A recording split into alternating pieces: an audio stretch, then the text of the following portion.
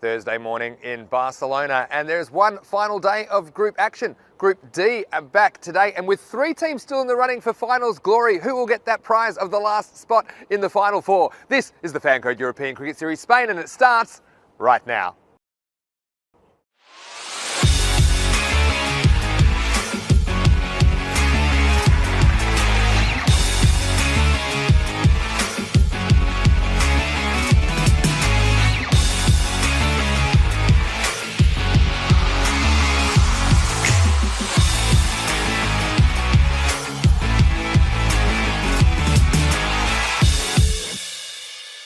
Good morning to you, wherever you're watching around the world. It's Vinny Sandhu here, Mr. Maximo for the European Cricket Network, and welcome to Day 24 action in the Falco European Cricket Series Spain. Today we'll see 5 T10 matches. They're actually the final 5 group matches, and today we're going to find out who is the final semi-finalist that will take part in finals Friday tomorrow. So first up on the calendar, we've got match 116, which is the Trinidad Royal Stars versus the Black Panthers. The two captains are with the match referee.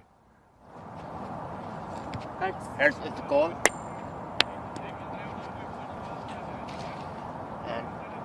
Head is it. So Black Panthers have won the Ready. Black Panthers have won the toss and elected to bat first. Well, no surprises for me that Panthers, the Black Panthers captain, has won the toss and elected to bat first in this first match of the day. I'm sure he himself will be the key to their batting innings. Can he go big and get them to a competitive score? The Black Panthers, they've only won 1 of their 8 games, but they'd love to spring an upset today on their final day of action. Well, Trinidad Royal Stars, they're one of the teams in contention for that semi-final spot. They're 5-2. They're 1 win behind the leaders of the group, but they do have games in hand. So if they can win all 3 of their games today, they just might make it through to the semi-finals. I'm watching out for Mohammad Fiaz Haidar and Mudassar Ali to open the batting for them. Now, unfortunately, they're without the Ansars, Sufian Ansar and Akil Ansar, for personal reasons. They cannot play today. So that's unfortunate, but still, they have everything to play for. Now, the conditions today in Barcelona, well, it's a beautiful day. It's going to be sunny, 17 degrees as well. So it's going to be a beautiful day for cricket. Currently, it's about 10 degrees, and this pitch, well, as usual, it's been covered beautifully, so it's nice and dry, and that's why I think it's a good decision from Panthers to bat first. There is a bit of dew on the outfield, so I think it could be a little bit difficult for fielding first up, but it's TRS with everything to play for. Rico Fool's in the commentary box, and of course, 5 games to look forward to. Over to you. Let's have a great day of cricket. Namaste, Salam Alaikum, Sasri Akal, Buenos Dias. Good morning. Good morning, Vinny. Good banda, Vinny Sandhu. And yes, it's going to be a marvellous day as well. It's certainly going to be exciting. It is the last time we see the teams, all but one, from this group, Group D. And the reason being is that one of them will qualify for tomorrow's semi-finals. But who will it be? And I can tell you this, we have no idea, because it could be one of 3 teams. It's certainly going to be a sensational day. Talking about sensational days, a quick recap on yesterday. What a day Day 23 was. Some of my highlights, well, Mohamed Umar Wakas for Kharaya, 62, 33 balls against the Barcelona Gladiators. And it was very much a day of the captains as well, with Adil Ahmed also of Kharaya scoring 61 of 24 balls against Skyways in that match. Janazib Asghar also scoring 52 of 26. Speaking of captains, Bangladesh Kings, Musir Rahman, what form he was in. I don't know what he had in his tee yesterday, but it was certainly doing the trick, scoring 60 of 23 balls against the Barcelona Gladiators. Karan Datta, another captain of Raval Sporting, he followed up his 100 in his previous match with 69 of 32. But really the match of the day was the last one, match 115. It was history in the making again. It all started with the Bangladesh Kings once more batting well, and again led by their captain Musir Rahman, 74 of 32, and he hit the ball bigger and better than anyone else did yesterday. He was really in good form, and setting that 134, 7 down. Minaj, their opponents, had it all to do. And were they going to spoil Minaj's party? Minaj, knowing they couldn't win the group and go into the semi-finals tomorrow, did want to finish with a bang, wanted to finish in second place. They needed to do something special, And once more, as we so often say, when you need something special, you have to look to the big guns in your team, and there's no bigger gun than Awais Ahmed. Scored 98 in his previous knock, not out against Skyways. Then he came back big, came back strong, and we saw the cleanest and the biggest hitting of the day, and probably of this Falco European Cricket Series so far. He was another centurion here, scoring 107 of 33 balls, and that innings consisted of 4 fours in boundaries and in sixes 13. It was awesome to watch, and at some point it was absolutely breathtaking. And well, if you get a chance later on tonight, just flick back and have a look at some of those highlights. It was unbelievable. That meant in the day, once more, over 1,000 runs, 1,168. Wickets, well, the bowlers didn't disappoint, 58 wickets. And what that meant is Awais Ahmed with that knock goes right to the top of the most runs scored in this series so far with 389. Yasser Ali second, couple behind, then Asjad. But on to today, you can see there the first match here, Trinidad Royal Stars against the Black Panthers. And Trinidad Royal Stars are one of 3 teams that could win this group. Just looking at some of those players there. Well, Panthers, I think quite rightly, on this pitch and on this nice sunny day. A little bit brisk in the morning, but certainly not as cold as it has been on other days. It's a nice day to have a bat first, and Puneet Shamali winning the toss, no hesitation. Trinidad Royal Stars, they might mind. I think when you look at their team, especially with the likes of Faiz Haider there, and also Mudassar Ali, and Muhammad Ali Mir, of course, they don't mind chasing, and I think they're probably better chasing, so both teams will be happy. Before we start, there's been a bereavement in the Ansar family, so we're not going to see the 2 brothers playing, and we want everybody here at the Falco European Cricket Series, the European Cricket Network team, we want to pass on our condolences to the family. Our hearts and our thoughts are with you, and it's a difficult times, but we're thinking of you. So we move on to the first of the matches today, and we have Mohsin Raza lining up to bowl the first. The umpires, the man in black, Abdul Khan, Mr. Rajasthani, just giving us a wave there. And we also have with him Rauf Zuman, the Kotawala. We're just getting ourselves ready to go here. Just give you some of the information. So, Panthers openers going to be Balwinder Singh and Bikramjit Singh. Balwinder to face the first ball. Here we go. We're off and running, and we start with a wide. So that's a loose little opener. Well, Balwinder certainly looks the part, doesn't he? He's come out with some dashing headgear, and he'll be hoping to play some dashing shots himself.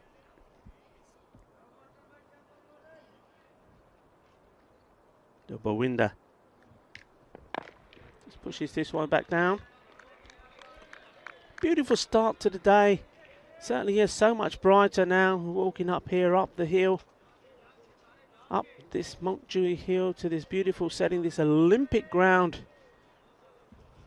surrounded by Olympic memorabilia, the Olympic Stadium.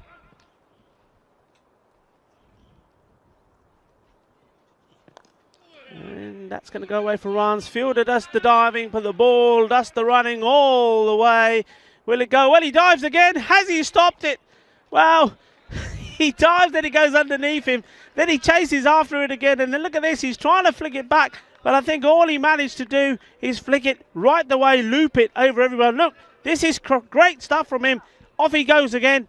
And this time, Mohamed Shahzad, well, it just beats him there anyway. But the little flick, the flick back goes over. So, an entertaining first boundary for the day. And those are the first runs off the bat. Great work there Mohamed Shahzad, he's up and running early this morning. Down the legs, that's going to race away as well. And we'll see what the signal is. It's leg by, so 4 of them. So 4 off a inside edge, and that one off the pads. I can tell you this, and Roberto, the groundsman, has spent a good hour going up and down this outfield on his mower today. So that grass has been cut dead short, and anything that goes past the fielder here is going to race away, especially on the leg side to the right-hander. Mosin Raza once more. That's a better line and a much better ball. It's a beauty. I don't think it touched anything. The wicketkeeper going up there. Ali Raza. Beautiful delivery.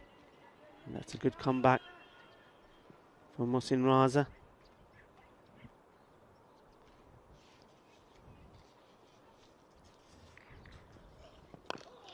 Nicely played. European cricket at its best.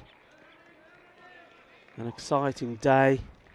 One of 3 teams can make it into tomorrow's semi-finals. Whoever wins out of this group will be playing the unbeaten Pak Ike. So it's certainly not going to be an easy semi-final, by no means. It's well bowled, nicely pitched up, and well played by the batsman as well there. Vikramjit Singh waited on it. It was the slower delivery, just pushing it out. So productive and entertaining first over on what promises to be a very entertaining day. So 11 without loss after the first. And appropriate point to welcome back Papa Smurf, dressed in blue today. Mr. Maximo, how are you, sir? Good morning to you. Good morning, Rico. Good morning to all of our wonderful viewers, whether you're watching on Fancode in India or our YouTube channel, ECN European Cricket Network. It's wonderful to be here, day 24. Can you believe it? I think I heard you saying as I came in, Rico, how beautiful and bright it is this morning. Here's Mohamed Sajid Iqbal to continue. Starts with the wide. Yeah, so it's really fascinating. What a 3-way race for that final spot, as you said. And what I would say, Pak Ike, well, they're the only undefeated team left in the tournament, and they will be the Group B qualifiers. We'll play the winner of this group. Pushed out. He's going to have to get his skates on, but gets there comfortably in the end. Yeah, probably what I would say, though, is that whoever does qualify from this group, they would have had a lot of competitive cricket behind them, and they would have had to fight tooth and nail for that spot. And Pak Ike, although on paper, I suppose they're a stronger team, but they haven't really been tested that often in that Group B. So I think it'll be a very interesting matchup in the second semi-final tomorrow. That was drifted down the leg side, and it's going to keep going. And the fielder, he's done well. He's gone over, lost his footing. But the most important thing is he made sure that that ball did not go over that rope. And yeah, that's probably just an indication of a little bit of dew that there always is. Well, we always have these bright sunny starts to the day, the first half hour or so. There is a slight bit of dew on the ground, and you can see the fielder there going down. But did a good bit of fielding, made sure to stop the ball from going over the boundary. So All's well that ends well. In once more. This is hit a bit uppish. Oh, and the fielder done by the bounce. Maybe that Tortuga has slowly made its way round to the offside boundary. But, well, this one just a bit unfortunate with the bounce there, the fielder. I like this positive start, though, from Bulwinder Singh. Yeah, and this is what the Panthers are going to have to do. They have to find a way to put 100 on the board and try to defend it. And of course, the Answers, unfortunately, not able to take part today. And again, our condolences to them for the loss in their family. And I think that TRS a little bit weaker as a result of their absence, no doubt about that. But like Panthers, well, they've already picked up a win in this series. Anything can happen. And Trinidad were all stars. 3 matches today. So we mentioned that they're one game behind the leaders, but they do have games in hand. They've got 1 game on Battle Shaheen and 2 games on Falco. So they win all their 3 games today. I think they'll probably progress. It's nicely played.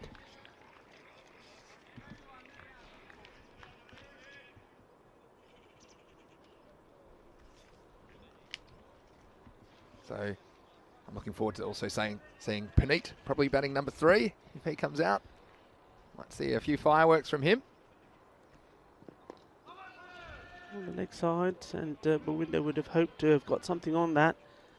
Certainly was probably too close to move inside the line too. It came to him a little bit quicker as well, but he's disappointed. He'll be that he never got bad on that, because it would have raced away once more down the leg side there.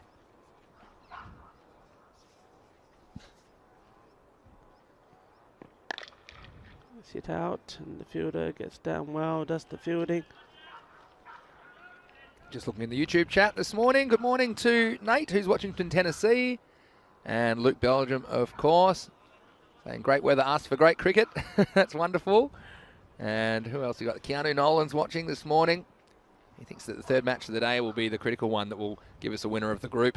Definitely a lot will be on that TRS versus Battle Shaheen match. It's nicely bowled and nicely played. Nice bit of cricket there. I like that. It's, sensible stuff so far from these 2 batsmen. And many a batsman would have probably tried to go across the line here, but not the case from Bikramjit Singh. Vicky, yep, as he likes to be known. We've got Land Raver in there this morning. It's always great to hear from Land Raver. It's got some great questions as well. Jesus is there. He's a real party in the chat today, so why don't you join us in the chat? ECN European Cricket Network. We always welcome your thoughts and your questions. We'll do our best to answer them. End of the 2nd over. It's 20 for no loss.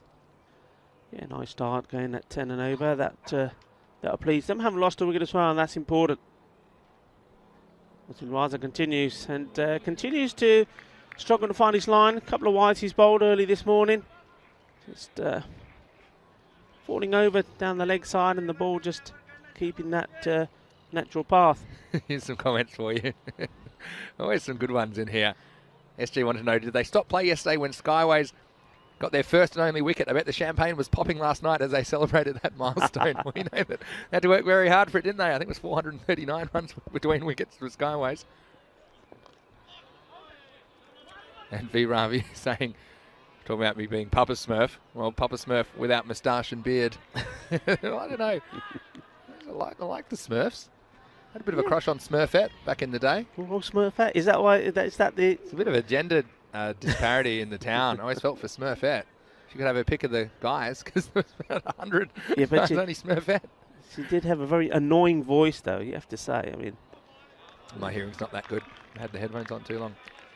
So hello to Max Dolan as well, saying have a nice sunny day. Well, it certainly is a nice sunny day, and well, maximum temperature of 17 is forecast. I never thought I'd be saying 17 is positively balmy, but definitely got spring in the air. It's a wonderful place to play cricket. Beautiful view as well, of course, of the city of Barcelona. Ooh, and you can see there, when he gets his line, Mohsin Raza, it's very difficult to get away. And these are good deliveries. Batsman just has to come. He's done it a couple of times in the over before. He's just got to realise he's not going to get too much on these. So just play straight, push it out in the offside, take the single. Oh, where did it pitch? Was it on line? Yes, says the umpire. The only doubt here for me was whether it pitched outside the line. You see it again, but he was certainly right across, and it was certainly hitting. Well, let's have a look. I'm sure we'll have a good replay of that. Well, the only question for me was the height. I think mostly we'll see this from front on, I'm sure. I think it's a matter of where it impacted the pad as well, and whether it was in front of off or outside. And I feel that's enough in front of off. I think couldn't definitively say that hit him outside the line of off stump. So for me, it was a good decision. I don't mind the LBWs being given in this format of the game as well. You've got to reward the bowler for beating the batsman. So I think, yeah, that's one of those umpires call ones that if he'd said it was not out, I could understand what his doubts were as far as where the ball impacted the pad. But all in all, good decision and good news. We're going to see some Puneet. Are you getting enough Puneet in your life? Here's Puneet Shamali coming out to bat at number 3. That's down the leg side. Good ball to a right-hander, but not to the lefty. Yeah, so Panit gets going. You might see a competitive score on the board. We certainly hope so. Yeah, he's a great character, Puneet. Lovely guy. And also can hit the ball well when he gets going. We know that he has scored a 50. He scored 123 runs so far. He also picked up 8 wickets, and he will add to those statistics with that single. So moves on to 124. And what I do like here, and I will say this to every batsman, regardless of what number you bat, I like that he's starting to come out with a helmet on now. Yeah, definitely. And that will be the end of the over. 22 for 1, so pretty tight over there. Only 2 runs off it, and the wicket, of course. So Black Panthers just have to find a way to get 100 plus on the board. And I want to keep around that 10 and over mark. You can see at the moment, just falling behind. That's what one good over can do. Into the power play, so 5 outfielders will be allowed from now. Yeah, Mohammad Sajid Iqbal is going to continue. So they're going to bowl themselves out. Shamali to face.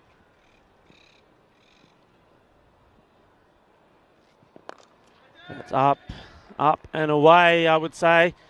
Fielder's giving it chase, but once it lands on that hard clay surface, it just goes away, and that's what's happened there. Good shot. We're out of the power play. There's nobody back there, and he's hitting over the top. And Puneet, if you give him width, he plays some very nice shots. I like his cheeky ones where he just literally guides the ball down, but you bowl it short. Well, don't let his size deceive you. He can hit it big. Gets back onto this, and that's going to race away to the boundary as well. So he's off and running. So 9 already, single and 2 boundaries, and that one was on the leg side, and he just helps that along. But this is good recovery. That 3rd over in the power play wasn't the best. They only managed to just get 2 runs. One of those was a wide, and also lost a wicket off Bikramjit Singh. But now back to plan, back to what they want to be doing.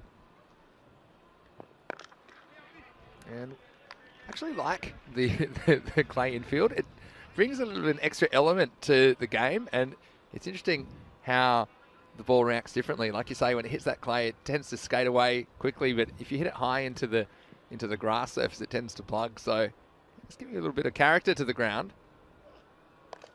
That's well played. That's a very nice shot. Now I like this from Puneet, because the ball before, he'd shaped up to play it down leg side, and it popped up on him, and he just respectfully put it straight back down, blocked it. This one, full of ball, it was slower, and he had to make contact, because if he didn't, they all would have gone up for the LB, and it would have been pretty close. Waited for it, got down well, and just tidily put it away through the gap. It's good batting. Yeah, being selective, and he knows how important he is for the Black Panthers and their prospects of getting that kind of 100 plus score on the board. So smart batting. Let's see if he keeps it up. Nicely flicked away. This time rotating the strides. So Bhupinder Singh, he's not had a lot of it lately. He has started well. He's made 8 from the 9 balls he's faced, but he's been stuck at the other end. Bikramjit Singh used up a few balls, and now Puneet's come on. He's had 6 to move on to 14, or 7 to move on to 14. So, well, he's back in the action now. The opener. Here he is on strike to Mohammad Sajid Iqbal. That's hit hard. There's chase on there for the fielder, and he's not going to get there. What a lovely shot that was. That's beautiful. Classy. Liking that a lot. Yeah, watch this. And again, I like the way he's hitting it where it was bowled. It was outside off stump. A little bit of width. A great bit of footwork as well to finish the over. So very good one. 17 off it. 39 for 1 after 4. And just to let you know, we have a little bit of news about the weekend bonus, and unfortunately, due to some restrictions imposed last night in Malta, we've had to postpone the European Cricket Series this weekend, so there won't be the ECS Malta on Saturday and Sunday anymore. But what that does mean is you can all tune in on Sunday to Rico and myself, who will be bringing you the Italian Women's T20 final from Rome, Italy. We'll be there 10:30 a.m. GMT, 11:30 Central European Time, which is 4 p.m. in India. So please join us this Sunday for a bit of bonus cricket action. Yeah, well, that's the nature of the world at the moment, isn't it, Rico, that things can change very quickly, and we had high hopes of bringing you that cricket from Malta, but I'm sure we'll be there once restrictions ease and the situation improves a little bit. Our thoughts go out to everyone in Malta at the moment. Yeah, stay safe, guys. stay safe and do the right things. And I know they're putting in a lot of work for this weekend, but you know, it will come into fruition, I'm sure. I like these retro numbers on the back of Bhuwinder Singh's shirt. It really takes you back, doesn't it? It's got the old retro feel to it. It does. It's a little bit of a throwback. I like to see the kits of the Trinidad Royal Stars as well. I think they look pretty fancy with the 3 stars on the back of them as well. And you see Muhammad Ali Mir, and he is bowling at the moment, starting with a wide. See if he can straighten things up to the left-handed Shamali. That's well bowled. Good comeback after a big wide down the leg side. He's got his line right. They should. Well, I thought they should, and perhaps they could have sneaked a second there. The fielder a little bit slow, recovering from the first misfield, but settle for the 1. Bhuwinder back on strike. It's not a bad thing. Quite like it. Keep rotating the strike. Keep getting the left and right combination in. And you see there now, Muhammad Ali Mir having to adjust the field, make sure the players are in the right place. He's opting to have the 3rd right on the boundary, which I like at this point. It's well bowled, and he's into play here now. Gets down. You see, I mean, if he was inside the ring there, that ball was just going to race away. So, and with Roberto cutting this grass even shorter this morning, that outfield is electrifyingly quick at the moment. Just having a look at the field set here. So, massive gap. This is interesting to Puneet. Nobody there behind square for him on the boundary. And that's exactly the area he targets, and that's good batting from him. He obviously picked that up straight away. I think that's a miscalculation from the fielding side here. You're bowling to the left-hander. You've got to have somebody on the boundary there. I wonder if they make a change. Muhammad Ali Mir now all of a sudden looking around. Yeah, he's wondering where do they go, because the power play's over. 5 outfielders allowed. He's like, how couldn't we get one there? And that's Puneet's zone. And he did mention Rob on the lawnmower. He's a man on a mission. He hasn't been off it. So that's an example of a ball that raced away for 4 that perhaps wouldn't have made the boundary a couple of days ago. This will be wide. Wide down the leg side. And we've got a question in the chat. And it was Midgetio 14. Hey guys, loving the coverage. Just wondering how many teams entered into this competition. Well, there are 24 teams. And they've been grouped into groups of 6 teams. So 4 groups of 6. And only the top team in each of the groups is going to make it through. So this is the last day of group action. We already have our winners from groups A, B and C. Oh, he's gone big, and that's 6 carreras. Manos arriba, Vitro, manos arriba, porque eso es un 6. Es de primero el día. Little man, big hit. Watch this one. It's downtown. It's the first one over the fence, feeding the snakes. Puneet. Well, you can put a man back on the boundary. It doesn't matter when you hit him that well. That one's out of here, half a dozen. Oh, that was big, wasn't it? Sweet. It's on the legs again, and let's latch onto this one as well. How quick his footwork was there. Hand speed as well. That's 4 more. Well, Puneet, he's in the mood to party. He certainly is. And the bowler just getting a little bit of advice here now from the... Don't pull short on the legs. That'd be my advice.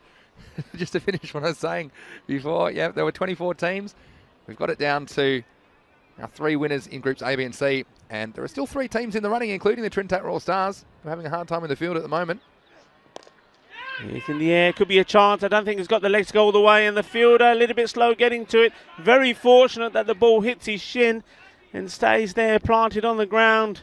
You say fortunate. I'm not sure he's feeling fortunate after that ball cannoned into his leg, but oh, that was an exciting over, that's for sure. That's the end of the 5th, and it's 58 for 1, so 19 off that over. Yeah, so we've had 24 teams, 3 semi-finals already determined, and the winner of this group, which are playing for the final time today, on match day 24, they will go through and be the 4th semi-finalist. So it's been great. We've seen over 300 cricketers during the span of this tournament. It's been great participation and getting more awareness about cricket in the country, and a lot of people, even though spectators aren't allowed at this tournament due to restrictions, but a lot of people asking about it, a lot of buzz locally about it, and it's just wonderful for the game to be able to show it and expand it, and that's what the European Cricket Network is all about. We're going to be in Italy from Monday for 5 weeks, and we're going to be going all around Italy as well, Rico, so that certainly will be exciting. And we hope you stay with us on the European Cricket Network. Tell your family and friends about it, because I think pound for pound, you're not going to get better entertainment in cricket anywhere on the planet. Down the leg side. Madasser Ali's going to bowl this over. And probably see him opening the batting as well. It's going to be a very interesting 6-over check-in from me if these two stay there, particularly Puneet. And we know he's hobbling now. I think he wears those. Does he still wear keeping pads? Because he does. He wears keeping pads, and they're not really as much padding as you get in batting pads, but he wears them because of his height. And he's been smashing them all over the place since he's been batting at keeping pads. This one's going to be in exactly the same spot. Well, have to get the X-ray machine out. Poor Puneet. Lightning strikes twice. Oh dear. Well, you got to love. I mean, if you don't love Puneet, you don't have a heart. And he's one of the most popular players. You can see why. I can also see why you like the Smurfs. You have to get out of the way of that one. Oh, so I can tell you, as a wicketkeeper, the wicket-keeping pads, you don't get hit in the legs too much if you're a good wicketkeeper anyway. But they're more there's an additional kind of protection. But these balls are rock hard at this time. What is it, right? Right now it's 11 degrees. And he's taken 2 full-on in the shins. So, all right, Puneet, get your legs out of the way of this one. Hit it with the bat. He's going to get his own back here. Oh, well, he tries. Well, he will get his own back, because this will be 5, I think. I'm pretty sure there's going to be. It's come off the leg, has it? What are you talking about, umpire? Oh, it has too. He's tried to get out of the way of it. Well, that shows you. My eyes are deceiving me. And look, he's not playing a stroke, but he is trying to evade that, and that's why it's still led by. You know, I know this is cricket. But you know when you had the boxing contest and the opponent knows he's got a weakness and he's just going for it, just jabbing him in the legs, it's jab after jab. I tell you what, Mohammed Faiz Haider here, he's laughing his head off here on the boundary as well. Oh, you get back to the cricket. He's going to have broken bones. All right, come on. This one, Puneet has entertained us all the time. Is that a haircut as well? Have you seen his haircut? I haven't, no. Are we not going to see the little hairband in his hair then? Wait till you see him in the field. He's snuck in a haircut from somewhere. And, well, Black Panthers, they're getting him. I said beg, borrow, steal, 100 runs.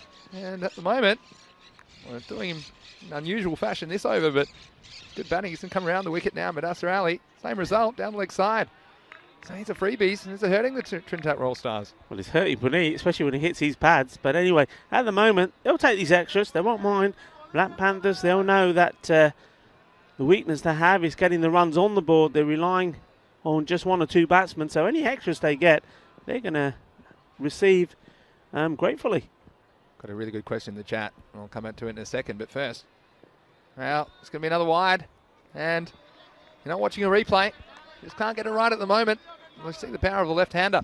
And who was it that asked me this? Someone asked me, I'll come back. He's asking me, have I eaten? Oh, it's Keanu. Have I eaten at the restaurant that's on the Trinidad jersey? I can tell you, actually, we have the Cordoba restaurant. We've been there a couple of times. And well, I'll tell you what I think of it in a second. I can tell you it's going to be a good review. That's well hit. Just have a look at the bowler's feet when he bowls. When he delivers, he almost like, it's amazing he doesn't trip himself up. On the wrong foot. We might have a look at this next time. I was just going to say quickly about the Cordoba restaurant. We've been there. I can recommend it. Very, very good. There's plenty of great eating opportunities in Barcelona. There are some restrictions on when you can dine in at the moment. It's a very short delivery stride, isn't it? And a single to... Still 1 ball left to go. We've had quite a few wides this over. Had 4 of them, in fact.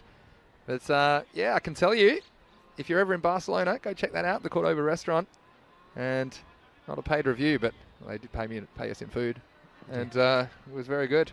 I can tell you. Food was excellent. They also support Skyways as well. How could you not like them?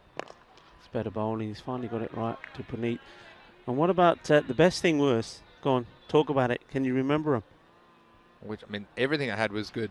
They came that big. Oh, the naans. Oh. Was it naan? Yeah, the naan. They were, I can't tell you how big they were. I'll give you the score in a second, though. At the end of 6, at 69 for 1. Oh, the naan was as big as the table. I almost had to, like, put 2 tables together. These things are huge. It was, like, as big as 2 pizzas.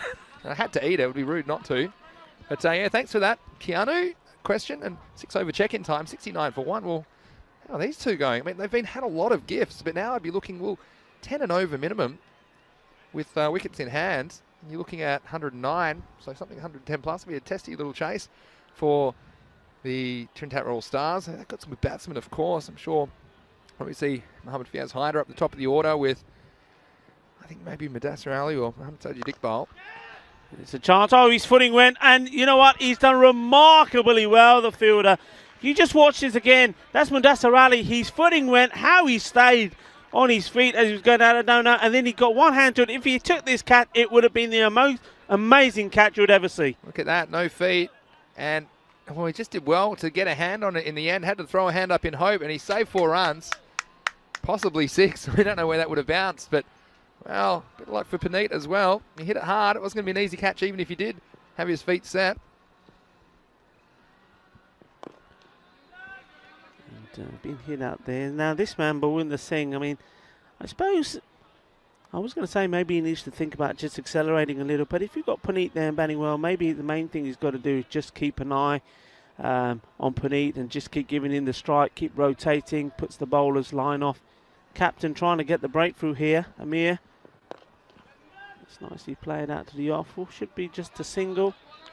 Not too many balls have gone down that offside. To be fair, it's all been down on the offside or hit here straight. I suppose that's mainly because most of the bowling's been to the left-hander, Puneet, and it's been down on his legs. Well, I don't like this. Well, he's been run out, and well, I'm not sure about this. We'll see this on the replay. And well, it's a controversial moment in this game for sure. And it's the captain, Amir Shahzad, and Puneet. Well, that's bad batting as well by him, I have to say. He obviously was out of his crease, and we see what happens here. He leaves before the bowling action. And we haven't seen one of these so far. And you see him just moving out. And, well, again, there's going to be debates about this. But much as a fan as I have Puneet, he did leave early, and that's a concentration lapse from Puneet, an unfortunate way to finish his innings. He's been run out, backing up, so... the captains, battle of the captains, and I was saying that Amir had come on to bowl to try and break this partnership, captain to captain, and I know there's lots of thoughts about it. We just watched this delivery. It's up in the air and just over the fielder, and the ball will go to the boundary, so that's 4 valuable runs.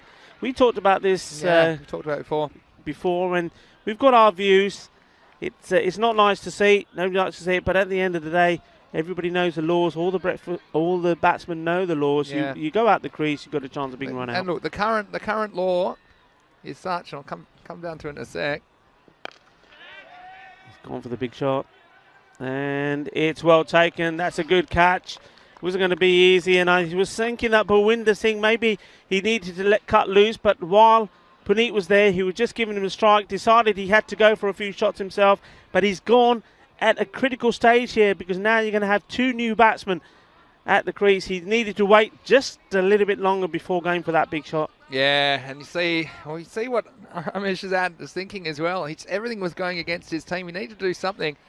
Yeah, it takes a lot of courage because you know it's going to be an unpopular decision to Mankat Puneet, but when it comes down to it, you see it sparked another wicket. So resurgence from TRS this over. This next one's a dot ball. Yeah, I suppose the law has been changed, and I'll see that's the end of the over.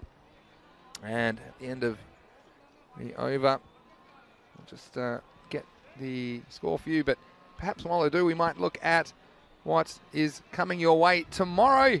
And it's going to be finals Friday on the 12th of March.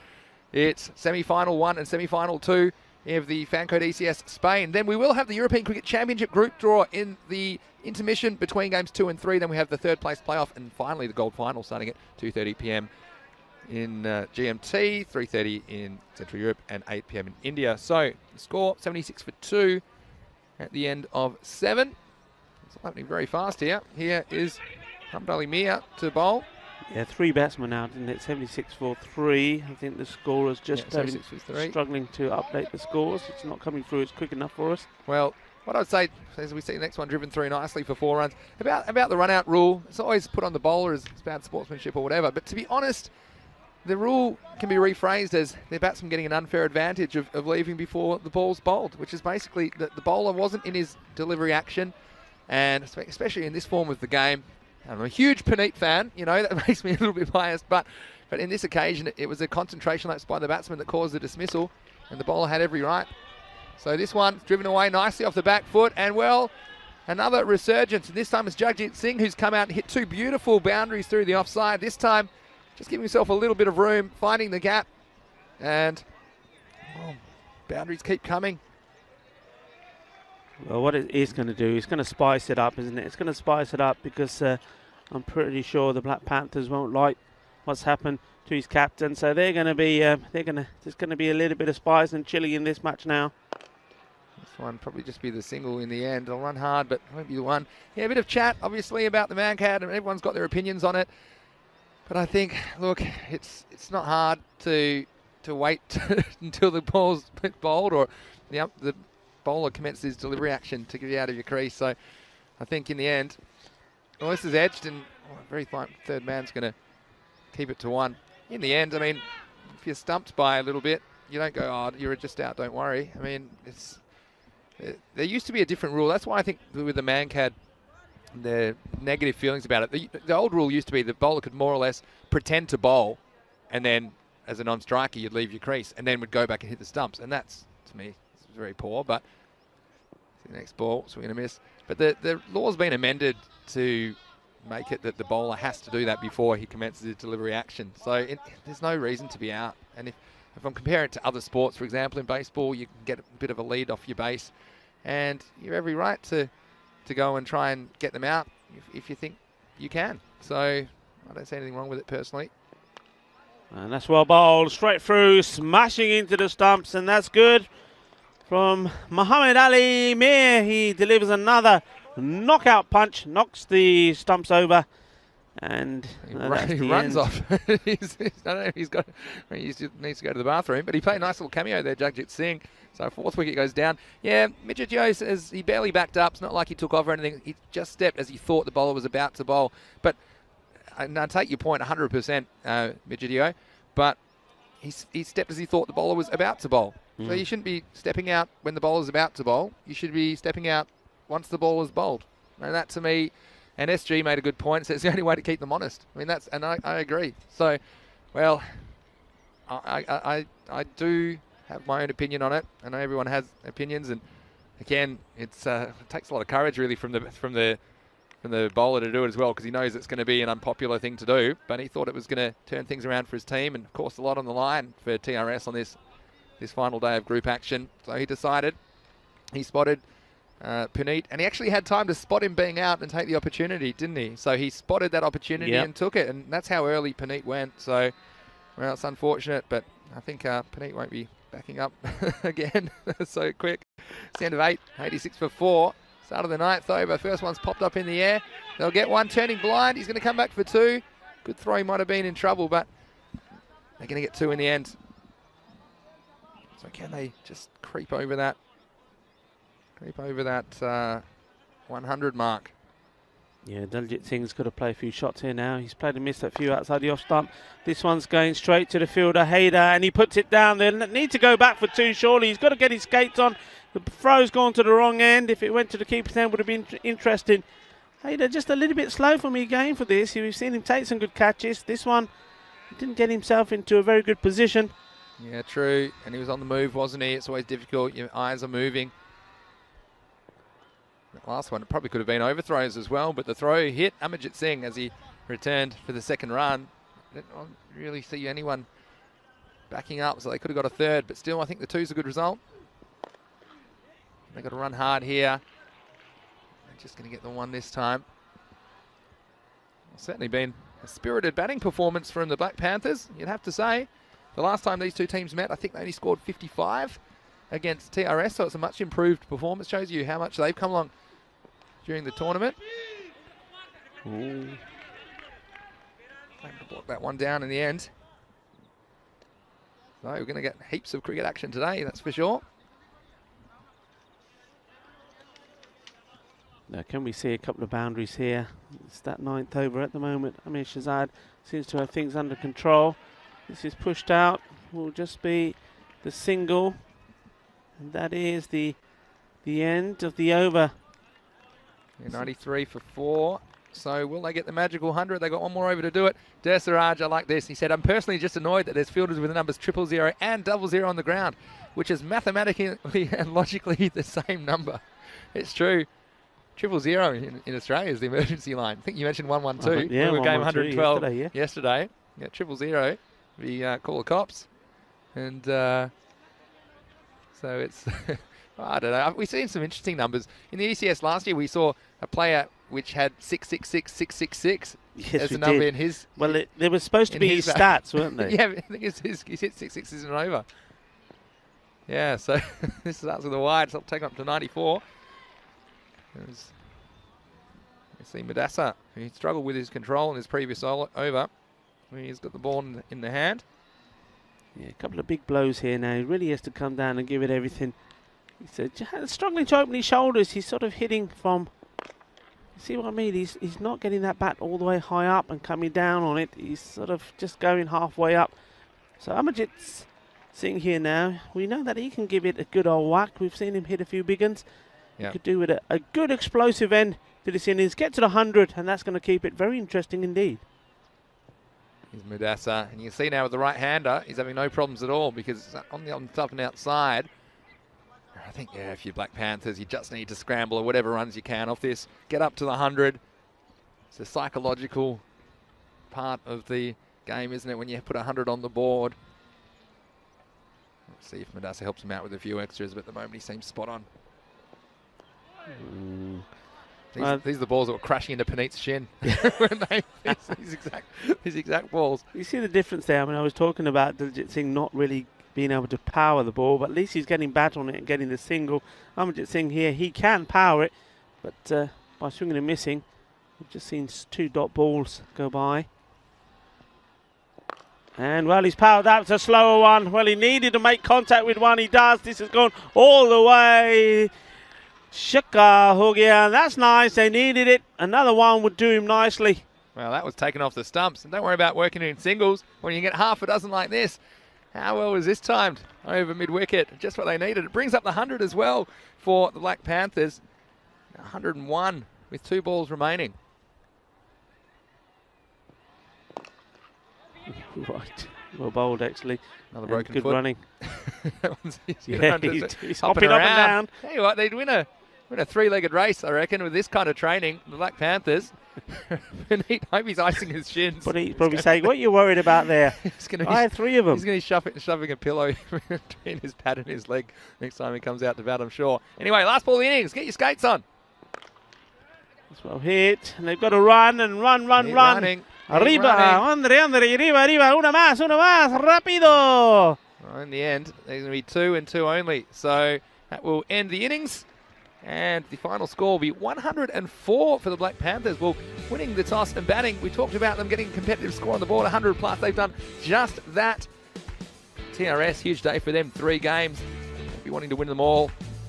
If they do that, they'll be progressing to the semi-finals tomorrow. And it was a bit of a shaky start, you'd have to say, for TRS. Big favourites in this match, but it was the Panthers that made all the early running. And putting on 58 in the first half of the innings, including 39 off the first 4 overs. And you've got to say, it's a pretty impressive performance on the whole from the Black Panthers. Yeah, it was. And that's the LBW. And we were talking about that. It could have gone either way, and we could understand why from the umpire, but in the end, he's standing there directly in front deciding. Everything was good about that. But that just brought Puneet into the action. That was a beautiful shot, that one, from Balwinder Singh. Liking that. Puneet, well, when he got into his rhythm, he sent some big, and that one was the big one. But unfortunately, the one that he was out on, he was just really, rather than try and hit it, you watch these shots there, he really is hitting the ball well. And he was hit a few times well as well by the ball on the legs. And I think that was the 3rd time he was hitting that over. And you see there, that was excellent work there from the fielder. And that was Mudassar Ali. His footing went from under him, and then there, you see, he asked twice. The umpire's probably looking and saying, are you sure, Skip, you want to do this? He asked again, and well, Puneet run out. The decision there. And then we saw the wickets fall pretty quickly.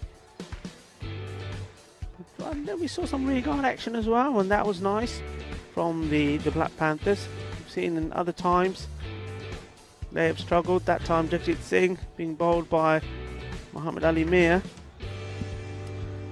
This man batted quite well. I think Laljit, he ended up not out. It wasn't the biggest hitters, but he played a good role in the partnership with Puneet and stuck around, rotating the strike well. Jagjit Singh, he did get a few nice shots of his own. He hit 2 boundaries, quick fire innings, and then Jagjit Singh there at the end as well. Played and missed at a couple, and I thought, oh no, is it going to be one of those overs that they're going to be stuck in the 90s because he's not able to get bat on ball? And then the slower delivery came his way, and he got everything on it and hit another 6 for his team. There's just a second in the innings. The only other one before then was from Puneet himself. So 104 for 4. That's a good score. Panthers will be happy with that. It's one that they can defend. They have good bowlers in their team, and I think the captain Puneet Shamali would tell you himself that he would rate their team as more of a bowling and fielding side than batting. So when you've scored 100 plus, then you've done a good job, and you're just having a look at them there. They're quite upbeat. They're bouncing up and down. They're ready to go. Trinidad Royal Stars, well, they'll be relatively happy as well. I think anything less than 120, they certainly have the firepower and the ability to go and chase. I think lot's going to depend on the batting of Muhammad Ali Mir, Mohammad Faiz Haider. They're the key men. And also you've got the likes of Mudassar Ali that can hit a few, and Ali Raz, and of course the captain himself. But it's going to be a little bit of spice, especially with that man card being done on the captain Puneet Shamali. So he's going to be fired up for this for sure. It's going to be an entertaining finale to this match. Trinidad Royal Stars, they have to win to keep their hopes alive of making the semi-finals. And I tell you what, also net run rate could play a massive part in this group. So if they can win and win handsomely, that's going to be in their favour as well. But we're going to take a very short break. So whatever you're up to, maybe get yourself another cup of tea and make yourself comfortable. We'll be back in about 5 minutes time to take you through the second innings of this match. Be back in a short while.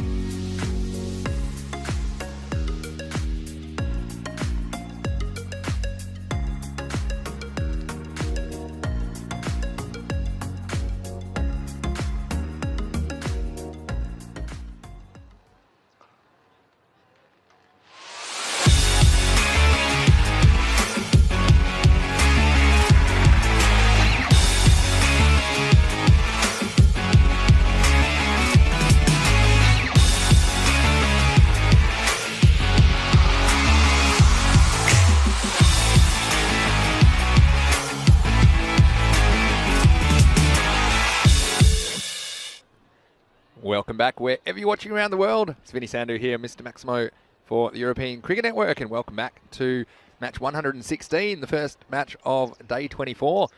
It's the Black Panthers versus the Trinidad Royal Stars. In the first half of this match, the Black Panthers, their captain Panthers Ramali won the toss and elected to bat. They've posted 104 runs off their 10 overs, so it'll be 105 for victory for the Trinidad Royal Stars. Of course, the TRS team still in the hunt for that final semi-final spot on Finals Friday tomorrow. And today we'll know who tops this group, Group D. There's still three teams in the hunt, Trinidad Royal Stars as well as Falco and Panthers Shaheen. And it'll be a very fascinating day and to see how that plays out. Joining me in the commentary box, as always, Rico Full. Rico, we saw the Black Panthers. He said they need to put 100 on the board. They certainly did, and it's an interesting little chase for TRS. Yeah, I think it is. I think that the Panthers are up for this. Panthers Ramali, I think he's going to play a big part in this innings with the ball and in the field. We know he definitely is a Panther, isn't he? He pounces like one. Anything near him, he's going to get to it. And he's a very lively little character. And I can see what you mean about his haircut. He looks sprightly now, doesn't he? And just getting the field set, the bowler. The first bowler up for the Panthers is going to be Manpreet Singh. He bowls a nice tidy line, but he's up against the big guns of Mohammad Faiz Haider. And the non-striker end is Mudassar Ali. The umpires are getting set to kick off this game. So our man in black for this one, Abdul Khan and Rauf Zuman. What do you think about approaching this target, Rico? I'm not asking after this first ball, but it's a funny little target, 105, more or less. I suppose what I'd call a pass score in ordinary circumstances. Let's have a look at this first ball from Manpreet. Oh, and well, maybe that answered your question without me saying anything. It's just been smashed away. It wasn't the best of deliveries. It was one of those where the bowler says, I just need to make sure I get it in the right place. But the batsman says, well, I'll put it in the right place if you want. And off it goes for six. Yeah, this is ask me. Not this. I was going to say, well, do you approach it by taking risks and going hard in the power play and trying to get that run rate well under control? Or do you approach it more from not losing wickets and keeping wickets in hand and perhaps pacing your innings a bit more evenly? Because I suppose there's risks and rewards to both those strategies. This one's a wide. How would you approach it? Would you try for a really big power play and then just cruise to the target? But of course, carry some risks if you're going to be aggressive early. Yeah, I mean, I think the Trinidad Royal Stars, their style is to be aggressive. Their style is to push on and play the shots. And I think inside the power play, yeah, you go for it because I think this is an opportunity to really get your net rate into a favourable net run rate in a favourable position, and that could play a massive part in this group. So yeah, I would try and get these runs quickly. Certainly would. And if that means maybe changing the batting order slightly, then so be it. Manpreet once more. That's a better ball, better length. Balwinder does the fielding. You bring up a great point there, Rico, about the net run rate, and there's every chance, we've seen it come into play on Monday already in Group A, that Trinidad Royal Stars could potentially have the same amount of points at the top of the group as someone else. And so, yeah, it's not just winning this game, but they need to win this game well to improve that net run rate. They do lag behind Panthers Shaheen and Falco at the moment in the net run rate stakes, but they do have games against the Black Panthers and also the Punjab Warriors later, where they'd be hoping to win and win well. Singh, this time to Ali. Hello to everyone in the chat. If you are watching on YouTube, why don't you jump in our live chat? ECN European Cricket Network. Jamie Bundy's in there. It's fantastic to see you in there. Again, hope you're having a great day. Hello to George Charles as well, who is joining us. Max O'Dowd saying, how good is European cricket? Well, it's great to have Max O'Dowd in the chat. Beats him with an outswing up. And Max is actually a member of the VOC Rotterdam team, who are the current European champions. After winning the European Cricket League in 2019, we'll be seeing VOC Rotterdam again in a couple of months' time. And that tournament starts on May 31. So fantastic to have you in the chat, Max. Buenos dias, Max. Yeah, glad to have you on board, and hope you enjoy the cricket. Well, we certainly are. We're enjoying the cricket, and we're enjoying the early morning sunshine here today. Is lovely. I mean, it's nice to be stood here watching this cricket and already have removed those outer layers. You might have. Well, I noticed you haven't got your beanie on, so it can't be that bad. I haven't got my beanie on.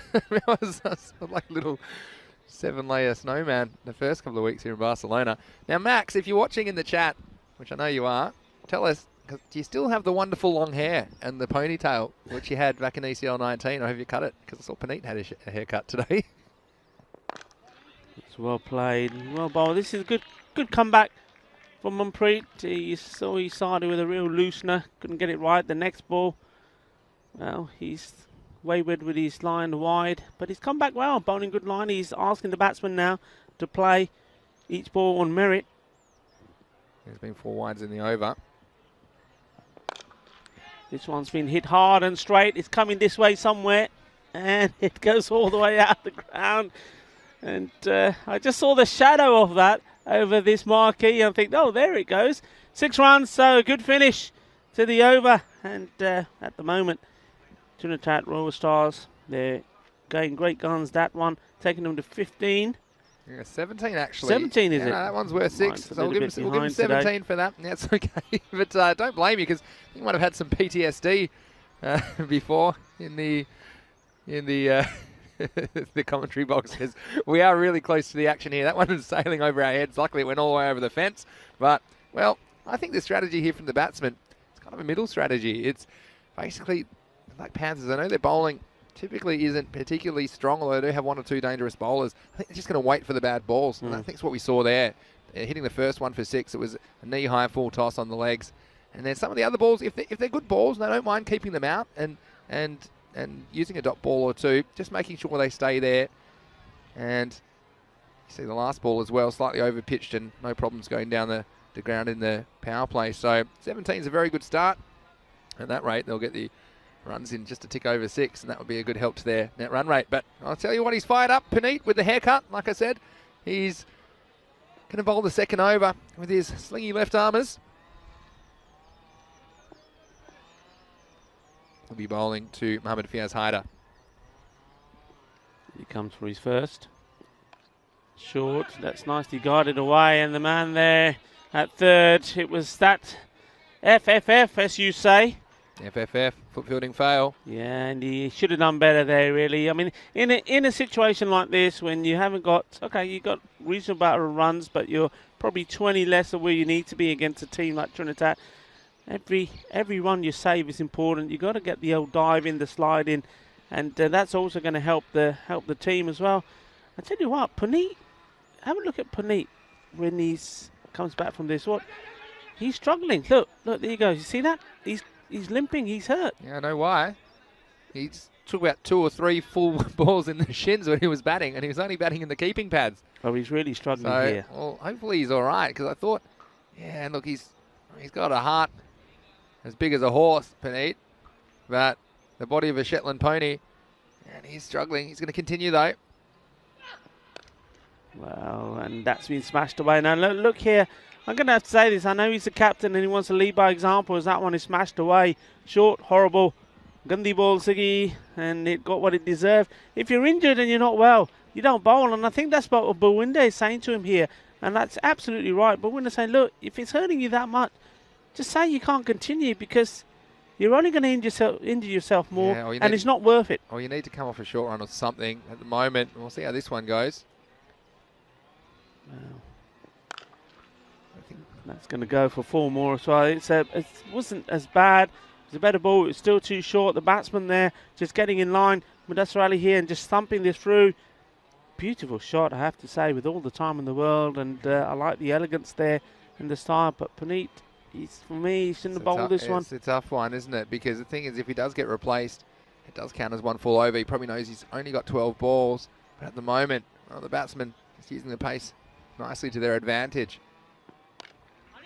This one to the fielder, and good running.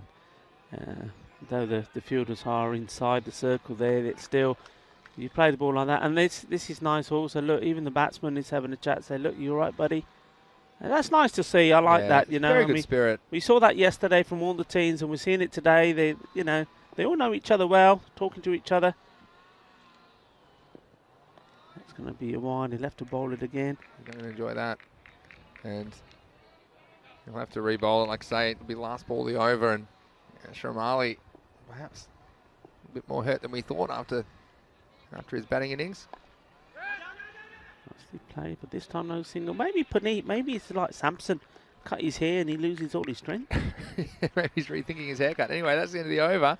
And at the end of 2, it's 32 for no loss. So a very good start from TRS in this power play. Still an over to go. Yeah, Bowinder having a chat with him, and he's saying to him, look, are you okay to field there? And Puneet, he's struggling, he's hurting. He would have probably felt a lot better if he could have picked up a wicket or 2 there. He wasn't able to. Yeah, it's one of those things. I don't know if it's maybe a bruise. I mean, I wouldn't have thought there'd be muscular damage. And so perhaps he thought he wasn't going to make it any worse. It was just a little bit painful and perhaps a bit of swelling. Of course, he's going to have to back up because the Panthers, they are playing the next game as well against the Hawks. That'll be their final game of the campaign. And there's a few sore and sorry players from all teams, really. As we get into the business end, 5 weeks of cricket, 10 games for them all in the group stage. Bowinder Singh, Mr. Retro. That's a nice shot. It's going to be a chase on for the fielder. He does get there, makes no mistake. Gets the throw in. Nicely done, Amarjit Singh. We know about his catching abilities. In one match early in this series, he took 3 on the boundary. He's a ball magnet, isn't he? He certainly is, yeah. Well, you know what I'm thinking about as this one is hit. That's nice. Lagya Shakal. Nicely played. Say smash. Well, who else was a magnet? Come and tell us. Are you talking about Shanoa Shazad? He was a ball magnet. And for Hiris Abadel, that was a great 3 balls. I'll never forget those 3 in a row. I'll talk you through them in a minute. But first, here's Bowinder. Down the legs, big leg buys. Yeah, Shanoa Shazad. He's on deep mid on boundary. The first one, he ran so hard to get to the ball, he ran past it and couldn't get his hands down. Didn't even attempt it. And the ball went behind him for 4. Then he dropped a catch. Next ball, and then he got moved to the other side of the field, and the very next ball, he got hit another catch and dropped it again. So that's real ball magnet stuff. Oh, he's hammered that. That's gone hard, and he's knocked somebody out, I think. Who's that there? That was the flattest and hardest 6 we've seen on this series. I think that was Bazza. Was it Bazza taking that one? Take cover. Well, Baz, your insurance doesn't cover this. This one's gone right to the officials' tent, and that was hit so hard, it's never gone more than probably 10 feet off the ground. And it's been hit so hard by Mudassar Ali, still carried the boundary for 6. I tell you what, mentioned the net run rate being a factor. If it continues like this game could be over really quickly. Slower ball, asked the question, and well, I was going to say I don't think so, and the batsman, well, I'll give him credit, he stood there and said, okay. If it's out, it's out. We'll see the replay. He did get a long way. He got a long way across. This is the thing, and look, we'll see it from front on in the replay. And this is, I suppose, the question here. It's quite a long way forward, and the question is this going to hit the stumps? And well, again, it's one of those ones where was it going over? I mean, it possibly could have gone over. There's an element of doubt, I suppose, due to where that ball hit the batsman. But again, I've said this before. You couldn't tell me conclusively that wasn't hitting the stumps either. So it's hit him probably in front of middle and off. The line was pretty good. If the line's good, well, then it becomes a question of height. And again, in traditional cricket, there's this benefit of the doubt kind of thought, but there's nowhere in the rules. And if the umpire's of the opinion that was going to hit the stumps, well, he's every right to make that decision. So I don't mind it. And handy wicket for the Panthers. Mohamed Ali Mir comes out on... He's on strike, pushes the first one out, no single. I've said this before as well. Everything is in the batsman's favour in this T10 format that we've got. As we see at the end of the over, 46 for 1 at the end of the power play. Everything's in the batsman's favour. The short boundaries, even the nature of the pitch and the T10 format favours the batsman so much that I don't mind these kind of, I suppose you call them, 50-50 LBWs been given to the bowler because they've beaten the batsman, they've beaten the bat, and they never had a chance to see if that ball was going to hit the stumps because the pad was in the way. So I don't know. You're a bowler, Rico. Come on, get on board. Yeah, I don't know, but I think I spent too much time and too many years also doing umpiring, and that was a close one for me. I think the batsman's been a little bit hard done by there, but hey, we are not in the right position. We're not standing with the umpire wrist. Yeah. They're standing dead in line, wicket to wicket, and well, so far they've been so good in this series. We've got to go with them. We've For got the to back them. batsman, don't miss the ball. There's a solution. You only got 60 balls to bat. Give someone else a go then if you're not going to hit the ball. You found out the hard way. But again, we've got discussion in the chat about it. I mean, there's one group that thinks that, you know, it wasn't bouncing over and it was in line, and that's a fair argument. And there's another one that think, well, it was too far forward and you're guessing. That's also another argument. But, yeah, why shouldn't the benefit be given to the bowler? You can't tell me anywhere that it says in the laws of cricket that the benefit should go to the batsman. So it's just what the umpire thinks. And if the umpire thinks that's hitting the stumps, Yeah, it's a good decision. absolutely. Yeah, and that's It's a radical way of thinking. good way to. But it's close the argument, it's a radical form of cricket that we're playing. Here's Akram Ali. Anyway, one of the better bowlers for Black Panthers. Well, that one definitely isn't. If he gives this one, then he needs to be changed. See, this is the difference though, because this you can 100%. Well, this one from front on that you can 100% be sure this one is missing the stumps. And you see where this hits the batsman. It's head down the leg side, and that's why it's not given out. So this is why the system works. Yeah, beautiful day, isn't it, in Barcelona for cricket. Here's Akram Ali. This has been hit up in the air. There will be a chance here for the field if he gets his composure, and he does, and he takes a very good catch indeed. How well he adjusted himself there. That ball was in the air a very, very long time, and Daljit Singh comes up with a super catch and removes the other big hitting batsman. Well, they've got to hold their catches if they're going to be competitive in this game. And Daljit Singh, well, he looked to his left, he looked to his right, and said, oh no, I think this one's coming to me. But no mistake. And you could see Amarjit Singh, he was chasing the ball from about 40 metres to his left. He came around to help the fielder out. He wasn't required though, and Daljit Singh takes an important catch. So that will bring the captain Amish Shaheen to the crease. So the early momentum of Trinidad Royal Stars being halted by a couple of wickets. And maybe this game's got a couple of twists and turns yet. Certainly does, and pressure time here now. Captain is, of course, at the non-strikers then as the batsman did cross. So a lot here now relies on these two. I mean, Mohamed Ali Mir, we know about him. He likes to hit the ball well and hit it hard. The captain, well, he's probably just quite happy at the moment just to play an anchor role, get these runs. That's pitched up well and, well, deceiving. A little bit of air, a little bit of flight, but also dipping. Yeah. Good stuff this from Akram Ali. Yeah, it is good stuff, and we've seen him taking wickets throughout this tournament for the Black Panthers, and he was a shining light for them before they got cool, the Panthers, and he's still doing the job for them. This is good.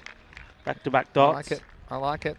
And it's just, look, Mohamed Ali Mir, it's very strong stroke maker. He's just come to the crease, but you watch him, if he gets going, he can give it a real whack. So probably just having the same approach. The good ones he needs to keep out, and he's going to go after the bad ones. Pushes this one out. They take the single. It's good running. Also the benefit of the very fast start, 46 in the power play, getting the rate under control, getting it down below 10 and over, and it doesn't put too much pressure on the new batsman coming in, as we see the end of another over. At the end of that one, it is 100. Oh no, it's 105. That was the 48. That's the target. 48 for 2. Oh, the game be over. Anyway, coming up, we're talking about ECL, and of course, Max O'Dowd was in the chat. It's coming your way on ECN from May 31 over 4 weeks. These are the 15 domestic champions and the best clubs of 15 European nations, and they'll all be competing along with the defending champions VOC Rotterdam from the Netherlands. So you can catch all the action here on May the 31st for 4 weeks on the European Cricket Network. And for all the extra information and articles regarding the European Cricket League, you can go to europeancricket.com, the website. Please do. Sukhjit Singh, the new bowler, is gonna have a go here now. And well, another wicket here, and anything could happen. Starts with it for quite wide. Batsman still. The captain giving it a thump. Sorry, that was Mir. Captain will now go on strike here to face what will be his first delivery. Yeah, it's an interesting one, isn't it? TRS, they would have hoped to win this game very comfortably, and they still look to be cruising, but those wickets just changing things, and this rate still between 9 and 10 and over. So These two all want to stick around and take them home. He's trying to give it a big hit, and then he's ended up, could have been stranded in the middle there. Good work again from Bawunda. I certainly like the energy that he's giving the Panthers, and he's really trying to G him up. You saw there he was trying to support Puneet when Puneet was struggling through that over. Did a good job with the bat, and now he's doing it with the field. Bowled well. In the air, there's a chance. Big wicket this. And he's put it down. How will that hurt them? And that was crocodile style, and it didn't work for him. Oh, crocodiles eat fingers, Rico. And this one, well, we talked about the importance of holding their catches, and this one was a total miss hit from the captain, Shahzad, who sliced up in the air. Akram Ali, he's been so good with the ball, but this time, clangs it. Down it goes. This should just be a single, but, well, come back to the chat for a second. And County Nolan saying, can't wait for the ECL. I'm so excited for it. The ECL 19 was great. He advises people to go back and watch it. And you can do that if you go back on our YouTube channel, this exact YouTube channel, ECN European Cricket Network. You can get all the full games as well as highlights from the tournament back in 2019 of the European Cricket League. Of course, last year's was cancelled, unfortunately, due to the global situation. But it will be great to be back this year. It's hit hard, and that's well fielded once more. He's doing an outstanding job out there, Diljit. You saw him take a super catch, and now a bit of ground fielding. Well, Daljit Singh and Amjit Singh there on that part of the boundary. Puneet here. Good, hasn't he? And Daljit on the deep mid wicket. When you're hot, you're hot. That one straight into the hands. Just like a little lob, really. Didn't really timing it though. He's a good batsman when he gets going, but he hasn't quite found his timing. They haven't bowled too many wides lately, and I think that's going to be an important factor. We saw 22 extras in the first innings of this game. It's the end of the over. It's 53 for 2 after 5. And just further to the point, we've got the Turbinator, Tejpal Singh, in the chat. He said Punjab Warriors will win the 4th match. That's because he'll be playing. That's why everyone wants predictions. And he did the emoji, like the strong arm emoji. यार मैं तेरी confidence like करता है कुछ सानू आज दिखाओ गल भी सुन परोंठे लाके आई अपना सारी खा के आई. Yeah, I like the confidence, and just saying, don't eat all the prontas because I think he goes on pronta power. Well, bring a few for me and Maxi as well, eh? Akram Ali on, he needs to clean up his own mess. In he comes. It's up in the air, gets a start. Puneet, in he comes. Takes a catch. Thank you very much. That's the way to do it. Game on. Well, Puneet Shamali is such a good pair of hands, and you just wondered if he had the legs to get there. And this one sliced up in the air, and he hasn't quite found his timing today, Muhammad Ali Mir. And Puneet, he was in a flash, and broken leg or no broken leg, he says, no problem, nothing wrong with my hands. In it goes, and another wicket goes down. And could they be pulling off one of the upsets of the tournament here and spoiling the chances of the Trinidad Royal Stars here in match 116. You're seeing it here first on the European Cricket Network. And wow, it's so fantastic that so many people are enjoying the action. Also got Hardeep Singh from the Warriors in the chat. And Desiraj has got a question for you. I'll come to in a second. George Charles says, can't wait for ECL 2021. Should be a great tournament. But for now, let's be focused on Akram Ali. In he comes. Ooh, that quite easily could have been another new batsman that's coming in. Is at the other end, and that's Ali Raza. Yeah, Ali Raza's come in. And Desiraj is asking, Rico, how's your cholesterol after all that Pranta talk, mate? No, listen, you'd be absolutely right, but I do walk up that hill in the morning and walk down it in the evening. So I'm getting my exercise as well, so I'm good.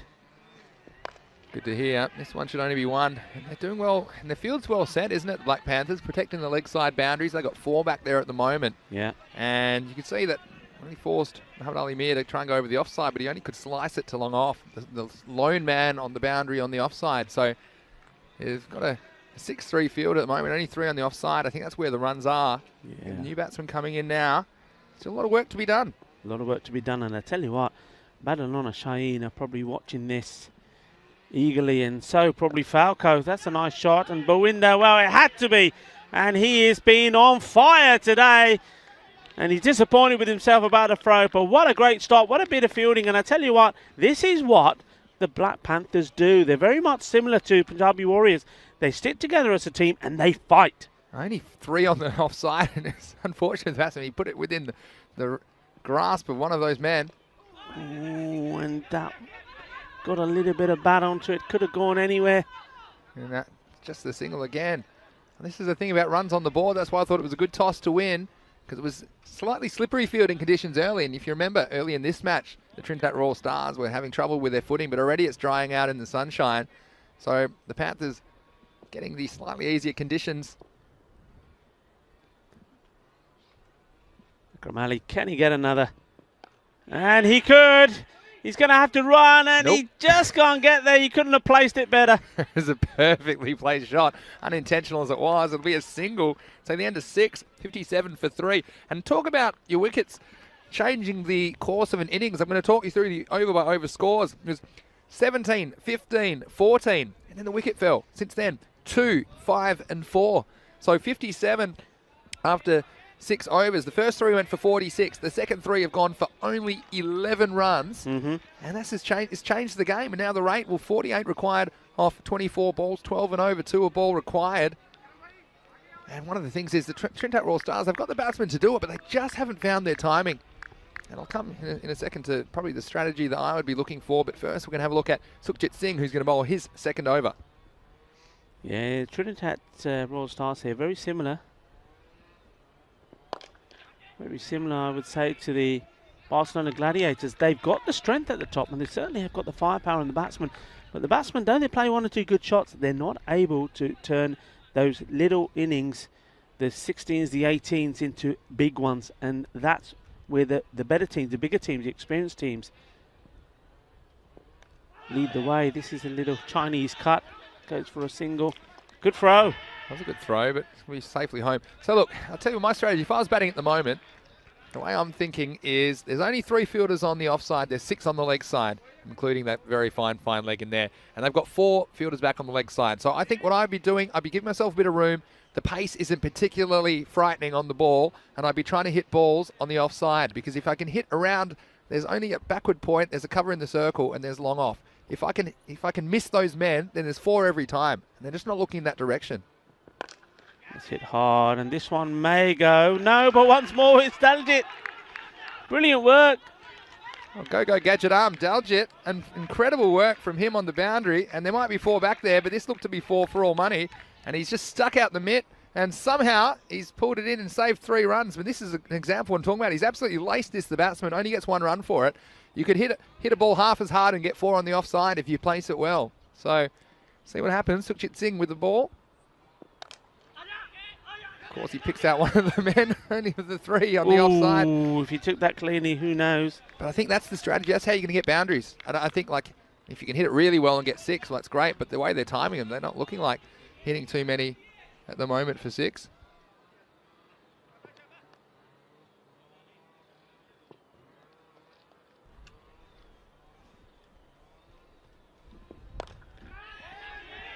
This is up in the air. Paneet again.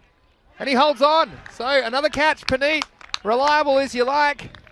And well, it's not his nemesis, the opposition captain, Amir Shahzad, but Ali Raza's got to go. And again, he's getting under it. And he is looking for that offside, but it was too straight. You see the timing, just losing his shape slightly. Up it went.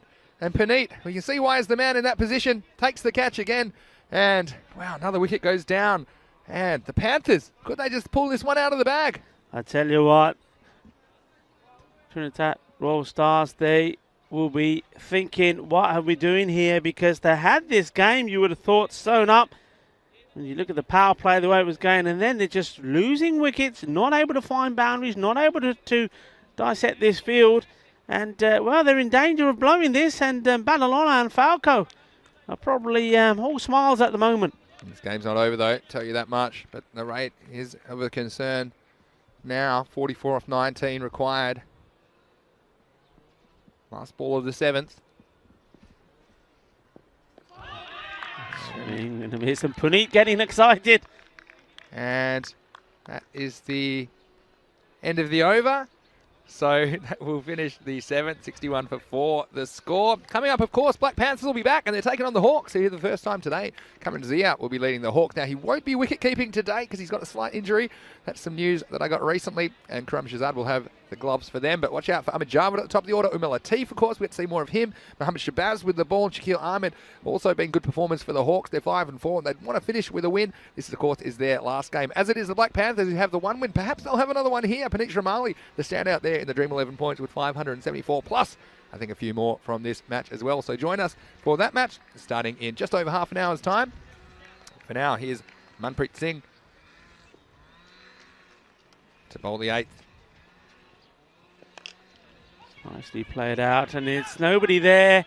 This one is going to go to the boundary and does. That's a nicely played shot. We were talking earlier, you know where the fielders are, you know how many there are on that offside. Well, if you place it and get it in the gap, it's going to go to the boundary, and straight away there's a change. Straight away a fielder has come across, and it's Akram Ali. You can say it, Rico. Go on. Say it. What I'm going to say. Mr. Maximo, you're a genius. That's exactly how you're going to hit a boundary. And how he didn't even hit that hard. And he got a boundary. No, just timed it. I think Robbie's been mowing the lawn for about 6 hours, so he's going to race away. So that's what you got to do. And 40 off 17. They need a big over, I think. And look, one of those magical overs probably puts them back in the driver's seat. Trinidad Royal Stars.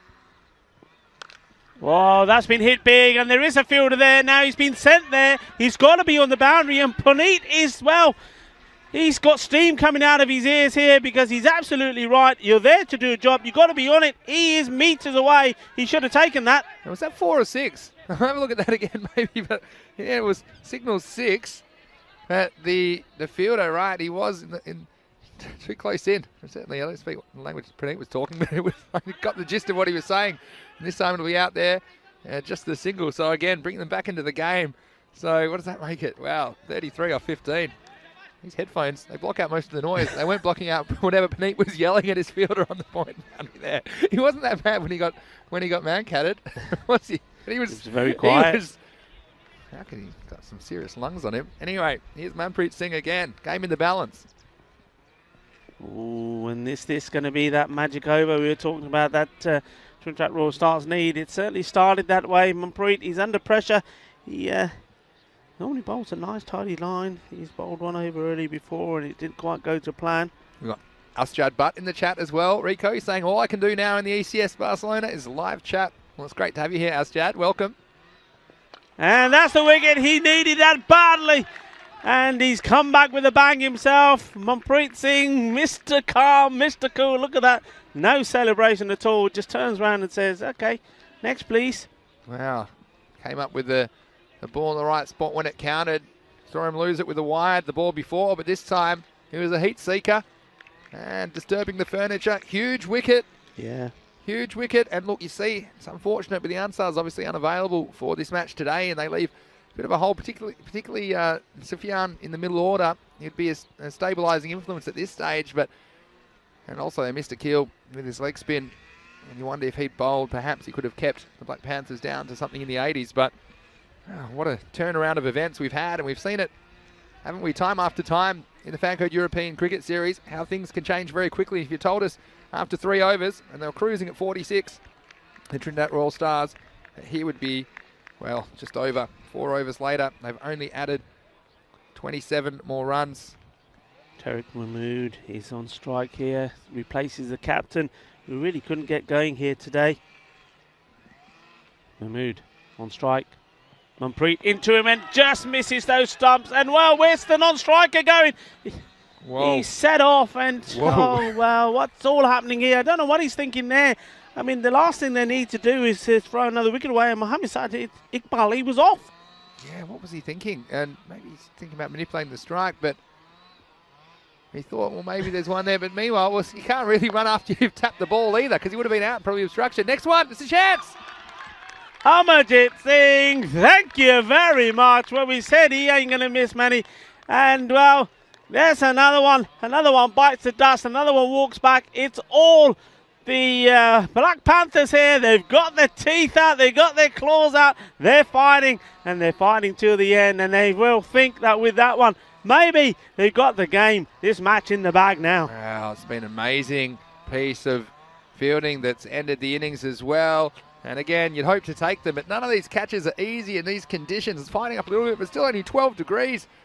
And mention how it was important for Black Panthers to hold their catches, and they've done that for the most part. And we've seen their fielding how much has it improved really over the course of this tournament? And they've taken some amazing catches, not only today, but in previous matches as well. So end of the over, 73 for 6. So what's the equation? 32 off 12. Here's Shramali to bowl the 9th. And he's got away with that one, hasn't he? I mean, it was short, it was down the leg side, it should have been punished. But different batsmen, you see, different ball game. I mean, he's still struggling. You see, he's not running freely, but he's taken 2 great catches. He's on a high now. He wants to lead his team to a very famous victory here and set themselves up for the next match. That's the thing, though. That was all glove. If that gets any bat on that, that's probably rolling away for 4. And just nothing going the way of TRS at the moment. You see the difference to the lower order batters. They're going to struggle, and Puneet's a slippery little character, and he came on nicely to the top order, but I think that these middle and lower order batsmen from TRS are going to struggle a little bit. They've got to score runs from somewhere. Strike 2, and well, you can see Mohammad Sajid Iqbal, he is one of the recognised batsmen. He's stranded at the other end. He's only been able to face 4 balls, and he scored 12 off them, but at the moment, he just needs to find a way to get down there, or this game's going to be over. When the fielder's got to stop it, he can't. He did get fingers to it. Where's the ball going? He's going to go over 4 runs. I'll tell you what, who'd be a keeper? And he's back. This one, it's almost trip to the dentist time. Look at the deflection, and that's how quick it flew away. And the keeper had no chance, Vikramjit Singh, to react. And in the end, well, Mohammad Sajid Iqbal, he was walking a single. I think he was happy to get down the other end. But in the end, the ball went all the way for 4. Look, they'll take them however they can at the moment. 27 off 8. Oh, this is going all the way. It's balle time. They needed it. They needed a big one, and they've got it. That's 10 off 2 balls there. Game on. We're back in it, say the Trinidad Royal Stars. Well, don't sign your cheques just yet, because this one is out of here. 21 off 7. Last ball of the over. Look, he has the licence. If he can hit another 6 or 4, that'd be great. Oh, how wide was that? Is it going to be called? It's not. He's inside. Even Puneet was too short. He's walking back, looking at the umpire. Well, yeah, I'll tell you about your situations, your sticky situations, and Mohammad Sajid Iqbal only had a chance to face 4 balls. Let's have a look at this last ball of the over. And it was fine. You see, he's giving himself a lot of room outside the leg stump, makes it look wider than it is. So, 21 to win. Mohammad Sajid Iqbal is the man on strike. 20 for a golden ball. What are we going to see here? Again, I think they're going to come to rue those extras. They bowled 13 wides. Did TRS in their innings. Balwinder Singh, all the pressure on him. Gets a good ball in here first up. And, well, they'll think they're there. Well, conversely, if he disappears, then he's going to be having all sorts of thoughts. And there we go. The batsman had to make contact. He had to hit big. I tell you what, if he did make contact, that ball was going and still be going. Dot ball. Yeah, losing his shape, though. I think he's got to hit straight. He's got to hit hard. He has to keep the strike for me. So if they do hit to an outfield, I think they've got to come back for 2 and chance their arm. Even perhaps sacrificing other batsmen. But they need boundaries. They need them now. Hit hard towards Puneet. Puneet just gets down. There he goes. That's brilliantly done. This is crazy because he hasn't chosen one or the other. He either had to run hard and try and get back for 2, but in the end, he's just watched it and run a single. So, well now, 20 off 4, basically 2 6s, 2 4s required.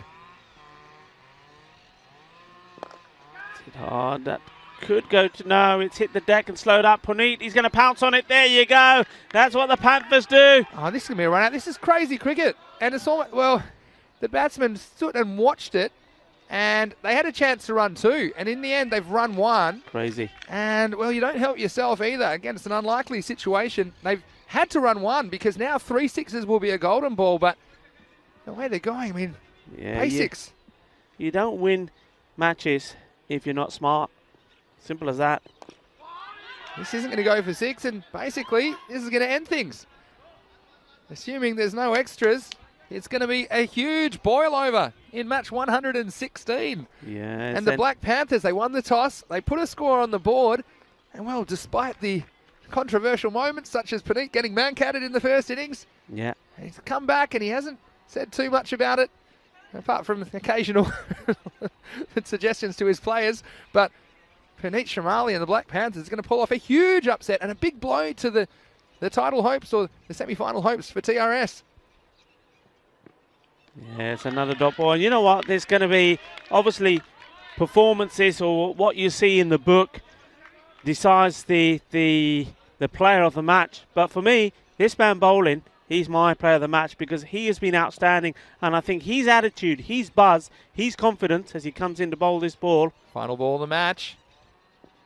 Well, there you go. And that is exactly what I'm talking about. When he was there batting, it was his confidence and his buzz that got them to that score. When he was there fielding, it was him throwing around, him keeping up the team, G'd up. When their captain was down, somebody had to step up, and the captain was down when he was injured.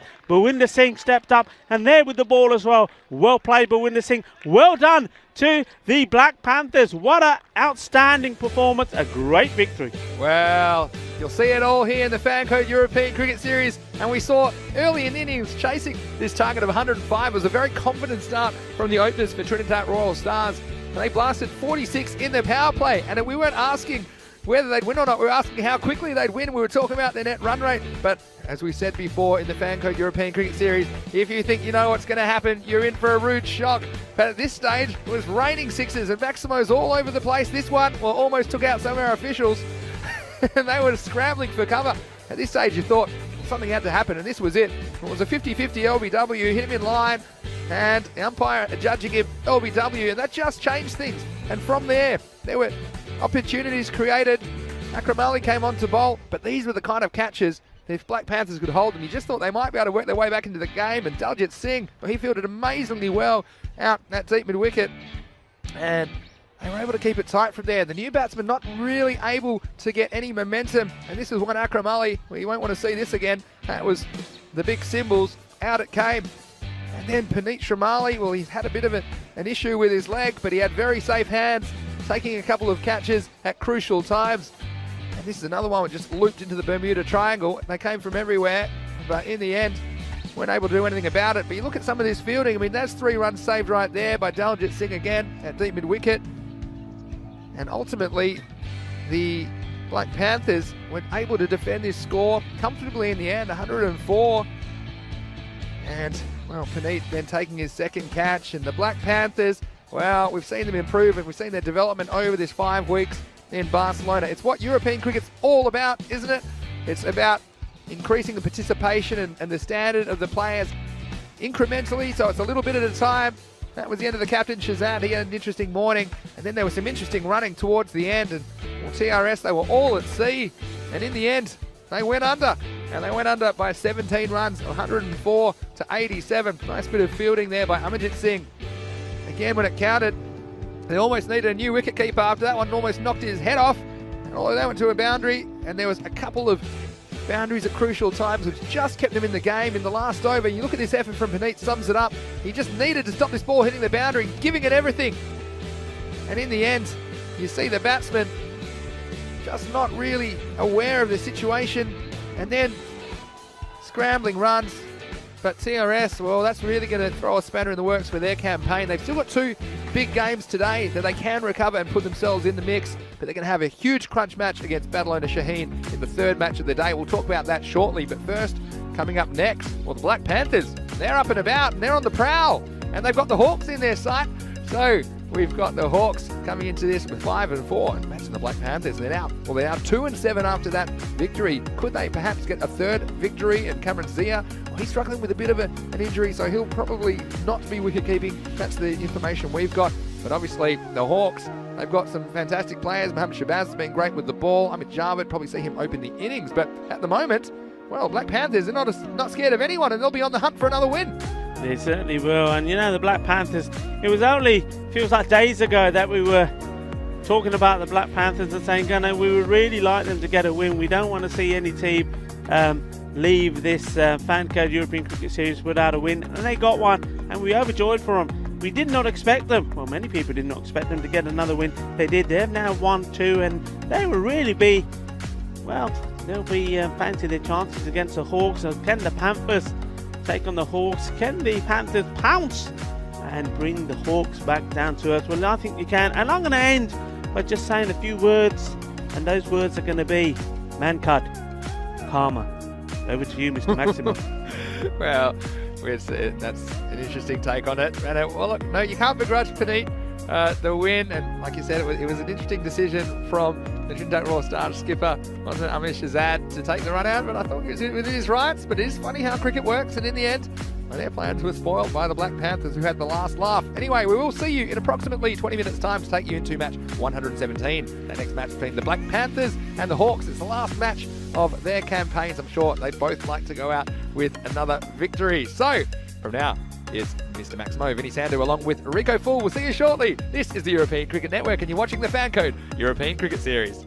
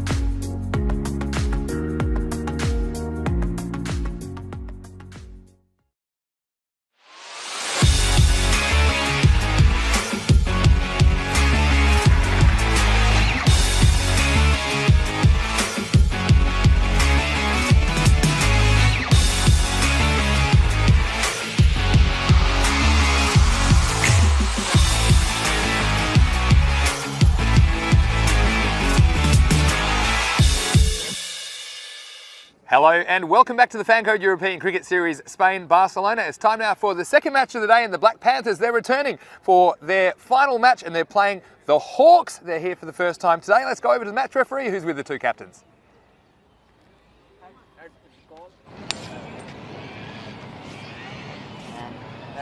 So Black Panthers batting. Black Panthers have won the toss and elected to bat first.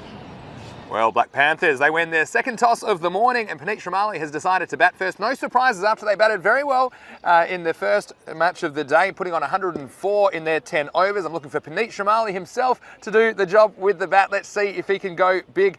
And the Panthers, they'd love to spring an upset in their last match against this Hawks team who are 5-4, and they've had a very good tournament. You'd have to say they've got a winning record. They want to keep it that way. I'm looking for Cameron Zia behind the stumps and also with the bat to be the impact player for that team. So Rico, over to you. Still plenty of cricket to go today in Barcelona. Hello and thank you, Vinny, and welcome back to everyone. I hope you've enjoyed that very first match we had. How exciting was that?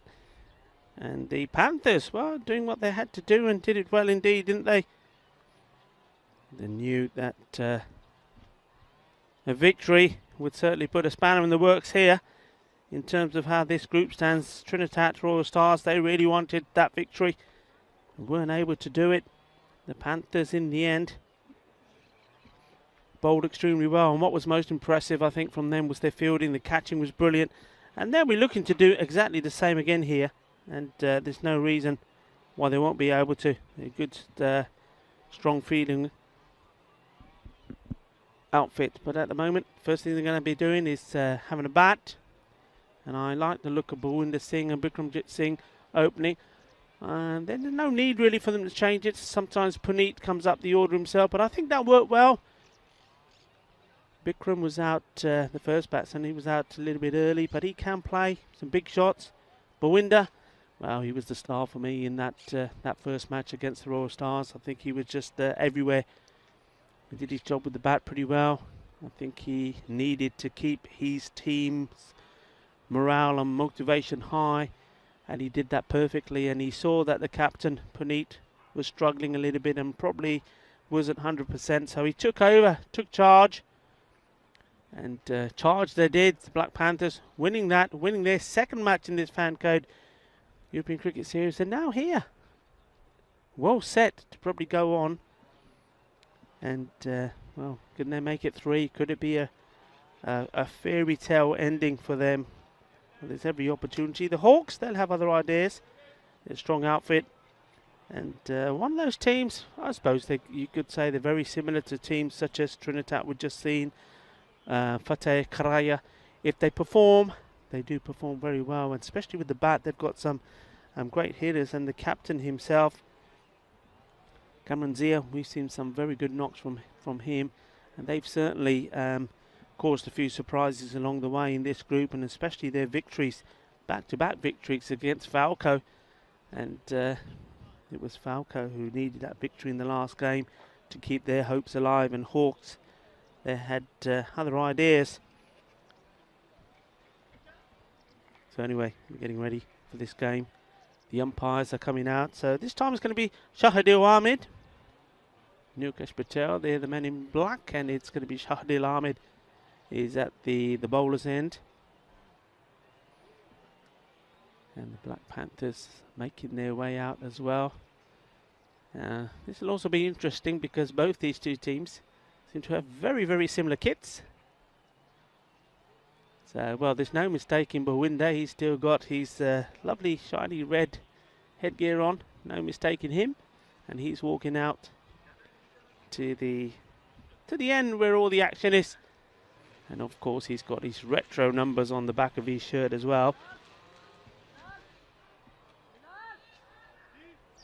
So he'll be taking his guard for the first ball. And it looks as though it's going to be Wahid Liai to bowl the first. He seems to be setting his field.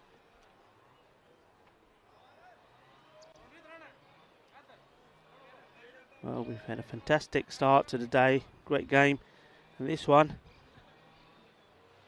match number 117. Match day 24. Looks set to be an exciting affair as well.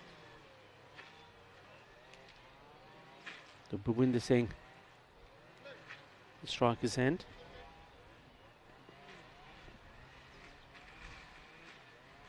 And we are off. First ball. It's become fairly traditional, really, being a wide ball. Bawinder sees that go by. Bikramjit Singh is the non-striker.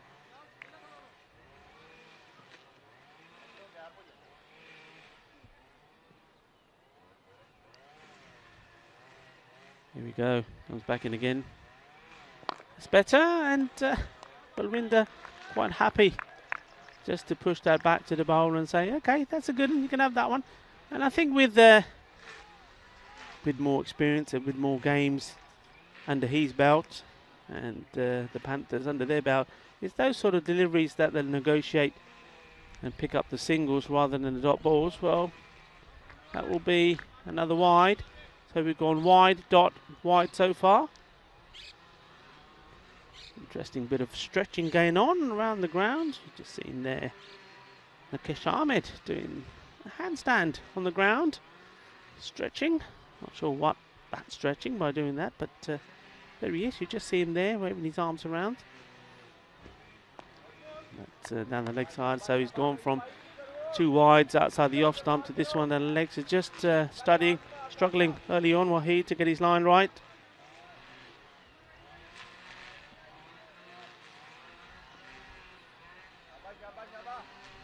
Beautiful day, nice and warm, gentle, pleasant breeze across the ground. Well bowled, and well, that's what we're talking about there, that shot there. So we've seen many of the teams, we saw that yesterday. That's one thing that Minaj did very well. Dropped the bat on the ball and they're off. Raval as well. Kishit Patel and Karan Datta. This one is okay, Shahadil Abdul says.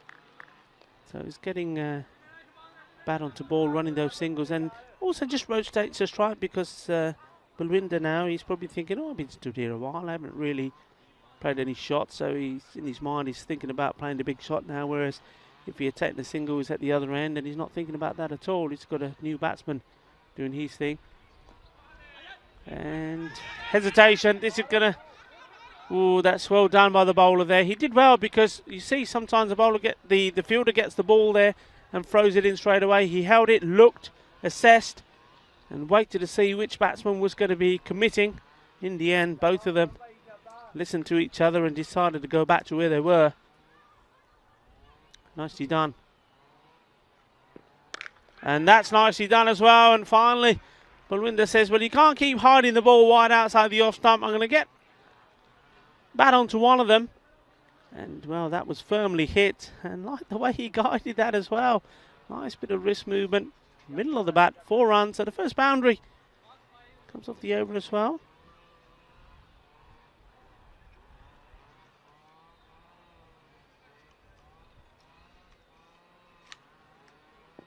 This one a little bit shorter, and they do take the single. Well run, good running, good backing up. Singh, he's not worried about not having to face the ball. He walks back to where he started the innings, back to the non-strikers. And with that single, the score has moved on to 8 from the first over, courtesy of a few extras and one nice shot from Bawinder.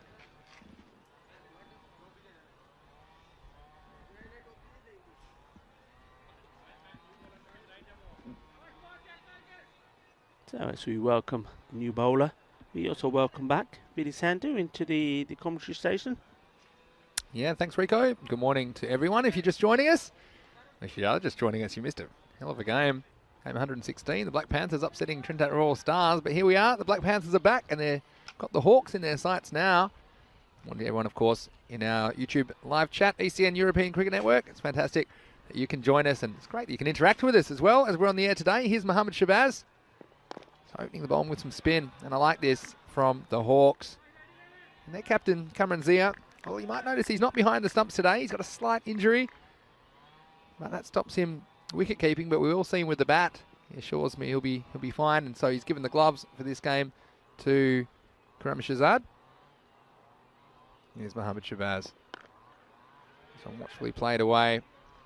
I think maybe one of the differences between this innings and the innings of the Black Panthers in the previous match is they got a lot of help with extras.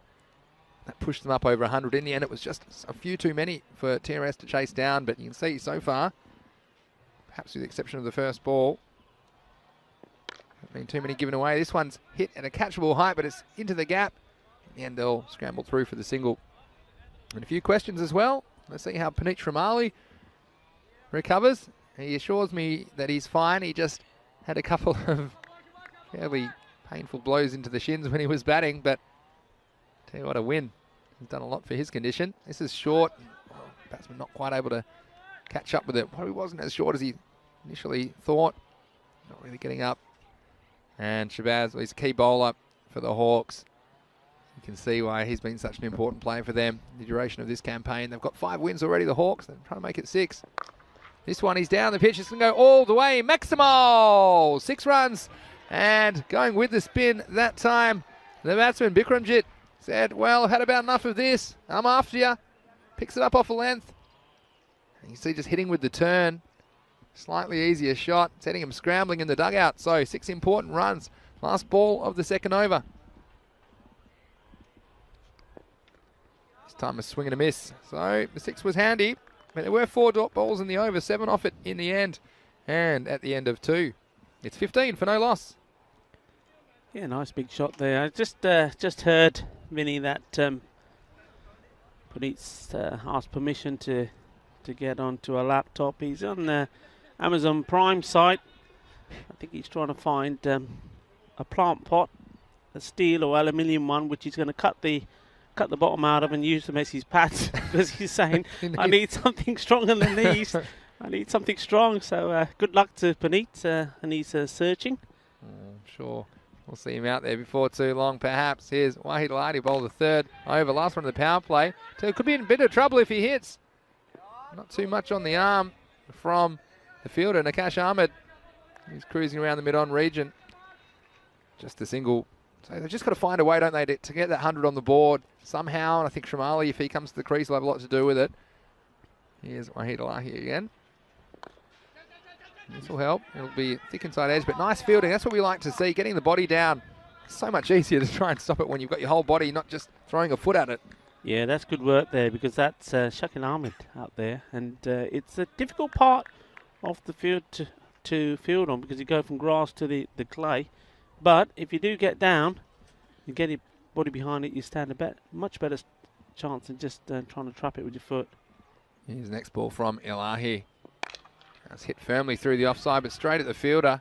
Good bit of fielding, and that is an arm. Rifling it back to the keeper. It was too hot to handle for the stand-in keeper, Karam Shahzad. And we're talking about the field, and I actually kind of like it, because golf courses and other sports where the field is the one element. So here, look, it's a bit unusual. We've got the baseball mound, we've got the clay, but it's just something for the fielders to negotiate. So I kind of like the charm of the Montjuic Olympic ground when used for cricket. Well, there's going to be trouble here if he hits, and he misses.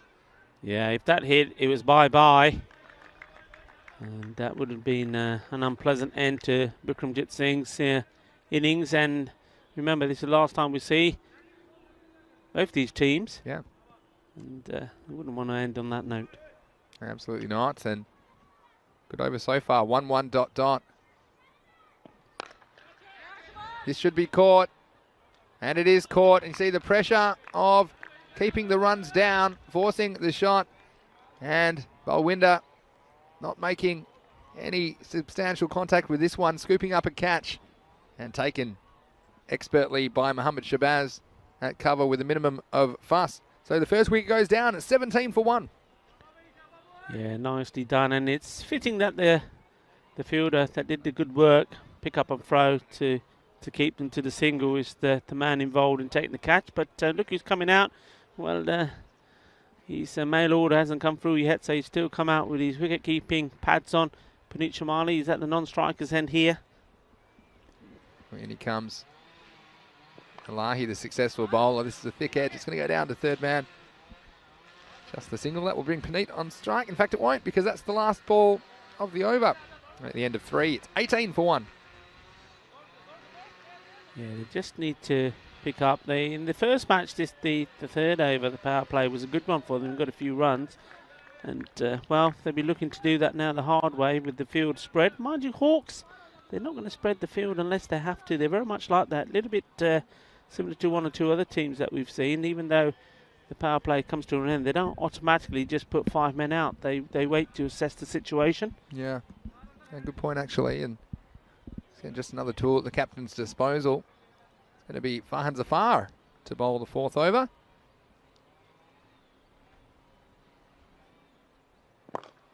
First ball clipped off the toes. It'll be just the single. Now, a lot of chat in the YouTube chat room, ECN European Cricket Network, about the kits being so similar.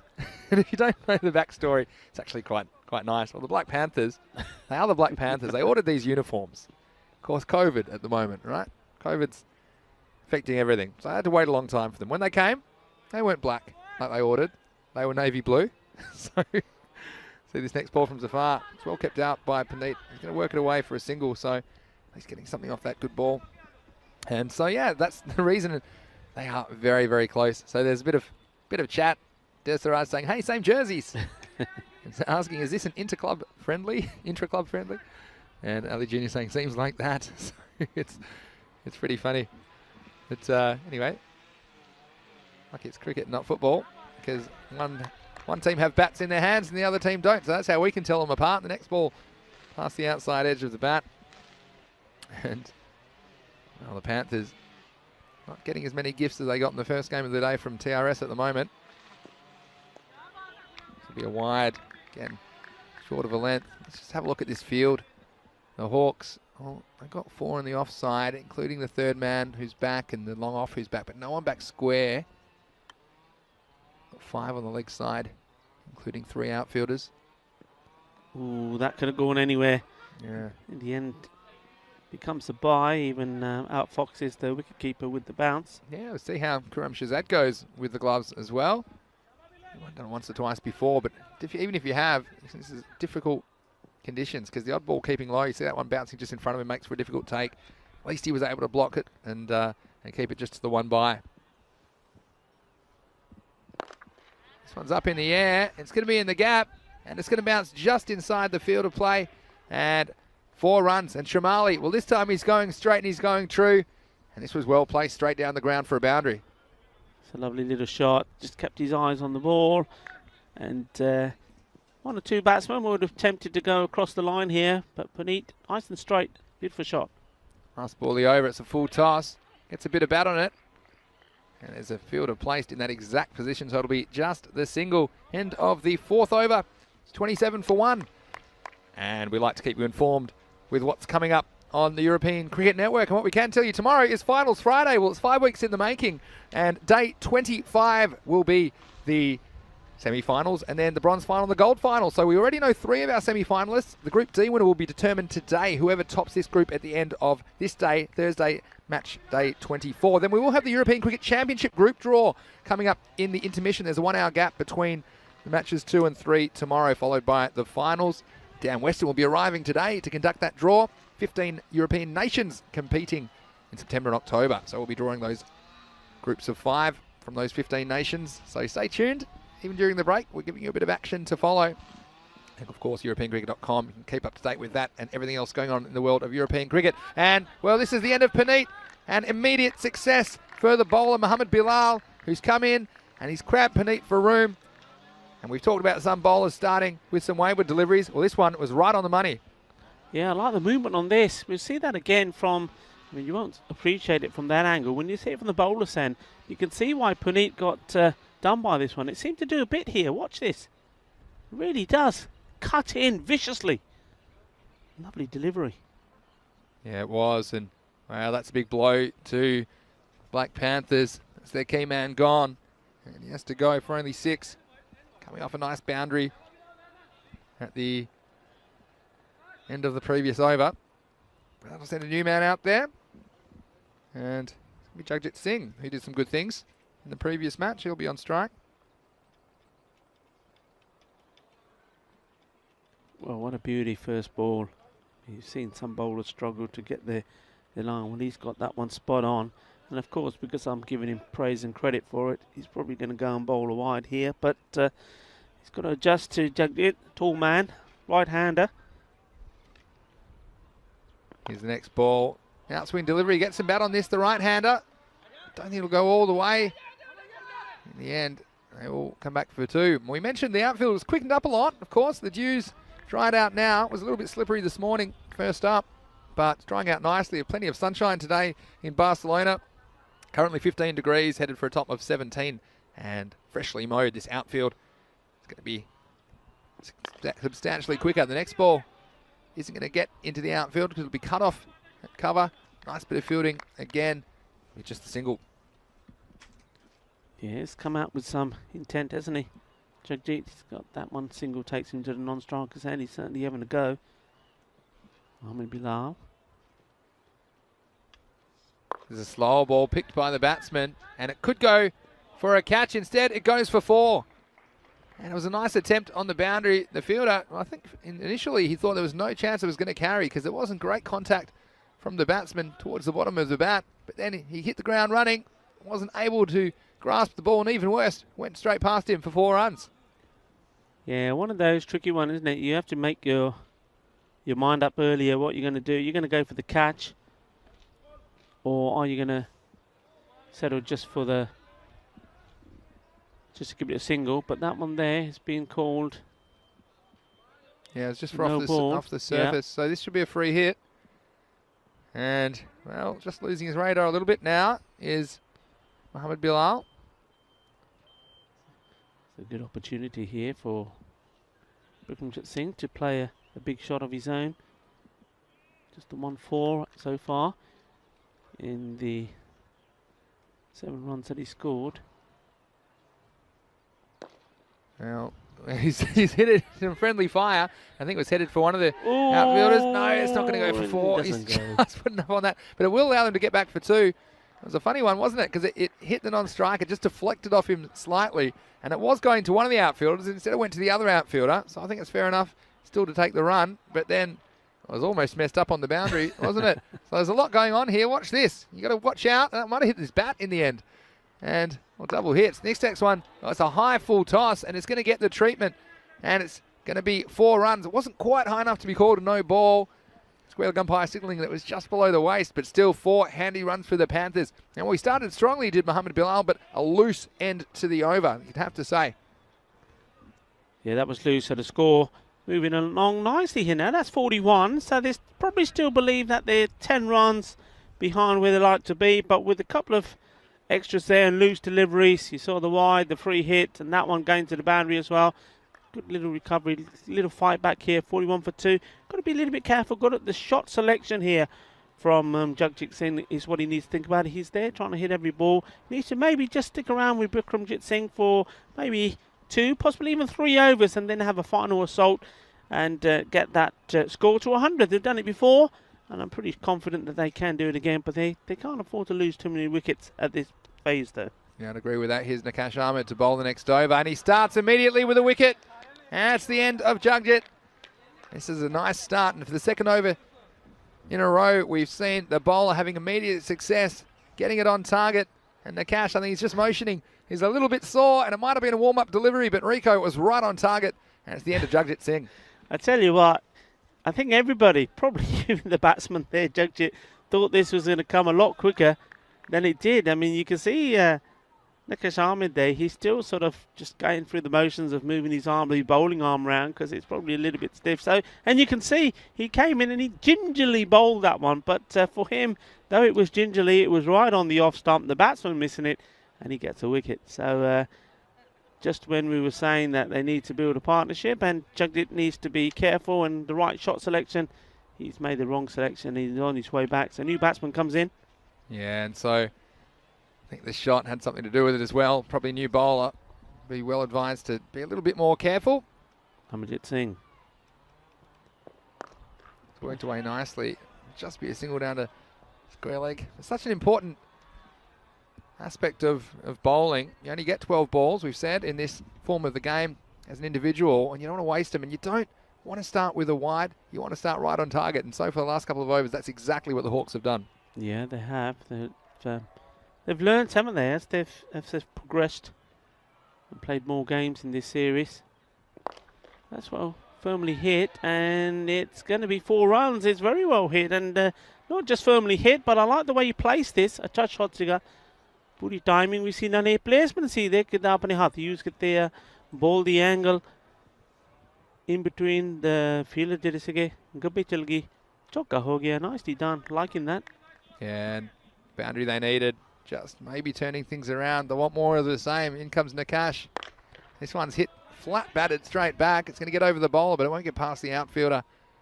And Mohammad Sahel cleans up at long off. Hello to Jagdeep Singh. Pepsi is in the chat. It's great to have you with us, Pepsi. And we'll see the Warriors later today, of course. We had the Turbinator, Tejpal Singh, in the chat earlier. So wonderful that a lot of the players are getting involved in the chat as well. You can ask them questions.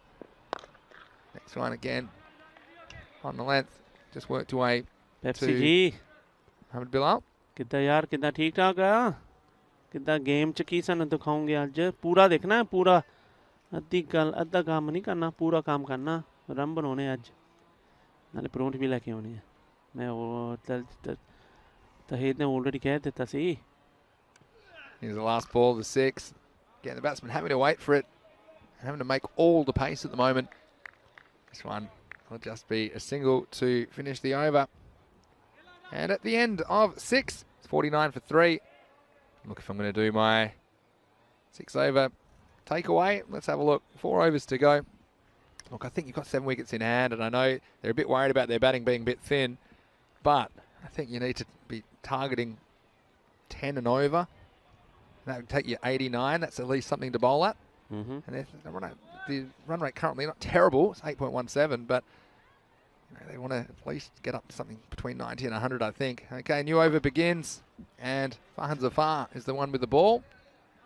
Out to the boundary, but not getting past the outfielders. And this is the issue, I think, for the Black Panthers. They're not getting too many of these loose deliveries. They can hit it easily for 4 or 6. It's hard work for them at the moment. Well, this one's going to go to the fielder. Yes, it is, and that's a nicely taken catch. Well done indeed. He's been waiting there a while. Nothing's come his way, and sometimes you think, what am I doing here? Surely I'm better off playing somewhere else. Well, when he's in the action, he takes a catch, and that's nicely done. And, well, they needed another one back, and Mohammad Sohail obliges by taking the catch. Yeah, and it's not an easy shot. You see, it's on a length. And, look, if you get it in the middle of the bat, it probably goes for 6, but it does introduce a degree of difficulty, especially for the middle order players. And, well, this time he wasn't able to get enough on it, and it proved an easy catch. And Mohammad Sohail, you can see why he's in that position. He's got a very safe pair of hands, and that will bring Daljit Singh to the crease. It's an on-striker's end at the moment, but Daljit, he took a great catch in the previous match and also did some great work in the field, saving boundaries at deep mid-wicket. So let's see if that translates into his batting. George Charles asking which teams are playing. Well, I can tell you it's the Black Panthers batting against the Hawks, who are fielding. This next one's a thick edge, but they do have a third man in place. Again, that's smart from Cameron Zia, the captain, to protect that area. Even though the throw back in was to no one in particular. Couldn't pick an end, so we threw it right down the middle. It's good to hear from the players, isn't it? We've had Tejpal on there, we've had Pepsi, we had Achad Butt earlier as well. Yeah. It's great that they're all getting involved, not just on the pitch, but watching the other teams play as well. We like to see Max O'Dowd as well from the European Cricket League. Yeah, great community spirit there from the players. I like that. Yeah, it certainly is. That's what we're all about as well at European Cricket, a very inclusive community. Thanks for being a part of our community and watching the telecast today. Whether you're watching on our YouTube channel, ECN European Cricket Network, or whether you're watching on Fancode in India, it's wonderful to have your company. Here's the last ball of the 7th over. And it's a wicket. And, well, he started with one. We've seen some off the first balls of overs. And this time, well, finishing with a bang is Farhan Zafar. And another one goes down. This one will cross batting a ball on length. You can see what he was trying to do. Bikramjit Singh, it's the end of his innings. And the score now at the end of 7 is 52 for 5. Just a reminder to all of you, ECN Weekend Bonus. Well, we had some unfortunate news last night that the Fancode ECS Malta, which we planned to bring you this Saturday and Sunday, unfortunately, it's had to be postponed due to the coronavirus situation in that country. But I can tell you that you're going to get Rico and I on a Sunday, and it's going to be something a little bit different. It's going to be the Italian women's T20 final, so we'll have a 20-over match. Don't know how we'll handle that, Rico, but we'll have a go at it, and that will be coming to you from Rome, 10:30 a.m. GMT, which is 11:30 in Central Europe. It's 4 p.m. in India. Don't forget ECS Italy starts on Monday.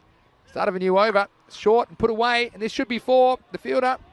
He's not going to catch it down there, Umar Latif, and a nice shot to start the over. And Daljit Singh, well, we mentioned his fielding being up to scratch, but this is a beautiful pull shot to start the 8th over. Yeah, nice shot, and one of these two batsmen has to take charge now. I think Bikramjit Singh, he batted very well for 27 of his 15 balls he faced.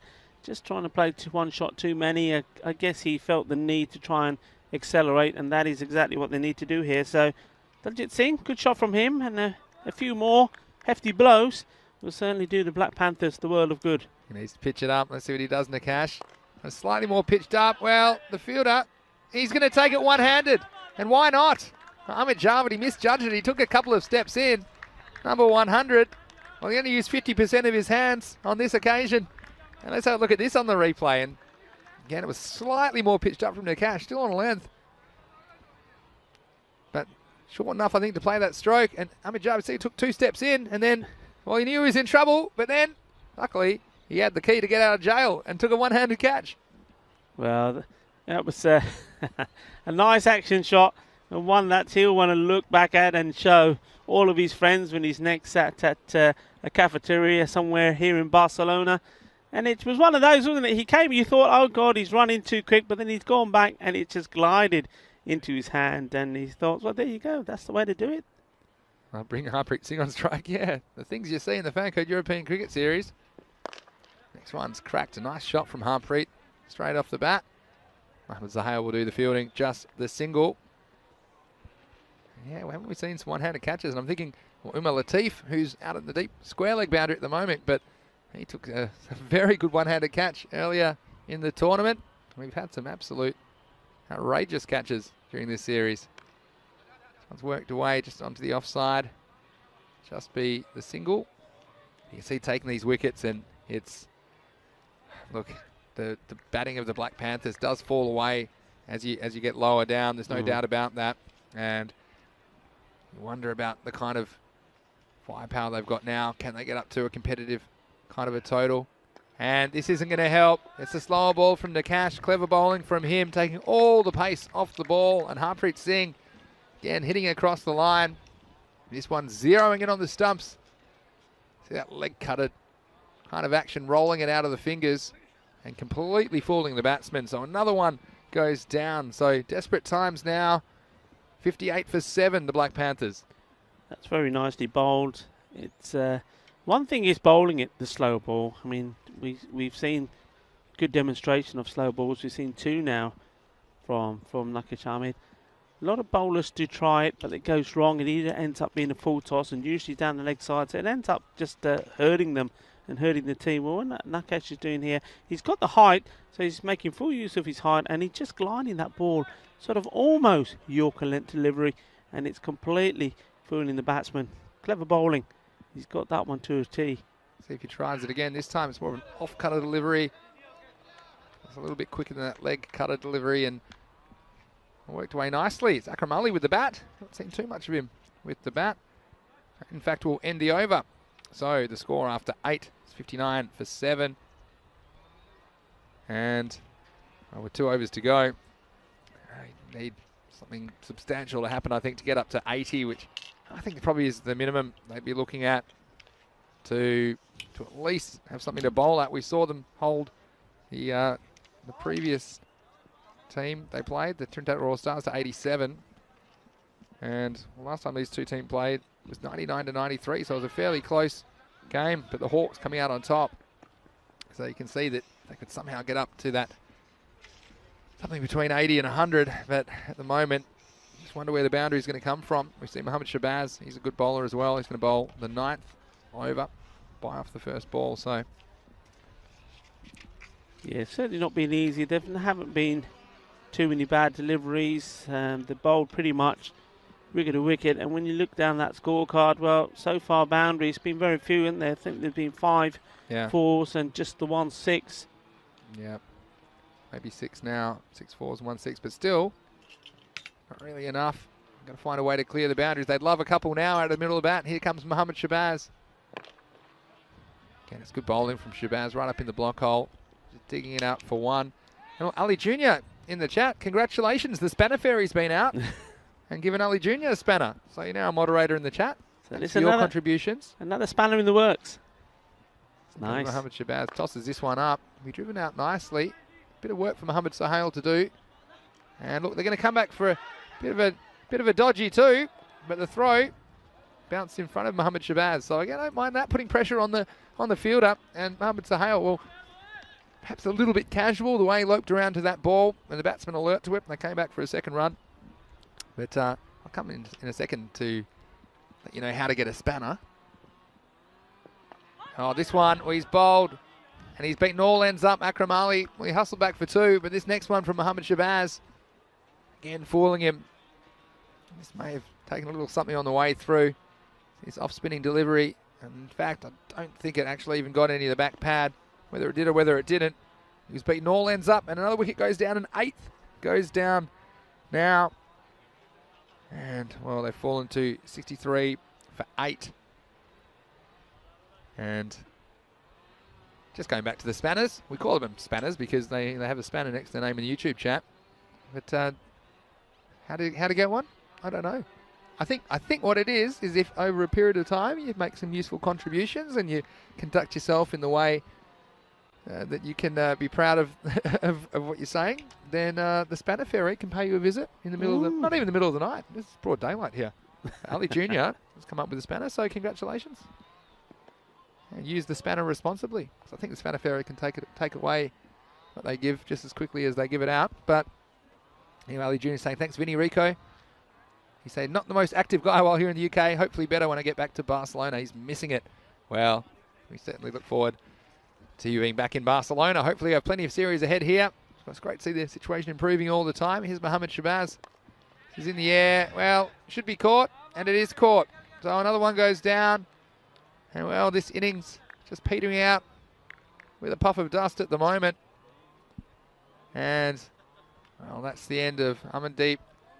While he was there, tried hard, but, well, things falling away very quickly. You can see the difference when Panik Shamali doesn't make runs. In this innings, well, Bikramjit's made 27, but no one else has gotten out of double figures. And another one goes down. So now we're looking at 65 for 9. And they're down to their last wicket. New batsman at a non-striker's end. Let's see. They can negotiate something from there. It's probably going down the leg for me. Yeah, it's good call from the umpire. You know, the interesting thing here, Vinny, is what I've noticed is the Hawks have been very clever. They've deployed the strategy of every bowler they've put on has just kept no pace on the ball. I mean, it's almost like watching the same bowler has bowled 40 deliveries on the spin, because that's all that you're seeing. No pace. Everyone's bowled exactly the same, and well, the Black Panthers just haven't been able to play it. They haven't been able to score runs from it, and it's been, well, cleverly done. Nobody's been charging in and grunting and groaning, trying to get something out of this pitch. You're just floating it up there, and it's buying wickets at the moment. It's working. Anyway, here's the last over, and, well, Footy might have had a chance to run out, but he can't do it sitting down. He just lost his footing slightly there, the fielder. It was Fahan Zafar. And Mohamed Bilal chasing the end of the innings now. 65, now 66 for 9. This is a nice shot off the pads. And again, this is one of the things when you're down to your last 2 batsmen, you can't really be too aggressive with the running, pushing the 2s, because if you are run out, that will be the end of the innings. You don't want to waste the balls at the end of the innings. And so Bilal trying to finish things off for the Hawks. Swing and a miss. So we've got Sam Williams in the chat. Hello, Sam. How are you doing? He wants to know, how do you lose your spanner? Well, you don't want to know, Sam. You don't want to know. And Jesus, well, you probably deserve a spanner, Jesus, but you're still a bit young. Work at it. Put you down for 2026. This is going to help Black Panther. That'll be a wide. So that takes them up 68 3 balls remaining still. Jamie Bundy saying Black Panthers coming down from the big win against TRS. Yeah, well, they were definitely hitting some heights in the previous game. This one, well, it's a big swing, but going nowhere fast. 69 the score. Yeah, but do you write them off? I know it's a low score, but do you write them off? I tell you what, I wouldn't, not straight away. Yeah, well, we've seen them do some. That's what Ali Jr.'s thinking as well. He said, don't count them out yet. Absolutely, Ali, I agree with you. Might crash out too. So it'd be the last ball of the innings. Let's see, if now you've got the excuse. You're not going to get bowled out. Well, if you are, it doesn't matter because you're out of balls. You're out of time. Got to have a go. Well, not if that happens. You get another ball. Bit of an anticlimax. Yeah, who knows? Who knows? And we've seen 63 win a game so far. Don't forget that. We've seen 69 win a game too. And this score in the 60s, it looks like. It's going to get a bit of pad. Oh, get your skates on, guys. Well, you got to come back for 2. It's the last ball, unless I miscounted. Well, probably would have been out anyway. But in the end, it'll be a leg by. Protects his average. Don't know how many bats, but Sukhjit Singh, nice effort from him. And they will finish this innings with that score. A little bit less than probably they were hoping for, the Panthers, early on. Well, I had to scramble for the runs even early on. There's a few miscommunications. And there's the odd one. That was a nice shot off Shabazz. Probably the only time they got him away, to be honest. In fact, it was the only Maximo of the innings. And so you can see that the duration of the innings, the Hawks just kept the pressure on and holding their catches for the most part, sometimes in unusual circumstances. Panit Shamali, well, he got this one away and it looked promising for them at this stage. A beautiful straight boundary for him. Mohammed Bilal coming up with 1 or 2 good deliveries as well. And this was a funny one. Oh, that was bat-to-bat action. And in the end, they had to come back for 2 again. You saw the Black Panthers are made to work for every one of their 71 runs in their innings. And that was the end of Jagjit Singh. Again, probably wasn't the time to play the shot new bowler. Nakash, well, he bowled pretty well while he was there. He was clever with his pace. That was one which did find the boundary.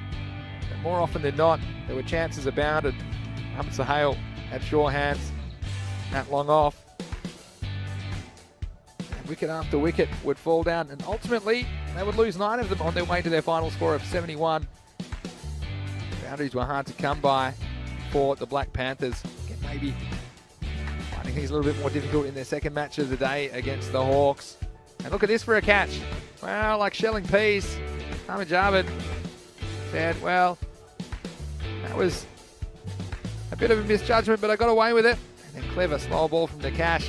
I don't know if he on the heavy weights last night, Nakash, but he looked like he had pretty sore shoulders, but still getting the job done. Ultimately, you could see the scramble of the Black Panthers getting up to a score, which we'll say we've seen a couple of scores lower than this defended, so they'll need to field and bowl the house down if they're going to be competitive against the Hawks here in match 117. Yeah, they certainly will do. I mean, 72 is the target. That's what they're going to have to try and defend. And, well, you're not going to put it against them because we've seen some weird and wonderful things happen this Falco European Cricket Series. And the Black Panthers, they're one of the teams that you wouldn't write off. Anything's possible when they're out there. And they've had a good win first game against the Trinidad Royal Stars, who were, well, they were big-time favourites to win that one. And I think the way that they went about their work in the field was fantastic. Mind you, they did have a few more runs on the board. This time round, they're going to have to come out and try to take the top order batsmen out early. If they can do that, and certainly if they can find a way to get through the defences of Cameron Zia, then they've got every opportunity. The Hawks, well, like you say, they're just they're playing to finish this one.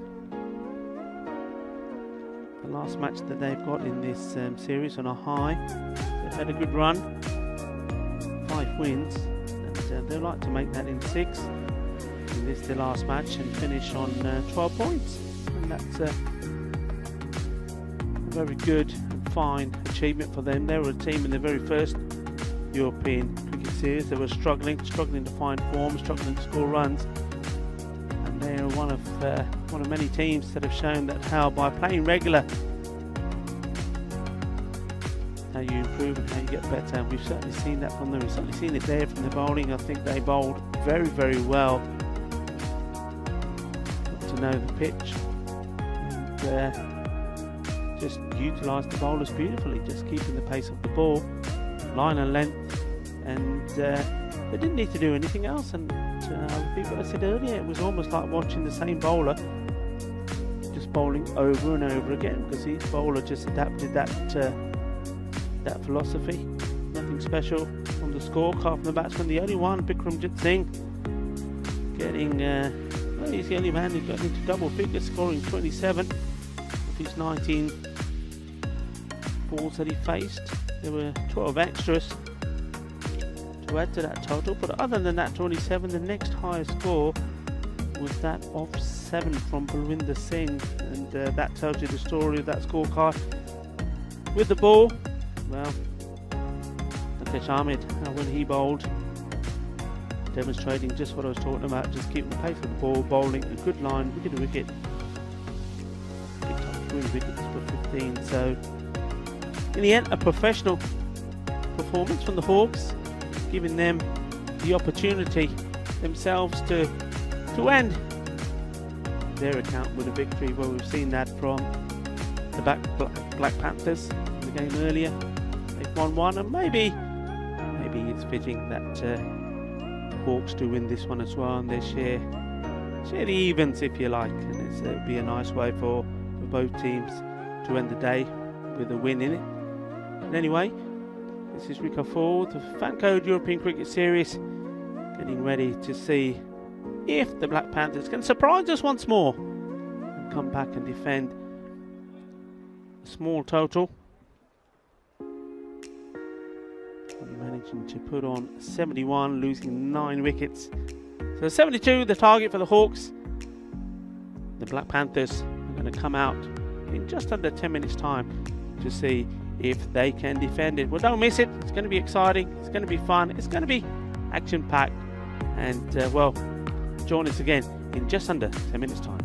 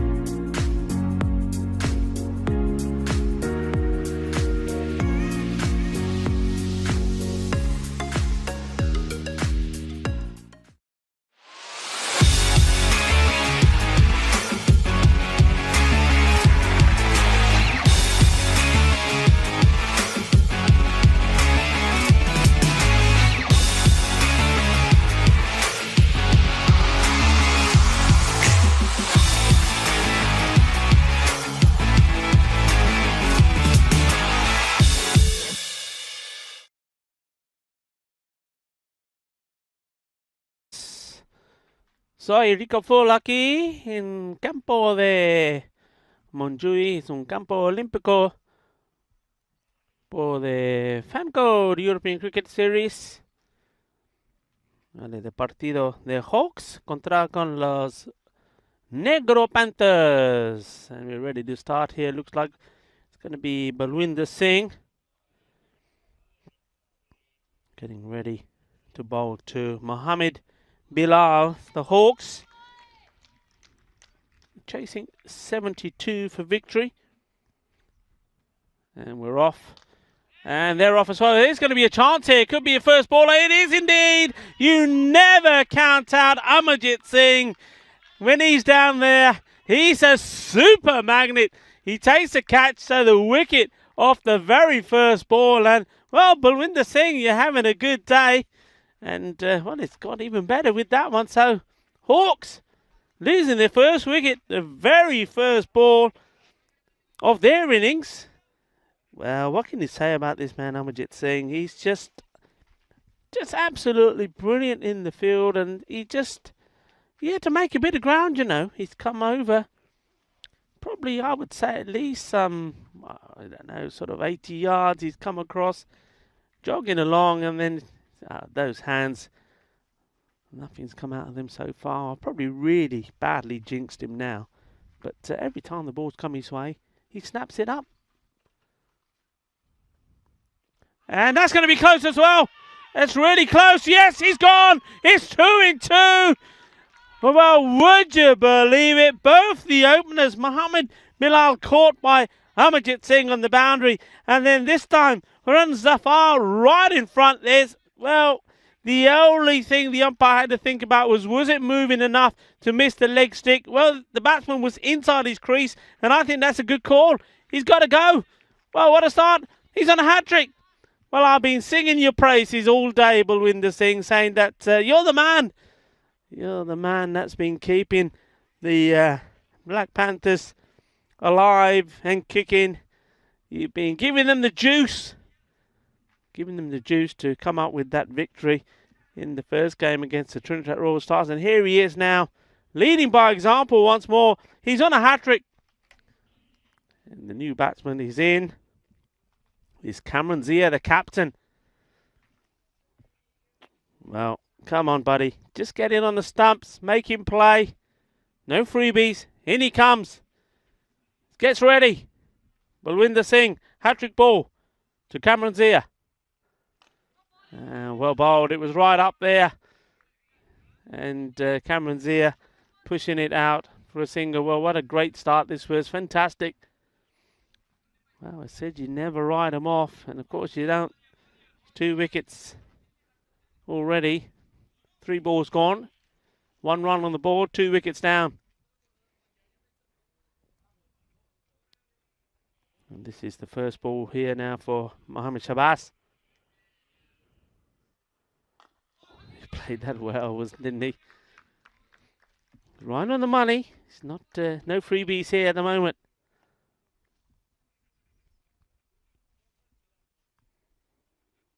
What a start. And if I was Puneet Shamali, I'd certainly come on and bowl this second over, keep the pressure right on. Putting the thing in once more. This one just a little bit down the leg side, a bit shorter as well. But that's not going to hurt him too much, just a single.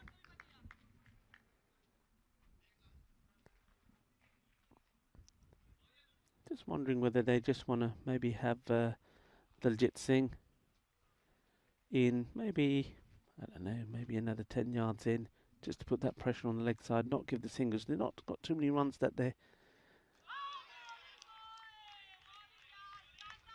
defending. As that one goes outside the off stump, the batsman has to go. Well, what a start. So that is the end of the first over. 2 runs from it.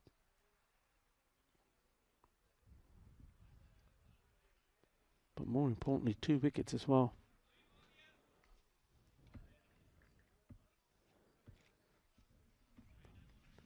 Well, it's not going to be Puneet. Now, I thought he was running okay, to be fair, when he was batting. but he's probably thinking that he's not able to put all of the weight on the leg that is injured when he's following through. That may be the problem. But this guy, tell you what, he bowled very well. Manpreet Singh, in he comes. Oh, that one is swung, but swung too much. And he's bowled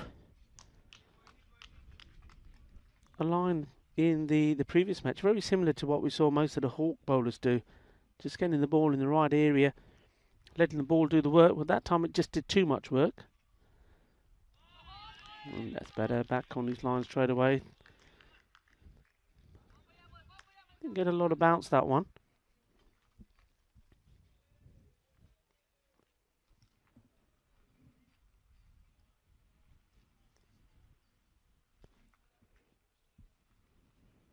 Oh, that's very well stopped. Can he get the throw in? Oh, well, if he could find it and get the throw in, that would have been brilliant. But what a good stop that was. That's Harpreet Singh.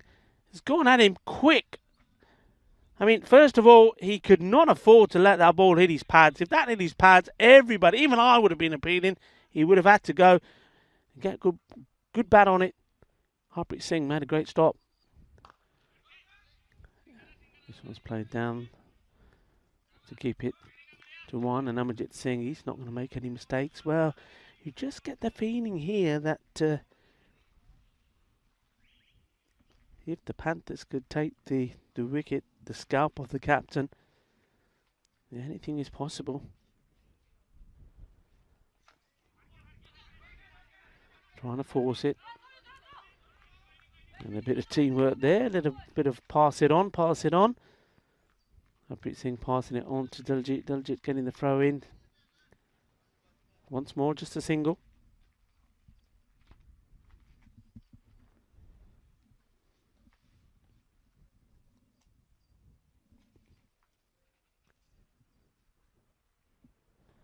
This one's been flighted. He's gone for a fuller Yorker length delivery. Batsman, not convincingly, but able to get bat on it.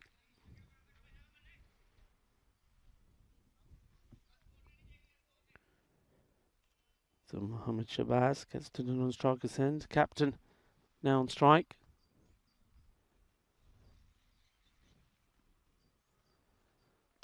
That's hit firmly and through the gap this time, in between Harpreet Singh and Diljit Singh. So the first boundary. And that certainly would, at the end of that over, just take a little bit of that pressure off. So 10 for 2 at the end of 2. Manpreet Singh just straying slightly in the last ball. You could hear the team all saying, okay, no boundaries, can't afford a boundary now. Changing it straight away. You see here, my call would have been to just get Bawinder to finish his spell. Maybe see if you could get a couple more scalps. Puneet's not a bad call. I would have gone with Puneet to bowl the second. But Puneet, the captain, decided no, he'll bowl this one.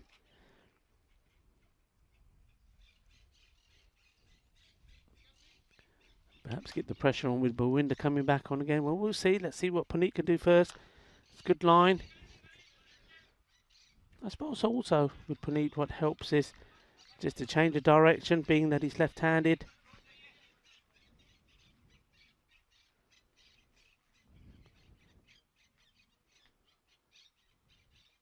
Oh, that's a big shot. And Cameron Zia, the captain, hits that one clean and sweet out of the ground.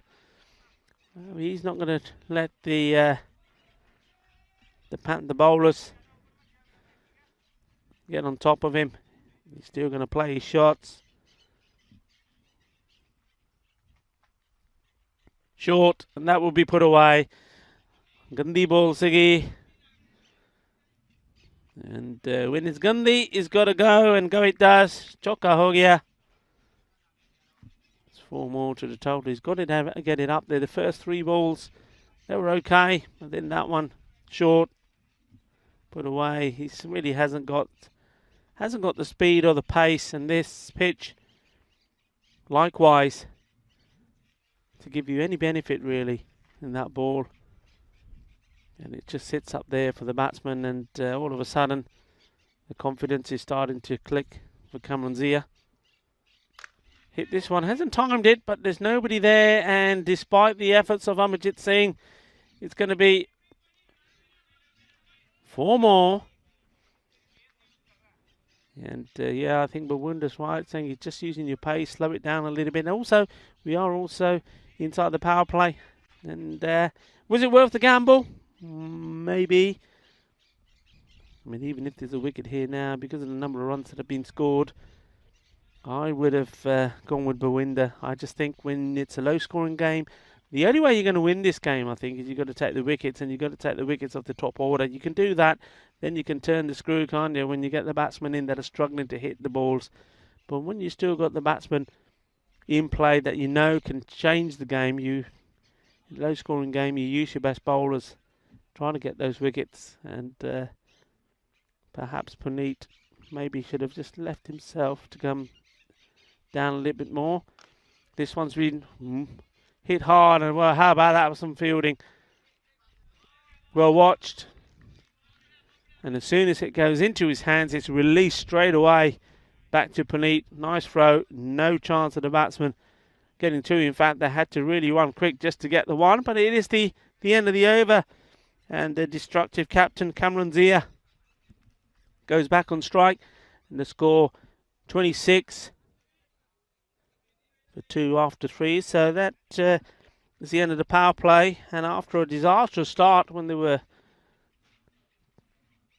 no runs for 2 wickets, they've made a recovery here, these 2 batsmen, mainly down to Kamran Zia.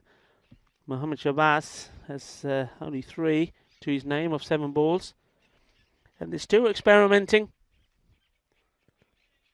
They're going with Akram Ali.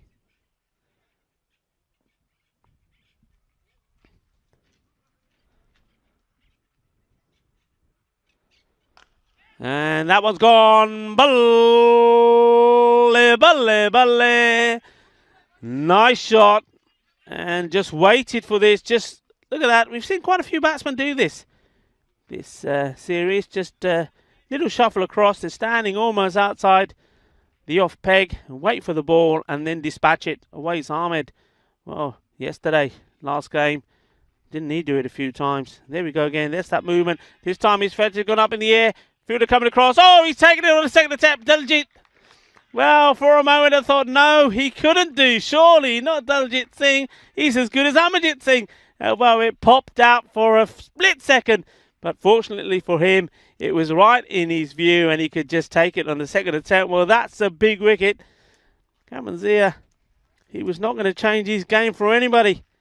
He played a few big shots, but I tell you what, with his wicket gone now, once more, the Black Panthers will be thinking, okay, we're back in this again. Big man's gone. He was the only one who showed any real strength in playing any shots. Any real danger was coming from him. Remember, Mohammed Bilal, Farhan Zafar were both gone without doing any damage at all. Both ducks, all down to Balwinder Singh. Akram Ali. And this is hit hard in the air, and nobody's going to stop that. 6 runs, and that's the only thing that's going to hurt the Panthers here. The odd boundary of 2 and over. And because they've not got so many runs to play with, even if they're picking up wickets now and again, they've got to stop the flow of the runs as well. This one, oh, it's down the leg side. Fielder, though, does well, keeps his eye on it. If it was a little bit either side of him, he would have raced away to the boundary.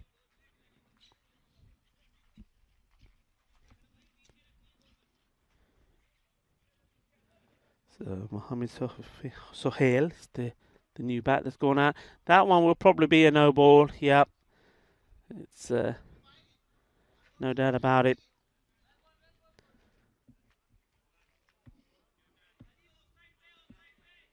So this will be a free hit.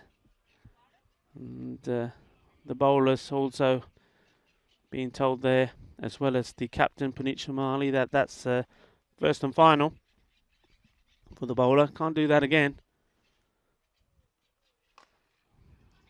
It's well bowled. Not too much damage done. Just a single of the free hit.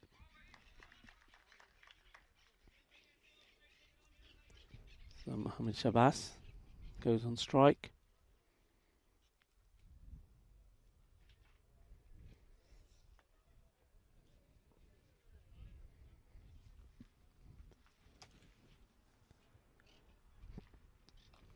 Well played. Kept the pace completely off that. And well, they do have the same kit as the Hawks, and with that type of bowling, it feels like the Hawks are still bowling because it's exactly the same style. That over comes to an end. And though there was that wicket of Zia, it's still a good one. It's 41. 3 down. The required rate is 5. So the Hawks know that they don't have to play the big shots. They could just look to take the singles and plot it around, and if there is a bad ball, take it on. But knowing the way they play, knowing their style, I don't think they're going to do that at all. And once more a change, so they are changing it around. It's Sukhjit Singh, so not going with the bowlers that have worked for them. And this one's been smashed, and smashed hard. That's big. And that's going to hurt them. It's 6 runs of the first ball of Sukhjit Singh's spell. And, well, he's got something to think about here as that one comes back to him. It was a naughty ball. It was a full toss. Drifting into the legs and smashed away. What's the reply going to be? And it's going to be a good one. He's got him. So another wicket goes down. It's 6 and out for Mohammad Shabazz. Coming down the wicket. No pace on the ball once more. And, well, thank you very much. Your day's finished. Off you go. And he makes a rather rapid walk back to the dugout. And he'll have a few words said to him, no doubt. And once more, as I said, they don't have to play these big shots. They don't have to take the chance. Just play them on the ball before that, for example. It was not a good ball. It was a full toss. You put it away. That's the runs you need off the over already. The next few balls, you can even dot them out if you want, if they're that good, or just push them for singles. But you need to have that mentality to play that way. The Hawks, they like to hit big. So another wicket goes down. A great comeback from the bowler. So Amir Javed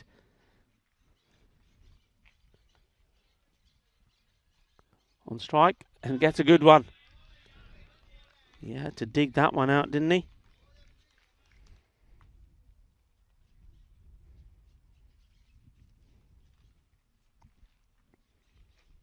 Great comeback from Sukhjit Singh. First ball was smashed away for 6. And now he's come back and he's bowled 2 very good deliveries. And, oh, that could be close. I think he's gone. Yes, he is. He was right in front. No doubt for me here at all.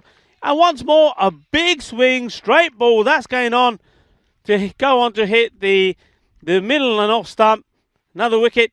And no wonder they're all smiles at the moment. Just watch, there's no pace on the ball at all. Big swing. Well, that's probably one of the easiest decisions that Shaheen Hamid has had to make in this fan code European Cricket Series. So another one bites the dust. Amir Javed, he's on his way back. Well, what a scorecard this is. We were talking about the scorecard of the Panthers. Well, first 2 batsmen, we had the Golden Duck and we had the Golden Duck. And then you just see there, at the moment, he's still there. Mohammad Shabazz probably wondering what's going on. The captain came, smashed a few balls around before he went 28 of 11 balls. And then we've just seen Mohammad Sohail bowled after playing a good shot. Basically 6 and out. Amir Javed lasted 2 balls. And new batsman Thumps this one out to Puneet. And it's Umar Latif now. Umar's no muppet. We know he can bat.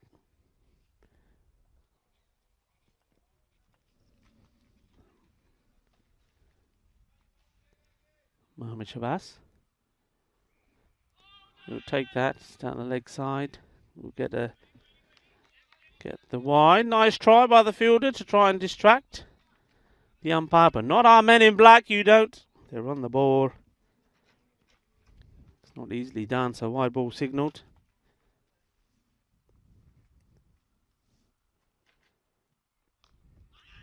Well, looking to take the single, but Latif not interested. Stay there. Knew it was the end of the over, maybe. We'll take a walk down to the other side. So where we're at the halfway stage. 49. But look at that, 5 wickets down.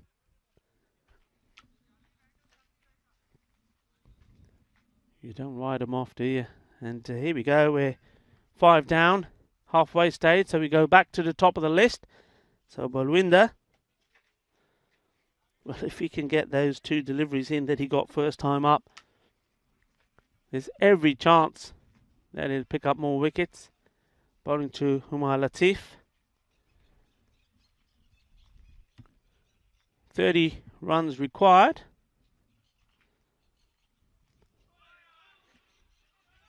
And that's going to help. Goes all the way, and it's a little bit of bat on that. I thought for a moment, were those arms going to be spread out? But there was bat involved, and chase it, Jagger. But not able to get to it.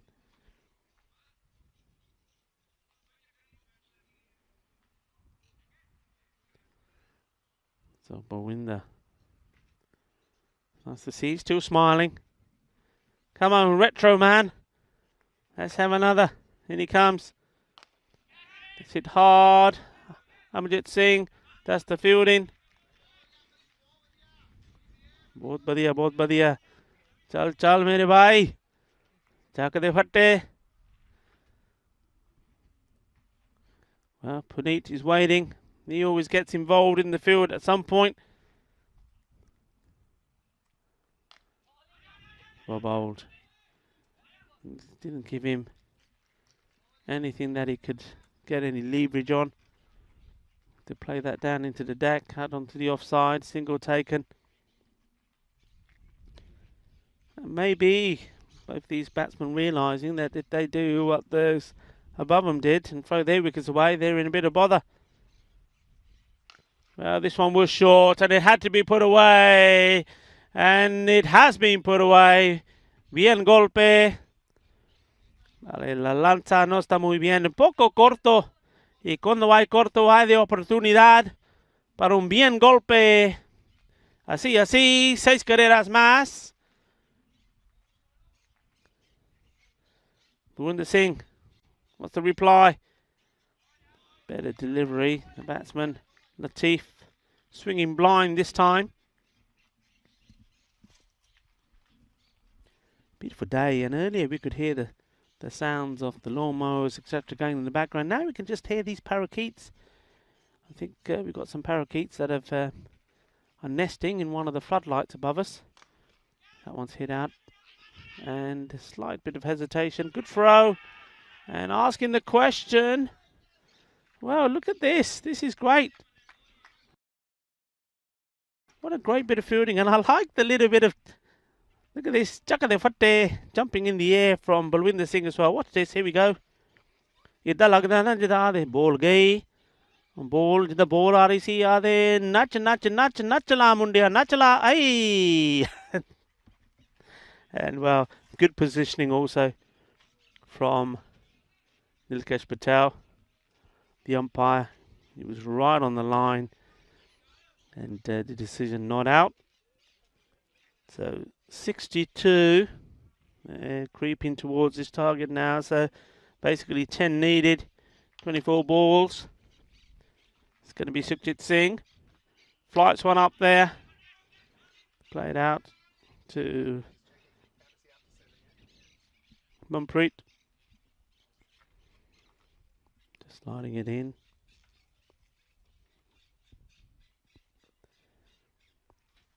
And just to remind you, obviously we got the big one coming up next. Tell you more after this ball. And he's got a wicket. Well, I might just keep you waiting a little bit longer because that certainly just adds to the drama here. 9 runs required, but another wicket going down. And much to the delight of Sukhjit Singh. You remember, first ball of his spell ended up going many a mile, but he's fought back well. He's getting the ball in the right places, taking the wickets. And this one was too good for Mohammad Shabazz. Played all round it. So he departs, scoring 11 off the 13 balls he received. So Umar Latif is going to have a word with the other batsman and say, look, we're not there yet. And it's Khurram Shahzad who's going to be on strike. And well, I would attack him. I would get the men up and really put the pressure on.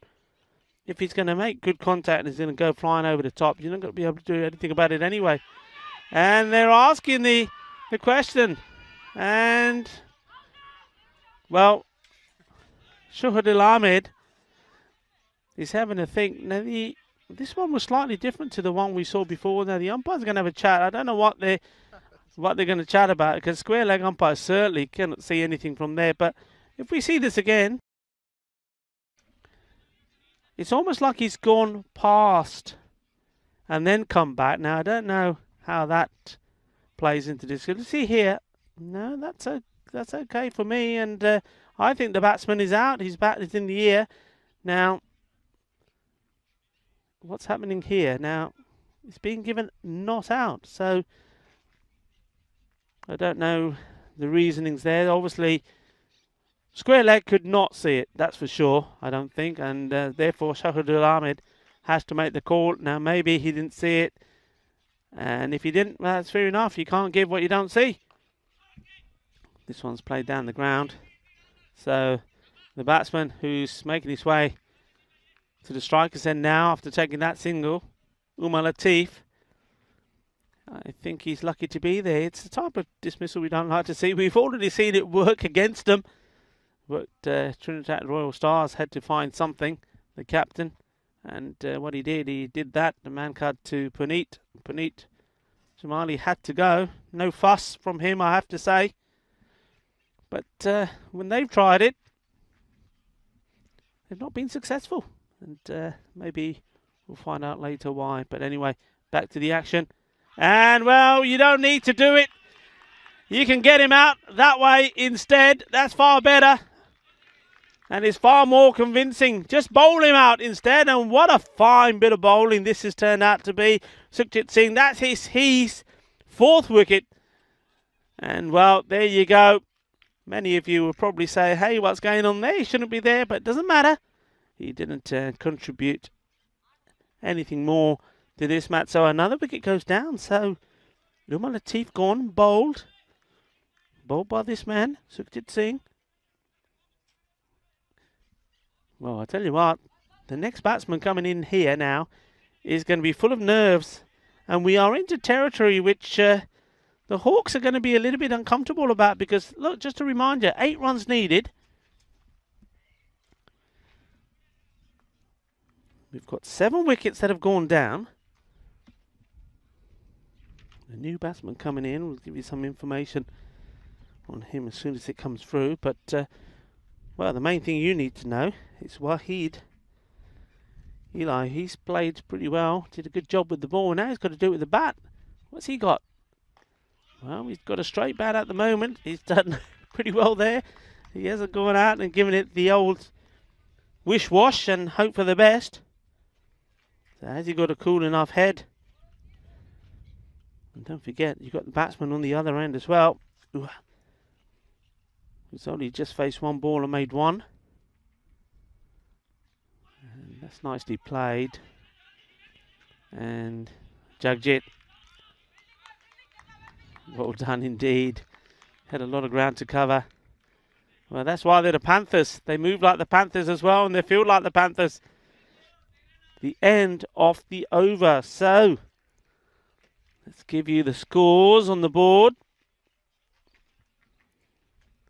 So it is 65 for 7 gone. And remember, this is what we got coming up. So much action. I started talking about it, couldn't finish it. Battle on a Shaheen. Come back. The big guns. Well, are they going to fire today? Babar Khans, Hamza Salim, of course, and Dilwara, the Khan brothers. And then, of course, you've got Malik Samihur Rahman and also his brother, Malik Mati. They're in that as well. And it's an all to play for against the Trinidad Royal Stars. Badalona win that. And they could be guaranteeing themselves a place in tomorrow's semi-finals. And that's not what they needed from Puneet Shamani, the captain.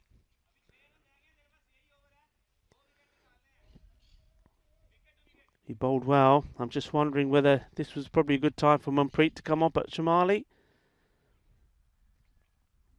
We're just losing each run there, so go back to this game. So 7 runs needed. Plenty of balls to play with at the moment. Panthers need wickets. It's well bowled. They'll go through for the single. So Waheed gets to the non-striker's end.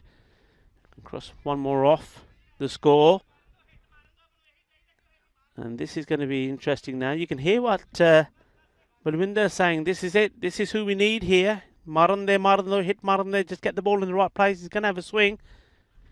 And that wasn't in the right place. And that's going to race away. And even Jagjit, a Panther that he is, can't get to that. This time the Impala has got away. The Kookaburra Impala runs to the safety of the jungle. And that's 4 runs. And just goes to show, doesn't it? It was what we've been talking about. I mean, Puneet is a fine bowler, fine cricketer, but just he's actually trying to do something with the ball. When you see the likes of Balwinder, Manpreet, Sukhjit just putting the ball in the right place. You see here again, just trying hard to get something on it, trying to get something out of the pitch. Whereas the other bowlers, just letting the ball do the work. And that's what's worked here today. It worked for the Hawks. It's worked for the Black Panthers. Puneet once more. And that's a lovely shot. That's going to go just, I think, just inside. 1 bounce. Is it 1 bounce? No, it's been signalled 6. So all the way. So that is the end of a fascinating contest. And either way, 4 or 6, it wouldn't have mattered. 6 was signalled. That's the end of, well, a fine contest. And in the end, I tell you what, you see these highlights here, the Punjabi Warriors, they'll be watching this and saying, well, you know what? That's the sort of things that we do. That's the sort of drama we bring into the game. Well, this time, Black Panthers doing exactly the same thing. Never say die. They kept fighting, but likewise do Bengali CC as well. We've seen a lot of teams approach this attitude. That one was close. Great stop there, and that's when all the pressure was on. Just kept applying the pressure, and we saw some great bowling performances. The odd hit that went away. Well, that's excellent work from the Panthers. 6, 7 wickets. And if they could have had the rub of the green, if 1 or 2 things could have gone their way, who knows? But in the end, you're always going to be up against it if you don't get into the 90s to the 100s. They will know that. And they will know that if they could have got to that score of 100, things could have been a little bit different here. But one thing there will be is very proud of their performance. That man should be very proud. He bowled exquisitely. Sukhjit Singh took 4 wickets. And that was an easy decision for the umpire. Yeah, they should be proud. They come as newcomers to this Falco European Cricket Series here in Spain, Barcelona. The new boys, they played very, very well. They've made a lot of friends because they've entertained. They've entertained us.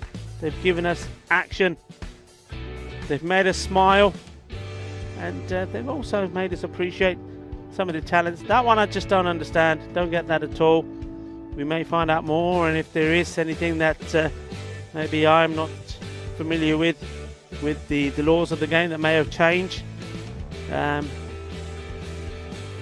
will bring that information to you, but perhaps it could just be as simple as the umpire didn't see it. He was watching straight on, not watching that area of the pitch, and therefore you can't see it, you can't give it. Hats off to the Panthers. They're giving us a good morning here, the work that they've done, and also to the Hawks. Well done to the Hawks as well. What an improvement this has been. The first time we saw them, and they've ended on a high themselves. That victory adding 2 more points to their total 10, so they finish on 12. They finish with a healthy played 10, won 6, and losing 4 of those games, and they'll be very, very proud and should be very proud of that. Congratulations to them, and well, congratulations to both those teams for giving us a fantastic game. And speaking of fantastic games, well, this one that's going to be coming up. Remember, we're going to have a slightly longer break than normal because of the early finish, so coming on the half hour, so 11:30 GMT, 12:30 here Central European time, and those of you watching in the Sub-Indian continent at 5 o'clock. Well, what a match this is going to be. Trinidad Royal Stars, they'll be licking their wounds, won't they? Mohamed Faiz Haider, Mohamed Ali Mir, Mudassar Ali, Amir Shahzad just never got going in that first game against the Panthers, allowing Panthers to end this day with a victory for them. It's not going to be easy because they've got the likes of Baba Khan, Dilwara Khan, and also Bilwara Khan to contend with, as well as the youngsters, the brothers Mati and Sami ur Rahman, and of course also Hamza Salim. Now, battle on a Shaheen, for me, they've got the firepower to score big runs, and well, Trinidad Royal Stars, they've given them the freedom to do that. They've won the toss, Trinidad, and decided that they would field first, so they're obviously still backing themselves in the field to chase. I tell you what, battle on it if they get going, and we've seen them get going early on in the set big targets in the first 3-4 overs, but then they've lost wickets, and that's the one thing that I would say about Bangladesh Shaheen. They've got good talented players, but I just think they're just missing the tactical side of their match. They just don't have a good game plan. I think they're very eager, very keen players, and they're a lovely bunch of lads. I've said before that Baba Khan and Hamza Salim are lovely guys, lovely to speak to, but I think as a team they don't always come up with the game plan, so it's almost like every batsman that comes in is just coming out to bat freely, to bat at will, and not really batting to a plan that the team had discussed, and because of that sometimes they lose wickets very quickly. So even though they get good starts, they then crumble, and then they rely on somebody at the bottom to get them out of trouble, and sometimes it's been the youngster Malik Mati, who's batted well, left-hander. The last time we saw it was they had to rely on Bilawala Khan when the top order disintegrated. They've just got to have a plan. I think they need to know what the plan is and what you're doing, and bear in mind that if things go well for them here and they do end up topping this group, well, they will be playing their semi-final against the very strong Pak Eye Care team, and you've got to go into those matches with a plan. You've got to know what your role is in the match, what your role is in the team, and you've got to put that role into action. But if everything clicks, well, we know what they can do. They can score big, but yeah, for me, just missing a game plan. They can get a game plan together. If players can go in knowing that what their roles are to do, I think they could be very explosive. But they've got the opportunity to show us their firepower because they are batting first. Trinidad Royal Stars, I have to say I am surprised at the decision. I thought that they would perhaps like to have a bat themselves, maybe try and get the runs on the board and put a little pressure on Battle on it, but they're electing to go with what they believe is their strength, and well, you can't doubt them for that, which you're chasing, and well, to do so they need to make sure that the big guns that they've got as well need to perform. So we're going to take a slightly longer than normal break here now, courtesy of that early finish, so it gives us time to prepare for this exciting match. So don't go away.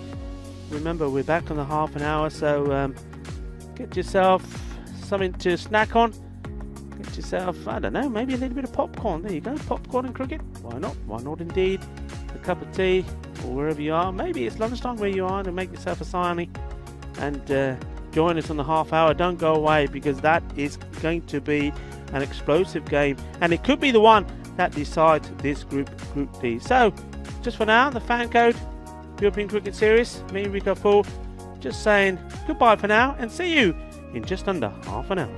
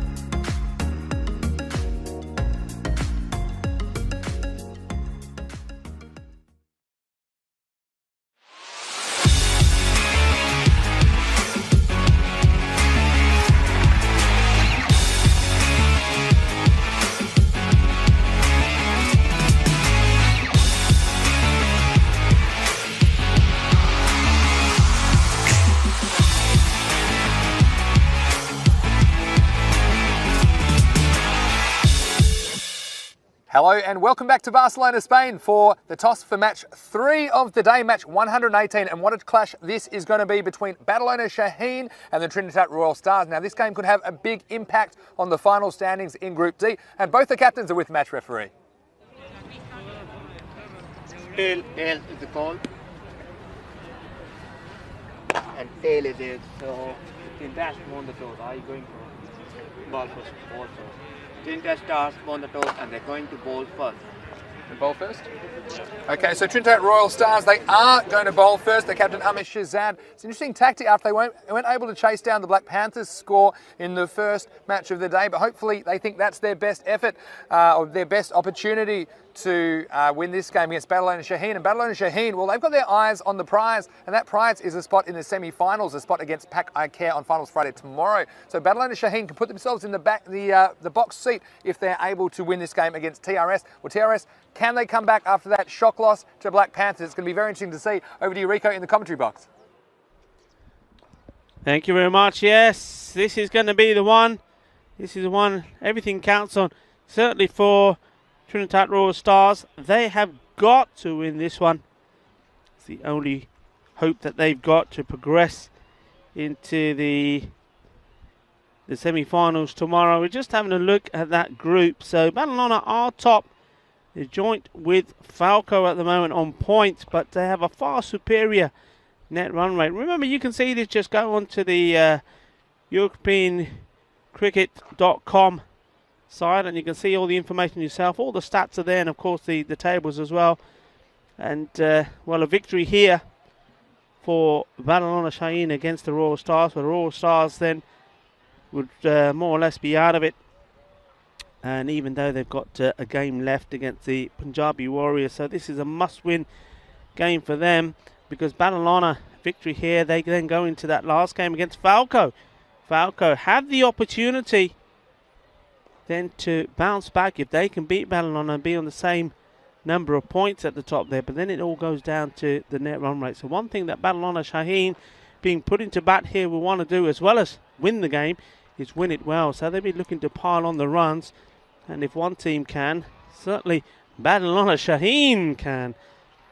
Just having a look at the fancy dashboard there. So Baba Khan and Samrat Ali, I would imagine that they will open. Samrat Ali, he hits the ball sweet, but one of many batsmen, I have to say, in this series that though they've looked good and looked pretty destructive and talented, they haven't actually gone on to score the big runs to show us that. I mean, unlike Mustansar Iqbal, he's looked good, scored runs. Awais Ahmed has looked good and scored runs, and big runs we're talking here. Yasir Ali looked good, scored runs. Kuldeep Lal has looked good, scored runs, and of course we can't miss out Karan Datta, Kishit Patel, and also Gurwinder Bajwa. All of these guys not only have they looked good, but they have gone on to score big runs, and I think that's basically what Badalona Shaheen have to do. Baba Khan, Samrat Ali, they've got to score the runs, pile them on, and then hope to restrain or skittle out Trinidad Royal Stars pretty quickly. Trinidad, well, they know is do or die for them as well. It's a strange decision for them, I think, to field first. I think maybe in this situation, the key is for them to bat first and try to do the same advice that I'm giving to Badalona. But they fancy chasing. They certainly have the batsmen that can do it. But once more, similar to what I'm saying about the Badalona Shaheen batsmen, haven't really gone on to score big runs. They make starts but don't finish. Interesting game. And we go over now to the umpires. Abdul Khan and Nilkesh Patel, the men in black who are out there to see us into this match. And it looks as though we're going to start with Mohsin Raza as the bowler. He's continued to do that throughout the series. He's the man that they call upon to get them the first strike. And talking about first strike, Badalona, they're just relying on Baba Khan to do that for them. Now he does strike it and strike it well, but once more he's been getting himself out. It is Samrat Ali on the other end on striker, so we're off. The big match Watching Raja in for the first ball. Well bowled. Right up there, Baba steering it down to the leg side to square leg area. Takes a single. And one area that Baba Khan has found difficult to handle is when he's hitting the ball straight.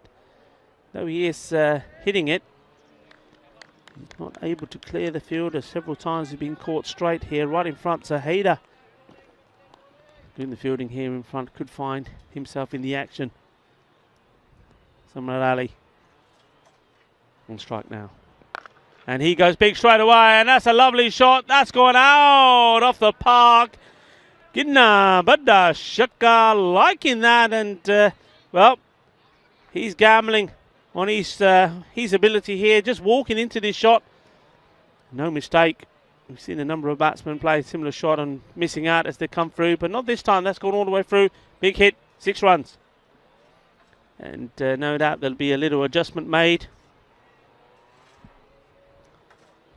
Not that fielder would have been in contention to stop that one. So, single of the first. Big 6 from Samrat Ali. Off the second ball. He's first. Here we go again. This one's Fuller. And this is trouble. If this goes through, Baba's in all sorts of trouble. And it wasn't a good throw. He went straight away. Single was there. We've seen many a team take him. It went to the fielder, but it wasn't blasted at him. And Samrat Ali just didn't move. It was his call, I have to say. Samrat Ali's got to make the call, but, well, Baba Khan was stranded there. Just watch this. He was off, watching the ball, not watching the play. And as soon as he looked, he saw that Samrat hadn't made a move at all. Well, a direct hit or even a better throw, he could have been on his way back. Slower ball, it's down the leg side, and, well, the bowler appealing, not really sure what he's appealing for. He should be just saying thank God, because that one wasn't a good ball. It was down the leg side. Someone getting pad onto it, otherwise would have been a wipe, but really should have been thinking about smashing this one away. Gets away with a bad ball. This one full and hit over the top. One bounce, 4 runs, and just straying with his line a little bit here. Mohsin Raza. This one too full outside the off stump, and the batsman of the ability of Samrat is going to put it away. I mean, he's played a similar shot to that, didn't he, in one of the games? He absolutely clubbed it, but it was a great catch that was taken that dismissed him that time. So he'll be making sure if he's going to hit it there, he's hitting it over the fielders. This one short, and it's gone. Balle, balle, balle. That was big. That was hit hard. It was a Gandhi ball, and it got everything it deserved. Within a batsman, idani ball. Khana pina, it's gone. And well, what a super over, and well, I think everybody just struggled to keep up with that, and there's some big shots there in the end. Got away with a couple. Big finish. It's 17 without loss. So Badalona Shaheen doing what they need to do as we join in the commentary position once more by Mr. Maximo. Good start from Badalona. You could say that. I think I'm losing my touch, Rico. I was always creating wickets, wasn't I? But maybe I'm running out of puff like some of these teams, I think, as we get to the back end of the tournament. But yeah, ideal start for Badalona Shaheen. And we mentioned at the toss, they were sent in by Trinidad Royal Stars. I don't think Badalona Shaheen would mind at all. They like to bat first. They like to go big. And they've certainly made a great start here in match 118. It's Sajid Iqbal. And that's gone all the way over. That's a lovely shot. And I said that Mabad Khan has been out a few times playing this shot. He doesn't follow through, but this time, you see that even still then, he's lifting rather than hitting. A few times he has got it wrong. I still believe he needs to be trying to get just a little bit more oomph in that shot just to make sure. But this time, the timing was weak. Direction of the wind favourable to him. And this one's wide and being called a wide as well. And he's looked threatening at times. Well, really, every time he's batted Baba Khan during this series, but he hasn't quite gone on with it. And you just wondered if he does get going, what he might be capable of. And certainly his timing was right in that previous Maximo. This one he'll just dig out and take the single. But Trinidad Royal Stars, of course, they're reeling after that loss, which is it means they need to win both their last games, this one and the next one against the Warriors, and win them very well to be in contention. And well, they'll be fighting like crazy to stay alive in this group. And that one's been sent. Lumba, shaka. That's big. It's gone all the way, and it was a full toss. You can't feed these sort of deliveries to a batsman who's hitting the ball so well and in good form. He's just going to send it away. You've got to make him work for these runs at the moment. They're just feeding him. Yeah, put a bow on this one because this is a gift from the bowler. It wasn't that quick. And when he gets it right, he's a difficult customer, Mohammad Sajid Iqbal, but Muhammad Ali's not going to miss out on those. Down the leg side. I take this opportunity to reflect on the morning so far. And the Black Panthers, well, what a way for them to go out. Of course, they didn't quite get it done, but they certainly created a few moments of madness as they were defending that total of 71 the previous game. But Puneet and the gang, as well as all the Hawks, say goodbye to you from this edition of the ECS. I'm sure it won't be the last time we see them. And hasn't it been brilliant? 24 teams, over 300 players we've seen in this region, and wonderful facility and organisation, and it's been great to bring you all the action. So we'll be back bigger and better, I'm sure, in the future in Spain. Ooh, that's better bowling. It's right up there. It's fuller, and that brings to the end the second, and it's still going along nicely for Ballalona. That moves them on to 31. And the difference it makes to be able to clear the boundary, you see there, still getting 14 off the over, just that Maximo making all the difference.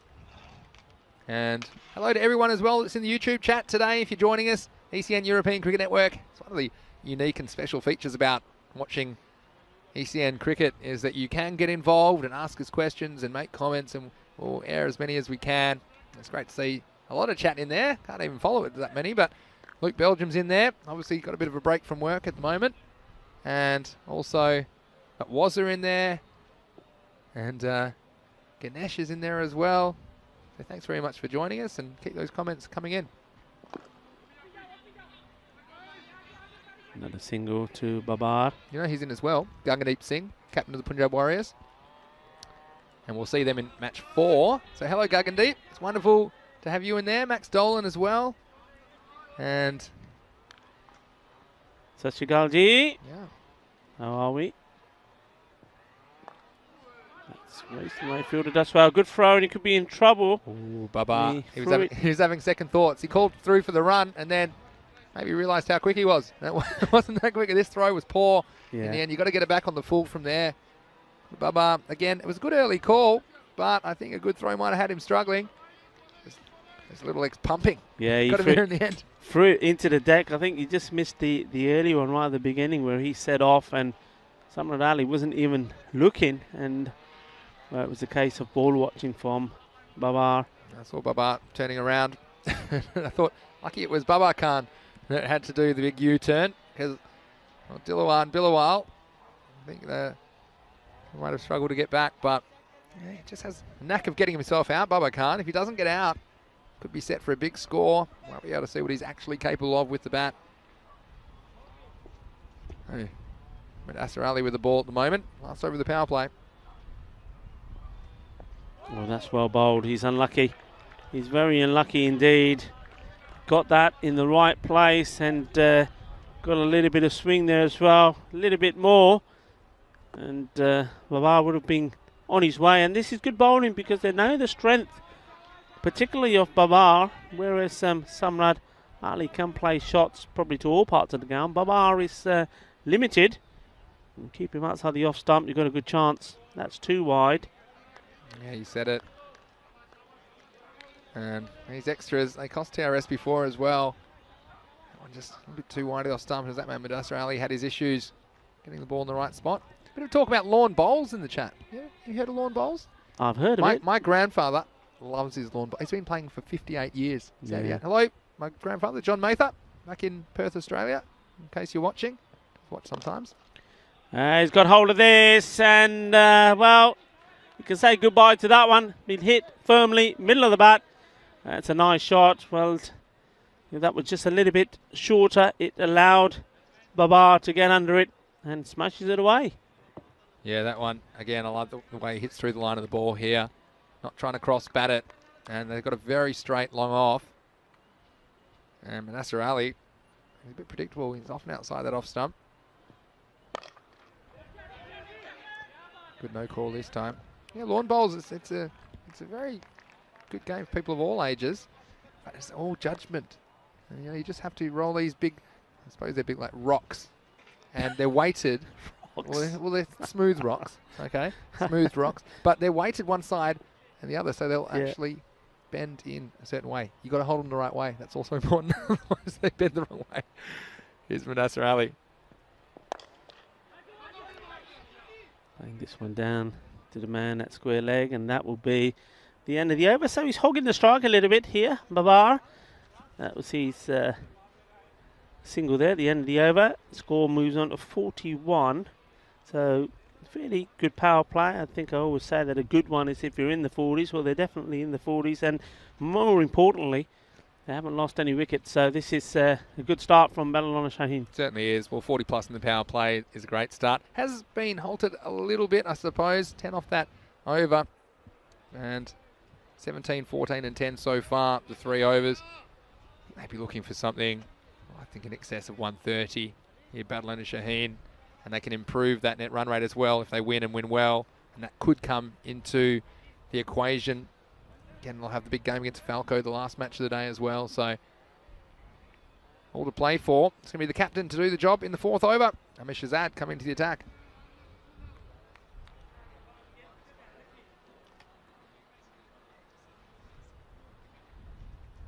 Just waiting to set his field. Now, Babar, what will he do here? Will he go after him, you think?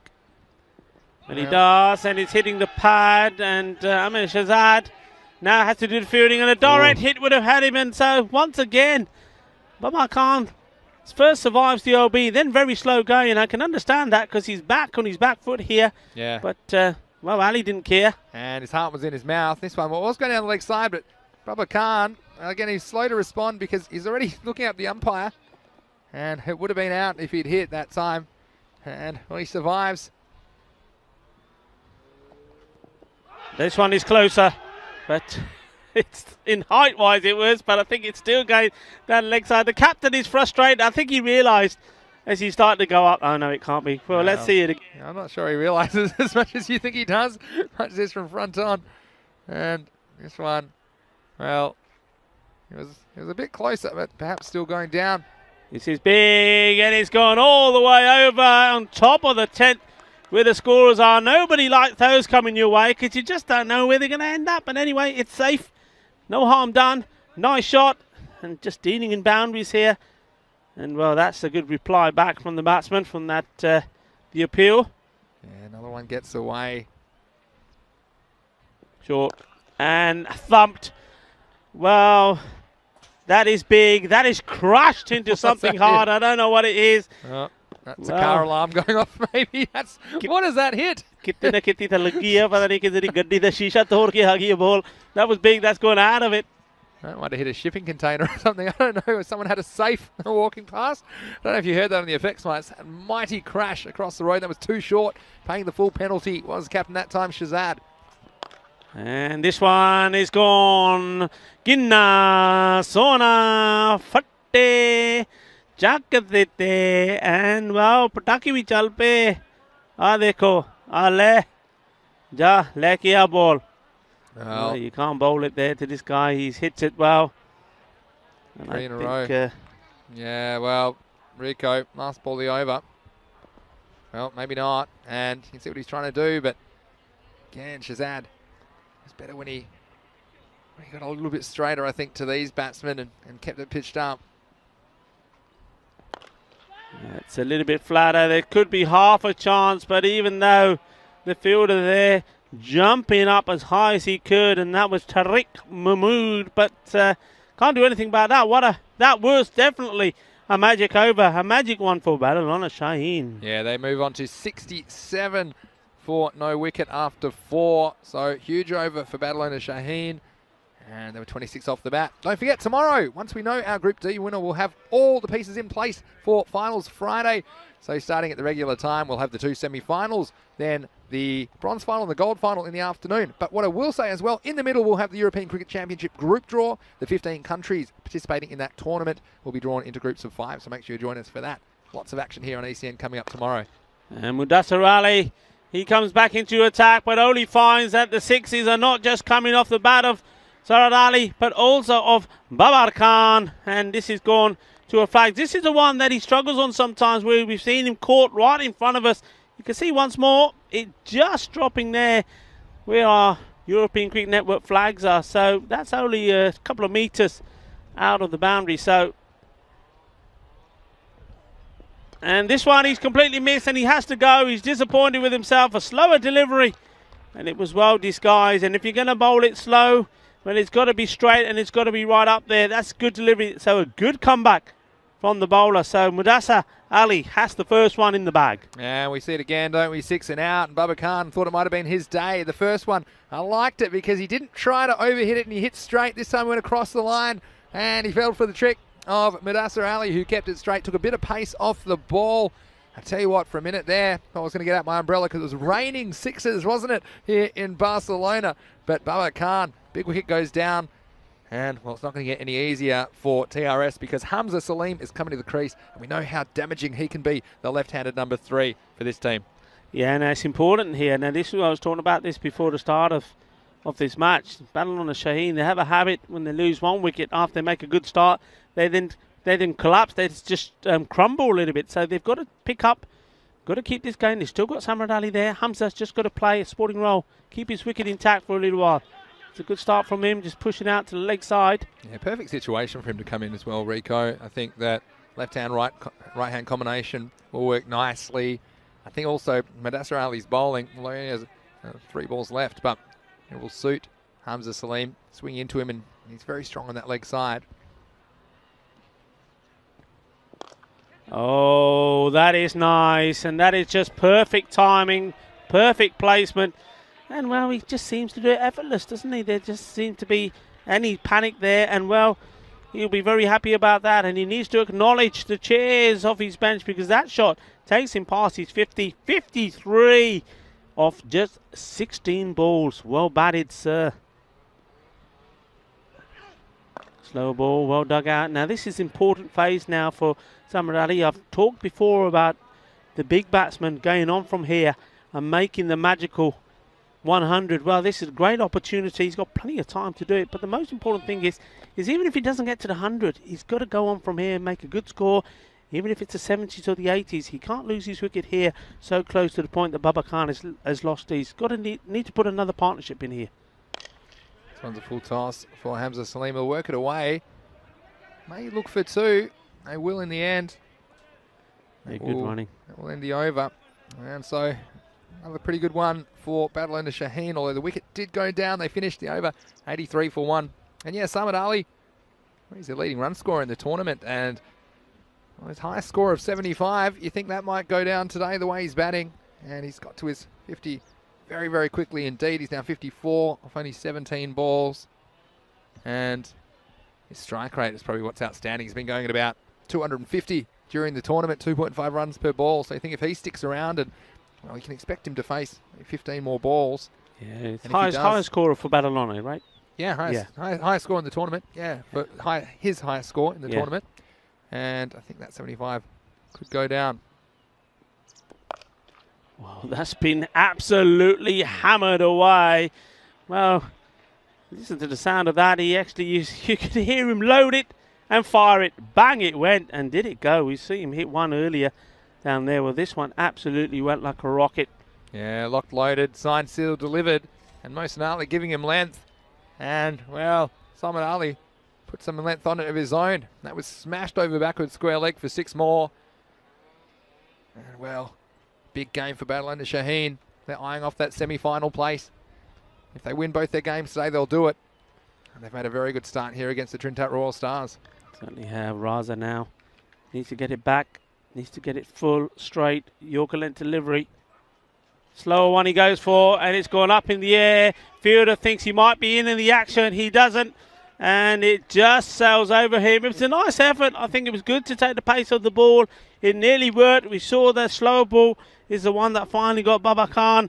But, well, this guy, Samrat Ali, he bats so much straighter, so much correcter, doesn't go across the line. Yeah. Just hit through that. Nice shot. Great effort 6 runs. Great effort from Fiazi on the line as well, but couldn't reel it in. Oh, my word. Balle, balle, balle. Well, it is all about the boundaries here today. And I tell you what, I'm going to call it early.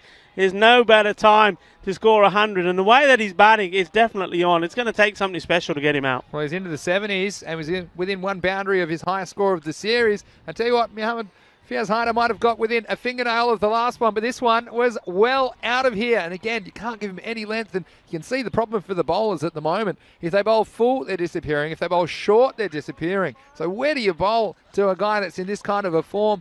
And, well, the 100 already up for battle owner Shaheen. Only the 6th over. And that's nice. That's clever. He's seen that one was wide, stopping his shot. He's not going to risk getting out to a loose shot outside the off stump. He'll take the wide and take the extra ball. Super hitting. So much pressure now here on Mohsin Raza. His first over went for 17, and he's getting the same amount of treatment in this one. Well, I'm thinking for Mohsin Raza, and he comes again. That's well bowled, and that's the delivery. That's what I'm saying. I know it's easier to say when we're sat there saying that's what he needs to do, but that's what he's got to be trying. It's so easy to overpitch that as well, but that's good. He's come back there with the Yorker length delivery. You said exactly right, Rico. The margin of error is so small, and if it's any length, it's half volley, it's probably going to disappear. It's a full toss, it's probably going to disappear, but that one's spot on. Hamza Salim, the left-hander, on strike now. Well, he's not quite timed it, but he's picked it. It was, again, the slower ball, but it was too full. And Hamza Salim in on the act.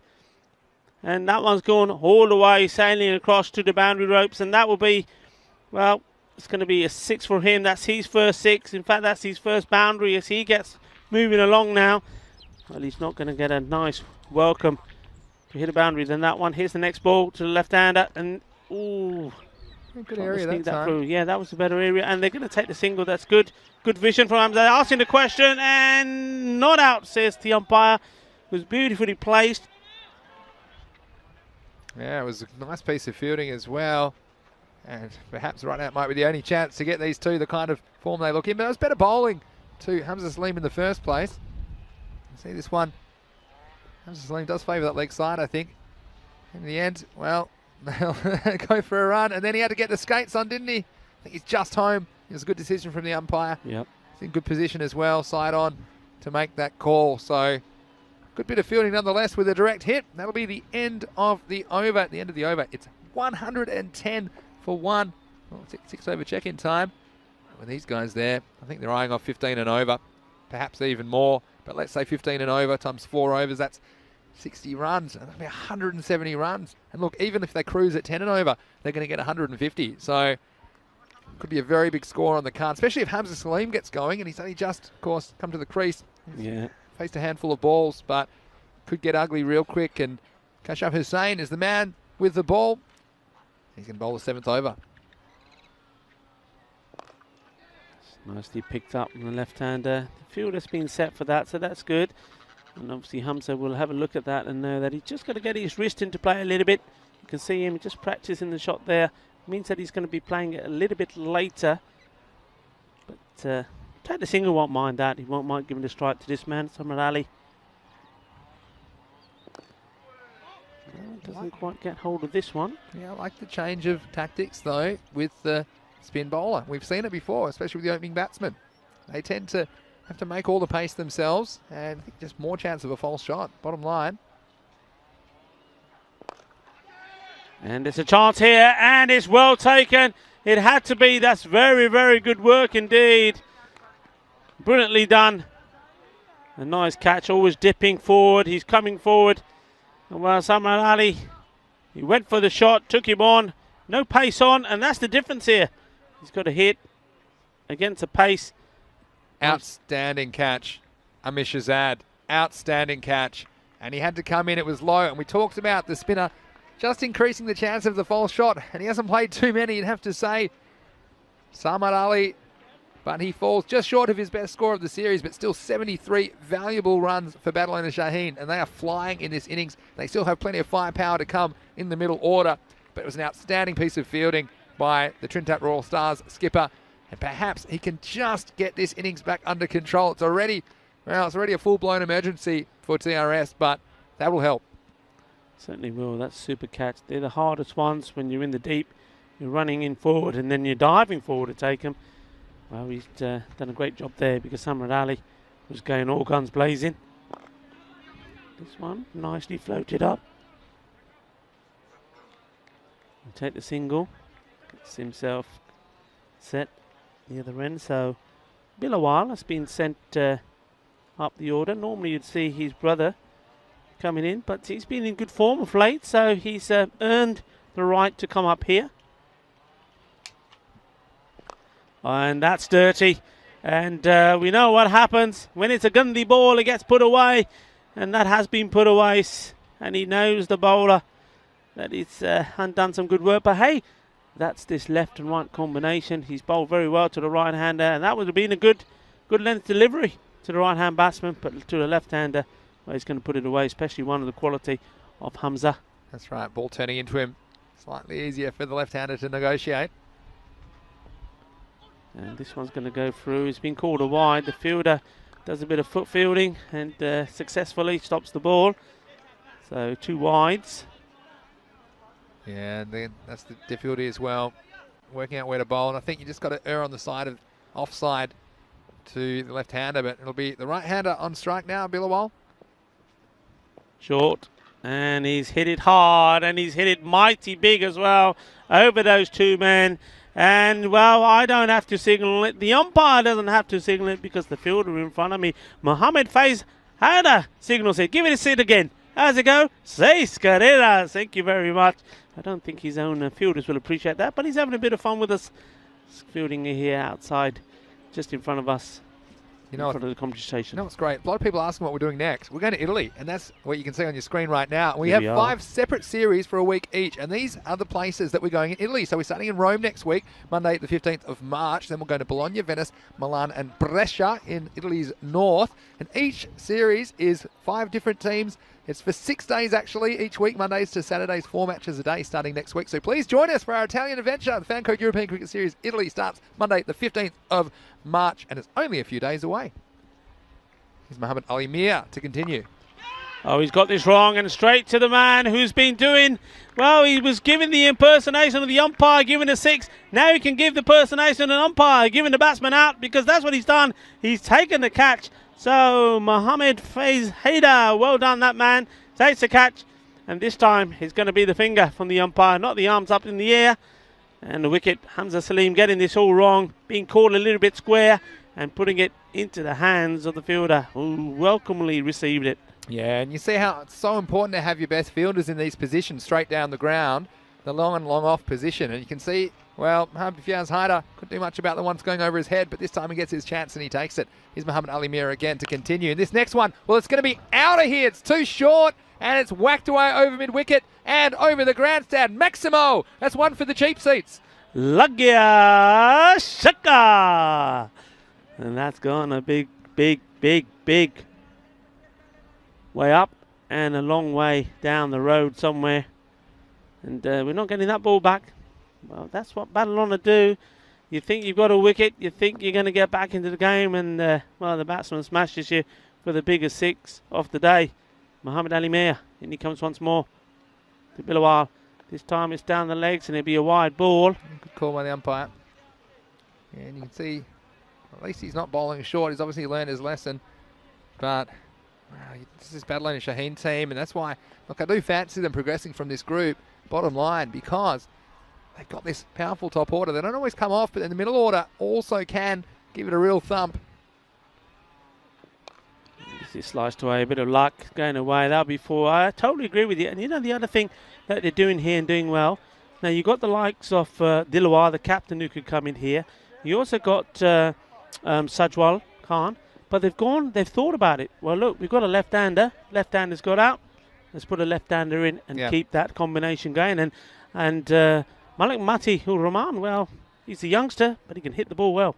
He certainly can. We've seen him do it before. I'm sure he'll be trying very hard as this innings comes to its conclusion. Here's Muhammad Ali Mir.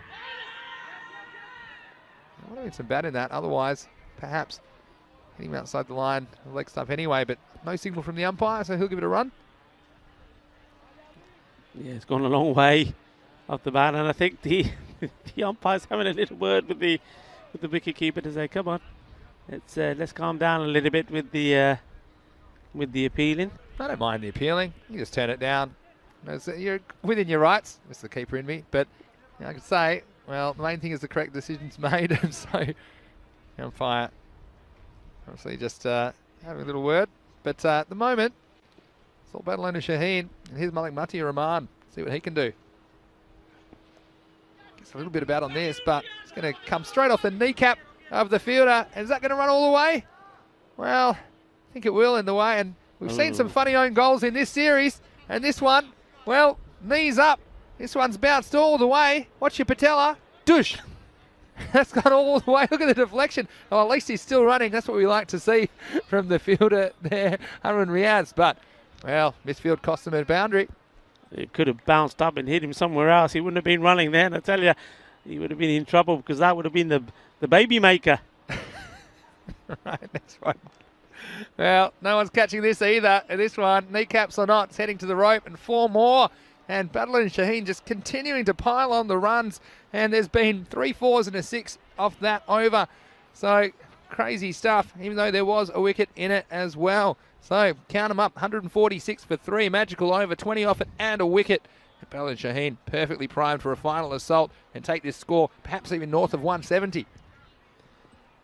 Yeah, I mean, you see, this is now this 9th over.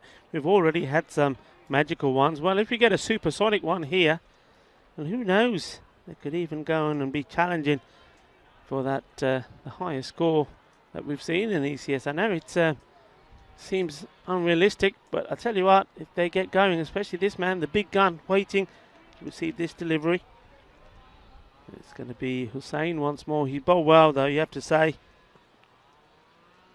Keeping the pace off the ball. Here he comes.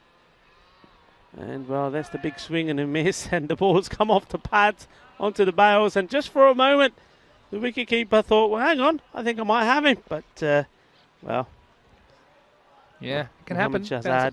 My first ever stumping, I took bounce off my pads. Yeah? Yeah, I remember. I was like, I'll take it. Don't know whether to feel good or bad about it. I mean, guess you make your own luck. But, Kashif, what can he do?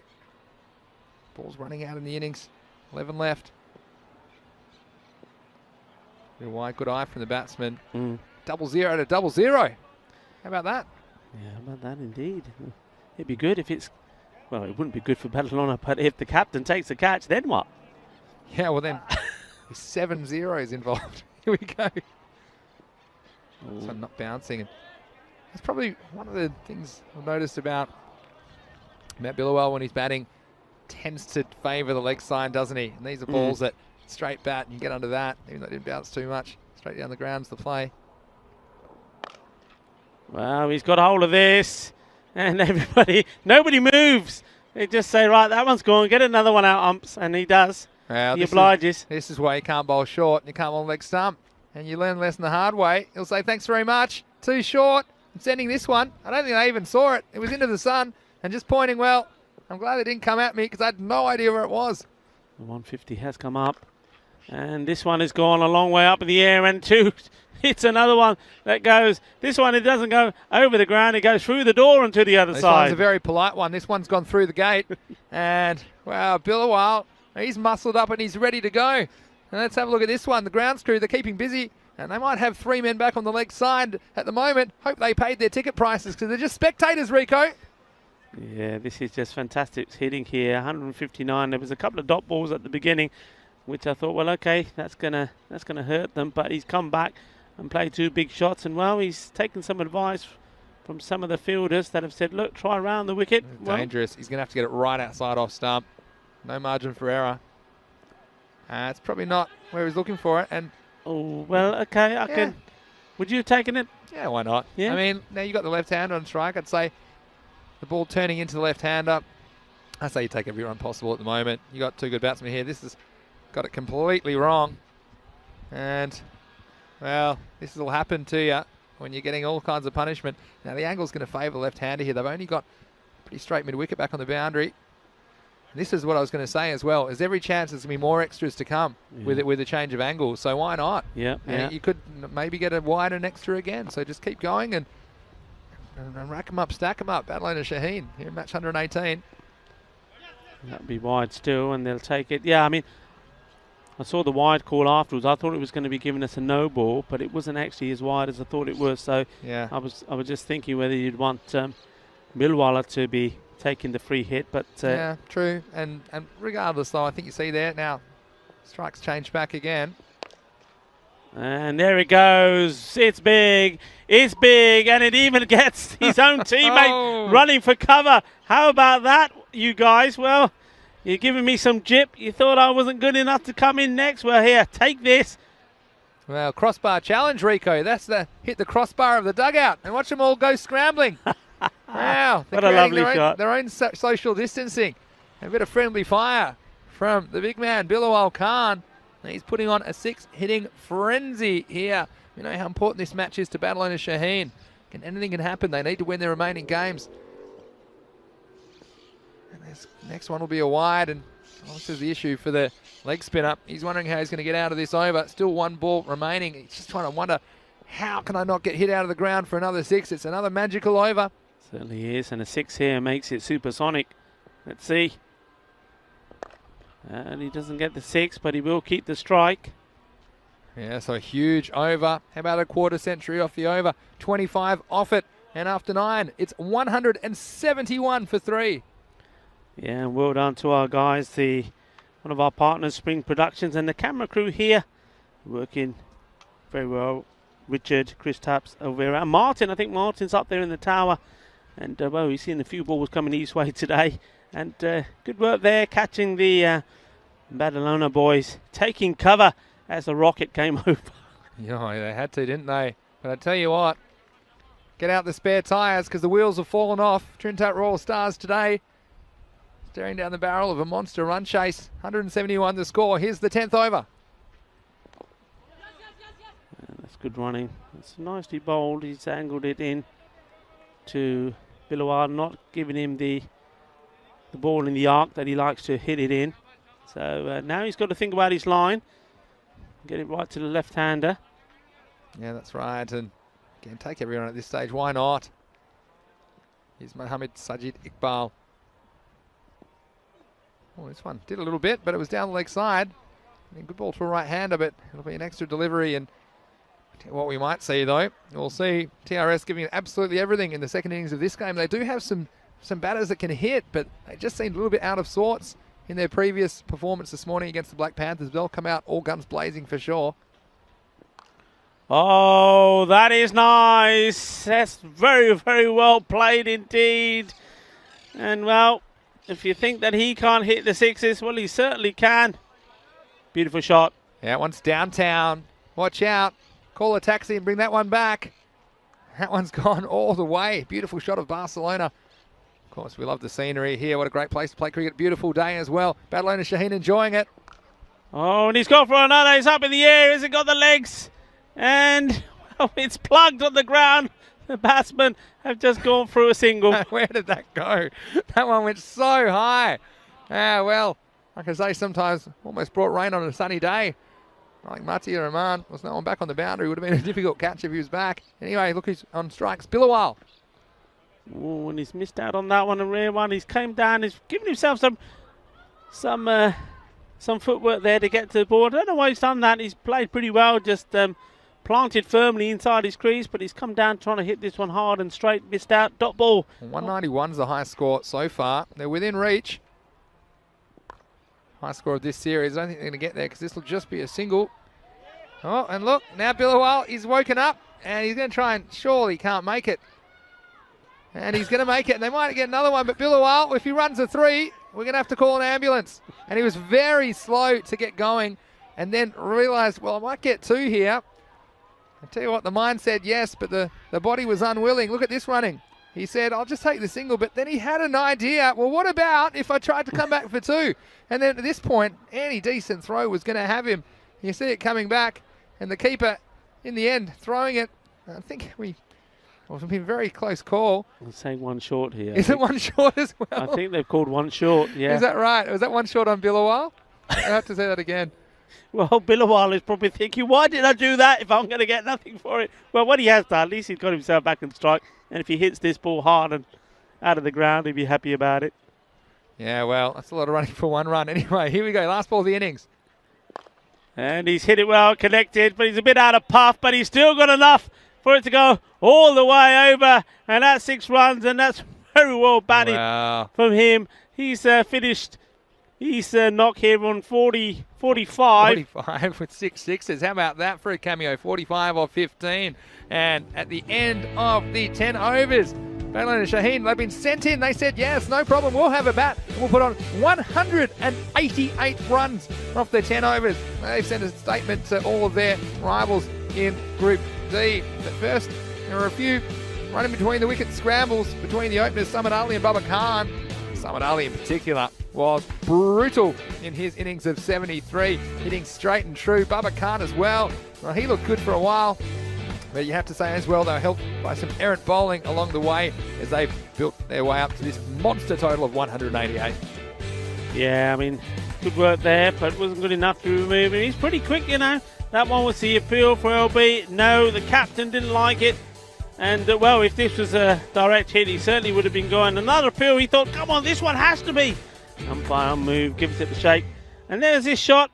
Well, this time, he got it spot on there, the ones that normally have been his downfall. Playing it well. And that's his usual shot. Great caption there of the fielder. But then he decided to go across the line and he was disappointed with himself. Just watch as he's seen that. There he goes. Says, why did I do that? But this man, well, Samad Ali, wasn't he in good form? And I like the way that he just fancies himself playing those shots. And he was joined by Hamza Salim. Played some nice shots himself, but didn't really get going. Just see that. There was an absolute brilliant catch there, and that was the captain saying, yep, I've got it, got the wicket. That was a great catch. That brought this man to the crease, and he didn't have any plans on leaving it. He stayed in it most of the times when he hit the hitting, all from inside. Soft dismissal that time. That was Hamza. But I think it was clever from Balalona to bring in another left-hander. This man, Matiur Rahman, and there was a one that went off the knee. He had to chase after it, and it still went all the way to the boundary. That was big. He just waited for it and absolutely hit it away. And you can see there the fielder just saying, nope, we're not moving. And it's almost like the fielder pointed to the bowler and said, well, if you hit it, you get it. And then he's almost taken out his own team. It's a lovely shot there. Just look at that pick up. And that was the young Matiur Rahman. There's a chance there of Billawal being run out. He saw the opportunity to get to the other end. It only counted as 1 run because 1 was short, but well, he made up for it. He made sure that he didn't do all that running for nothing by hitting the last ball over for 6. So, well, there you have it. 188 for 3. I was saying at one point, even though it looked unrealistic at the end of 8 overs, that maybe that record, 198, was still on. And when you think about it, they only fell 10 runs short, and in between there was a couple of swings and misses and a few dot balls, but still they managed to get to 188 for 3.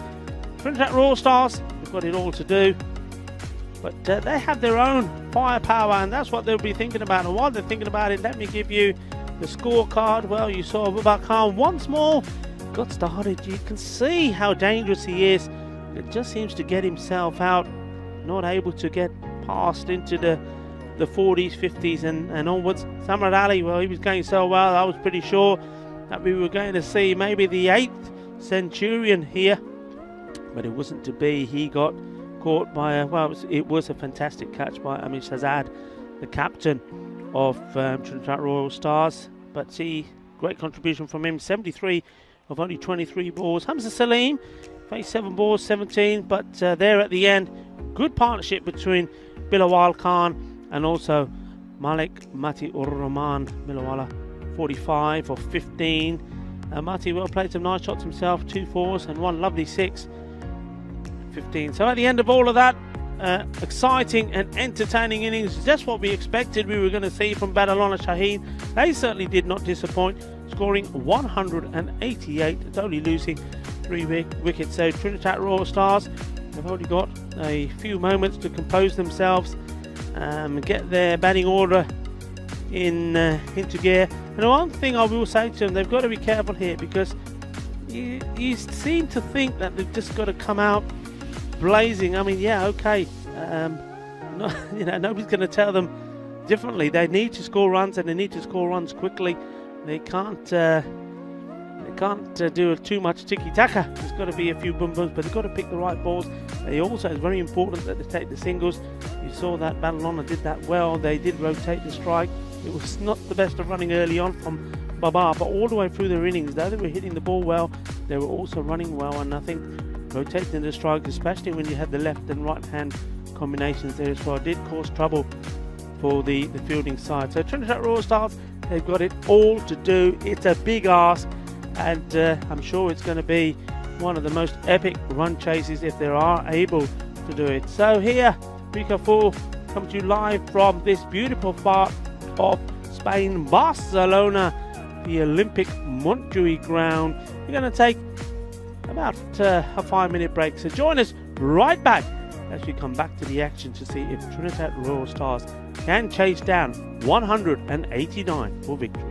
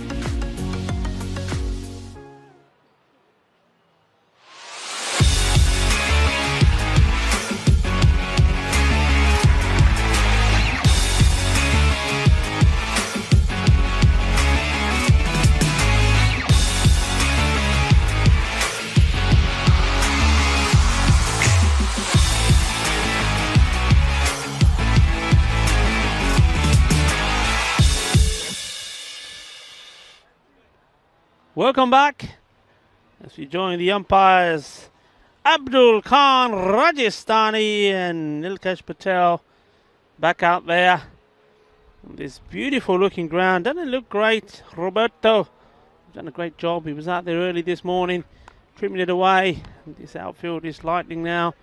Looks absolutely immaculate under the sunshine. And we resume this match number 118 on day 24.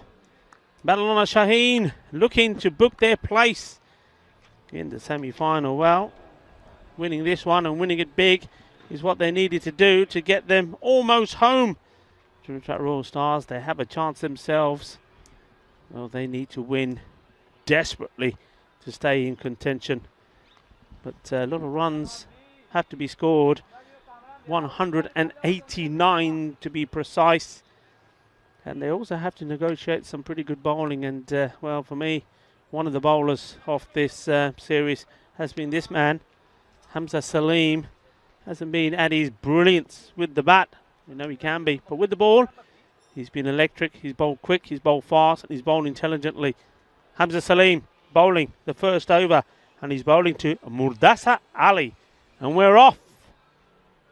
Here comes the first ball. And straight to Dilawar. Wasn't required in this first game with the bat. The captain.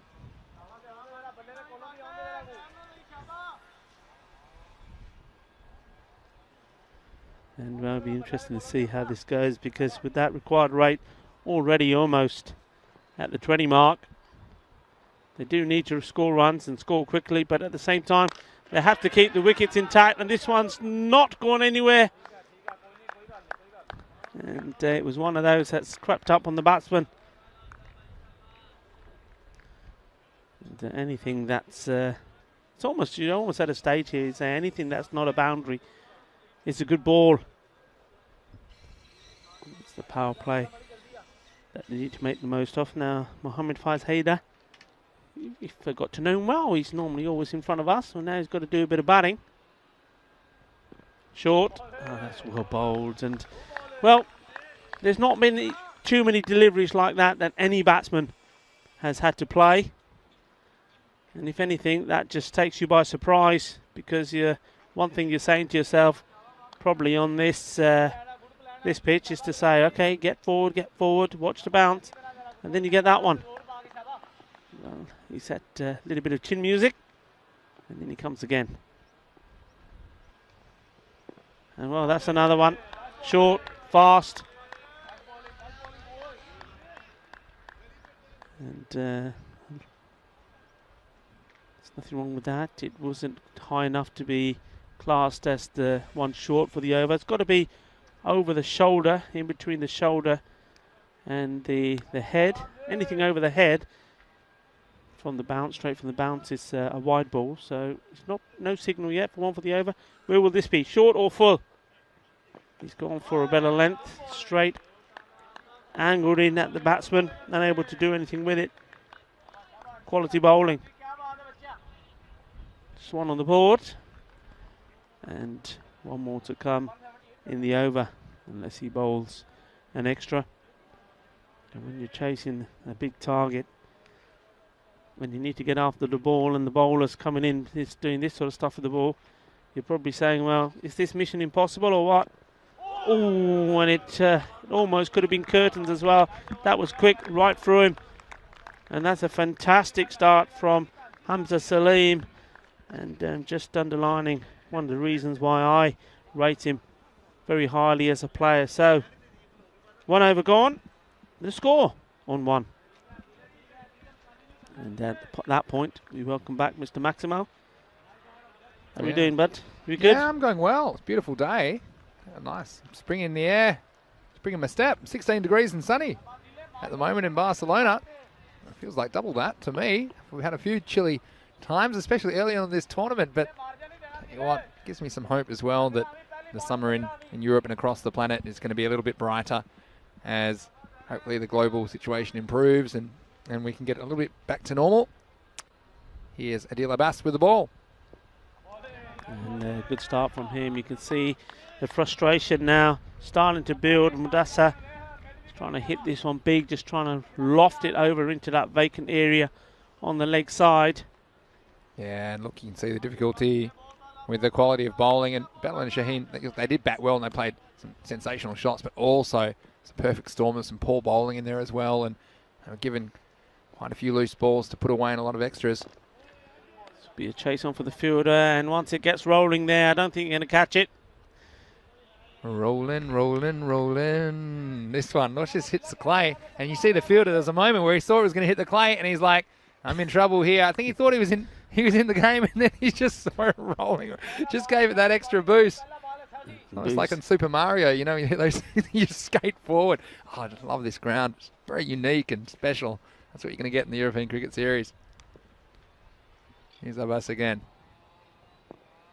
It's going to be wide, I think. Yeah, Oh, I mean, yeah. Vinny, I'm looking forward, of course, to our journey, our travels in Italy. Of course, I am, and we certainly. made many friends there last year. It'd be good to see some of them again and some of the teams. But it's also going to be a very sad day to leave this Montjuïc setting. I mean, it's been a fantastic 5 weeks we've had here. We've absolutely loved it. Loved the teams. Loved all you guys. It's going to be sad to say goodbye. Yeah, feel like a local. Here's Abbas. Yeah, they've got to take that run at this stage and hope for the best. I think, yeah, as you say, it's been beautiful and everyone's been so hospitable here. And it's the longest we've ever had in one place in the ECS so far. It's been a lovely place to have it, a great facility, and I'm sure we'll also have a lot of exciting adventures and a lot of other places that'll feel like home as the year goes on, so stay with us. It's well bowled. Yeah, I mean, Vinny's not wrong, you know. He says it. We've been here so long. It is like being home, and Vinny invited me over for a glass of wine the other day in his room, and I went in. He's got pictures of his family up on the wall and everything. You've definitely Home made sweet, it like home, home sweet you? home. Home sweet home, yeah. Little welcome mat. Yeah. I mean, can't have any visitors, but you know. Here's Adil Abbas. Oh, and he's got his man. I'm not going to say that probably was a good Yorker delivery. It was probably more a very quick, fast, low, full toss. We'll see it again here. But it was accurate. It was on the stump. Yeah, it was probably more of a full toss than anything else. And when you're playing down the wrong line, when you're trying to hit the ball towards the leg side when it's on the off, that's what's going to happen. So he goes. Yeah. And, well, it was on the cards, wasn't it? They were getting frustrated. Something had to give. And in the end, well, it's Mohammed Faiz Haider. He's gone for a 6-ball duck. Yeah, and that's disappointing for him, but you can see the difference in the bowling quality. And Battle and Shaheen, obviously, if they are to progress and if they perform well enough today to take that last semi-final spot, they've got a big game against Pakai Care, so they'll be wanting to fire on all cylinders. And you see that Adil Abbas, I liked what he's done since he's come into the side, and he's doing a great job here opening the bowling. Oh, that's good, isn't it? That's a lovely bit of bowling. Yeah, and full and straight and outside the off stump as well. So very, very good over. And after 2, well behind the ball game, Trinidad Royal Stars 7 for the loss of 1 wicket. Yeah, I mean, he's been a real plus, a real addition to this side, hasn't he, Adil Abbas? And all of a sudden he comes on. Hamza Salim has got some support at the top. I mean, not that he didn't have before from Matiur Rahman. And this guy, well, remember him. His radar was spot on, this young bowler, Mohammed Samiur Rahman. I really liked him. He got the ball in the right places. I love the way that he goes wide and angles the ball in. And let's see if he's got his radar right today, because if he has, he's going to be difficult to get away. Let's see if he gets it swinging. It'll be left to right on your screen. One more dug in. It's an interesting thing, swing bowling, isn't it, Rico? Because sometimes you'll get particular balls that will swing and others won't. And there's no real rhyme or reason to it. You can look at a box of cricket balls. You couldn't say which ones you think will swing and which ones won't. And also the conditions. It's a bit of a... We've got scientists that can do all sorts of things. They can't tell you why the ball will swing. And we seem to think cloud cover makes the ball swing more, but nobody can tell you why. And here's Sammy. Well, I tell you what, isn't that's coming through with a bit of zip through as well. He's getting some bounce as well. So not swinging a lot because it's a slightly shorter length, so obviously less distance before the ball pitches and going through to the keeper. Maybe he thinks, well, that's the way to perhaps bowl a bit more defensively. Knows he's not going to hit down the ground if he's bowling that length.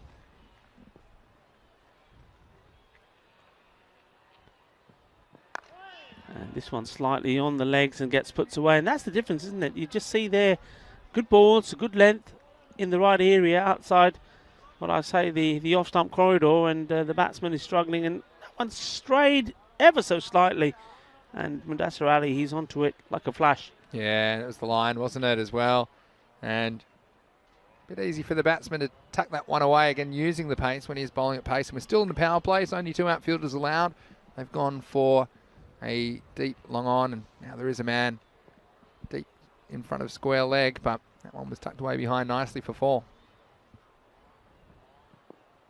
And there you go, back out on the off-stump corridor, and it's a different ball game. Yeah, absolutely, and that's exactly when Battle and Shaheen need to put it. I just want to say a quick hello to Andy House, who is in the chat, one of our team here at ECN, having some well-deserved time off. He was here earlier in the series, so it's great to see you and some of the regulars as well, which is fantastic.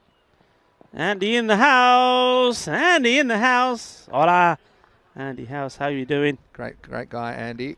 And we look forward to spending more times with you ahead. I think he's coming to Italy for a little bit of it, I think. Yeah, he is. A little bit of Italy for Andy, and that's great. Also got Jamie Bundy in there. Hello, Jamie, and Keanu Nolan as well. Land Ravers in there. Waz's in there from Tasmania. I wonder what time it is in Tasmania. I think it's prime time viewing, probably 11:30 at night. Well, that was a little bit too wide. It has been called a no ball as well, so left to bowl this again. Also be a free hit. Yeah. Well, if they're ready 100% aggression, I think it'll be more than that now, as we see. Sam Williams in the chat as well, saying housey. So it's a bit of a reunion at the moment, isn't it? ECN crew. Great to see you in there. Free hit. It's hit hard. That's going to be chased by captain there, Dilawar. Good work from him. Dilawar's a good fielder, and he just has a way of just sneaks around to the ball, doesn't he, Dilawar? And that'll end the over. So at the end of that one, they doubled their score, but it's still a bit less than what they require, to say the least. It's 14 for 1 after 3. Yeah, the rate now around 25 runs, so it's really going to take some doing from here. Something special is going to happen. The only thing you can say is that they've got the time to do it. So still 7 overs to go, but you literally got to be hitting 4 boundaries and over, minimum, and then some, probably. Yeah, 25 and over. So they need an average of over 4 a ball. They hit every ball for 4 the rest of the innings, they lose. But look, I think we know the result of this game, but it gives us a chance to have a look at the 2 teams. Of course, TRS just shows you how well maybe they overperformed early in their campaign, but missing a couple of key players there, unfortunately, and struggling to get it done. This is quick from Hamza Salim, and it's one of the few bowlers that can extract something out of this wicket. And that was on the batsman very quickly, Muhammad Ali Mia. Yeah, nice to see the Hamza. As soon as he bowled it, even as the batsman was coming through to the other end, he asked the okay, he said yeah, then he does the same and gets to the other end. I think this is all about him coming on here now. It's just is about trying to wrap this game up, isn't it? Get the good tight over in here, 1 or 2 tight overs, and it's literally yes, game over.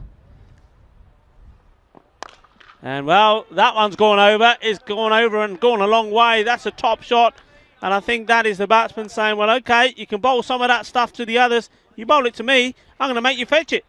Yeah, and maybe getting a bit carried away with the short stuff, Hamza Salim, and comes a bit predictable. If you do have the pull shot in your arsenal, you think you can be pretty short. It's going to be short of a length. So let's see if he comes back with more short stuff or whether he pitches this one up.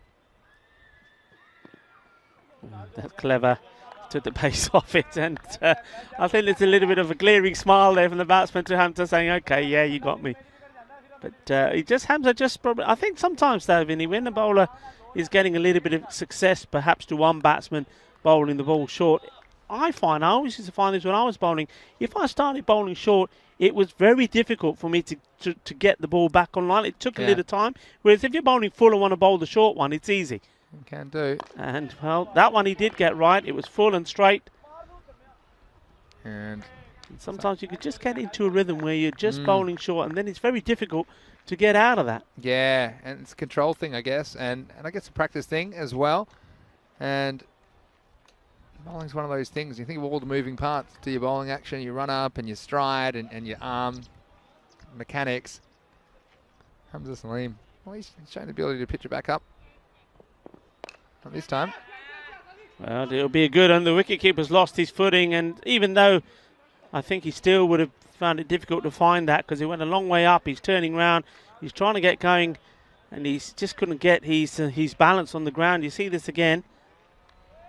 And having to go for it, Muhammad Ali Mir. It just staggered at that moment. I still think, I wonder if he would have found it. In the end, he wasn't that far away, was he? Probably a couple of metres, 2 or 3 metres, and pointing at the ground.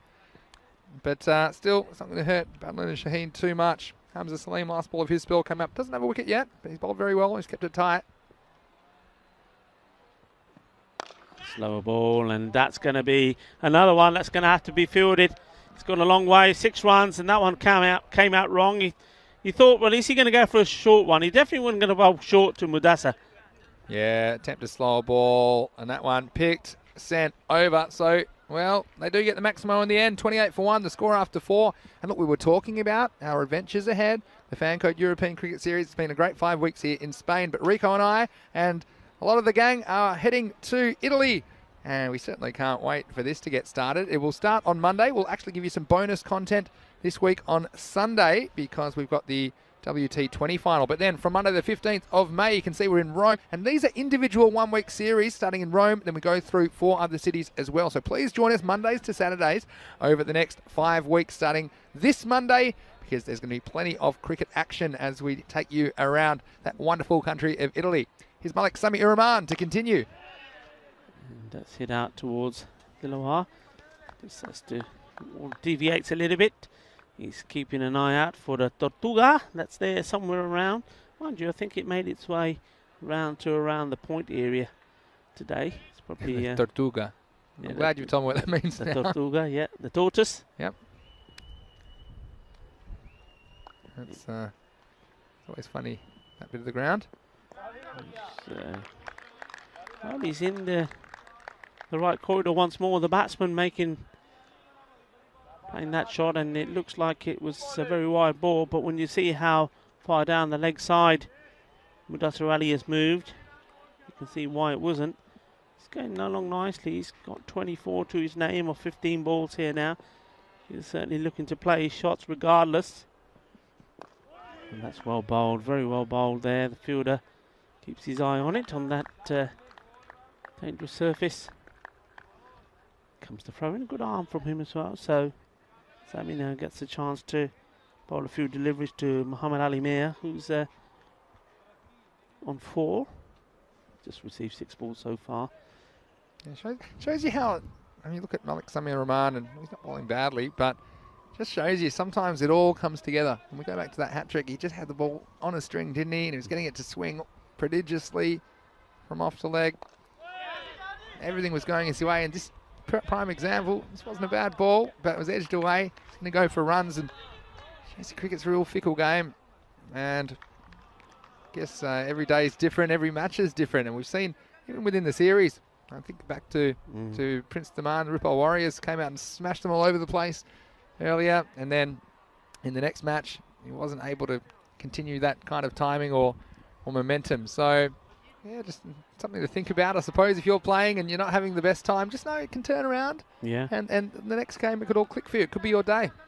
Absolutely, and I think one example of that comes to mind is Omar Ali. Yeah. You know, of the Bengali CC. Spot on. And hello, Omar. I know sometimes he's on the chat. If he's not on there, he might be on later. But yeah, he struggled, and struggled to a point he was getting very, very frustrated with himself. And I remember a conversation that myself and Vinny had with him before one of our walks home. And I'm not saying that did the trick, because his own teammates were telling him the same thing, which was, look, when you get in there, count the first 10 balls, say I'm not going to get out. Then after that, get going. And he seems to apply that, and it's worked for him. This one's a little bit slippery as well. That will end the over at halfway point in the innings. Well behind the running Trinidad Royal Stars, 32 for 1. Yeah, good over there though, wasn't it? Just 3 runs from it. And though he hasn't got that Yorker firing, he certainly found that a good line outside the off-stump. Batsmen have struggled with it. It'll be interesting to see what happens here. Remember, we've seen Dilwar as well. He's turned up and decided, well, I'm the captain, so I'm going to be the spinner of the team. And he's not bowled bad. I mean, he does, it looks like, speak of the devil, looks like he's taking the ball here and going to bowl some of his leg spin. He's always going to bowl you 2, I think, on average and over. That's going to be down the leg side, and it's a free hit for the batsman. But every so often he gets one in the right place, and it's quite difficult to deal with. We've seen him bowl a batsman round his legs as well, haven't we? Yeah, he's good. His good ones are good, as we say in the business. Dilwar Khan. Let's see how they come out over the wrist leg spin. A little bit short, but Hamid Mir only able to drag it away for a single. I was just looking at the Trinidad Royal Stars and wondering where it's all gone wrong for them. And I go to their first round of games. In the first 5, they beat both Battle and Shaheen, and they beat Falco in consecutive games. And that's when they were really up and about. That was in games 78 and 80. Since then, they lost the return fixture to Falco. And well, they'll be going down in this one. And with that loss of Black Panthers this morning. It's a quicker ball, well bowled, and swung and missed by the batsman. Yeah, but you see that Trinidad Royal Stars at one point, they were 5-2. And well, after this, I think they're going to be 5-4. And they're going to finish their campaign against the Punjab Warriors in the next match coming up after this. We will have some toss news for you shortly about that, but I'll have my final thoughts on that in a second after this ball from Dilwar Khan. It's well bowled. It's hit firmly as well, and Hamza Salim tries, he does, cannot get to it. Too much power in that shot. Playing it off the back foot here. Watch this, just giving it a good old thump. Yeah, it was really well struck out of the middle of the bat. It wasn't that short either. Dilwar getting hit down the ground, and he comes again. Well, that one, I think it's bowled him. That's a beauty. That's really good delivery. And I think this one's done a bit. Let's have a look at it again in the replay, because it's right in the right areas, isn't it? Look at this. Yeah. Yeah, that one it was. And again, wasn't really a ball that you could hit a cross-bat shot to. And Mudassir Ali, all he has to go after hitting a nice boundary down the ground. The next one, hitting across the ball in the stumps. Again, flicking the off stump. And, well, the second wicket goes down for the Royal Stars, 37 for 2 now. And just finishing what I was saying about TRS, look, let's remember, it's their first series. And we were talking about them as genuine contenders. In fact, you know, some people, amongst the crew and amongst some of the pundits around the ground, they were thinking that they were the form team. They'd beaten both Falco and Badalona Shaheen. Yeah. If they had a good day today, they were going through, bottom line. But unfortunately, circumstances have conspired against them. Obviously, unfortunately, the Ansars are unable to play, and especially that loss against Black Panthers really put on the back foot. They've never really recovered. But we hope to see them back bigger and better next time. And we'll certainly look forward to their progress, as we've seen all the teams after they've had a go in the Fancode European Cricket Series. They come back, they improve their cricket, and Ravel Sporting, probably one of the best examples of that. And they've sailed through to the semi-finals in Group C. Yeah. Another good bit of bowling, and well, in the end, it'll be TRS versus Punjab Warriors coming up, and it'll be their last game, both of those two. Punjab Warriors will be chasing a third win for the series. They had a couple early on, and they haven't tasted victory since. Yeah, they'll be hoping they can do what the Black Panthers have done. The Panthers were the same. They were really struggling to find a victory somewhere. They threw one away. We thought they had it in the bag, but they came back strong. And in the end, with the victory this morning, ended up with 2. So can the Warriors do the same? Really well bowled. And well, I don't know if the batsman was walking, but he gave himself up. Let's have a look at this on the replay. And the only question for me is if this pitched outside leg stump, because it's going to spin right to left on your screen. And again, we'll have a look at this. Where does this bounce? Oh, again, it's a good shout. It's a very good shout. I mean, it's probably pitching on leg stump. And was it doing enough straightening down the line? Again, don't mind that. That's an umpire's call decision. And Dilawar, he might have been complaining about the wides, but what it did do, it gave him a couple of extra deliveries, and he's grabbed one off the last ball of the over. So after 6 overs, the score, Trinidad Royal Stars, they're 39 for 3. Yeah, so going back to that, it's going to be interesting because, of course, this game looks like it's going to be Badalona Shaheen. And they're going to have a little bit of time to prepare for that battle, the epic battle between them and Falco, which will really then decide what's happening in the semi-finals tomorrow. But before then, the Punjabi Warriors, well, they will be keen to get another victory under their name, and of course they also are debutants to this series, so that'll be interesting. But of course, I think the Trinidad Royal Stars will also want to pick themselves up. New over begins. Malik Mati Rahman to bowl. Starts with a wide. Look, and there's some discussion about this Group D and thinking, well, a battle and a Shaheen going to sail through. Well, this will be a good win, but what this does set up is a game against Falco where if Falco win and win well, it'll come down to net run rate. And so we'll have the exact equation for you by then, that if Falco win by a certain amount, then they could potentially overtake Battle Owner Shaheen. But Battle Owner Shaheen in this form, can't see that happening. Yeah, and also, of course, this victory here is going to help Battle Owner Shaheen even more, isn't it? They're winning this one quite emphatically. Yeah, they are. And so just to explain that to you, and you always have a look at the standings, of course, on our website, ecn.cricket, like I'm doing right now. But Battle Owner Shaheen, they'll have 14 points off 9 games, and Falco would have 12 points. So if Falco can upset Battle Owner Shaheen, the last game will be equal on points. It'll come down to that net run rate, and that's why this margin of victory is very important for Battle Owner Shaheen. It's a wide ball and a little bit of pressure. I think personal pressure perhaps is the word on Malik Matiu Rahman, because from being one of the strike bowlers, he's now coming on here midway through. His brother, his younger brother. He's an afterthought. He's a batsman now. His younger brother is coming on the bowl before him, and I was teasing him actually the last time they played. I said, all right, because he missed the game, and he comes with this delivery. And that one's been clubbed high, and it's going to go all the way. 6 runs. Nicely picked up, nicely played. A little bit too short. Good shot. Yeah, I was saying to him, I said, now look, you know, I don't think they need you. I think your brother's taking your place now. And with him coming on to bowl before him. So he's trying to, he's got a point to prove here today. We were obviously just joking, but that was a nice shot. A little bit too short. Just has to get fuller. Gets to do what his brother did well, and that's fine, that line outside the off stump. Muhammad Ali Mir can bat. It's going to go nowhere fast. It'll be just a single. Now, Keanu did have a question about the previews for ECS Italy, and they will be on the website. I'm not quite sure when, but I know the team are working very hard gathering all the information, so I would think definitely by the weekend you'll have the preview for day one, and of course the team previews as well on our website, europeancricket.com. It's a great place to go to get all the standings, the fixtures, as well as all the articles and information about all the teams and players in the ECS. It's nicely played. That's Ali Raza now, who's out there. Yeah, Ali Raza's out there with Muhammad Ali Mir. And well, you have to feel for TRS as well. Of course, they've had a difficult day so far. And a bereavement in the Ansar family. It's keeping Sufyan and Nikhil Ansar out of this lineup. And obviously missed those, but our best wishes and thoughts go out to the Ansar family. This one's worked away just a single, and we made him hustle in the end. They're going to come back for a second. It's good running in the end from Muhammad Ali Mir.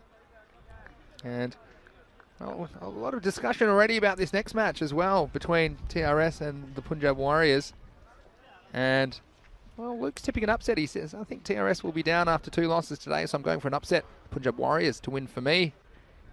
And well, let us know your thoughts, what you think about that game. I know that Nate in Tennessee, I bet that he's set an alarm because he's been quiet for a while, but I bet that's the middle of the night. He'll be up and watching that one. Big Warriors fan. Well, is it a chance? Well, it's a chance to go over the wall. In fact, it's gone all the way. Maximo, 6 runs to finish the over at the end of 7. It's 57 for 3. A beautiful shot here. And Matty, well, can't take a trick. When he was short, he went, and this one was on a good length. It was a very good shot, though. In the end, you can see what got TRS in a position where they could possibly have topped this group. It's not going to be that way for them, unfortunately. But looking ahead, they do have their final match, Trinidad Royal Stars against the Punjab Warriors. And the Warriors, it's their final appearance and their only appearance today. And we've certainly enjoyed getting to know them. Your last chance to see Pepsi and the Turbinator. As I said, it would be a great sitcom. And they're listed to open the batting for the Punjab Warriors, as well as the captain Gagandeep Singh. Also look out for the Hardeep Singhs, both senior and junior. And also we've got a couple of new faces there, so let's see how they go. This is a beautiful cover drive to start the 8th over. Slightly over pitched by Dilawar, and he disappears. And a beautiful cricket shot for 4. Yeah, that's a lovely shot. It was wide and high. And Raza, well, didn't try and hit it too hard. Just foot to the pitch of the ball through the gap. Nice shot. Well, Dilawar needs a reply. And that's a better delivery. And got a bit excited there. Thought maybe, but it wasn't to be. And also, you know, you're talking about improvement of players throughout this series. And, well, I've got to say, this man here, the wicketkeeper, Hamza Ali, he looked at all sorts when I first saw him back in October last year.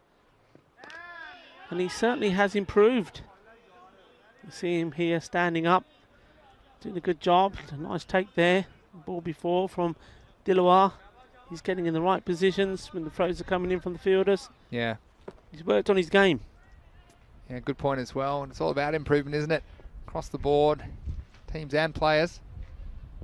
Oh, missed stumping. Yeah, I think he's maybe just that one, his balance. I'm not sure how wide it was. Not sure if it was past him too wide, but maybe he just wasn't down low. Now here we go. And yeah, you see it just getting his fingertips, but that was all about the eye. The eye wasn't on the ball. This one's up and through the gap. There's going to be a chase on, but I think the ball is going to win the battle. It does. So Sammy has to do the fielding. 4 runs, a little bit too short. Yeah, and again, that's all you can do as a batsman at this stage is play the balls as they come to you and keep trying to be aggressive. Yeah, it's not easy for TRS. They do have this next match coming up against the Warriors to think about as well. The news there from the toss was that the Punjab Warriors, they won the toss and elected to bat, so they'll have some time to think about it when they're in the field, but they'll have to chase and they'll need to have their batting wits about them in the next match. And this one's hit straight. Hamza Salim does the fielding. Good technique, nice work. No way that ball's getting through him.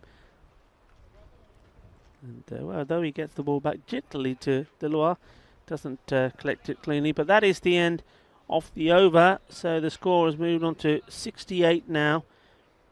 And 3 wickets down, and well, 2 more overs to go. He still bowled very well though. Dilawar went for a couple of boundaries in the second over, but shows he's capable of that wicket-taking delivery, and I think that's important when you're going to be coming up against potentially Pakai Care. If they make the semi-finals, you've got some good players to get rid of. So you need bowlers that can come up with that wicket-taking delivery, that dangerous delivery, and here's one of those bowlers. So I'll be happy to pick up a couple of wickets today. Also could have got a third if that stumping was taken. Anyway, let's have a look at the 9th over. And it's Kasim Hussain with the ball for Battle and Shaheen. Here comes Kasim, and well, that one's been drilled and hard, but there is a fielder there, and I think he did, looking at his reactions, get some few fingers to it. Baba I think that might be Baba, yeah. I remember Baba, he's hiding from wicket keeping because he got one on the end of the fingers. I think he wanted to be anywhere else but under this ball here. He had to get the springs out, jumped on the trampoline, couldn't come down with it, so 6 runs, and well, a rare maximo for TRS in this innings. That was well hit, and well, Ali Raza, since he's come in, he's not hanging around. Nice shot there off the umpire and the flags behind, gives you an indication of the win. And that one, nobody's moving right through that gap. Good bit of hitting, solid shots. It's nice to see, nice positive finish here from Trinidad Royal Stars. And of course, this is all very important. They do have another match to play. They need to finish on a high. We know that they are just as capable as any team. Score big runs, play big shots. Yeah, so it's nice to get a couple of boundaries away. And that's a nice opportunity. Yeah, we've got the next match coming up between the Warriors and TRS. But why don't you, in the break, if you're in the chat, let us know what your favourite moments of this series have been. We're into week 5, of course. It's hit up in the air, and well, it is. Yeah, Salman Ali says thank you very much. Safe hands, that's what he does so well. And that's once more about the fielders in the right place. They could be there a long time. He's had to do nothing all the time in this innings, and right down deep into this, the 9th over. First time the ball comes to him, he's ready to take it and makes it look easy. Comfortable catch. Very good pair of hands. We saw him taking over the gloves as an emergency substitute at one stage, Salman Ali, but he's very safe on the boundary. And so, well, it was a nice little innings, wasn't it? But unfortunately, it comes to an end for Muhammad Ali Mir goes for 21. And the score now 79 for 4. And tell you what, there's a couple of interesting things happening in the chat. Yeah, I did say, why don't you let us know during the break or now what your favourite memories are of the ECS in Spain this year. And listen to this from SG. He said he's just come back from the grocery store. They had Pepsi on sale, so it's a really good omen for the Warriors up next. I'll tell you what I think about that in a second, but first, let's have a look. Kasim Hussain, who's got a wicket, and he might have another one. Oh, it falls just short of the third man. They'll jog through for a single. Look, the reason I said I'd be worried about that is if Pepsi was on sale, that's Pepsi going cheap. Ooh. And we don't want to see Pepsi going cheap for the like Warriors. what you did there. I like what you but did if there. Pepsi's going cheap, it could hurt their chances of posting a score. Last ball of the over. Let's blast it. It's going to be Maximo. All the way off the wall. And warning, warning. 6 of the best for TRS. Into the over. And at the end of the 9th, it is now 86 for 4. Yes, I mean, that's just, I mean, I don't know if turbans were on sale.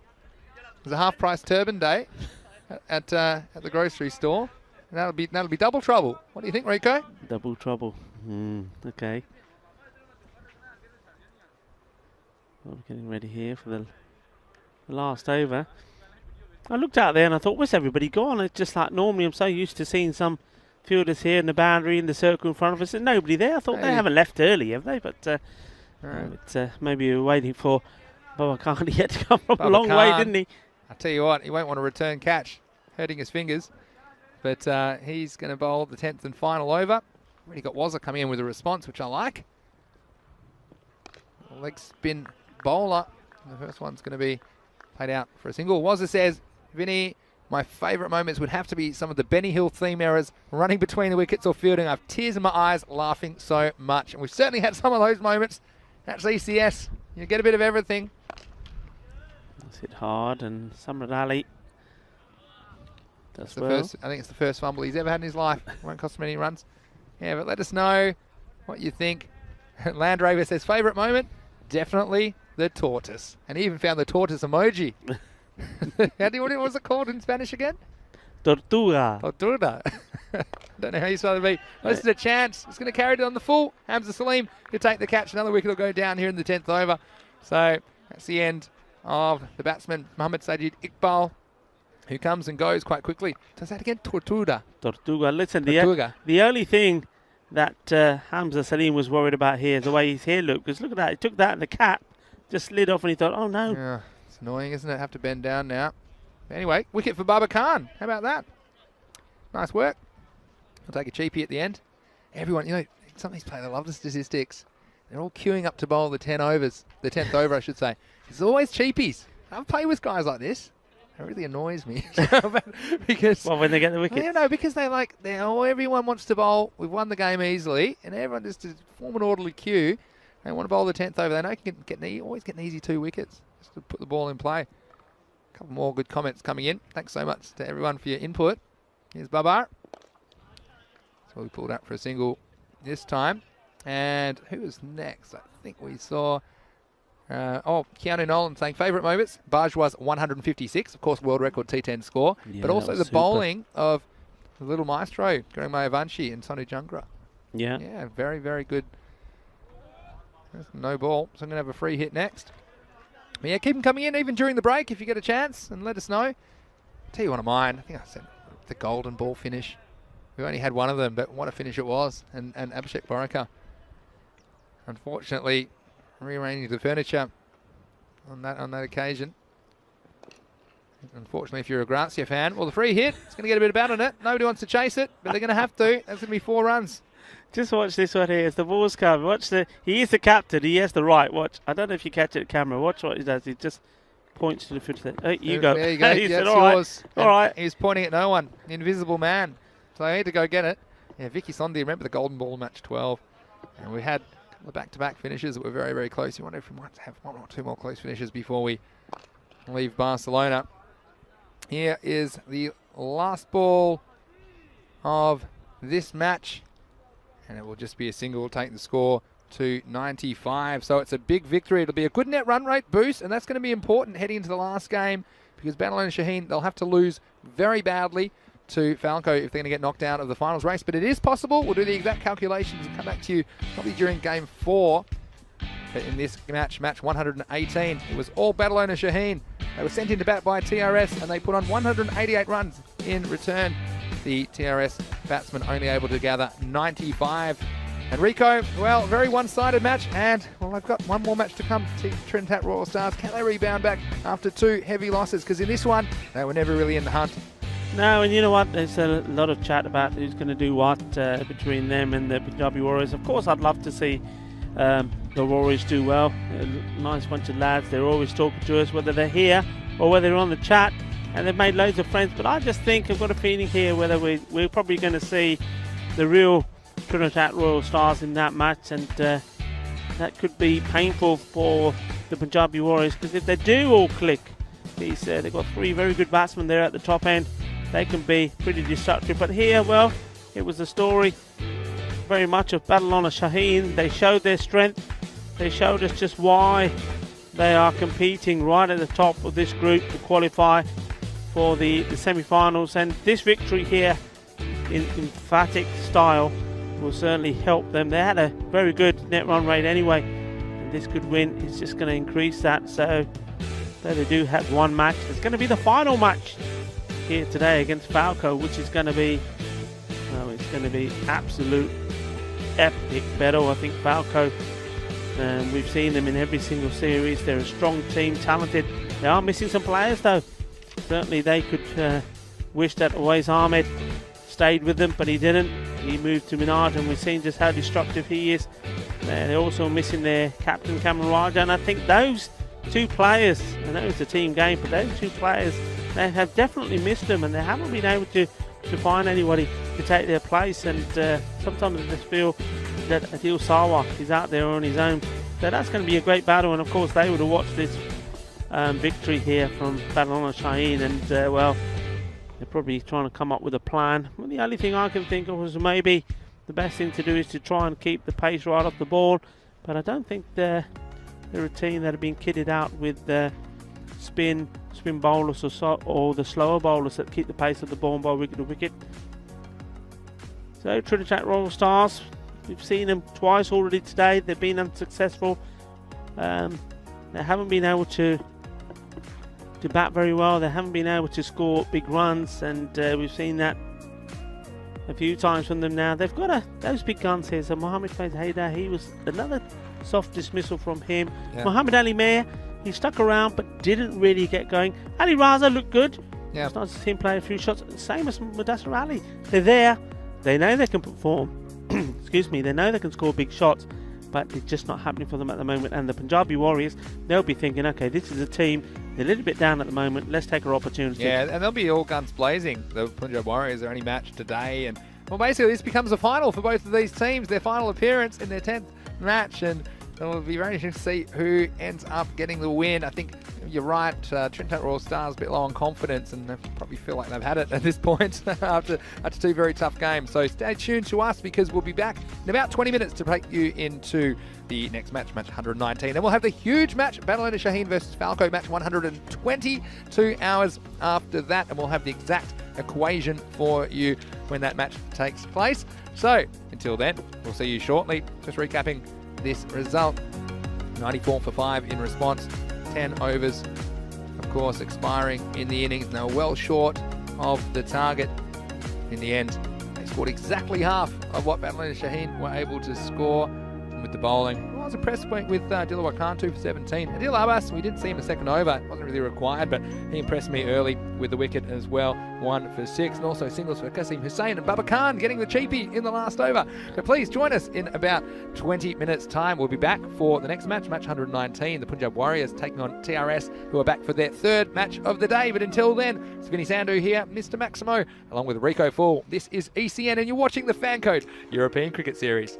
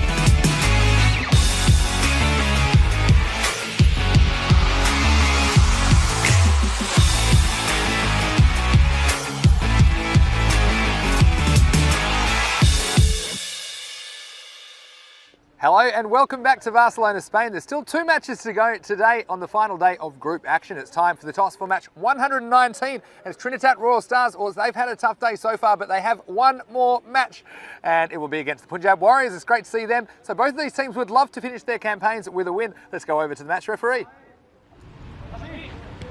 Tails is the goal. And tails is it. So Punjab Warriors won the toss. Are you going to bat first? Punjab Warriors have won the toss and elected to bat first. Well, there you go, Punjab Warriors. Their captain, Gagandeep Singh, he's called correctly. He's selected to bat first. So we might see the Turbinator up front, or we might see him in the middle order. I suppose we'll have to see. They're 2-7. They'd love to finish with a 3rd win before they finish this series. And the Trinidad Royal Stars, well, they're reeling after a couple of lackluster performances, particularly in the field. So can they finish on a strong note? Their captain, Amish Shahzad, said they really wanted to. They've enjoyed the experience in the ECN. Of course, it's their first series. So can they finish with a bang? Still 2 matches to go today in Barcelona. Rico, it's over to you in the commentary box. Thank you back. Well, welcome back, I should say. And thank you, Vinny. It's good to be back, and it's good to be getting set for this match. I think it's going to be a good, entertaining fixture. We've seen the Punjabi Warriors coming back. They've entertained us. They've given us plenty of action. And, well, I think on their day, they're good enough to beat any team. But, of course, you're relying on the talents of the likes of Tejpal Singh. He's got to score some runs. We've seen what he can do. I think he's seen getting himself out cheaply. I've seen the fantasy dashboard there. So Tejpal, Gagandeep Singh, Pepsi. Well, he's also always in on the act, and Hardeep Singh, senior and junior, they're very key in this. And we have seen some good bit of batting throughout. A little bit like when Fateh first got started, they couldn't really get set on the batting lineup, and we saw different people come and go at different parts of the stage at the top order, and they finally got themselves a set 4 or 5, and they've gone with that. I think Punjabi Warriors, they're at that phase in this series. They're just finding their feet, just finding a little bit more about which batsmen are suited to this format of the game. So I wonder if there'll be any changes there. Well, one thing I will say, well, let's give a shout out to Charanjit Singh. He's bought us some nice Indian sweets here today for us to enjoy. Myself, Vinny, and of course the whole team here, European Cricket Network team at Adalb, matched by Sharad Brumbat, Barry Eaton and Carly Linnett. And of course the umpires as well. We talk about Abdul Khan, Nukesh Patel, Shahudul Ahmed and Rolf Zaman, and led very well by the tournament referee Shubh Navjot Singh. Bought some nice sweets for us, some bit of barfi. Thank you, yes, congratulations to him. He's got his papers through, his full residency now, so he's becomes a Spanish national, and it certainly is something for him to celebrate. It's something he wanted to share with us, and that's very nice of him, so thank you very much. And we wish you well in this match. Well, we can see who is at the non-strikers end, and that is going to be Tejpal, and we'll give you information.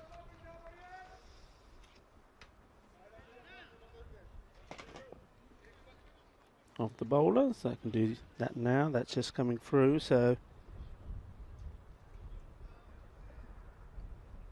Mohsin Raza, should be able to tell you that anyway. You should know without looking. Mohsin Raza in all games today has opened. He had a good game. One of the few Trinidad Royal Stars that had a good game last time. Bowled fairly well and did well with the bat as well. As we get ready to start match number 119 on this day 24.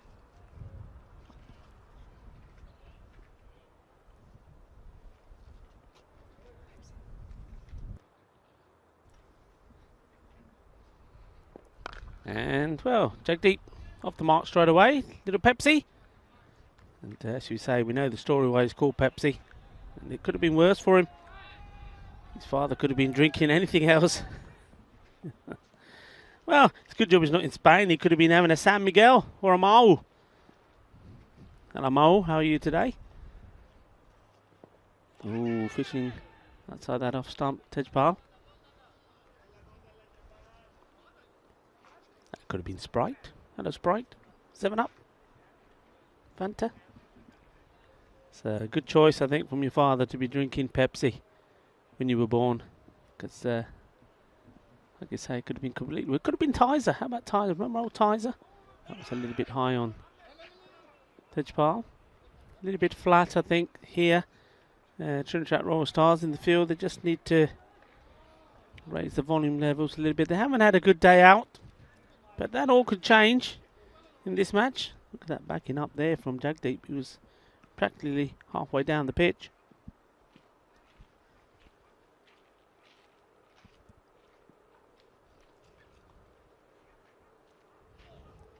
Slow delivery, and he's not got hold of this. It could be the end of Tejpal Singh. It is.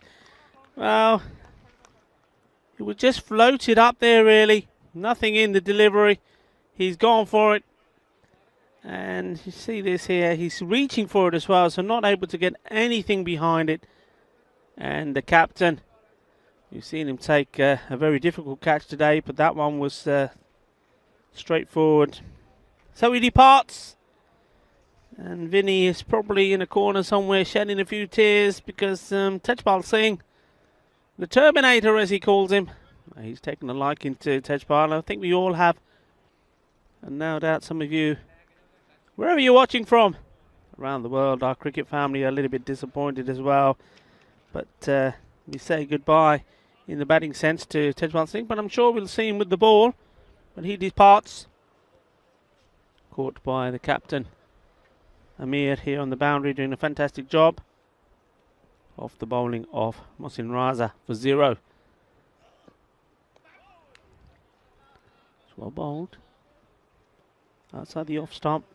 Keeping the ball in that corridor.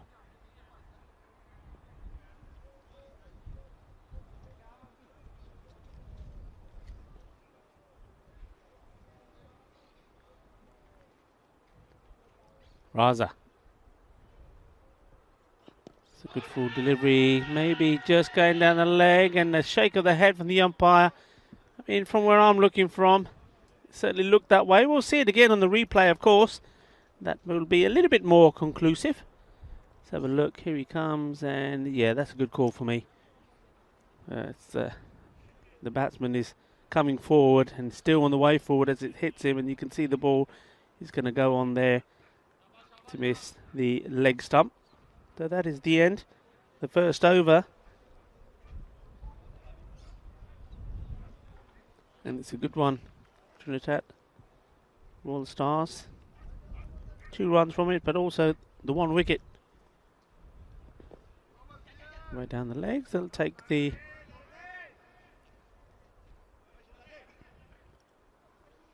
leg by, and they may take another one if both the batsmen were on the ball, but Hardeep Jr. on striker's end wasn't really looking. Ooh, he's going to have to be looking for this one. It's his call.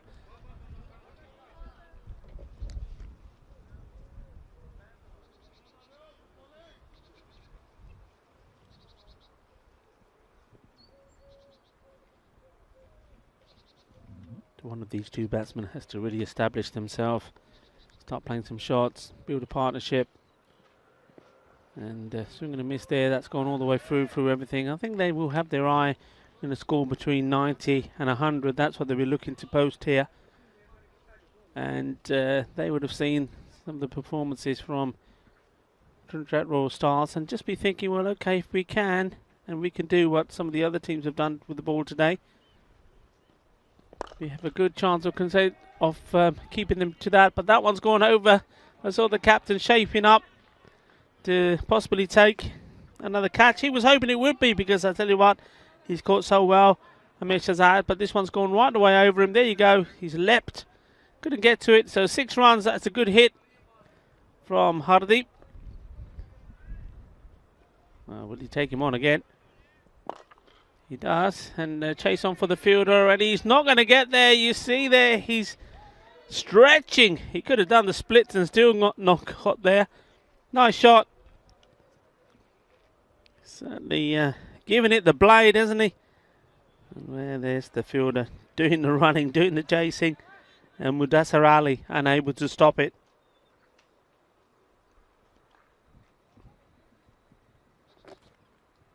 And this time, oh, the early place he's going, he's back to the dugout.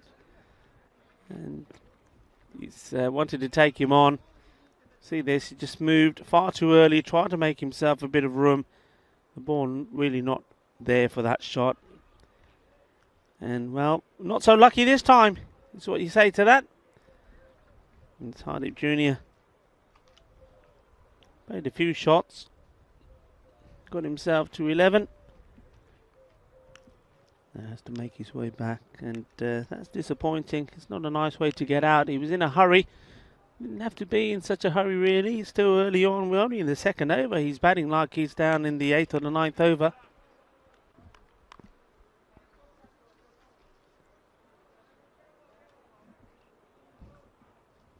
Well, that was the end of the over.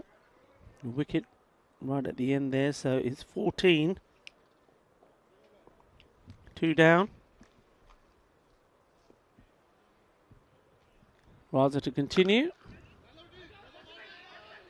And, ooh. Well, it was called by Pepsi. Pepsi wanted it. You see this, as soon as it's played, watch, he's gone. And Gagandeep wasn't happy with his call, and you saw he gave him a glare and said a few words as well, saying, look, what are you trying to do? Get yourself out. Need you to stay there. Need somebody to stay there with him. And he's worked that away. Well, look at the wicketkeeper go. It's a long, long way to chase. Well, you know that Linford Christie in 1992 finally got his gold medal. Well, look at him go here. Boom, there's the gun, and they're off. He went like the clappers, the keeper. But no chance of cutting that one off. Good chase, though, from Mohammad Shahzad. 4 runs to the captain, Gagandeep. And then goes flashing at this one, and it's been given a wide. Well, that's how wide it was. Got to leave those ones alone.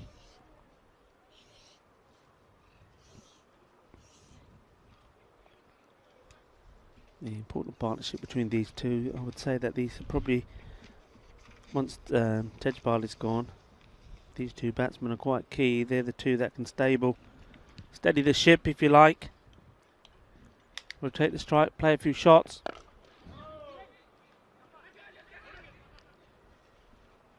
Need to work on the calling. Can't have too much of this yes, no business. A firm call. Yes, no, wait. And if you then want to change it because of something happens, you can do. Oh, and he'll be disappointed with that. But, and then they take, well, that's the most unusual single you'll see, and wait for it because there may be more action there as well. Well, Gagandeep, he was sure he was gone here. Shorter delivery, he got it all wrong. Ball goes right up in the air and amazingly drops in between the bowler and the keeper. Nobody backing up, and there's the throw. And in the end, Gagandeep says, I told you there was a single there. What are you waiting for? Come on, get down the other end. Pepsi on strike. And is he going to get lucky again? He does, just dropping short off the captain. Gets the throw in. The bowler saying, I'm not having my kneecaps removed. And says, yours to the wicketkeeper. The keeper tidies up.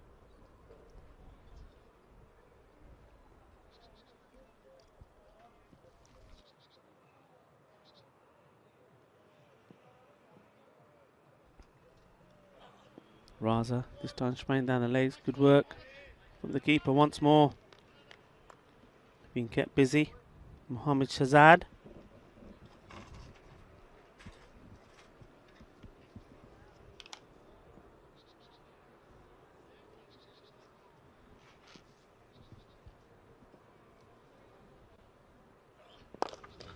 Firmly hit, but straight to the fielder, and good call.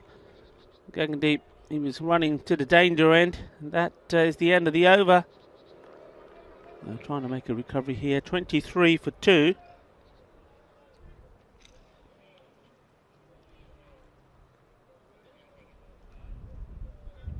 Down, that will be a concern at the moment.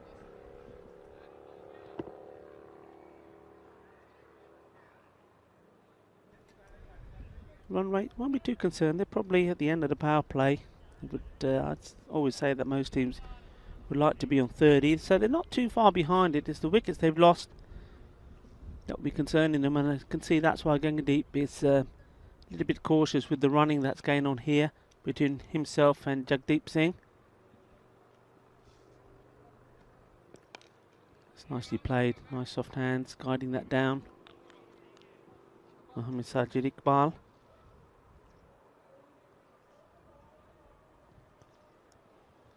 Like before him, Mohsin Raza bowling his second and bowling himself out.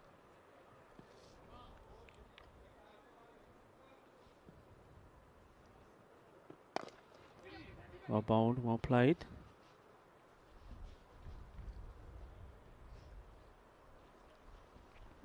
Shout out to all the guys working very hard behind the scenes here.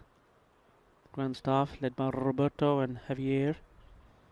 The likes of Govinda Singh Kaur and Govinda Bajwa. That's been hit hard out there. There is a fielder there, well fielded. And well, that's very well run. Saw the throw, was only going to trickle in, so capitalise on that and made it into 2. Good running, good vision, good alertness from the batsman. We've also seen Gurang Mavanishi out there helping out.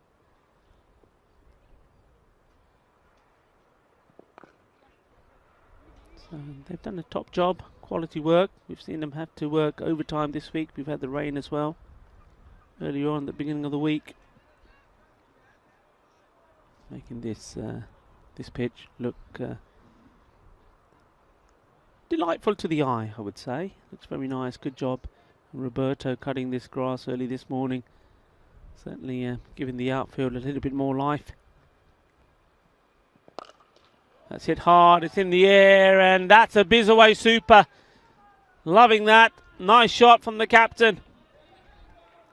And speaking of partners, also Bizaway, our travel partner, Bizaway Super 6 there, and a ball partner as well, Kookaburra. We've certainly gone through plenty of cricket balls in this series, in these coming up to these 5 weeks we've been here. What's the prize going to reply from Sajid Iqbal? That's another shot. This time they'll be keeping an eye on the throw, and it's a little better. And it gets to the bowler just there, and that is the end of the over. So better over there. But, we did see a Maximo.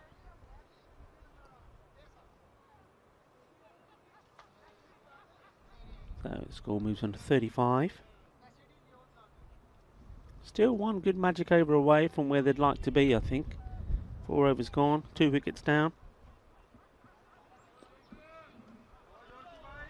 Also Spring Production, speaking of our partners. And well, tomorrow, a partner we've been mentioning but haven't seen much of. It will be our trophy partner, Locker Lifestyles. And they'll be bringing out the bling. Played out, nice looking shot. They'll chase it, and the fielders should get there. They'll come back for 2.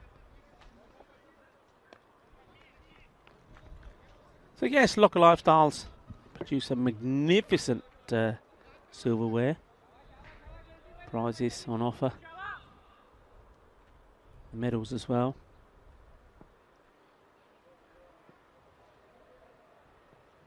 Slower ball. And if it was straight, it would have probably done the job. Gaggandeep takes a walk, has a word with himself in his ear and says, come on, don't get carried away, have to stay here, have to stick around, and I think he's absolutely right. Firm hit, Pepsi. Makes a little skip, gets to the other end.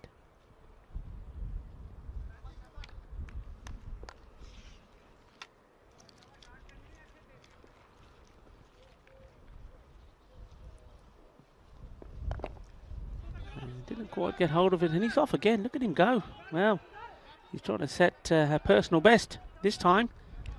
The ball didn't go as far, but that's very good work from the wicketkeeper. He knows that when it goes down there, it obviously knows about the abilities of the fielder there at square leg. And he was off like a flash. Mohammad Shahzad.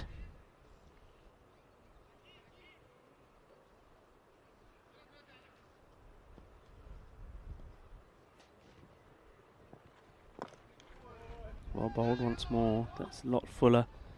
And it's raced away. He's unfortunate there. You see the captain was just making a change during the field. He brought one player across and sort of almost into the 45. But batsman still managing to get enough on this to squeeze it through the square leg and that man there. And it goes all the way to the boundary. A very useful boundary as well indeed. So Gagandeep with that one. He moves into the 20s. 20 of 11 balls. And now he's gone, well, even more so on the 45, but slight change here now. So the backward square leg has gone right up on the boundary. So the man on the off has come up. And this is going to be a chase as well. Well, there you go. Good footwork this time. He didn't want to bend down for it, did he? He relied on his size 11s and they did the job. That was Mohammed Faiz Haida there.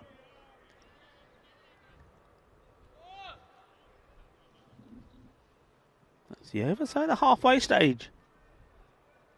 We move along to 45. They did get the 10 of that over.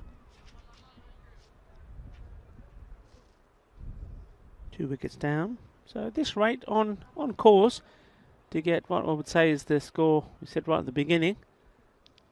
Despite that early loss, that 90, between 90 and 100 would be good.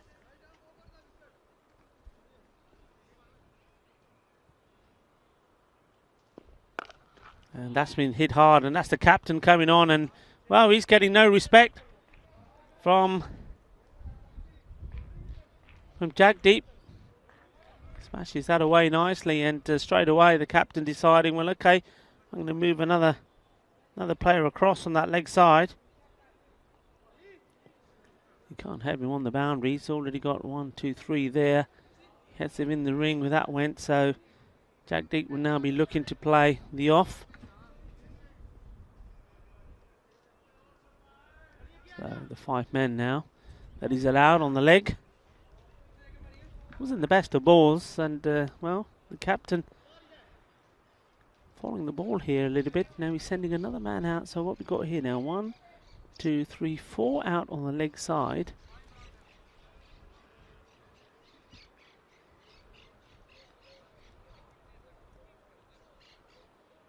Just checking his field. Here we go. And he gets the wicket. And Jagdeep, what have you done? Aaki kitta yaar, aaki kitta. Field भी देख के ओ ही shot Maria. चल चल हुन जा बाहर. Shot Maria गंदा. वापस आ गया बंदा. इद्दा चलदा. He wasn't happy with that, and well, he has to walk back.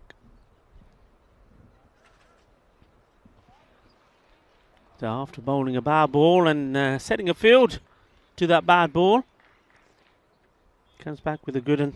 Amir Shahzad takes the wicket of Jagdeep Singh.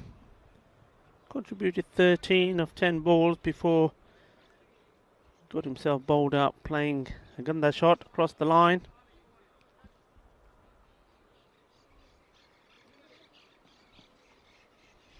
So we have a left-hander to deal with now.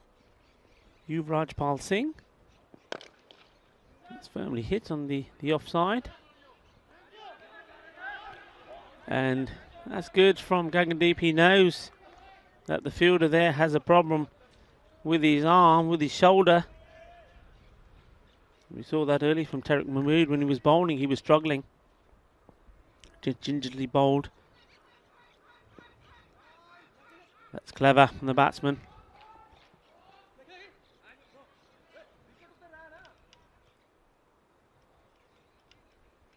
Good work from Yuvraj Pal. He played the nice shot, sorted out. Takes the 2, seeing that one He's down the leg side, steps inside, and the batsman managing to negotiate the single as well, so 2 wides. Captain to captain, and a nice shot played by Kangdeep, but the fielder has been put back there. He was moved there at the beginning of the over. So they've continued with this 4 men on the boundary, the Royal Stars. And now there's a change to the left-hander, so we've got man comes into point, leg side goes back. It's nicely played, kept his shape well, played it nice and straight past the bowler. They look to take 2 and do take 2, and that's a decent looking throw in the end, but just took too much time, and the captain not happy. You can see there he's giving him the evil stare, and the fielder not wanting to make eye contact, and finally he does, and the skip saying, come on Mudasa, what are you doing there? And there was no 2 there.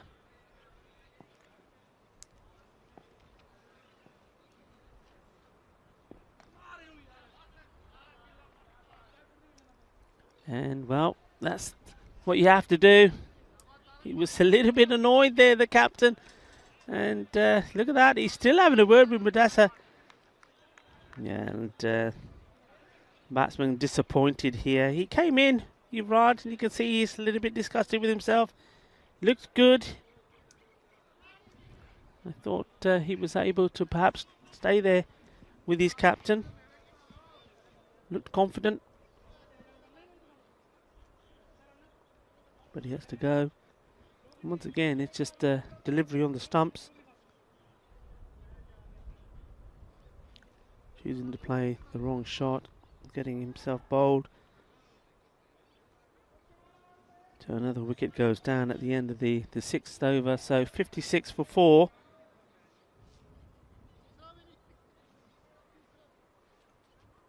The captain has taken 2 for 11.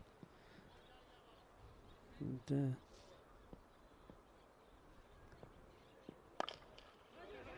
nicely played. They do take the single, and they should come back for 2, and they will. And remember, he's not really got a shoulder. He's running 3 here, and that's very, very well run indeed. And Gagandeep there, he knows which fielder there has got the problem. It's Tariq Mahmood. So when he saw the overthrows and it was going to Tariq, straight away he said, yep, you've got another one here.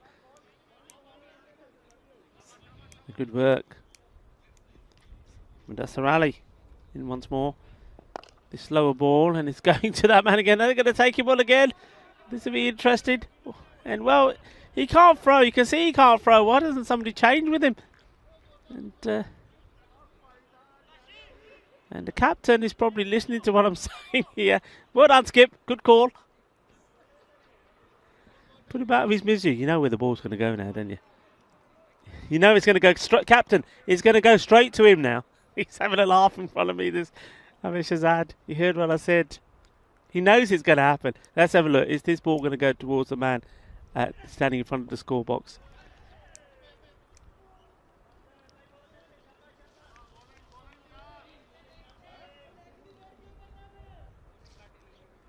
Mudasar Ali, he'd love to get a wicket himself here to finish his work with the ball anyway in this Falco's European Cricket Series.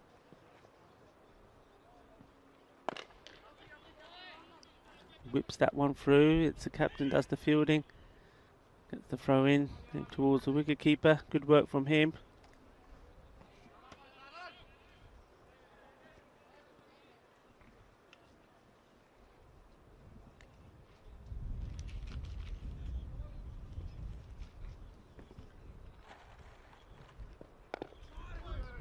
That's well played. He didn't really know too much about it, but he's responded to the call from the captain, and that's good. That's nice to see that.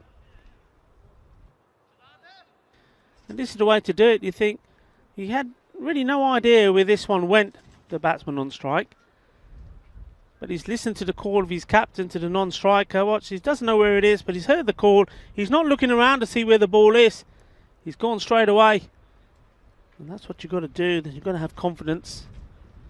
Person you're batting with, slower ball, that's put away nicely in the gap. That's a very nice shot, And it goes all the way. Cuatro carreras. Chachotsia.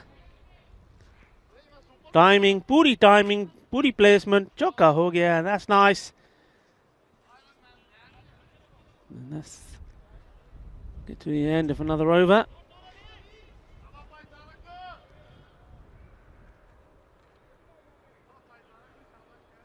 So 66 at the end of 7. So the 90 is still on. You just got to keep going. And I suppose as long as Gagandeep is there, he's moved on to 31. There's every chance that they will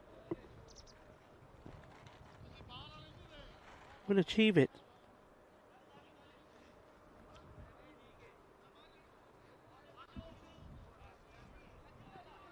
Well, Hardeep Singh Senior just got to play a supporting role at the moment.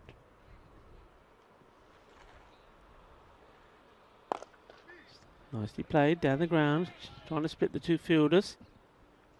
Take the single, and maybe a thought of trying to sneak the second, but that's a good call from Gagandeep Singh.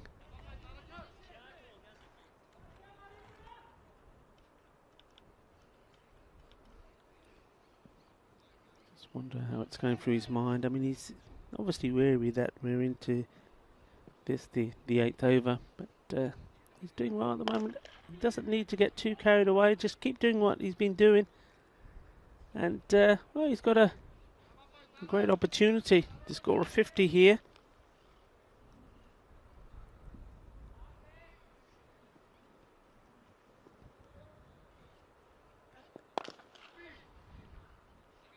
It's good from Hardeep. Gets his captain back on strike. Mohamed Ali Mia.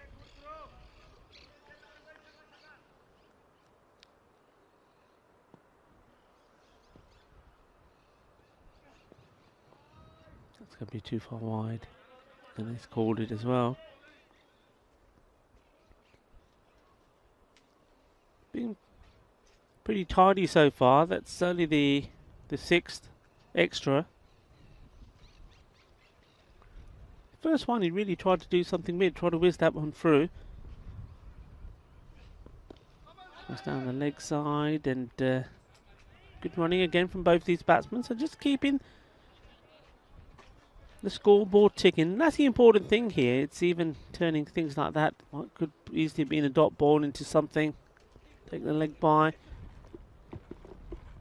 We're in the 70s now.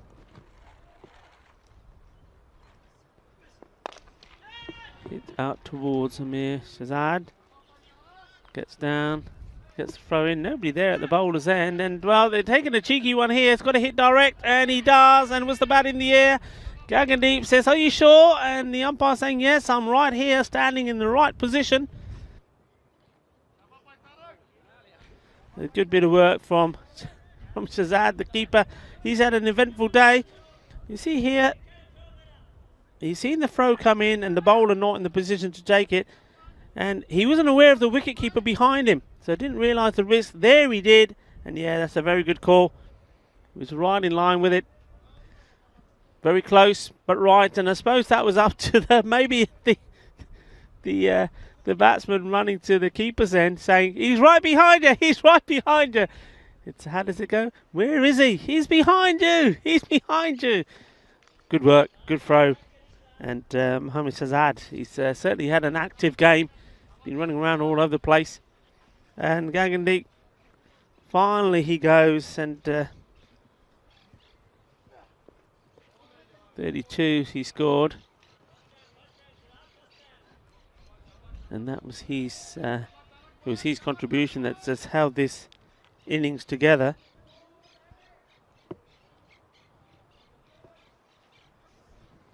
And with him gone now, I think they will struggle.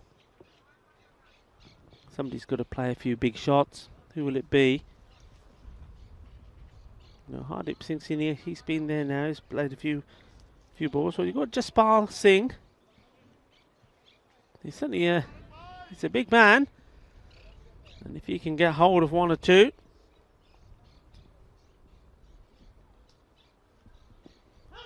Oh, he's gone right across there.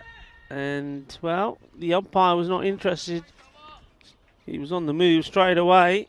Signals the leg by. I think the ball... You see, he's standing right in front of his stumps. Ooh, you know what? Well, okay. Shaheen Ahmed seeing something that I didn't there. I thought he was in front. But this one's been whipped away, and that fielder coming to play once more. He's doing his job well, and this time the two batsmen decided not to go. It probably was on. And Jaspal's thing, probably saying, hang on, you have this one. I just want to get my eye in from the non-striker's end.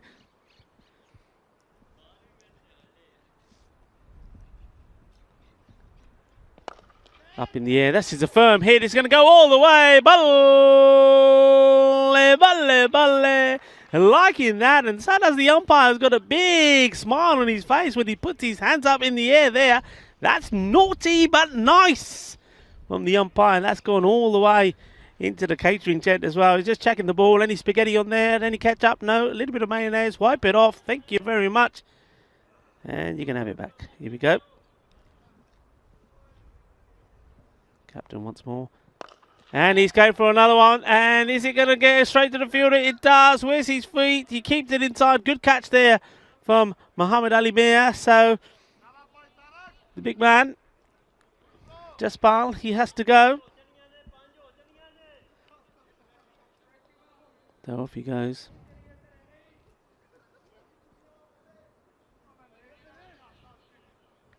So the bowler, Amir Shahzad, the captain. He's having a good day out there.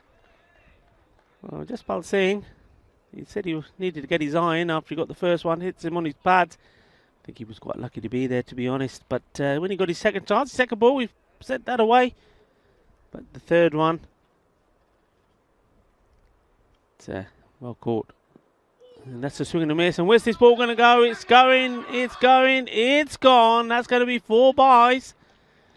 All very valuable runs at this stage in this, the 9th over. And off it goes. And he's chasing it, Gill, but he's not going to get anywhere near that. Courtesy of the haircut this ground had early this morning. And number 1.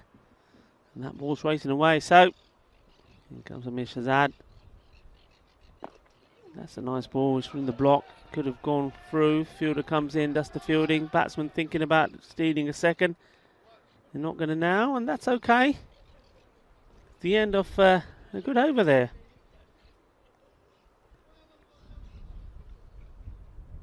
Charanjit Singh, of course, the man out there. Charanjit brought us these lovely Indian sweets. Congratulations to him. Badaiyan ਤੁਹਾਨੂੰ ਤੁਹਾਡੇ paper mill ਗਏ ਆ ਨਾਲੇ ਬੜਾ thank you ਕਿੰਨੀ ਸੋਹਣੀ ਬਰਫੀ ਲੈ ਕੇ ਆਇਆ ਮੇਰਾ favourite ਖਜਰੇਲਾ I like the khajrela. It's nice. That's the one made of carrots, a sweet made of carrots, Indian sweet. Khajrela, khajrela, khajrela mino khao. Yes, I like it. Khao mino khajrela. I like the khajrela. I like the early prawns as well, but well, Tejpal, he was going to bring me those. And maybe he's keeping them for later. Nice to see how the Punjabi Warriors are supporting these two batsmen. He was on the move, and he does get something on it. Direct hit, he's in trouble. And yeah, oh, he's on the floor, but he's still on the floor. Giddy up, giddy up, giddy up. He's got to get there, he does. Well, look at that. I tell you what, he was burning rubber. And that's the rubber on the soles of his shoes here. He's got to get his bat. This is great. Look, he's watching the ball, and then all of a sudden he loses it again. Well, only on the Fan Code European Cricket Series do you see that. Well, he's recovered remarkably well. Hardeep Singh Senior, great work. It's nicely played. Well, and they're going to come back with 2. Yes, they do. And it's all excitement here, isn't it? And, well, I said 90 would be good. They're certainly approaching it.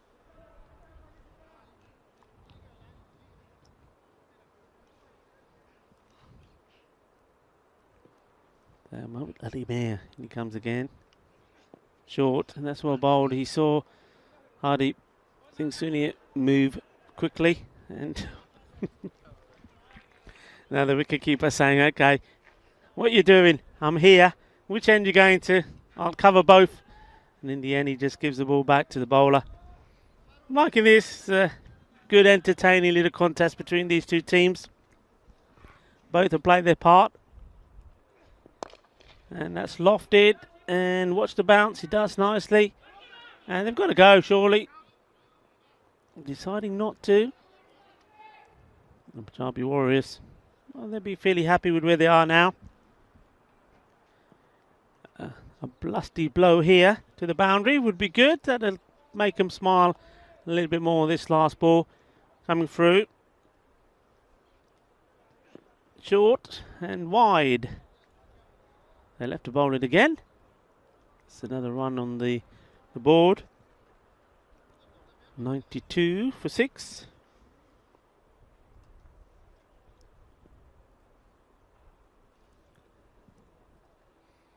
And Charanjit hit a big one. Be a good way to celebrate. Has a swing and a miss, and then thinks, what are we doing? Who's going to run who out? There he goes again. I tell you what, he's definitely got his running shoes on today.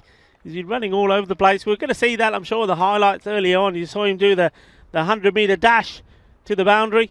Didn't catch the ball the first time, but he repeated again the second time he did. But anyway, that's good from the Punjabi Warriors. At one point, it looked like they're going to struggle to get to the 90s. And well, Tejpal Singh, he just couldn't get going today. Been disappointing. I was hoping we'll see him score some good runs. We know that he's got the ability to do so. He did go for one here, too wide, too far away from his body. And well, the captain, we know he's not going to drop those. Amir Shahzad, that was an easy catch for him. And some good shots. That one just over Shahzad this time. And this innings was really built around the Punjabi Warriors captain. He batted very well indeed for his 32. A wild swing there. That was disappointing for me there. Hardeep Jr. He just got himself in. Lucky. This was lucky. This could have gone anywhere. But look, in the end, they thought, right, we will have that single after all. It was all happening here. And that was the time when it was Jagdeep Pepsi was in there with his captain. Had a few shots of his own as well. These two did run particularly well. And even though in most cases one was faster than the other, but they still got to the same end where they had to. This one was hit big, hit high in the air, and went all the way. The captain, he did take a little bit of punishment early on. He got his line wrong, and then he moved the field around. And then he came back with a wicket. Thank you very much, he says. And Pepsi went, fizzled over. Yuvraj Pal Singh played some nice shots. He looked pretty confident when he came out there. All smiles there afterwards. The captain. And there wasn't all smiles here. Look at that. Look at that pose. If looks could kill, he was just waiting to see Mudassar Ali make eye contact. The game was telling off, but he did get a wicket later. After that, and that one would have been close as well. And there they were off again. And someone else who had a rough time there in the field. And there was a 3 there around because it was, you can't see him out there. It was that man, Tariq Mahmood. He can't throw. There he is. He's saying, I can't throw. You know, my shoulder's gone. But they still left him out there. Eventually, he was moved. But still on the boundary. It wasn't like they moved him in. Where's that gone? Good calling there from Gangandeep Sen. Go. Listening to the call of the captain. That's a nice shot. This was a beautiful shot outside on the off. Waited for it, placed it. And in the end, when he did go, it was to a very, very close run-out call. And you watch here. Here we go. But he didn't know who was behind him. He saw him then and thought, uh-oh, it could be a little bother. I tell you, it was very, very close. And my guess is that was very close as well. Well, I thought he was going to go back first ball. He wasn't. He did get another. And he did tonk it. Tonked it big. He went right into the catering tent there. He did get his man afterwards. Going for the big shot. And no mistake from Muhammad Ali Mir. And, well, story of the two captains. One captain, very good bowling. 3 for 19. Amir Shahzad and Gangandeep Singh, the captain of Punjabi Warriors. look at that. That was... Just couldn't get going, could he? Hardeep Singh Senior. It was all smiles there. I think everybody enjoyed that. And that's what I like to see. That's what this Falco European Cricket Series is all about. It's all about these guys here. All the players, of course, from Catalonia, from this part of Barcelona, in this lovely part of Spain. They all know each other pretty well. Some of them have played with each other before. Some haven't. Some haven't played on a pitch like this before. Some haven't even played with a hard ball before, a proper cricket ball. Before they've come into this series, they've played a lot of tape ball cricket, and how nice that is. How nice it is that those guys can come and take part in a series like this, enjoy the game, and that's what it's all about. It's about enjoying themselves, providing some action and entertainment for us all to enjoy. Well, I certainly enjoyed that. No doubt you did at home as well. So just to recap, we'll have a quick look at that scorecard once more. So an innings that was very much built around the captain, Gagdeep Singh, making 32 of 19. Gagdeep Singh there, Pepsi, he'll be disappointed the way he got out. Tajpal Singh, well, he only plays one way, and this time he just wasn't able to get the full meat on the ball. मैं तेरे क्या सी परोंठे लेके आ, परोंठे नहीं लेके आना, आप भी नहीं खाते, मैं भी नहीं खाते, बस zero. ये गल होगी, मेरी गल मान लिया कर. That's all I'm going to say to him. Hardeep Singh, 11 of 7. He batted quite pretty well, and so did Hardeep Singh Senior. He was not out. 11 of 11.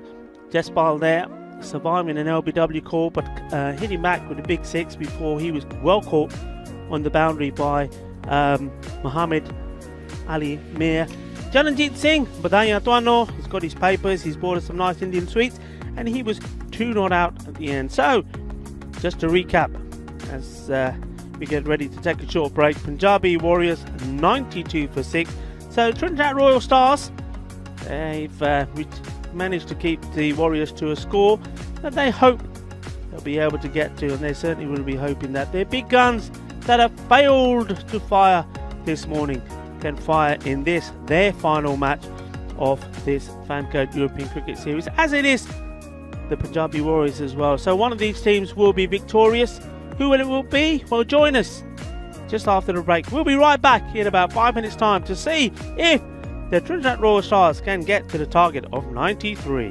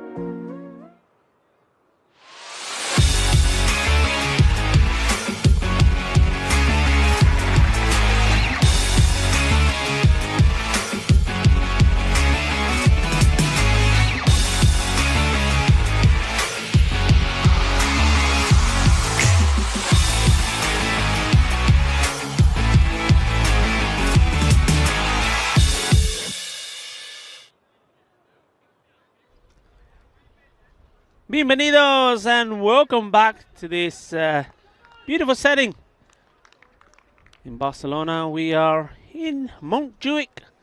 This is the Montjuic Olympic ground, and we're ready to start the reply, to see the reply of the Trinidad Royal Stars.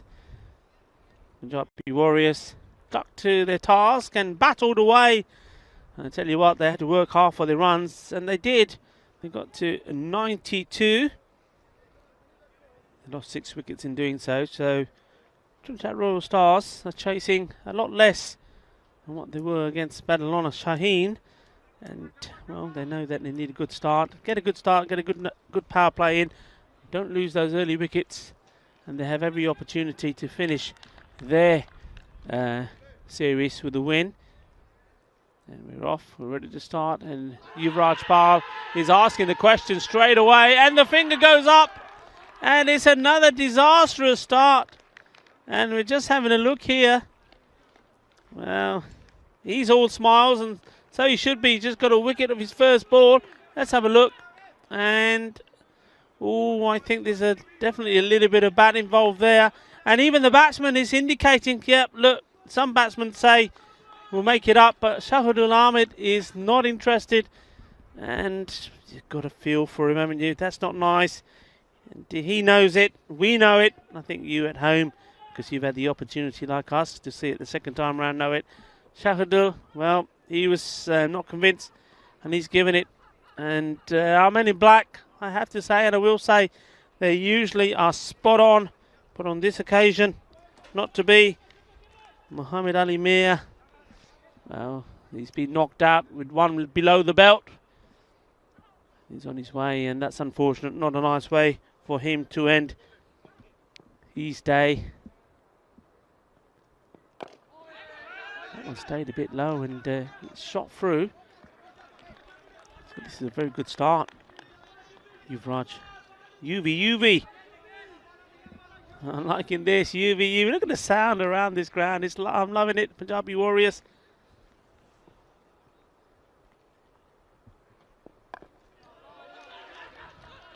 And look at Pepsi there. And he's probably saying, well, yeah, if you thought Mohammad Shahzad was quick behind the stumps, you haven't seen me yet. Well,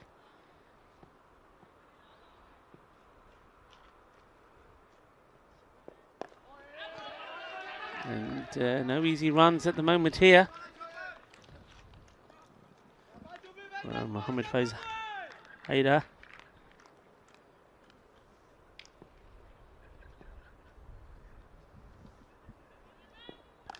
And that's short, straight to the field. And sometimes when things aren't going your way, that's sort of things that happened. He's had to negotiate some good deliveries, and as soon as he gets a bit of width, one that he likes to play well, place it well, but straight to a fielder, still no runs. This one will be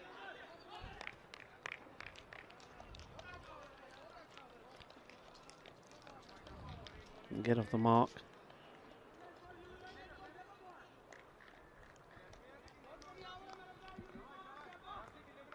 And that's the end of a very eventful over. The score 1-1. Well, these two now, both very capable, very good when they get going. They need to bat well together, and if they do, you know, don't be surprised if they take this all the way to the end and bring victory for Trinidad Royal Stars. They're capable of doing so, but the captain, Gagandeep Singh, he's got other ideas. He's just doing a little warm-up there. And, well, we welcome back into the hot seat Mr. Maximo. Welcome back, sir. Hit hard and almost a caught and bowled. Well, if he stuck his hand out there, and it could have stuck. And if it did, well, what a catch this would have been. Watch this first ball. It stumped hard. It went like a rocket. I don't think he did get anything on it in the end there, Maxi, but that would have been something. Yeah, it would have been. And hello to you, Rico, again, and hello to all our viewers around the world. That was hit back very hard. Gagandeep couldn't react in time. I was watching the first over. Again, created my early wicket. As you can see, that first ball of the innings. This one is hit big, and it's gone super large. And Yuvi, who was doing the bowling, has to turn around and fetch it. That's a nice shot. It's gone a long, long way. And, well, can these two start and continue and go all the way through the end? That's what they've been unable to do many times, Trinidad Royal Stars. That's really what's cost them the opportunity of getting into tomorrow's finals day. Yeah, you'd say so. And when it comes down to it as well, you know, they've only really got 9 overs to chase it. There's only 1 off that fantastic first over. Have to say, I saw the LBW. Did feel like there was an inside edge on it. But we'll come to that after this. Here's Guggendeep. It's a big swing this time, but not leaving the immediate area. It'll just be a single. But, you know, every batsman's trying that waving the bat at the umpire trick. And it's the boy that cried wolf, isn't it? And it's poor Muhammad Ali Mir. He genuinely got an inside edge, and he's trying to help the umpire out, showing the bat. But every batsman think they're getting inside edge, even sometimes the bat's been miles away from the ball. And then, well, the one time there was inside edge, and look, you'd see those missed at international level as well, these little inside edges. And so, again, the umpire obviously went through his mental checklist and wasn't of the opinion, or just didn't pick up that edge. And in the end, it's the batsman which is on the end of a harsh decision. But that's cricket, as they say. And for every one of those, there'll be one where you probably were out, but you're given not out. So that's unfortunately the game. But it's put the game in a precarious position for the Trinidad Royal Stars. If you told them at the beginning of the day they'd lose to the Black Panthers and the Punjab Warriors, they would have said, tell us another one. This one was a backwards drive off the bottom of the bat. But yeah, I think we might see a really close finish here. That's what we're hopeful of anyway. Both these teams, this is their final chance to impress us all, and certainly have a lot of fans around the world tuning in for this game, and of course the final game of the day, which will be a big one. It's well bowled. He's getting the ball in the right area. As you can see, the batsman not really timing it well, not getting it where they want it to go, and that's the end of the over. So a few more runs from it. Unfortunately for Trinidad Royal Stars, no wicket, so the score moves on to 13. 1 wicket down. Yeah, so 80 off 48. Let's have a look at that. Seems to me like 10 and over territory. 8 overs, 80 runs, and, well, again, you'd say 9 wickets in hand, and the Trinidad Royal Stars, they'd fancy themselves to get these runs, but they couldn't chase down 100 against the Black Panthers early today. Wonder if that's playing on their mind. Here's Yuvraj Pal. Up in the air and just dropping short. UV in again. He's got some supporters, UV. They absolutely love the fact he got the wicket there. The very first ball of the innings. I mean, it was a tough call, of course. And I think it was quite a big deflection as well. But sometimes they do get missed. It's well bowled. That's come along and goes through quite quick sometimes. You don't think it's going to come through as quick as it does. Usually, I say it the other way around. You think it's going to come quicker. With UV, he does get it to really skid through. Yeah, what I would say is, as well, I'm impressed with the fielding of the Warriors so far. They've been up and about. And makes such a big difference, doesn't it? And these teams, often is the fielding that comes first. Some of these teams that are inexperienced. And it's something they can practice fairly easily as well, working on their skills, their catching and their ground fielding. And you see it again, these make all the difference. Every time you stop 1 or 2 runs, it'll happen several times in the game. And you can see the Punjab Warriors, and we saw them doing some great catching earlier in the series as well. So I'm impressed with their work. He was going for the big one there, wasn't he? Yeah, and Pepsi behind the stumps. He's the leader of it all. He's as the wicket keeper. That's good to see him having the gloves back on. That he sets the standard, and he's full of energy, and that's infectious. And the rest of the team all very verbal in the field. It's an awkward customer, isn't he, Yuvraj Pal Singh, as we see that over come to an end. And what an over it was. Again, there was only 1 off it, so he only conceded 2 runs in his 2 overs. He had 10 dot balls, picked up a wicket as well, 1 for 2. Well, what a contribution that is. So at the end of 3 overs, it's 14 for 1. Yeah, where they've been hiding him. And they're still going with spin, and it's going to be Tejpal Singh. So, just setting his field now. Well, he's got to be careful. One thing he doesn't want to be doing is bowling too many down the leg. He's come on to bowl sometimes when it's been really a cold and horrible start in the morning. Damp, wet ball. It's different here today, different circumstances. So, he'll be hoping to get good rip on this ball.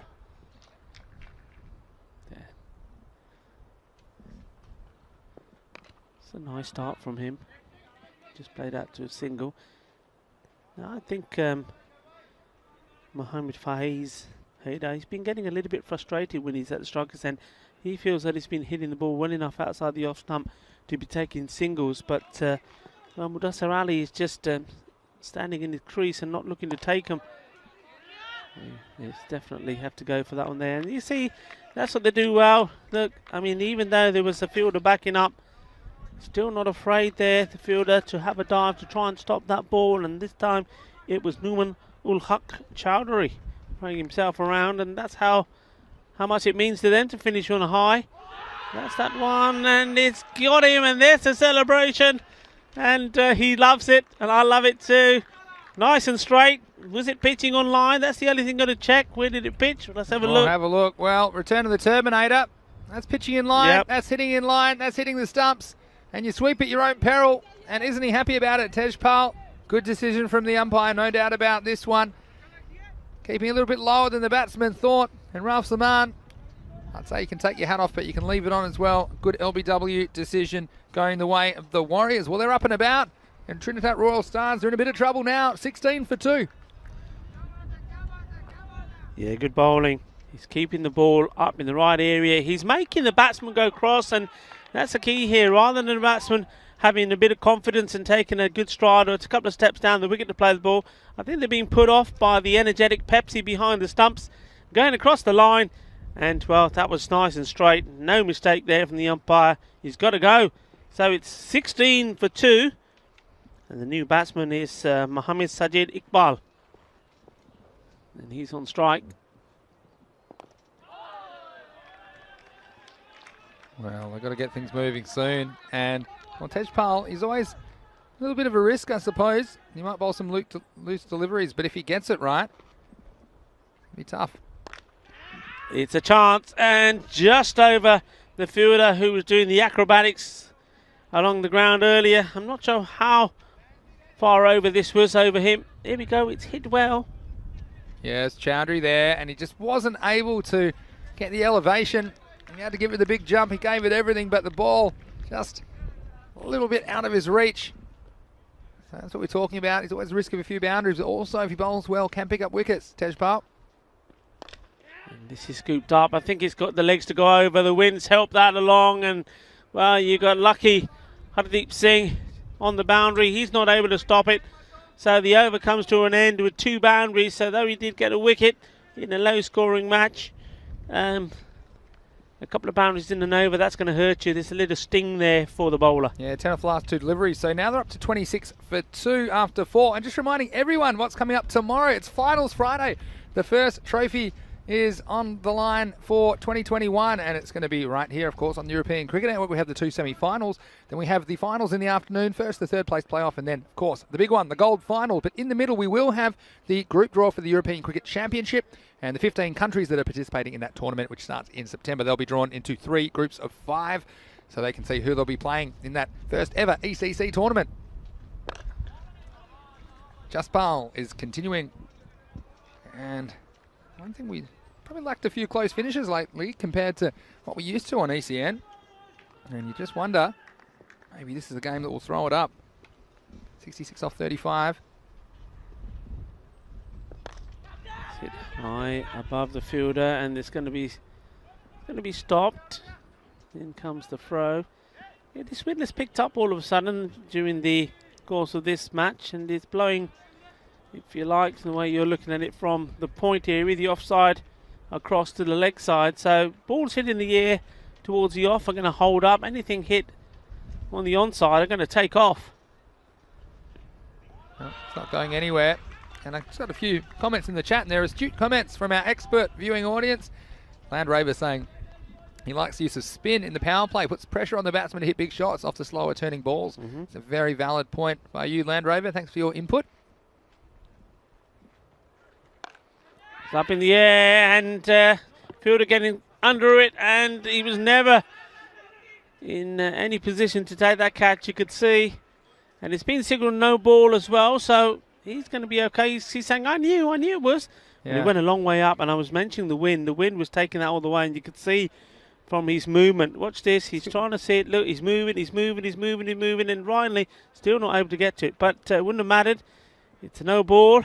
Yeah, and that's for a waist-high full toss or above the waist, and I think that's a good call. I mean, it's probably around the waist, perhaps. You could argue either way, but I think that's the one that has to go to the batsman. This will be a free hit. Missed out. Good work by Pepsi. That's the one between the batsman and the stump. Some keepers have missed that this week, but he's all over it. It's very good work. There's lots of chat as well. Everyone reckoned they were picking the Warriors in this. Seems like everyone's coming out of the woodwork. I think a few of them did actually. Keanu certainly said that he picked the Warriors. Hit hard, and once more good fielding. Oh, wrong end. Wrong end again. Wrong end. And that's another case of the batsmen not looking at each other. And the striker was looking at the ball. They might have both been looking at the ball. At the end of, I was going to say the end of another over, but I think there might be one more because of the no ball. We're just going to get the confirmation. Yeah, we'll have one more ball this over. But yeah, thanks so much for your input in the chat, everybody. And Jamie Bundy said he's found something in a job search. Assistant Maximo Administrator. Care to elaborate, Vinny? That's nicely played shot. He's walked into that. That's the shot of someone that really wants to face the next over. I'm telling you that one. He's just had to tap dance away. They talk about getting your foot to the pitch of the ball. How about getting him out the way? Watch this. Nicely done. Takes the single, keeps the strike. Hit the over. So it's 31 for 2 after 5. Let's have a look at where we're at in this game. 62 off 30. So 12 and over basically. And that's 2 every ball. And so dot balls right now, if you get a few of those, the Warriors, you can really get ahead in the game, but conversely, some boundaries, and it could all swing the other way. That was an interesting shot as well, and it's you can see you can see in the background when that ball is being fielded from the fielder, and that's some UV. Look at that. You can see the clay being blown there with this wind, so it's not easy going to be fielding there. And this is hit hard, clubbed away. But Shaka, that one is big. He's liking it, and well, the wind is blowing that way. I was talking about, look at the way this red clay is being blown. Well, look at the way that ball was blown. That flew away in the air. Big shot. Yeah, absolutely. And that's the one they needed just to relieve some of this pressure. Here's the Turbinator again. Up and over. There is a fielder there. He should stop it. He does. Yeah, this is the danger man now here. Mohamed Faiz Haider. What he's done in this inning so far, he's bided his time. He has played the singles. He's got himself into the 20s, and now he's looking to launch. Now he's looking to take his team to victory. I think a lot depends on him here. Yeah, really interesting. Middle overs, setting up a big finish. Up in the air, it's going to be safe again. I'm just wondering whether, having seen a few that have gone there now, that Gagandeep Singh may think about putting a fielder there, just there, because there's been a few balls gone in the air. Maybe put a little bit of an attack in there from the fielder. And, well, the big wicket goes. He's disgusted with himself, the batsman. But I tell you what, come on, give us that celebration. We're waiting for it. And that's the big wicket. We needed it. And he is so unhappy. He's gone back. You go back foot. You do it at your peril. Well, this is Turbinator 2. The Turbinator strikes back, and he does it. And, well, you said it, Mohamed Faiz Haider, he's so upset with himself. He thought he was the man who was going to get TRS back in this match and chase this target down of 93. But, you see, I like this from the Turbinator. Nothing too short today. He's pitching the ball up. It's that awkward length. He decided to go back. And, again, not really playing straight. He's playing that one a little bit inside out, if anything. Crashing into the stumps. And, well, the Warriors, they had a very good start to the tournament. Could they have the ultimate finish and get their 3rd win here in match 119? Oh, he's got him! Oh! Chakade Patte! That's another one! Hi. Well, that's the way to do it. He didn't perform with the bat, did he? He got a duck, and we wanted to see him perform, but he's done it with the ball. Oh, it was off the pitch, but he somehow got the end of the bat on it. And it would have been a wide for sure. Kashaf Hussain saying, why me? And, well, the Turbinator 3, I don't even know what that one's called, return of the Terminator, and he certainly has returned with the ball, and he's had his struggles with the bat, you'd have to say, late in the tournament. But his leg spin doing the trick, and sometimes, if you can't be good, be lucky, and off the very toe of the bat, a little feather. And what a great catch by Pepsi. He was fizzing around behind the stumps, and now, well, I'd say he's on a hat-trick, but unfortunately, that is the last ball that he will bowl. So I know you can't really have hat-tricks across matches. You might need to have it across years. We might have to wait till the next series and he'll be on a hat-trick. What do you reckon, Rico? Well, maybe, but either way, he won't mind. But what a way to finish. He's taken 3 for 21, and he goes out taking a bow. Outstanding performance from him. What a key player he is for his team. Despard, that's up in the air, and oh, he snatched at it. He tried to take it Crocodile Dundee style, and it goes down. And, well, that could have been a big one, and that would have been a team hat-trick, wouldn't it? Oh, yeah, team hat-trick, and I've talked about their fielding being so good. Unfortunately, that one getting away, and I think, was that Hardeep Singh Sr. at point? Anyway, that one goes down, moving right along. This one's uppish again, but it's away from the field. They should get 2. And this is where the running's so important, and they will in the end, but look, Rico, was a feature of the Warriors innings. They didn't hit a lot of boundaries at times, as we see. Well, it was a tussle there. What happened there? Was a little collision, was there? A little bit of a love tap on the boundary. Not sure what's happened. They're just making sure he's all right on the boundary. It's Shama Manish down there, holding his head. Let's have a look what happened here. Well, they're both after it.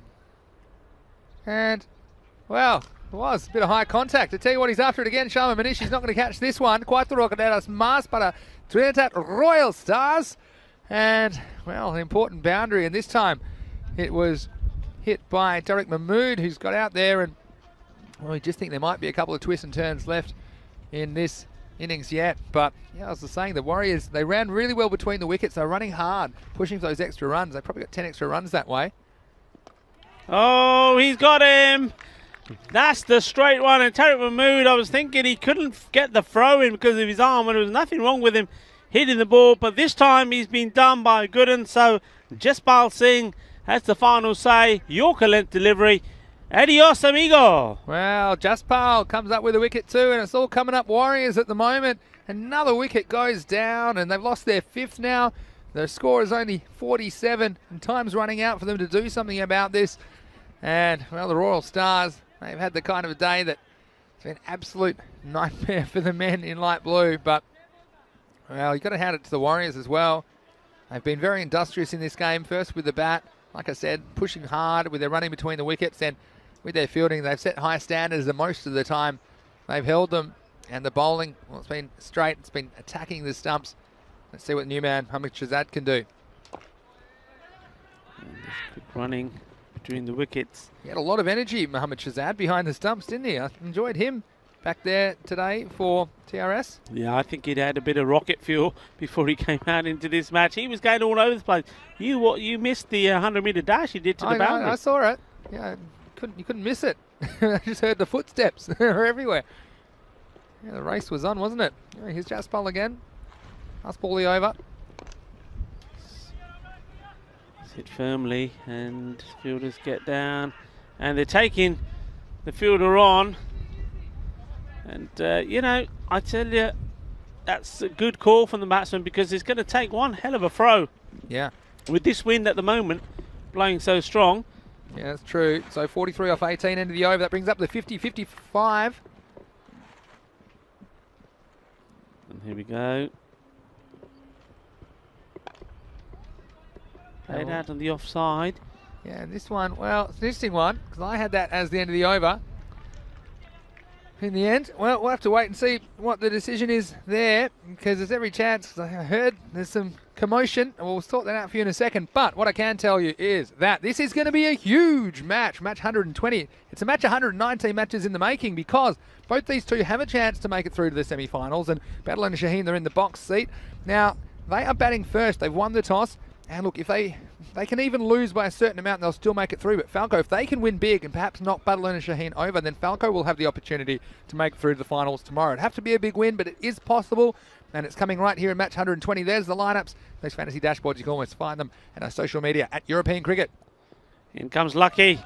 And he's bowler's got this. Well, you remember this straight away, this weird action but he's effective and he deceives the batsman. That one goes through. So Let me just tell you a little bit about the last over. So it looked like it was a 7-ball over. And this is a rule of cricket, believe it or not, that if it's not picked up, I'll come back to this in a second.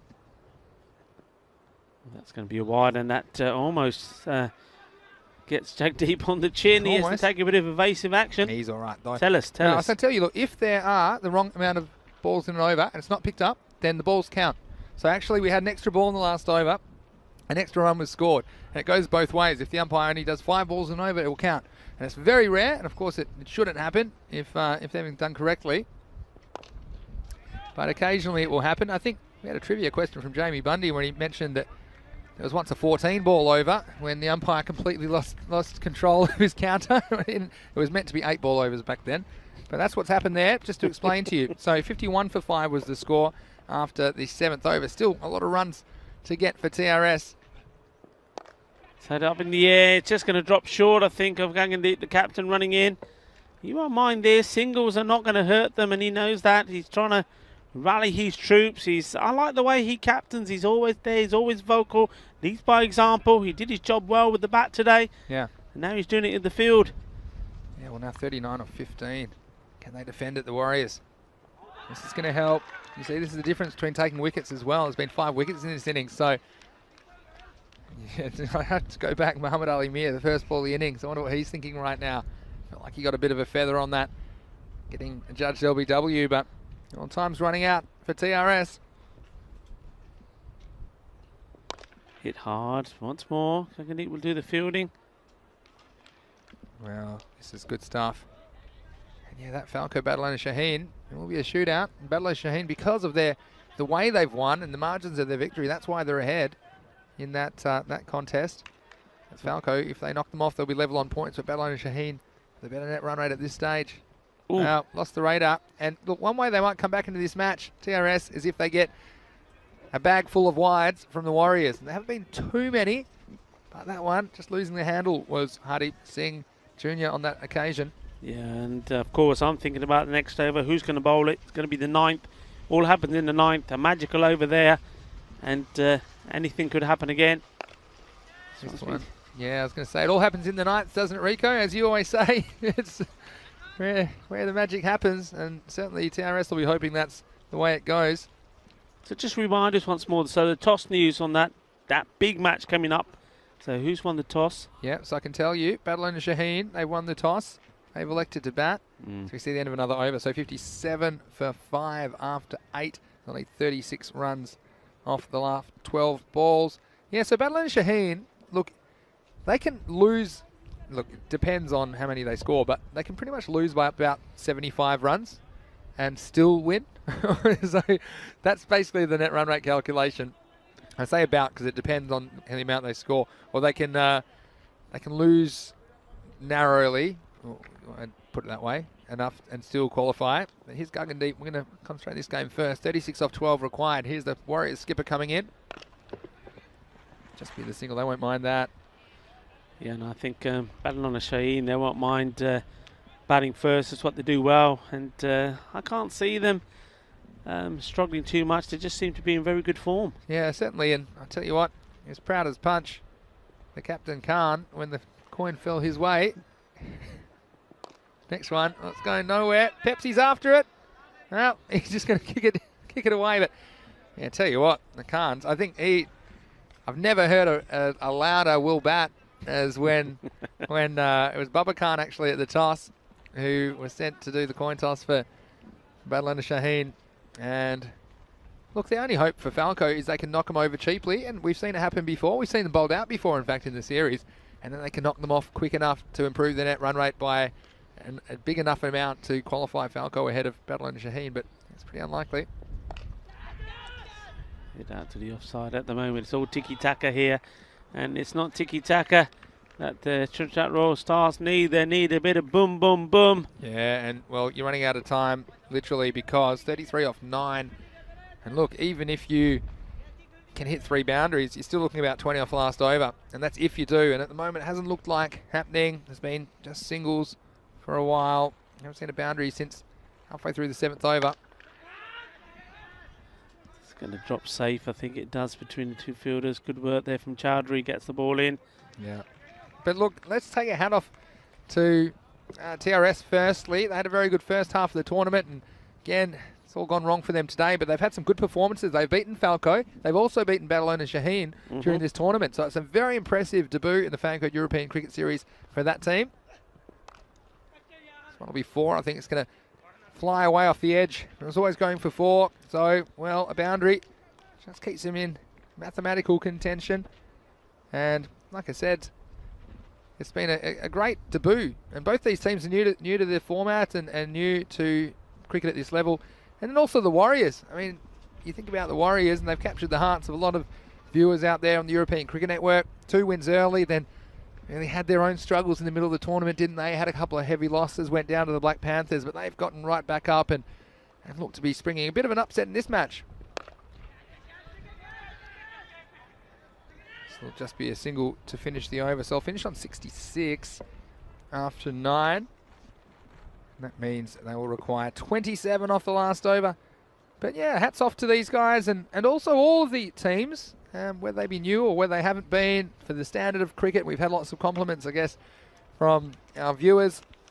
Obviously, it's a unique kind of a format and type of cricket, and we've certainly enjoyed bringing it to you over the last 5 weeks. And yeah, it's a bit sad saying goodbye to some of these teams. I won't get to see a Punjab Warriors game for a little while on the ECN. Hopefully, and all these teams, they want to come back, don't they? Because they want to improve, they want to come back and show what they can do again on the big stage. And so, well, I think this one is more or less over, but they can possibly do it. TRS, 27 required off the last over. Now, how do you do that? Well, basically, you need 4 balls to disappear out of the park for a start, out of 6. And it's Hardeep Singh Sr. who's going to be trusted with that not happening for the Warriors. And our first one's a dot, and it gets more and more difficult now. You need basically 5 to disappear. But look, it's been a great effort from the Warriors. I've loved their enthusiasm and their skill in the field as well. Double dot. That'll put it beyond all doubt now. But Luke Belgium saying 0.1 chance for Falco to qualify from this group. Well, I don't know about that. I think it's a little bit higher than that. And Badalona Shaheen definitely in the box seat, though. So it's short up. Strike 3. Off you go. But what do you guys think? Will you be around? And Nate, of course, saying Warriors for life. What a fun team to follow this tourney. Thanks for the smiles, Warriors. Yeah, certainly. I know that Nate loves the way the Warriors play their sport. It's, at the moment, this game's winding down. Let us know your thoughts, and please stay with us because we do have that game coming in about half an hour's time. The big game, Badalona Shaheen versus Falco. Can you believe it? Match 120, Rico. The final group match here on day 24 in Barcelona. I'll get a run eventually off this over, and that'll set up the last ball, which will be faced by Mohammad Sajid Iqbal. But yeah, thanks very much. Happy's in the chat saying, afternoon guys, not really a great day for Trinidad Royal Stars. That's the understatement of the year, Happy. Tell you about that. Here's the last ball of match 119. Ice cream cone to finish. Yeah, and have a flake with it as well. A bit of 99 and job done. Yeah, and Hardeep Singh Sr., well, wasn't he happy about it as well? And yeah, it was the ice cream cone, wasn't it, in the end? But what a performance from the Warriors. And look, you can see them all smiles, and weren't they excited about it? They've got so many fans out there. There's Pepsi. We'll certainly miss seeing him, and we hope you stay with us for the highlights of this one, match 119. This is the first one, a bit controversial. They put him right in front, but appeared to be a little bit of bat in there. Splinters falling off it, but the umpires haven't made too many errors in this one. Perhaps that was one we can debate for a while. But then this one, well, that was spicy. And watch out as the captain deciding not to risk the fingers on that. And then you just thought for a while that TRS, they had the good batsman at the crease, but then that LBW, the Turbinator, he came in and had immediate impact, and then wasn't he happy about it? His trademark celebration. And this one, well, that just got over the fielder. He bowled that off stump line, didn't he? And occasionally one disappeared off the Terminator. That's the way he plays. Jaspal came in, and again this one, well, it went miles up. It's called a no ball in the end on that occasion. And the Terminator, he was back in action as well in the 6th. This is where it all happened. Falco European Cricket Series. Wouldn't be long before he struck again, and that one keeping a bit low and throwing the head back. Whiplash. Mohamed Fiaz Haider. He looked to be able to keep TRS in the game for a while. Very next ball. Well, this one, I think this one was so wide it was another postcode. But still, close enough for the batsman to get a little splinter on it through to the keeper. Pepsi holding on. Jaspal, he got in the act. And now, TRS, they knew there's some real trouble brewing. The rate was going up, went north of 2 a ball and kept going. And much as they tried, Pepsi again full of energy and fizz behind the stumps. Gagandeep Singh as well. Captain flying away for a boundary, and then Hardeep Singh Senior in the end taking a wicket off the very last ball of their campaign, the Punjab Warriors. And weren't they happy about it? The star jumps were up and the Warriors are up and about, and I know all their fans out there on ECN will be sensationally happy that they were able to get their third win of the tournament in this, their final match, 119. And what a game it was, 92 to 67. But looking ahead now, this is the big one, match 120, battle owner Shaheen versus Falco. So wherever you are around the world, make sure that you are with us in approximately 25 minutes time, because we will be back to bring you into this one. Battle owner Shaheen, well, looks like a fairly similar lineup, same lineup I think for this as the lineup we saw earlier today as they dismantled the Trinidad Royal Stars. Falco, well, it's all on the line for them. Their only hope is to knock over battle owner Shaheen cheaply and knock off the runs very, very quickly. Adil Sawa, again, he is going to be a key for them. And you can see Abid Shazad's had a very good series as well from those numbers. So we certainly look forward to bringing you into the last match of the day in about 25 minutes. And of course, tomorrow, Finals Friday. Make sure you are here with us. There's more cricket to come as well. Sunday, we're in Rome for the Italian Women's T20 final. And then we have 5 weeks in Italy. That's going to be an adventure starting on Monday, the 15th of March, which is just a few days away. So, Rico, just looking at this scorecard one more time. Why don't we look at this? And, well, it was a pair of 22s that kept him in the game. Mohamed Fiaz Haider and Mohamed Sajid Iqbal. They were the ones who really kept TRS in the contest. But when they went, there wasn't much to help them. Mohamed Shahzad chipping in with 11 not out at the end of the innings, but faced a lot of balls, wasn't able to do too much with them. And with the ball, well, the Terminator, 3 for 21. He got big wickets when it counted. Also, Yuvraj Pal Singh, a lot is up to him.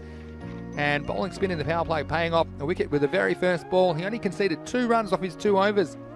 And that was worth its weight in goal. Also, Hardeep Singh Senior with the wicket off the last ball of the innings. So, Rico, what a match that was. And not far away from the big one, battle owner Shaheen. And you think if they bat well, they can bat Falco out of the finals in the first innings. Yeah, what a match it was. I mean, first going back to that, I remember the first time we saw the Punjabi Warriors. We saw Tejpal Singh with the bat. He impressed. He sacrificed getting a 50 out on 49. And then we saw the whole innings go by, and though we had the information that he was a good little leg spinner, he never came at the bowl. And I remember us looking at each other, and you probably heard us on the commentary saying, well, what about Tedball? Why aren't they introducing spin?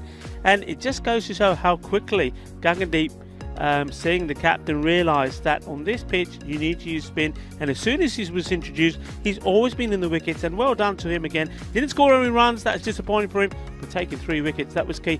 And going back to this next match, you know what I'm looking forward to? Yeah. I'm looking forward to Mohamed Zishan bowling to some of these top order batsmen of Battle on Sheen. It's going to be a very interesting contest. It's going to be the best of the best in Group D, going head to head. And with that semi-final spot not quite locked up, we'll see what happens in match 120. Just finally a comment. And I liked this comment. It's from Luke Belgium saying, to the Warriors, pleasure to see them play, always with a smile on their face. Very pleased for them to sign off with a well-deserved win. And, well, look, also to the Trinidad Royal Stars, 5 wins in their first ECS is not a bad result at all. Certainly not at all.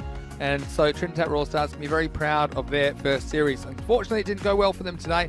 But again, we've enjoyed watching their journey over the past 5 weeks. So we'll see you in about 25 minutes as we go into match 120 So have a little break, but then come and sit right back down because there's plenty more cricket action coming your way tonight on ECN. But for now, this is Vinny Sandhu, Mr. Maximo, along with Rico Full. This is the European Cricket Network, and you're watching the Falco European Cricket Series.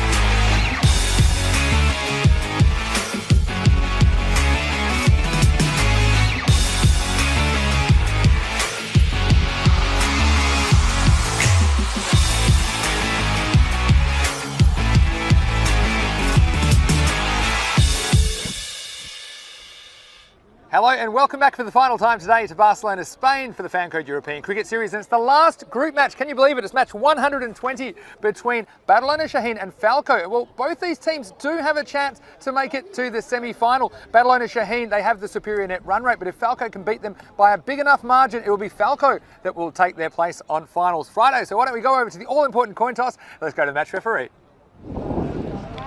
Heads is the ball.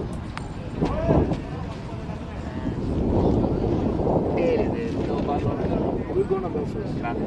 Badalona Shaheen won the toss and elected to bat first. Well, there you go, Badalona Shaheen. They've been pretty good with the coin tosses and they love to bat first, and I'm sure they're going to try and put a big score on the board. That is the way they like to go about their cricket. If they can put a big enough score on the board, they can probably bat Falco out of the finals in the first innings. So let's see how it goes, Rico. This is the final match of 120 group matches, and of course, Finals Friday tomorrow. But let's get ready for this one. Over to you in the commentary box.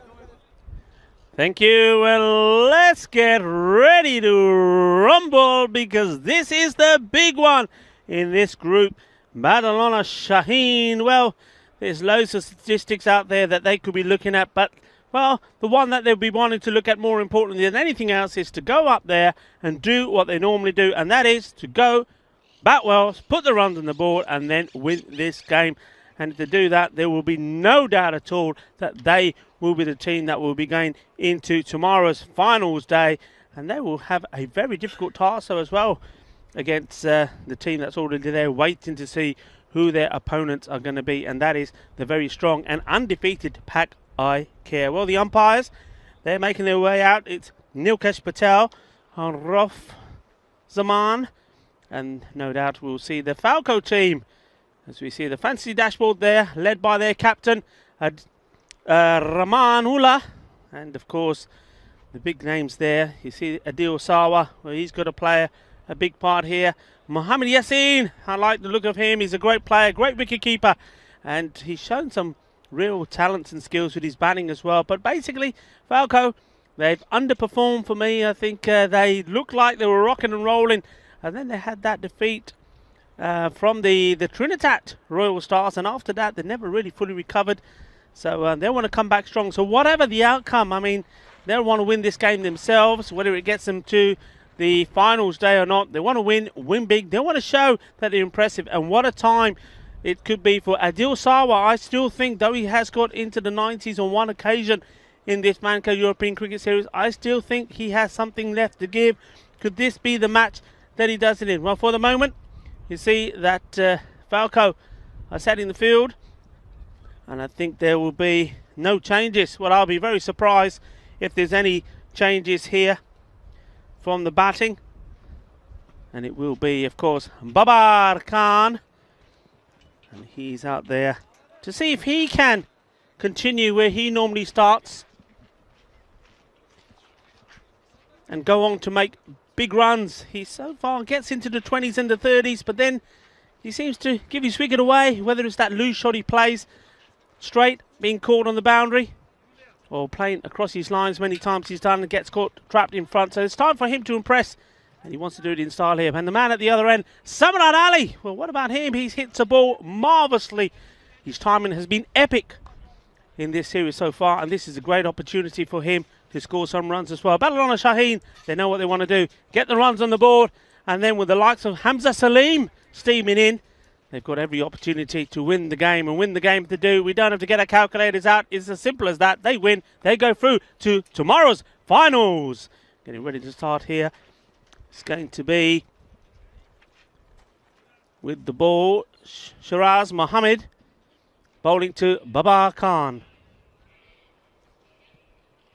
You can hear that countdown. Dilkesh keeps that arm up there, and any minute it will go down. And we are off. In he comes, the first ball of this all-important match, 120. Hit high in the air, and it's going all the way. Balle, balle, style, seis carreras. Welcome to the show. Welcome to the party. Match number 120. It's where it's all going to be happening. What a start that is. And be strong, play your shots. That's what he's been told. Well, that's what he's going to try and do here. Second ball coming in. First ball goes for 6. And, well, sneakily goes away, but that's going to race away. Nobody's going to stop that. They're after it. There's dust everywhere, but the ball wins the battle. 4 more. 6 and 4 to start 10 off 2 balls. And the 2 batsmen just have a little chat. I think Samar Ali's saying, yep, good start, but don't throw it away. And, well, he's got time to think about it as the ball comes back. Well, this is the perfect start for Badalona. Well, that wasn't a bad ball, the second one. It was a little bit lucky from Babar, not where he intended it to go. Suraz, it's better. Good reply, good line is what he's hearing. And that's Zishan. No doubt he's getting ready to bowl the next one. It's a top-class player. We've seen him do wonders with the ball. And also in this fielding position where he is now, he takes some very good catches as well. The only man out straight, the other man on the boundary. Third man, and he's going to be in play here now. Gets across, gets down well.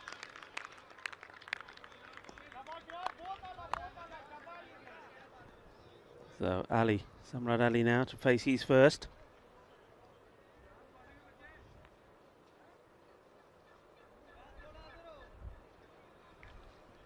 And he's had a very good series here, and he'll be hoping to impress even further. Play some nice shots. His timing's been very, very good, very strong. All round the wicket. It's not just about the short ball or the ball straight. He plays it all around the park, and that's what I like about him. There we go. And plays that out. That's a beautiful bit of fielding. Excellent work. And he gets the applause of his teammates there. Had to get down. Had to be strong. And certainly does save 4 runs there.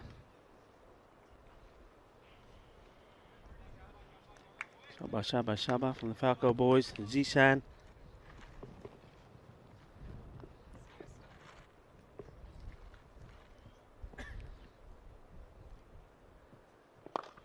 Just chips this out. They go straight away, and he's pretty quick, isn't he, Babar? Once he gets going, it takes a while to stop. So, but that's the end of the over, and it's a very good start. That single means that they've got 13 from the first without loss. And Rico Fu, Fan Code European Cricket Series, joined here by Vinny Sandhu. Welcome back, sir. Thanks, Rico, and thanks to everyone for tuning in, of course. Looking forward to this, the final group match. 120 matches down for the year, but plenty more cricket coming your way on ECN this year. We plan to bring you over 1,000 matches before the year is out.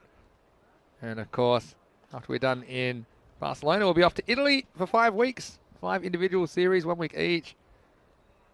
And, well, we've got an interesting scenario here, don't we, with Badalona Shaheen. And it's hard to say because we need to have a look at the final total they make first. But Falco, if they want to progress to the semi-finals, they'll have to chase this total down in a lot less than the 10 overs, probably even less than half the time. So this is why we think that if they can put 100 plus on the board, it's going to be, well, not impossible, but highly improbable that Falco are going to do enough to progress. But regardless, I'm sure both teams want to win this match. And hello to James Stewart, who's in the chat. I haven't seen you before this match today. James, great to have you in there. And Arma Martin as well is in the chat as well. Welcome to you guys. Here's Mohammad Zishan to bowl the second over. Oh, it's short and it's cracked, and good fielding. And he won't be able to get up in time to stop the single, but still saving 3 runs. Well, I tell you what, that's that man, Super Mario. He's been absolutely on form here. That's the second one he's stopped. He's saved Falco 6 runs already in this match. That's what they have to do.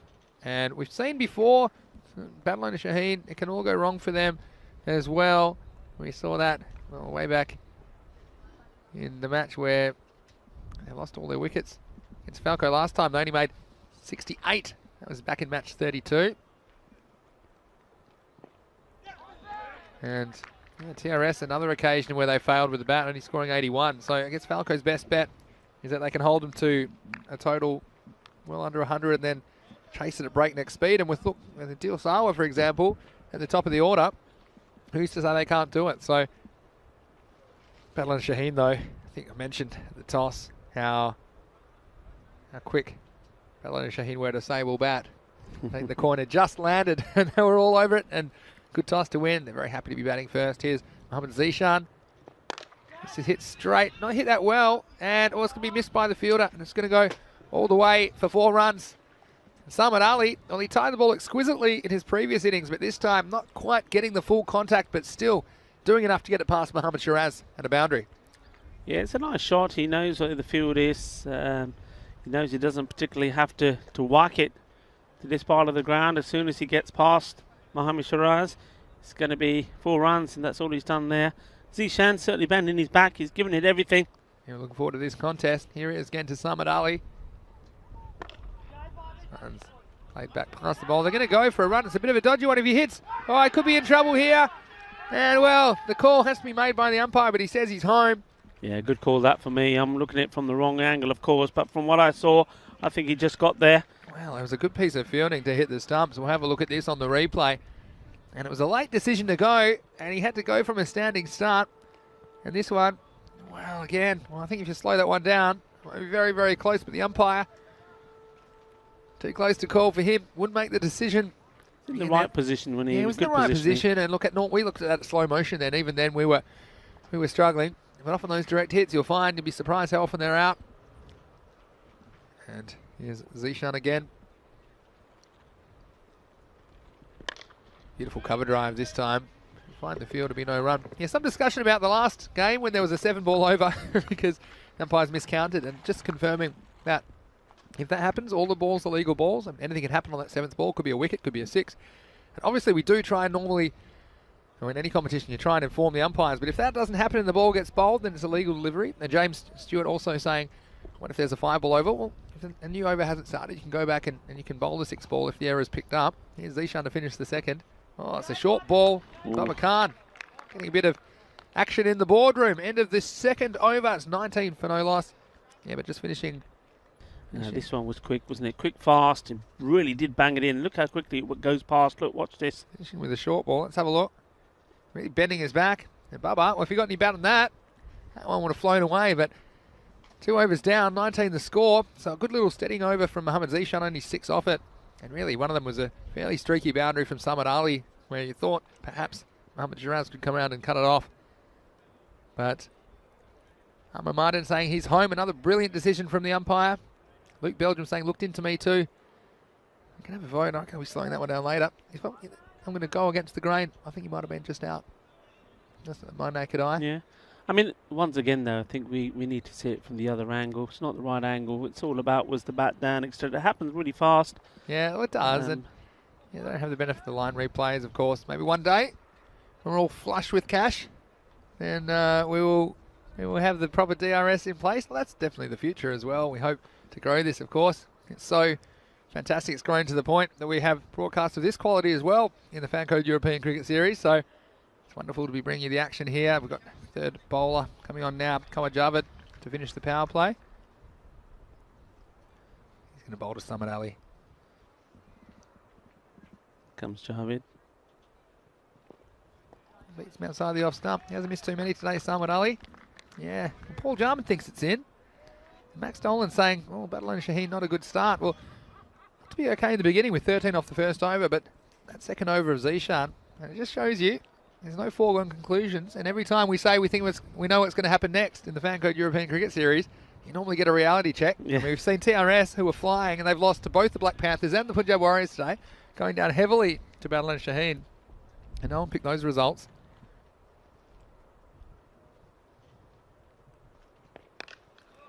Worked away on the offside. It'll be slightly to the side of the fielder, and they'll get through for a single. Yeah, I mean, it's not the usual start, of course, but you know what? Sometimes, and we've seen it a lot of times with Battleline Shaheen, they make fantastic starts in the first 4 or 5 overs, and then wickets tumble, and they really come to a halt almost in the second part. So they've got the challenge to score quick runs in any phase of the game, as long as they've got wickets in hand. So they certainly won't be too bothered about this at the moment. Yeah, that's exactly right. That's the way they like to operate. And it's Baba Khan. He's in business right now. He faces up. Short, and he goes for it. And he's going to get enough bat on this to get 4, I think. And this is what we were talking about. You can try him out upstairs, but if your field's not set, if you're going to try and go short, I think it's worth having a 3rd man, perhaps even a fine leg back on the boundary, because They get the man straight down the ground on the boundary, but if you're bowling that short, then you're more at risk to go for runs in that area. And Bubba Khan just getting enough bat on that to get him 4 runs. Yeah, now this, I tell you what, I don't think this is a bad thing for Bubba Khan. He's getting the short stuff. He's, if things go the way they look like they're going to go, he's going to be facing a bit more of that because he'll have the firecracker to face. He'll have probably Mohammad Jaffrey to face as well in that semi-final, and they're certainly going to bang it in as well. This one's fuller, and I think he's found the gap down the ground. He has. Well, using the whole 180 degrees of motion as Bubba Khan. The first one was right behind him. This one straight down the ground. Long on and long off were in place. They couldn't do anything about it. It was straight down the middle. 4 more runs to battle under Shaheen. Yeah, lovely shots. And this is also important for his confidence. He's getting the short stuff. He's not letting it bother him. And when he gets his chance to play a shot, he plays it. He's just having a little word here about the field positioning. He's happy with it now. Here comes Kawajava again. Just unsettled that time, the batsman, so they're going to have him re-bowl this one. That's okay, Adil. You go wherever you want. So can they get this early wicket, which just might spark something, Falco? Trying everything at the moment. Kawajava. And he comes. Oh, this is up and away, and again, that third man region. In fact, this one might have gone all the way. It's flown a long way off the bat. We'll wait on the decision of the umpire. And Bubba Khan, well, that's a Maximo. And this one, throwing everything at it. The kitchen sink, the pantry, and all the tablecloths, and just over the rope for 6 more runs. And Badalona Shaheen, they're away in the power play. Yeah, this is quality batting. He's played that. There's nothing edgy about it. See that again. He knows what he's doing. I don't think he expected to go all the way for 6. Well, they have got a man now there on that boundary. Sawa, who was in front of us, has come in. So Baba will take this on as well, I'm sure. Well, he does. And this time there's a man there just for that. And the wicket goes down. Bubba Khan. Well, I'm not sure if you noticed the third man back. And tell you what, it's the third time the third man coming into play. And a very good catch taken there on the boundary. And Javed comes up with a wicket just when Falco needed one. Yeah, I mean, he was set up for it, wasn't he? We saw 2 go behind there to the boundary. The last one all the way over for 6. Third man went back. He would have known that's happened, but he still flashed and flashed hard. But this time not enough to take it all the way over the man. Catch is taken. So Baba Khan, he still continues to struggle to get out of the 20s. Yeah, great catch by Abid Shahzad down there on the third man boundary. And would you believe it, when you're a captain, sometimes, he's a bit slow on the uptake, I think, Rayman, on this occasion, but when he finally put a man down there, it went straight to him the very next ball. And, well, at the end of the over as well, at the end of 3, it's 34 for 1. We're going to see Mohammad Zishan bowl out his second over. Of course, 5 outfielders are allowed now that we're out of the power play. Just want to say thanks to Rod G for his wonderful comment. He said, great to see cricket in Spain. Long may it continue. Been a wonderful tournament. Well done, the organisers, umpires, and the commentators, in all caps, the commentators. So I think, is he yelling at us? Well, if you're yelling, I think it's a friendly yelling. So thank you, Rod, and thanks very much for your wonderful comment. And again, thanks to all the team from the European Cricket Network, which makes this cricket happen. Here's Zishan, well, big swing and a miss. And Samad Ali, well, if I was him, I'd perhaps be knuckling down a little bit after Bubba Khan has gone. And again, easier said than done. He's been joined by Hamza Salim. And, well, Salim, the left-hander, is a very dangerous player in his own right, isn't he, Rico? Yeah, I mean, we know about the batting strengths of Badalona Shaheen. And the other thing with Badalona, I think, I've really seen them change the way they play. I haven't seen them ever say, right, okay, we're just going to buckle down here. They just play the same way. And that what we saw there from Baba Khan sums up Badalona Shaheen. Well, this one's wide. I think it'll be called wide. Again, flashing at it with Samad Ali. Yeah, Amar Martin has an interesting comment. He says, personally think it's nearly impossible to bowl in the block hole while bowling on carpet pitches. I don't know about that. But his second part still shows courage to bowl bouncer when on their hitting zone. So kudos to the bowlers as well. So, well, it certainly is a difficult tactic, because if you get it wrong on that short ball and it sits up and just asks to be hit, doesn't it? But if you do have a bit of pace, we've seen the better bowlers get something out of this wicket. So something in it for everyone. The batsmen, of course, have enjoyed it. If it's just an easy pace to hit. Here's Mohammad Zishan. This one plays off the front foot. And the fielder down there negotiating that.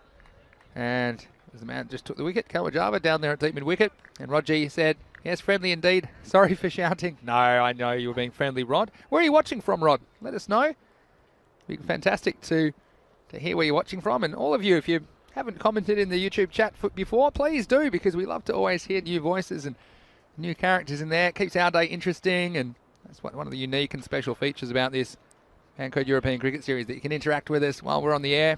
Hello to Mohammed Atif as well, saying Zishan on fire from Pakai Care. I think they might be doing a little bit of sneaky stalking on their... Sneaky. Well, one of these two will be their opponents. Looks like it'll be battle owner Shaheen at this stage. Next ball down the leg side and almost getting away from the keeper, but it'll just be a wide in the end.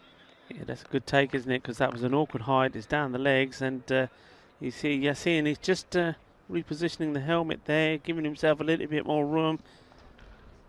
And yeah, so even the good bowlers you see there, the likes of Mohammad Zishan, even he struggles a little bit when you go from right to left. That one would have been a good ball to the right-hander, not so good to the left, so would he get it right here? He has to make the adjustment. In comes Zishan again. It's shorter, worked away by Hamza Salim.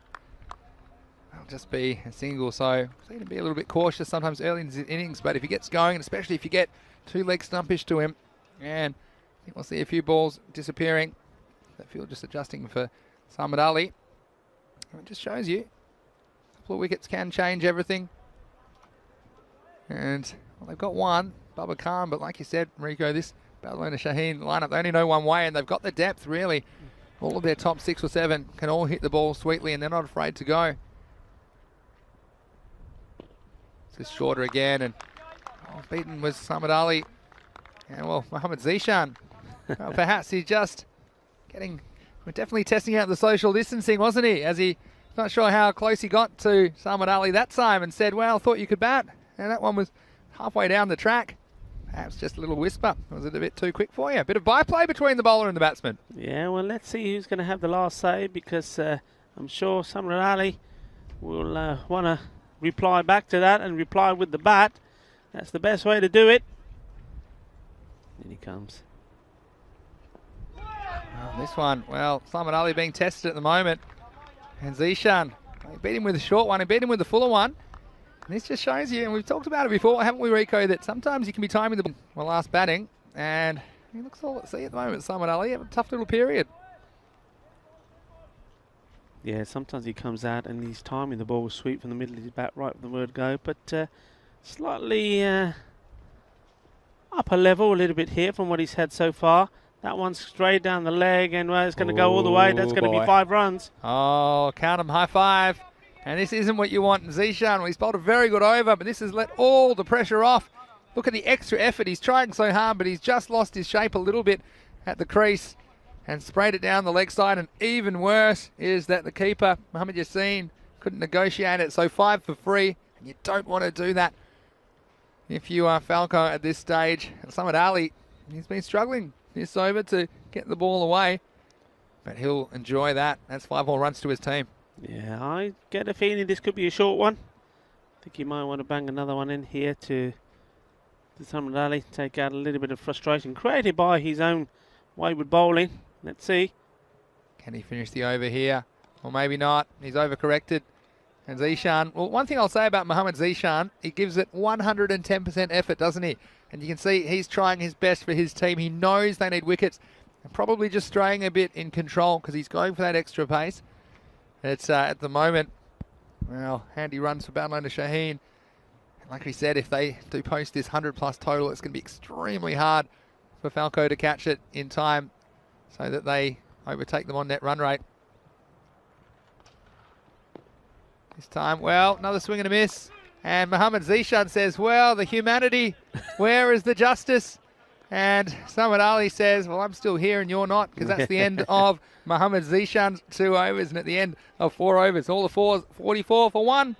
Now, what are they playing for? Well, Finals Glory on Finals Friday, and this is tomorrow. Make sure you join us in the morning. You don't want to miss the first one, I'm telling you. 7:30 a.m. GMT, which is 8:30 in Central Europe. It's 1 p.m. in India. Catalonia Tigers versus Raval Sporting. What a game that's going to be. And then followed on by semi-final 2, Pack I Care versus the winner of Group D. It does look like Badalona Shaheen possibly could be Falco. Then we're going to have the ECC group draw in the interval. Then we'll have the third place playoff. And finally, match 124, the gold final. Who will raise the trophy in the first Fan Code European Cricket Series of the year? You do not want to miss it.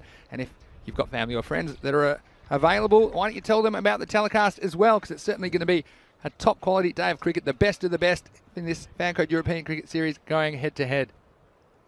A bit Shazad is coming on the ball. I think this is the point here where if you had the spinners, you'd introduce them. I think they've had pace, they've had to adjust to it, and now having to adjust to a slower bowling, I think would work. Nice looking shot from Hamza Salim. Start the over. Well, it gets through one fielder, but it'll still just be the single. Well, Rod G's watching from Madrid, but he's a Londoner. There you go. Where did you live in England? Are you from London? To me? No, not from London. Where did you live when you were there? The last place was just Hertfordshire way. It's the other side, near Watford. Oh, yes. Okay. It's a You've got that Londoner. wonderful, classy accent. I always wonder where you picked it up. Hang out with all the right people, did you, Rico, when you're in England? Well, I think they hung up with me. But anyway. I'll tell you what. Samad Ali, for a man that scored 73 last game, he looks like he's never picked up a cricket bat before, doesn't he, at the moment? He's all at sea. Yeah, he's just adjusting. But you know what? The thing is, I think you've got to fight through it, haven't you? And this is what you've got to... Though you could be in Form 1 match, well, as they say, you're only as good as your last innings, and now he's got to buckle down. He knows he's still there. That's the key thing. That's the thing, I suppose.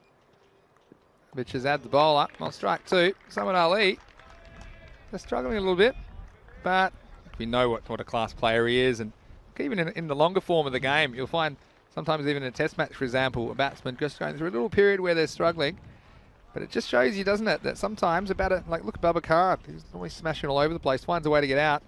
At the way Samad Ali seems to be golden, can't find a way to get out. And he's going to get it wide here. Hamza Salim was looking for one, but they're not going to get it in the end.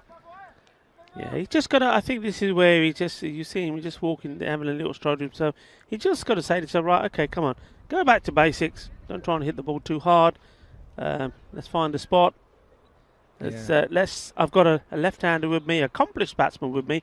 I don't have to swing the bat. Well, if I just play a few shots out, get a few singles, just get the runs going again instead of dot balls, I'll be feeling better again. And that's what he's got to do. Just a few dot balls, get Hamza on strike. And, well, he wasn't content doing that. Still going for the big shot, and that's what happens. It's sometimes you just got to be smart. You just got to do the right thing. And the right thing here would have been, well, I'm not seeing it, I'm not hitting it. Take a few singles. Yeah, and so, well, that time missing out on the straight ball. And I said he wouldn't find a way to get out. Well, number 4, off he goes. And just luck ran out, and just wasn't his time today, Samad Ali. He's a little bit unsettled at the crease. And missing that one. Again, playing across the ball. So, in the end, we've got another wicket going down. And this will bring, I'm looking forward to this, Rico.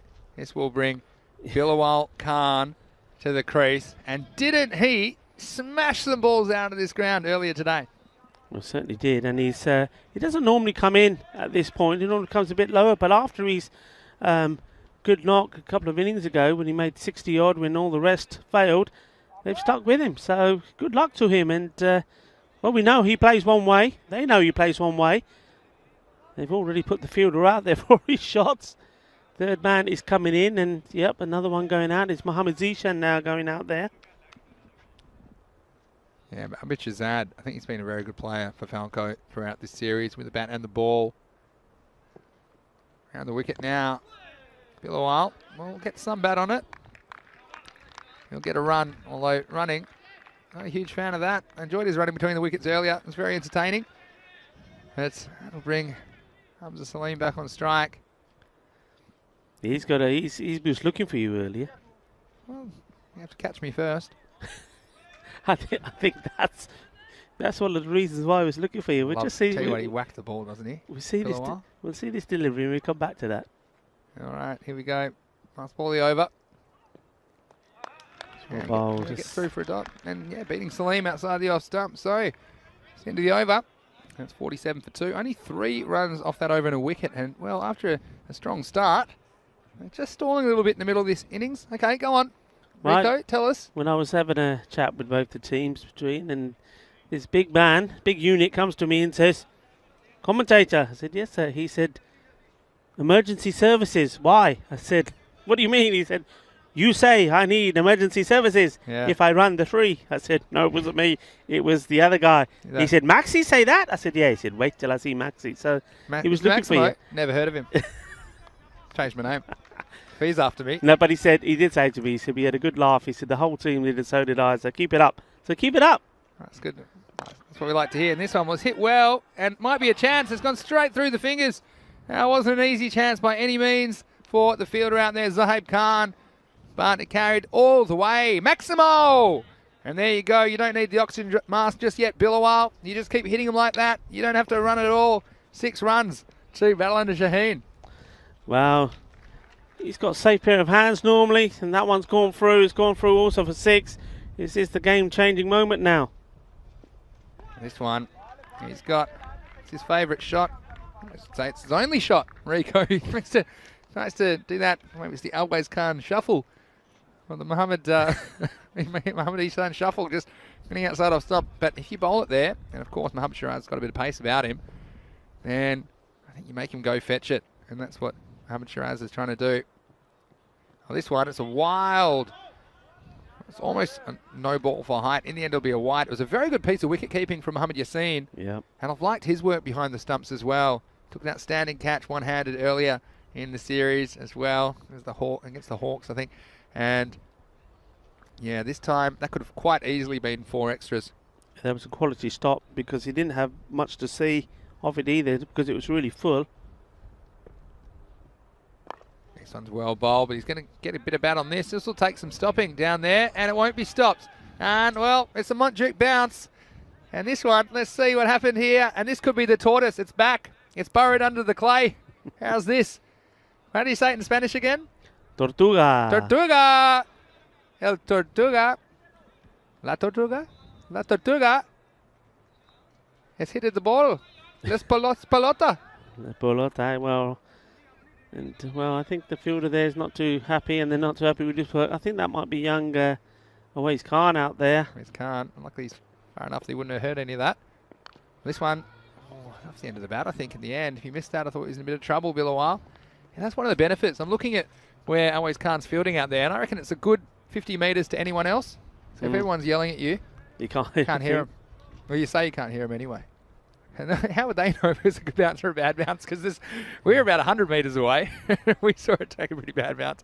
You can't blame the kid too much anyway. Here's Muhammad Shiraz. Big or out. And he's pushed it down. It was slightly wider this time from the bowler. And he's just, and once more, we said that's just classic battle on a Shaheen. The ball's there, he's just playing his shot. Yeah, he dug it out. But you know what? I'll tell you the big twist in this Falco European Cricket Series Spain. Well, I'm going to keep you waiting because this is last ball over. This is a bit of match 5, kind of match 5 action. But I'm going to tell you something that's going to blow your mind at the end of this over. But first, Hamza Salim, he's got a bit of FOMO. He's only faced 3 balls. He's going to face a 4th here from Muhammad Shiraz. Oh, it's up, it's in the air, but it's going to be over the offside. It'll take some stopping. In fact, it won't be stopped. So that will bring up another boundary. And, well, they'll go past 60 at the end of 6 overs at 63 for 2. There were 16 off that over in the end. Muhammad Shiraz, well, can't take a trick again. A ball flying in that 3rd man position. I'm surprised they don't have one. I'll do my 6 over check-in. 63. Well, I think they'd fancy themselves for 12 and over from here, to be honest. They got 8 wickets in hand. They got big hitters all the way down the order. So that would be 111. 48 from here. 111 for 2. So something 110 plus. Like I say, if they anything 100 plus, it's going to be really hard for Falco. They're going to have to go like the Clappers to catch them in time if they're going to progress to the finals. But anyway, you want to hear, Rico, the big cliffhanger? I do. Go on, tell me. I'm waiting patiently. Billawal Khan might be the tortoise. Look at that green helmet. Sometimes I reckon he's hiding under the grass. He's not hiding anywhere. Have you seen the size of it? No, take it easy. Anyway, he's on strike now to Bid Shazad. This one gets a bit of bat on it. Fly out. What do you reckon? Look at that green helmet. Where do you think that's come from? I reckon he's been lying down under the grass. He's got a little tunnel, and then you see the little green helmet poke out over the top of the surface, and then the ball jumps. We thought it was a tortoise, but it's really the green helmet of Bilawal Khan. I think the tortoise, it needs a helmet. The ball's coming at him at this It's rate. got a at the shell. moment. I mean, that's what tortoise has its own helmet, really. Not on his head. On its body. Bit of pad on this. This won't be out. That'll be 4. Can you call? I guess a helmet does have to be on a head, doesn't it? By definition. Well, you can't call it a body helmet. It'd be body armor, I suppose. I don't know. I think a tortoise's shell can't be a helmet. You could use it as a helmet. I mean, we don't advise de-shelling a tortoise. I'm pretty sure that's illegal these days. Anyway, we're going to move right along. And next ball, well, it's slower delivery. Outside leg stump. I'm pretty sure that pitched. And so you can yell all you like. I don't think that's going to be given. Good umpiring again. Leg bye called. Yeah, I was going to say I've heard of other parts of the anatomy on the body referred to as a helmet. So, you know, I don't know. ECN after dark. I think it's a bit early for that. Put the kids to bed. Rico in game 5. Anyway, let's get back to the cricket. Here's Abid Shahzad. This one's worked off the legs. It'll take some catching, and the fielder's not going to make it in time. 4 runs. So strong on the leg side is Hamza Salim, and that angle from Abid Shahzad just working nicely into him. A little bit too straight and clipped beautifully off the toes for 4 more. Yeah, nice shot, and this is what these two are doing here. Bilawal, he doesn't like to run, he likes to hit the ball. He's realising he's not hitting it cleanly, taking a single. And this is what we were trying to say there earlier to Samrar Ali. Just take the single, give Hamza the strike, throw the bowler off his line a little bit. Here's Shahzad again. This is short. It's going to get the treatment. This one's feeding the snakes all the way over the fence. Maximo! 6 runs to Hamza Salim. What a pull shot that was. Oh, that's a fabulous shot. Listen, there's a big difference between Mohammad Zishan steaming in and bowling the ball short here than this bowler. It's a completely different ball game. And Shahzad, well, he ain't that quick. You pitch it short to Hamza Salim, he's going to put you away. Pure aggression in that shot. Well, you don't want to drop short again. Shahzad, in he comes. This time he goes offside, driven firmly down to the fielder on the boundary. That will end the over at the end of 7. Well, it's walking stick, 77 for 2. Just a reminder, of course, we are back for Finals Friday tomorrow. Don't forget about that. But we do have some bonus cricket for you on the weekend. Now, unfortunately, we did plan a series in Malta, but because of some new restrictions, we've had to postpone that series. But we do have the Italian Women's T20 final this Sunday. So if you want more Rico and Vinny, and if you want to see some great cricket from Italy, the T20 final will be shown from 10:30 a.m. GMT, which is 11:30 in Central Europe. It's 4 p.m. in India on Sunday morning, the 14th of March. So please join us then. And of course, from Monday, we've got the fan code ECS Italy over 5 weeks. New over starts, worked away off the legs. Shahbaz Ahmed with the ball in over number 8. And actually, Luke made a very good point, saying they better get their skates on because he thought they might have been struggling a little bit with the over rate. But I think they might be okay. They've still got, I think they've got about 7 minutes, and they need to get through the next 2 overs in that time. So, again, something to be conscious of. Of course, you need to bowl the 10th over, start the 10th over before the 40-minute mark. This one, well, big swing and a miss.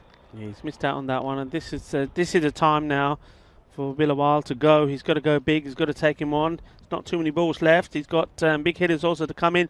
So if he's not able to get going, his strike rate's not been brilliant here. 13 of now 9 balls. He's really got to go for it. And you've got still Dilwara to come in. You've also got Malik. Well, again, he's trying, but not that too much pace on the ball. And that was clever bowling by Shahbaz Ahmed. And they've obviously got the memo to keep it outside the off stump. And look, almost luring Bilawal into a 2. And we saw that before, didn't we? The funniest one earlier was when he started to jog a single, and then you could see about halfway down, he thought, well, hold on, I might try for a 2 here. And then he just had to go from a standing start, and then eventually he made it back. The throw was a bit poor. It was interesting to see his thoughts in real time, wasn't it, Bilawal Khan? Yeah, but there was more to it. We'll finish that off after this ball. Oh, he doesn't know where that one's gone. It's gone safely. Watch the bounce fielder. Watch the confusion raise. Yeah, so going back to that, they did take the 2, and then it was 1 short. It was 1 short. It was 1 short. So, all that for nothing, wasn't it, in the end? Lucky he didn't get run out because he's seen a couple of those, and they've been no runs in the end, despite them running back down the pitch, running about, best part of 40 metres. It's Hamza Salim still struggling a little bit outside the off stump. It's Billawal this time. Well, it's hit hard down the ground against good bowling, not giving him too much to work with. And it'll just be a single. So it's been a good over so far. 1.111. They're just doing whatever they can to try and keep this down below 100. Again, it's very different Billawal Khan than we saw take apart TRS in the second half of that innings earlier today. Hamza Salim, he's got to be careful here, the bowler. Can't get on his pads, can't get too straight. It's actually fairly well bowled. Saw him coming, so he dropped a little bit shorter, made it uncomfortable for Hamza Salim, but he will retain the strike with that single at the end of 8 overs. It's 82 for 2. Yeah, so 12 balls. And, well, this the 9th over. We've seen a lot happen in this. These two are more than capable of making it a magic over. But at the moment, I have to hand it to Falco. Their bowling has been pretty tight. In terms of the extras, well, bear in mind that 5 of them came from 1 ball. Yeah. With those 10 wides. Sure. There's only 12 extras in total. So, I'm thinking here, though, still batting on a Shaheen. They still would be eyeing up the 110. Yeah. They'll still be looking to play big. And I think these two have probably had a chat and said, right, okay, it's time to go. It's time to go ballistic. Yeah, party time. Join the party, Hamza Salim on strike. It's a beautiful shot, cut away, and it's not going to be stopped. And, well, just a little bit short and outside the off stump. This is a beautiful cricket shot, Rico. It was the correct shot to play, and he executed it perfectly. Yeah, that's class. That's top draw, and I like the way the hand comes off the bat there as well. It's like he's swinging a blade, and, well, he certainly did slash that away for 4 runs. Like a samurai, wasn't he? The way he used his hands to really get through that ball. Got Keanu Nolan saying he's looking forward to the Italian women's T20 final. Can't wait. Here comes Kawajavid. Well, this time I think it's just flicked the pad, and that's why I won't get a wide for it. Missed out on it. Yeah, certainly did. He was lining that one up. He was just probably wondering which street he wanted to hit it into downtown, because I thought that one was going to disappear. Yeah, Keanu saying, well, it's after dark, 3 a.m. here, Vinny. So, Rico, you can get away with your alternative material. But, no, it's certainly great to be here late on the day in Barcelona. Here's Javid again. This time, driven away off the back foot.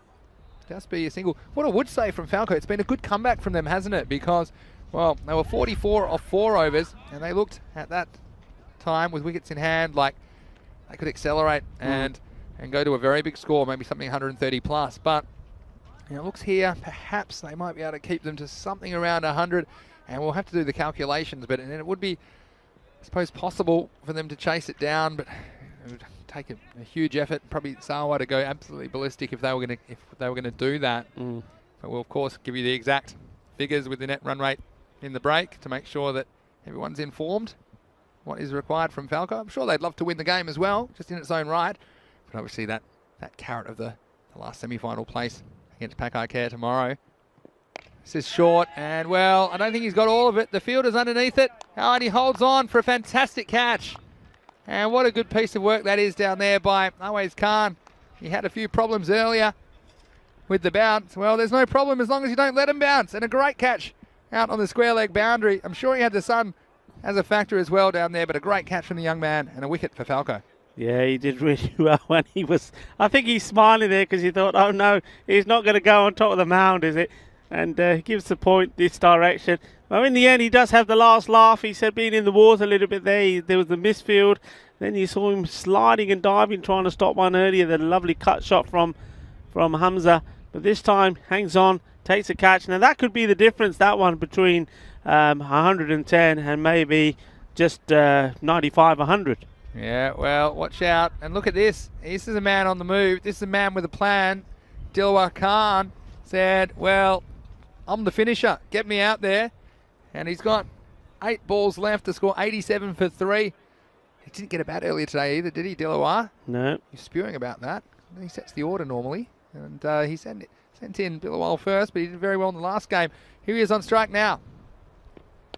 Well, he's going to get into it straight away. Crack that one. That one's got altitude. That's all the way. Maximo. And that's the way to start your innings when you've been waiting to bat all day. Yeah, and this is what we're talking about. If you look at that, they lost the second wicket in the 5th over. And since then, they've poodled along. And we've been saying with the last 4 overs to go, it's time for them to get going because the big men, the big guns are waiting to come in. So I think they tried. I don't think it was a lack of trying, both from Bilawar and Hamza. They've tried. The bowling has been good. Yeah. But anything that's loose here now has to be put away. Well, I reckon he's going to go again. Here we go. Jarvin's in.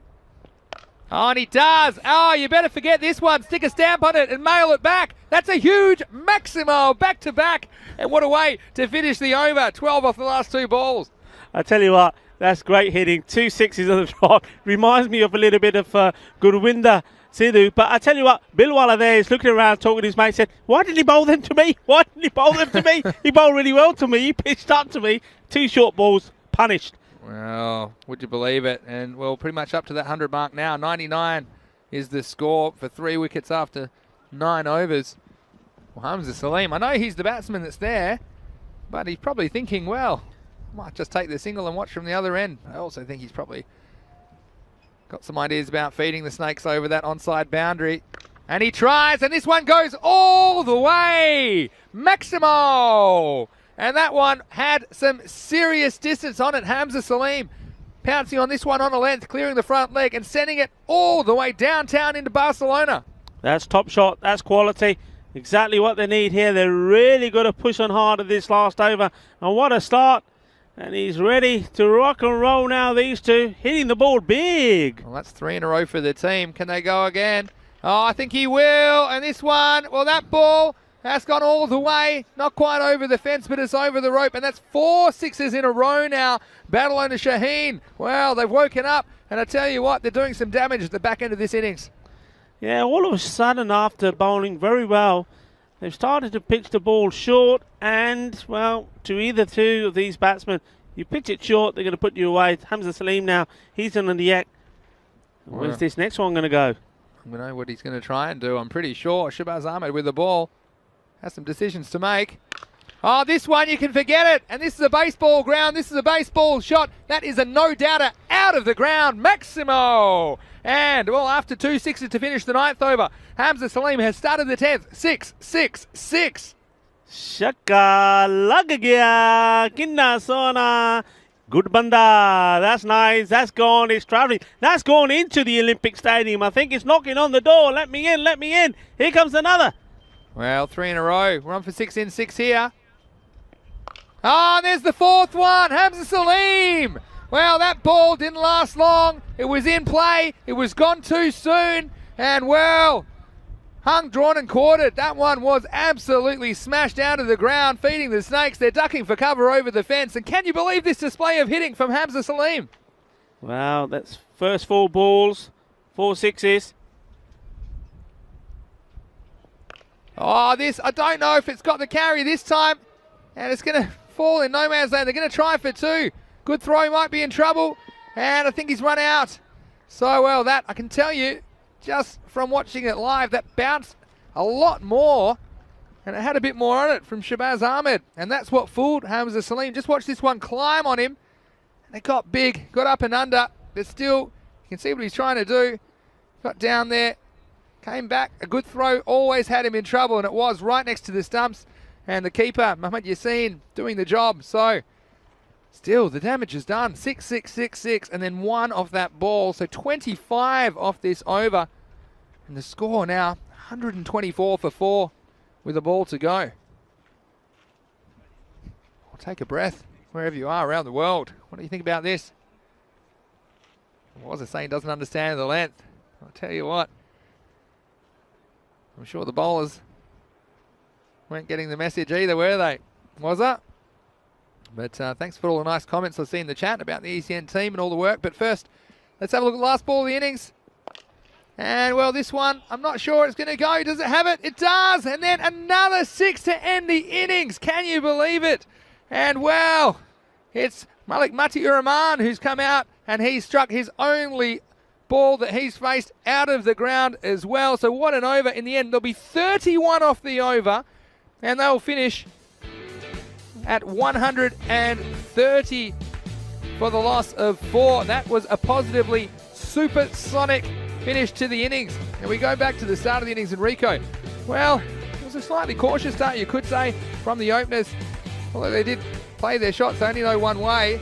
They had a few troubles, and some good fielding by Falco kept them down, especially that second over. Only went for 6 from Mohamed Zishan, who bowled well without a lot of luck. You'll see this one here, right up in the block hole. And this was the moment where, well, we thought it was a very close run out. And you tell us at home what you think. Again, umpire making the call, that's fair enough. It was just this moment with Bubba Khan, interesting little duel, wasn't there? He went backwards, he went forwards, he went backwards again. A couple flying away in the third man region. And they had an idea. They said, why don't we put a man back there? And you know what? The very next ball, straight down his throat, and that was the first wicket to fall. And Bubba Khan, again, he's looked threatening every time he's gone out there. Meanwhile, a couple of freebies from Mohamed Zishan. It was an interesting little battle he had with Samad Ali, who eventually fell, didn't quite find his timing. And that's when it looked in the middle of the innings where things were stalling for battle owner Shaheen. And Bilawal came out. And that one, a bit fortunate to get 6 for that as it went through the fingers of the field. And Hamza Salim came and made a couple of nice shots, but it took a while to get going. But certainly, once they got going at the end of the innings, it was take cover because the Maximos were flying everywhere. Well, look, that's what it all comes down to, isn't it? Because there was some comments earlier in the chat as well, and a few people were saying not the best start from Badalona. Normally they get off to a better start, and we said then, yes, but what you got to remember with them is sometimes they fire early and they fall flat, but as long as they have those big guns there, anything can happen. And well, the big gun came out here, well, and he played some shots. First of all, there was a great catch. So Bilawal, he didn't really get going, but that was a super catch, and I like the way he just said, take the pictures. This one's for you, Mum. Oh, Mum enjoyed that one. Thank you very much. And well, then Dilawar came in, and he only knows how to bat one way. First 2 balls were sent on massive 6s. And then we thought, well, does he need to be at the other end? Well, maybe he does. And Hamza Salim said, what are you talking about? Have you forgotten about me? And there were some massive hits from him as well there. That last over, well, 31 runs off it. Absolutely brilliant. And Hamza Salim going for the second here. So close to getting his 50. And what a 50 it would have been as well. It would have been 50 in just 19 deliveries. And then right at the end, Malik Mati coming in and saying, anything you can do, Hamza. I too am a left-hander. I can do the same. And he's absolutely bashed up for another 6. An amazing end. 130 for 4. Well, 1 minute we were saying they're going to struggle maybe to get to 95 between 100. But we did say this is why they've got to play the shots. Let the next man come in because he might fancy the bowling. I tell you what, Dilawar certainly did fancy it. 130 for 4. Well, that's a good total in the end there. How was that last over? It was 6, 6, 6, 6. 1 and a run out, then 6. And we didn't even notice Hamza Salim. He went to 50 with that single, and when he got run out as well. And so he ended up on 50 off 19 balls. Well, there you go. That's just been changed because I saw the 49 and said, well, he got to 49, but they've obviously made a correction, so we did get to 50. They found the missing run. That's why I was just checking that one out, and I heard that. So I just checked that out because on my score sheet, I had him as scoring the 50, but you had to keep up, didn't you? You had the calculators out, the 6 times table. It was a lot of runs scored, and I do have some information as well, and this isn't going to be good news for Falco fans.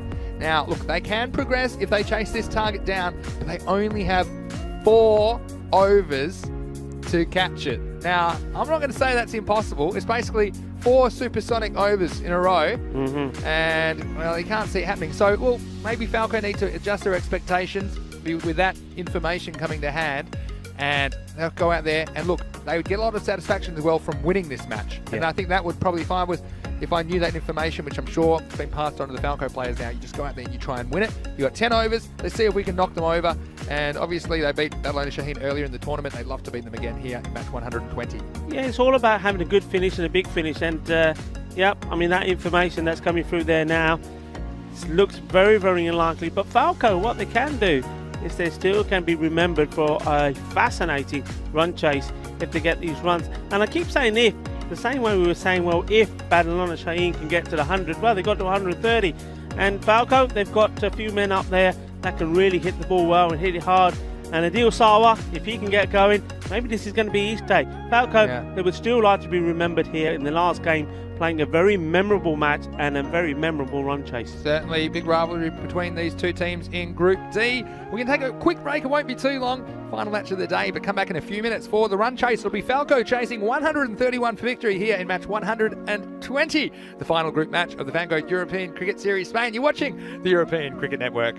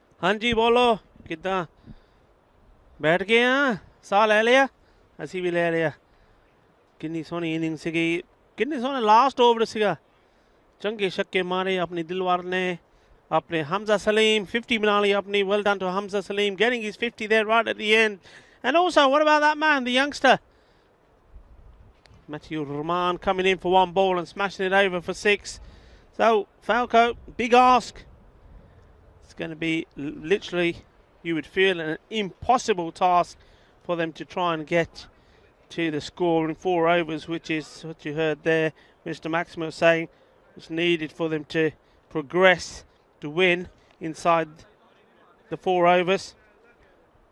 What is more likely, and what I think is something they need to have their mind on, is perhaps getting the victory, a memorable one, and ending this, the first Fan Code European Cricket Series of the year, on a high with a win. So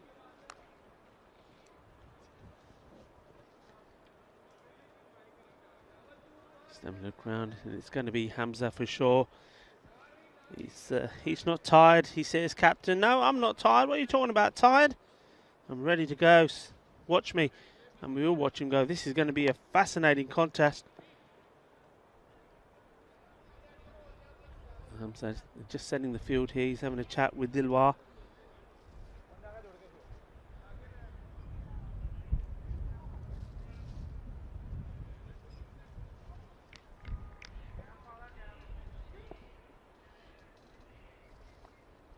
So Adil Sawa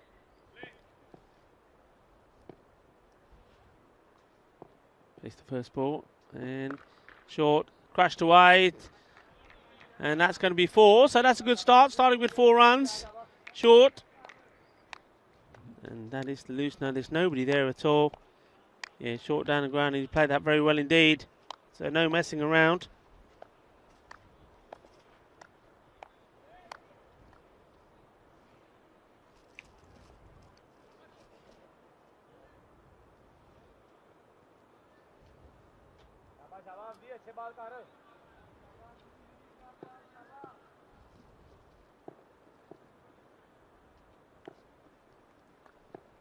So Hamza needs to make up for that one. In he comes. It's short again, and that's who smashed away. There's a fielder there. And well, for one moment, I thought, has he put it straight in his hands? That was really clobbered, I have to say. And the fielder, Kasim Hussain. You see this again. Watch. I just picked him up there. Didn't even spot him there, and he's just not able to do anything about it. Goes all the way over. 6 runs. Well, we said it's going to be an absolute impossibility. But Falco, as the fielder gets changed, and it looks like Mati is taking his place now. So Hussain back inside the circle. And as always, the fielder who gets swapped is the one who has to do the fielding. That's well, gets down well, gets the throw in. So Adil Sawa, those 2 boundaries now, gets a single, goes to the non-striker's end. And it's going to be Mohamed Yassin.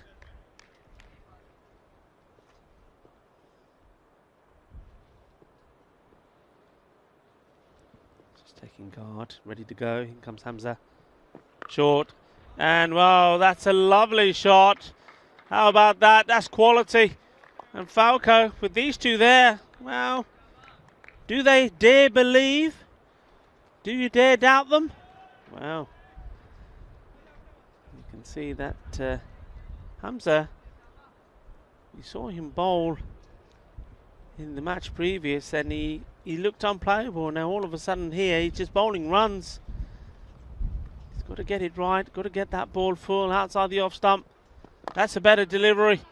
Batsman still giving a good swing, and fielder Mati does well, gets the throw in, keeps them just to the single. Oh, he doesn't, because that's hit. Has that hit the edge of the pitch? It may have done. Oh my God, where's this going? And for 1 minute, I thought this was coming our way. It all happened there. Well, let's have a look at this again. I mean, the throw, I'm sure, hit the edge of the strip, which is what outfoxed the wicketkeeper, Hamza Ali. Here we go. So, nice bit of work from Mati. He's getting the throw coming in now. So, keep an eye on that ball. Batsman says, nah, it's easy. Yep, right on the corner of the pitch, and off they go. This is in the air. And that's it. That's the end. And guess who takes a catch? It's that fielder who was on the boundary, who didn't take the one last time when the ball went for 6. They moved him. He's come inside. First he stops the 4, and this time takes the catch and takes it well. And he's going to have a few words with his captain. And that's the first wicket. So it's going to be a slow walk back from Yassin at the end of the over. So it is 19 for 1 at the end of the first. And Vinny, I know you were trying to sit down and get a word in there, but there's so much going on. I was backing up the throw because I don't think anyone else was. One of the things I do love, and look, it's an unusual thing for sure. It's temporary pitch, and the edges, things can happen. And that time, you saw the ball bounce back at the guy who threw it. And then they've gone for the overthrow, and then it was the keeper. I'm pretty sure it was the keeper that pounced on it, Hamza Ali, and he's thrown it so wide of the stumps. I thought no one's, and it was just when I was walking back to the commentary box. I thought, well, I'm going to get this, but it's going to be 6. But in the end, well, Adil Abbas is going to bowl the second over. He's bowled very well today. Well, he forgot to bowl that one, but he's when he remembers to bowl, he's been a very good bowler for Badland Shaheen. I think he'll be a weapon in the semi-final, and we did mention that Falco have to get these runs in 4 overs. That's just basically not going to happen. They need 4 overs. To give you an idea of what a 31 and over looks like, it was the last over of the Badland Shaheen innings. They need 4 of those in a row. First one only 19, of course. So I think if you're Falco now, you just concentrate on trying to win the game. I think that you have to look at it that way. And they'll be disappointed, of course, that they let Badland Shaheen get away, particularly at the end of the innings. But you know, they've got pride to play for, and they're a proud bunch of guys as well. They've had some success in the domestic level in this region, and I think they need to concentrate, knuckle down, and try and knock off this target. It's a pretty challenging one as it is in the 10 overs of 131. Here's Abbas. Well, this one was going to be plumb. close. It looks dead. And, well, the batsman not liking it, but that looked pretty close to me. Perhaps he's trying that whole inside edge trick that we've seen before. But I tell you what, I didn't pick it up. We'll see it on the replay from front on. Well, to me, it didn't look like the bat was anywhere near that. And sometimes I think you can fool yourself as a batsman. That one, well... It looks like it was Yorker length delivery, Yeah, hitting look, him right in front, to be honest. Ahmed Shahzad, he's probably disappointed. In fact, I know he'll be disappointed because he's a very competitive player. And it just shows you how much it means to these guys as well. But that will be the end of his series, I think. And so second wicket goes down. The score is 20. Yeah, and of course he's disappointed. He goes without scoring. In fact, he goes first ball he faced, so it's a golden. And that's not a way you want to end your series. It was a very good delivery right in the block hole, and you know, Hamza Salim didn't get his line right. He did pick up a wicket, but this man, Adil Abbas, well, wherever they've picked him up from, he's so useful for him, and he just bowls really well, just attacks you all the time. He's fallen straight. Here he is, the new batsman. It's a bit too full this time, full toss. I tell you what, could be trouble if he hits. Oh, I tell you what, almost needed 2 throws to get there with that Samad Ali. I don't know. Let's have a look at this throw. What happened? I think he just got freaked out by how much time he had, so he thought I'll throw it a bit softer to make it more accurate. And then in the end, looked like he was throwing a shot put. Let's have a look at this. First, there was miscommunication with the batsman, and the new batsman saying, okay, we're serious about this run, are we? And in the end, he got home, but very peculiar piece of cricket indeed, even by Falco European Cricket Series standards. Here's Abbas again, this time to Sawa. It's down the leg side, it'll be a wide. Bowl that one again. Yeah, I'd like to see a big finish for sure. I'd like to see Falco chase this down, and I mean they'll be so disheartened because they had big hopes of qualifying, I'm sure. And it's the first match they'll play today, and the last, obviously. So all day they would have been hoping that results had gone their way and they'd be in a better position, perhaps that any win would take them through to finals Friday. Here's Abbas again. Again, he's always full and straight, but a bit of bat on this one. It's going to fly away for 4.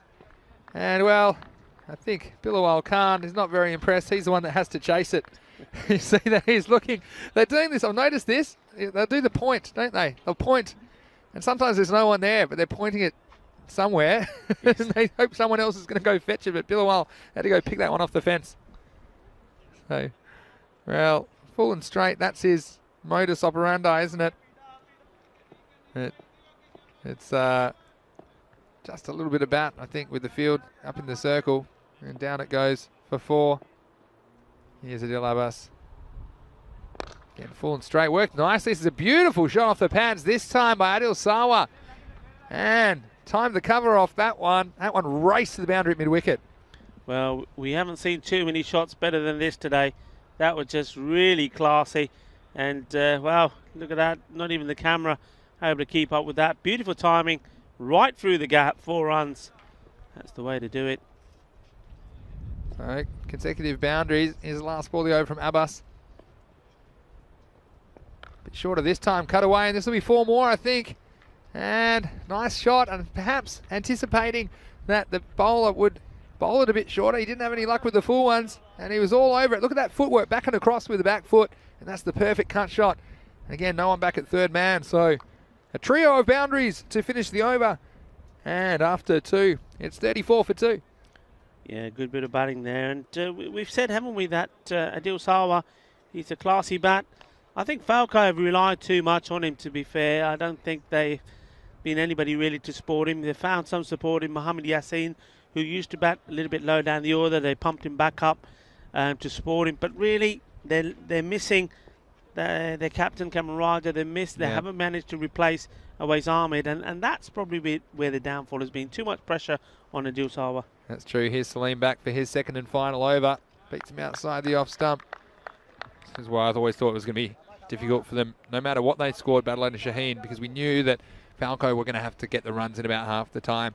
And when you know that Hamza Salim has 2 overs up front, even if they collapse to be all out for 70 or 80, you know that it's going to be very difficult with Hamza Salim Even though he went for a few in his first over, there were some very good shots in there as well. In he is again, and this time it's worked away.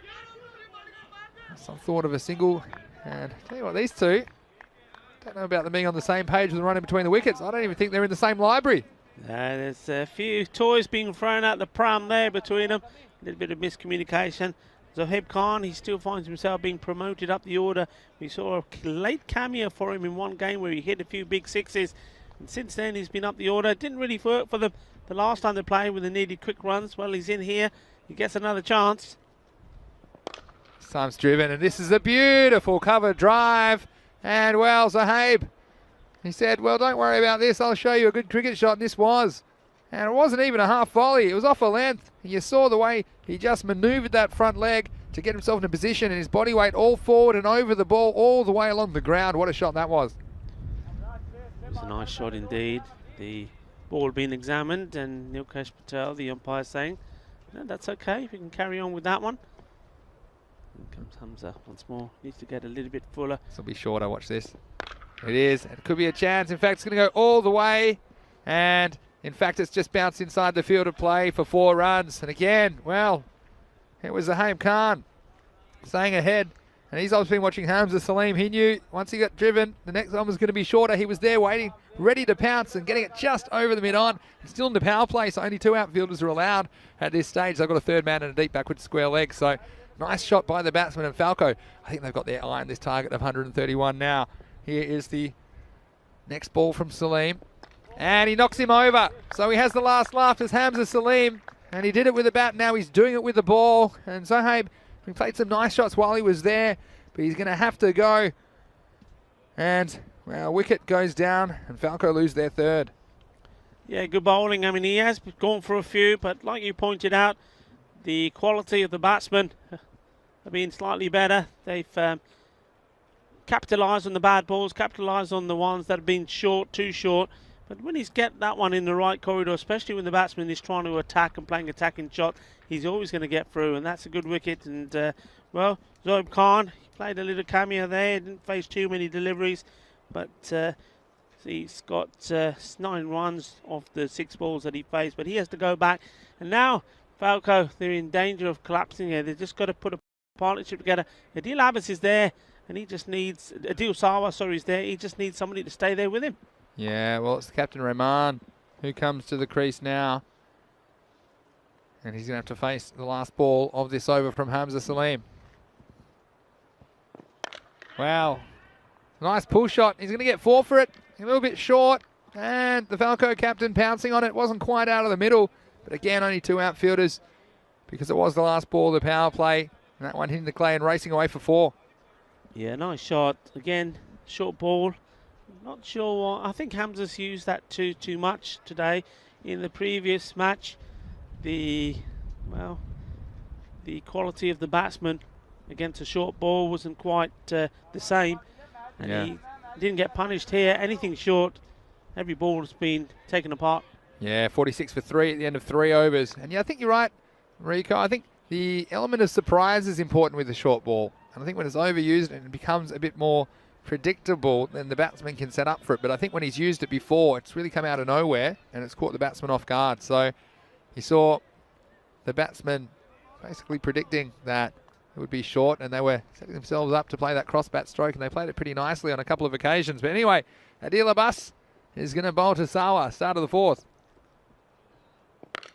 Oh, this one's up and it's away, and it's still going up and it's gone. 0 gravity, Maximo. And that's one for the cheap seats. It's gone all the way. Well, that is one that we call the Bizaway Super 6. It's still going. What a big hit that was. That's going into the road for sure. Watch out if you drive your by. And if you see a white thing, I know some of the Spanish may not understand what it is. It's not a baseball, it's a cricket ball. And we'll have it back, please, because we're running out of them pretty fast. Some of the baseballers watching on. Hope they had their gloves out. Here's Adil Abbas again. This one, it's going to be 6 more, and this time he's gone offside. Maximo, back-to-back 6s for that man, Adil Sawa, and he's racing along and he's keeping Falco in this game. Hey, look here, look at the corner of our screen. I've spotted somebody. Somebody who's giving the Maximo signal there, the bit of balle, balle, balle. And I tell you what, balle, balle, balle to you, because that's our man, the founder of the European Cricket Network, Daniel Weston. Dan Weston in the house. He's in the house. Yeah, you know what else? Yeah, go on, tell me. Yeah, you say it. No, go on. We found out it's his birthday. Yeah, it's his birthday. Let's see this ball. Let's watch this from Abbas. 2 in a row. Can he go 3? That's a better ball this time. And, well, he might have run himself out if he picks it up. No, I wouldn't have been so quick to get to the other end if I was hitting him that well. But in the end, it'll just be their single. Yep, Dan Weston's here, European cricket founder and the visionary behind all of this. And it's wonderful to have him here. He'll be here for the ECC draw tomorrow and, of course, to present the trophy in Barcelona. So welcome to you, Dan, and happy birthday to you. Enjoyed a little bit of cake at the break. This one, well, that's a dirty slog. See? You're going to get some of those. Feliz cumpleaños for Daniel Weston. हाँ जी अपना founder था European cricket network था आज birthday भी है इतने हैगा नाले कल आऊँगा ता कल होऊंगा ड्रॉ जरा यूरोपियन क्रिकेट चैंपियनशिप शुरू होना ना सितंबर ਦੇ ਵਿੱਚ ਉਹਨਾਂ ਦਾ ड्रॉ होना सारी अदर नेशंस ਦਾ मिस ना करियो फाइनल तो पहला. In comes Abbas, and this is Fuller, and again they might think about a run, but it hasn't gone far enough this time. Yeah, so it's his birthday, and I tell you what, we had a little bit of zesty. Wasn't it good? Birthday cake, and it was zesty for Westy. Happy birthday, sir. It was. I tell you what, some people might be following European Cricket Network just for the food updates. I think, especially when you get to Game 5, people are tuning in. What are they eating for dinner? What have they had today? But anyway, there's also some great cricket, and this is a good contest. Abbas with the ball. This one turned off the legs, and what was that? Billawal after it. That's his zone down there. That's the I hope the ball doesn't come to me zone. He's always hiding in the fine leg region. I tell you what, do well to get onto that. Just the single to finish the over after an explosive start and end of the over. And guess what, Rico? I know you know this, because we're going to have our COVID tests very shortly. So before we get stabbed in the nose, we're going to tell you about ECS Italy. And it starts next Monday for 5 weeks. We're going through 5 different locations. Each week is a different series. So they'll each have a finals day on Saturday. And it begins this Monday coming up, the 15th of March in Rome. Then we'll in Bologna, Venice, Milan and Brescia. So some great locations through Italy. Again, great organisation and logistics to put that on at the moment. And we hope you can join us over the next few weeks in Italy. And as a bonus, you've got the Women's T20 final this Sunday as well from 11:30 a.m. European time, which is 4 p.m. in India. So I can't wait to go to Italy. It's going to be amazing. Can't wait. It's going to be a bit of a road trip as well, aren't we? We're going to go to different parts. Yeah. 60 for 3 after 4. And look who's on. Dilawar with his leg spinners. He starts with a short wide one, but it'll just cost him the single. Hasn't he bowled well, Dilawar, today and throughout the series? And I think it'll be a very interesting semi-final when he's entered into the game, because he's the sort of bowler that can take wickets. Absolutely. And one of the things that we said about Badalona Shaheen earlier on is to say that though they do seem to have a little bit of everything, they've got the seamers, got the batsman, one thing that we were missing was the spinner. And then all of a sudden the captain must have been listening in and thought, hang on a minute, I can spin. He had a go, he took 4 wickets, and he's not looked back since in that match. And he took 4 wickets in that match, and he's just carried on bowling, and he's always picked up wickets. He's been good. Here he is again. And that's a perfect leg spinner, and that's how to do it. And he's got the dangerous Adil Sawa, and it'll take a magic kind of a ball to get rid of a special player. And this was the magic ball from Dilawar Khan. Watch this out of the hand, and you see it just drift in and straighten, hitting the target. And Dilawar Khan, well, you think he's bowled his team, and he's led his team into the semi-finals. And what a delivery that was to get rid of Adil Sawa. Yeah, and right on cue, we're singing his praises. And why not indeed? What a good ball. And that's what he's done. Sometimes a little bit guilty of wasting a few down the leg side, which some batsmen capitalise on. But most of the time, he's on the money. And that's a prize wicket. And I tell you what, sometimes if you say, well, he's just a part-time bowler. Well, if he's a part-time bowler, he certainly have got some big names out in this Falco European Cricket Series. And, well, not too many come bigger than Adil Sawa. Certainly. And we timed the ball very well while he was there. It was a good innings when you consider he scored 37 off only 11 balls. And he did everything he could to get Falco towards this impossible task of chasing in 4 overs. Of course, that's not going to happen, but they would want to win the game. And the game's there for the winning. Although they have lost 4 wickets, there has to be a concern. Shahbaz Ahmed is in. starts with a dot. And well, they need north of 2 a ball already. And you just feel if Dilawar gets it right, he'll bowl some dot balls and could bowl his team to victory in this match, match 120. It does set up an interesting couple of semi-finals. Of course, we already knew the first semi-final tomorrow will be Caledonia Tigers versus Relive Sporting. What a game that's going to be in the morning. And then we'll have Pakai Care versus Battleowner Shaheen, the second match of the day.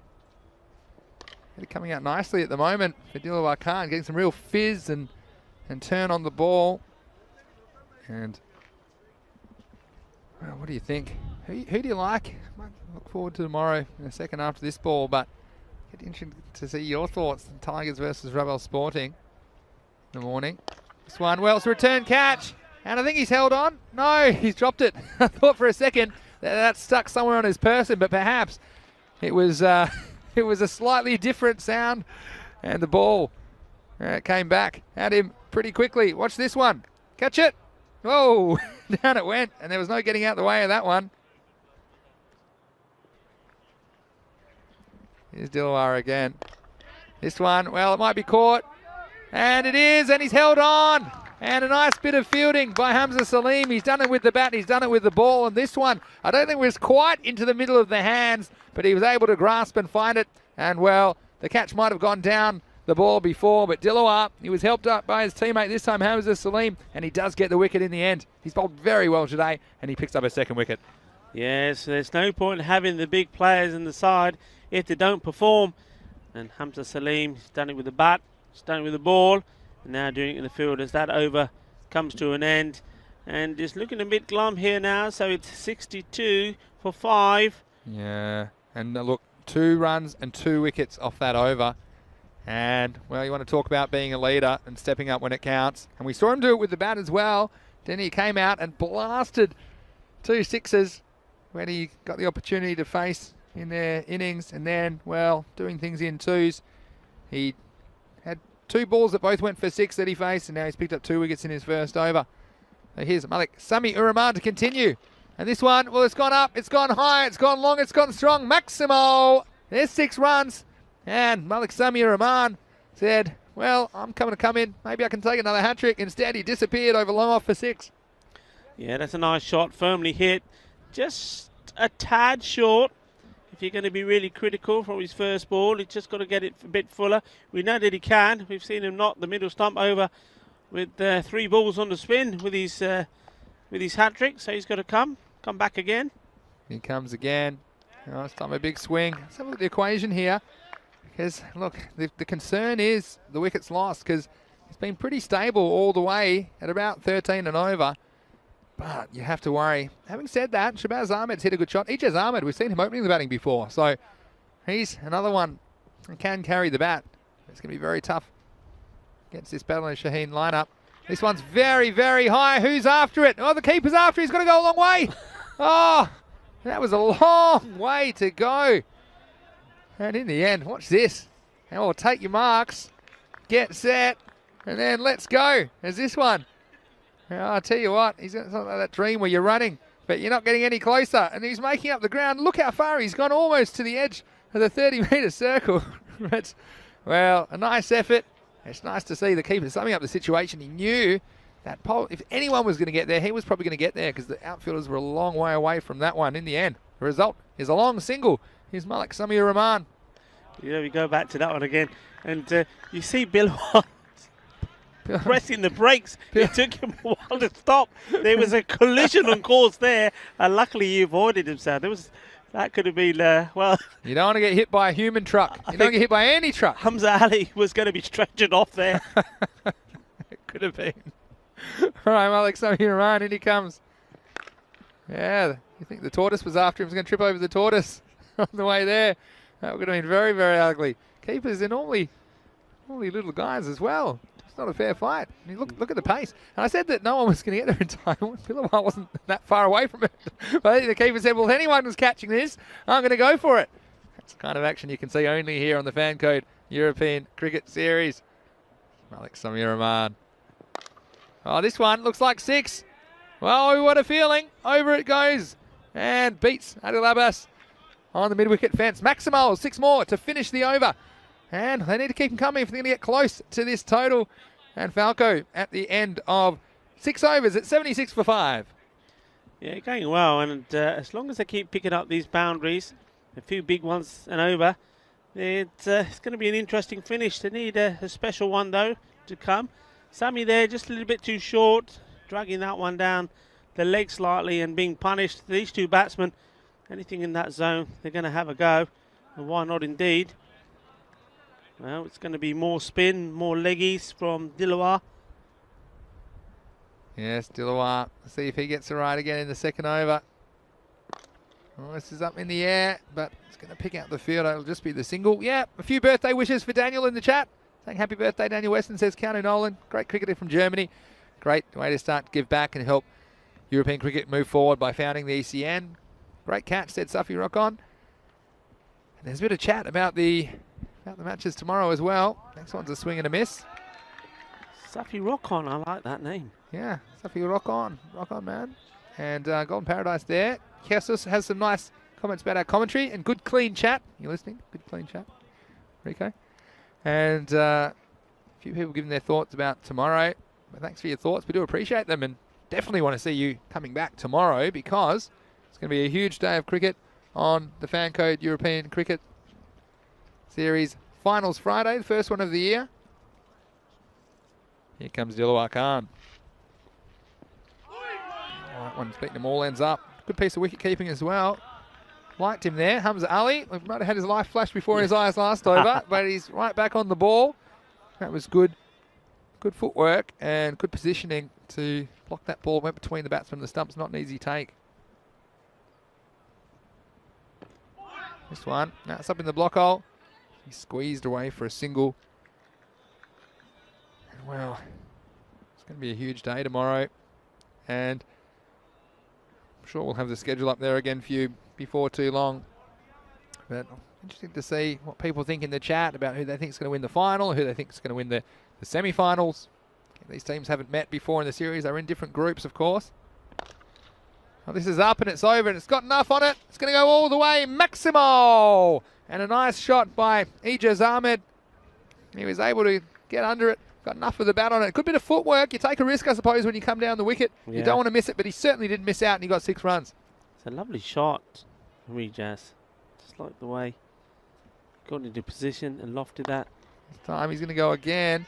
It's kind of in the gap, but I think they'll just get one in the end. So one to finish the over. It'll be 85 for 5 after 7. And, well, Rico, it's going to be final tomorrow. We'll have the timing here on the screen. Tell us who you like. Catalunya Tigers versus Raval Sporting. Who do you like in the first match of the morning? I'm going to go for Raval Sporting. I know the Tigers have got those 2 big, strong Centurions, as in Mustanza and Yasser Ali. Yasser Ali also plays a big part with the ball, but I think they're going to rely on those 2, whereas Raval Sporting, Kishit Patel, Karan Datta, who also a Centurion, is in good form. And I just think the team dynamics, I'm going for team dynamics, and I think Raval Sporting have it. Fair enough. And look, we've seen, it's fair enough because Raval Sporting, they've been giant killers, haven't they, as well? And the way they did lose their opening fixture to Minaj, but they haven't lost a game since. They beat Minaj when it counted as well, and they had the big players. They do match up pretty similarly as the Tigers. Here's Malik Mati Uraman to continue, and this one is just going to be the single down to Hamza Salim. Yeah, but I think Minaj, the way they match up with their strong top order, and then relying on, it's probably not the strongest bowling lineup, and Raval Sporting a fairly similar contest against Catalunya Tigers, I think. If they can get those big hitters. Just struggling with the sun a little bit. Hamza Salim, next ball. It's just going to come off the pad. There might be a chance for a run out. Oh, and he's run him out by a mile.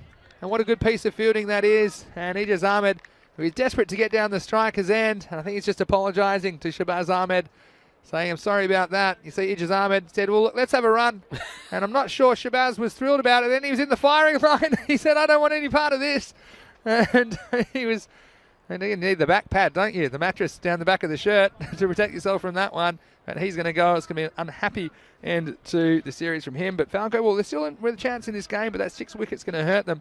They need about 2.5 a ball at this stage. And Ijaz Ahmed obviously desperate to get on strike, but he caused a run out on that occasion. Yeah, Shabazz Ahmed, Danny Boy, not happy at all. And why would he be? There's really no need to do that, and it left him stranded. And he was going along quite nicely as well, just starting to play some shots, just starting to get in. And well, Falco getting in the habit of losing wickets at the wrong time. We got Was Up with his thoughts on tomorrow. I'll give them to you in a second, but first let's have a look at Malik Rahman. Now he's gone for it, but he hasn't quite got the contact. He's just going to walk a single in the end. And was a saying that he'll be on tomorrow for sure. Finals time deserves a fine bottle of bourbon and a big smile. Tell you what, that should be our motto. I'll do the shopping. That could be a very interesting finals Friday. Yeah, Crack it open at 7:30 at the toss. 7:30 in the morning. Well, certainly we won't need any assistance to be very enthusiastic about the action tomorrow. I'm sure neither will you if you're watching on ECN. Well, this one's very, very high. I think it's gone very, very long. It's got to carry. It's gone all the way. And the fielder, well, he might have had a chance to catch it, but he was 5 or 6 metres over the boundary. It was Hamza Salim. So Maximo, and, well, Kawadravid. Well, you think that he might be involved in this partnership that could take them over the line. Why not? And he started with a really huge shot. 6 over mid-on. Malik Rahman, how's he going to respond? Will he go Fuller? Well, he goes again, and well, someone's going to catch this, are they? And the bowler does his own work. And well, 6 and out, you can't blame Kawadravid. Went the big shot, and well, courage. I suppose the difference between courage and stupidity is on the result. And Malik Rahman went short again, maybe it was a little bit quicker. You see, he rushed him in his shot, went up in the air. There was no one on the onside into the circle, so Malik Rahman had to go after it. And a nice piece of fielding, and he's a great all-round cricketer, isn't he? And we love these guys, Malik Rahman, as well as his brother Malik Rahman. Oh, and he just, wouldn't I love to be young again? Oh, I'd love to be young again. That reminds me of my youth. But yeah, what a day he's having as well. You know, we talked about some of these players, and Rahman here, first of all with the bat, comes in, 1 ball, bang, 6. He's bowled very well. He's been involved in the run out. That caught and bowled. Just a little bit of everything. And, a super performance from him as well. Another star of the future for Cricket España. He's one, no doubt, he and his brother. We're going to see a lot more of him in time to come. And that is the end of that over. So the score moves along to a 94 at the end of the 8th over. And, well, Falco, it's not impossible, but they do need one very special something or another to happen here now, because it is coming up to this all the special 9th over.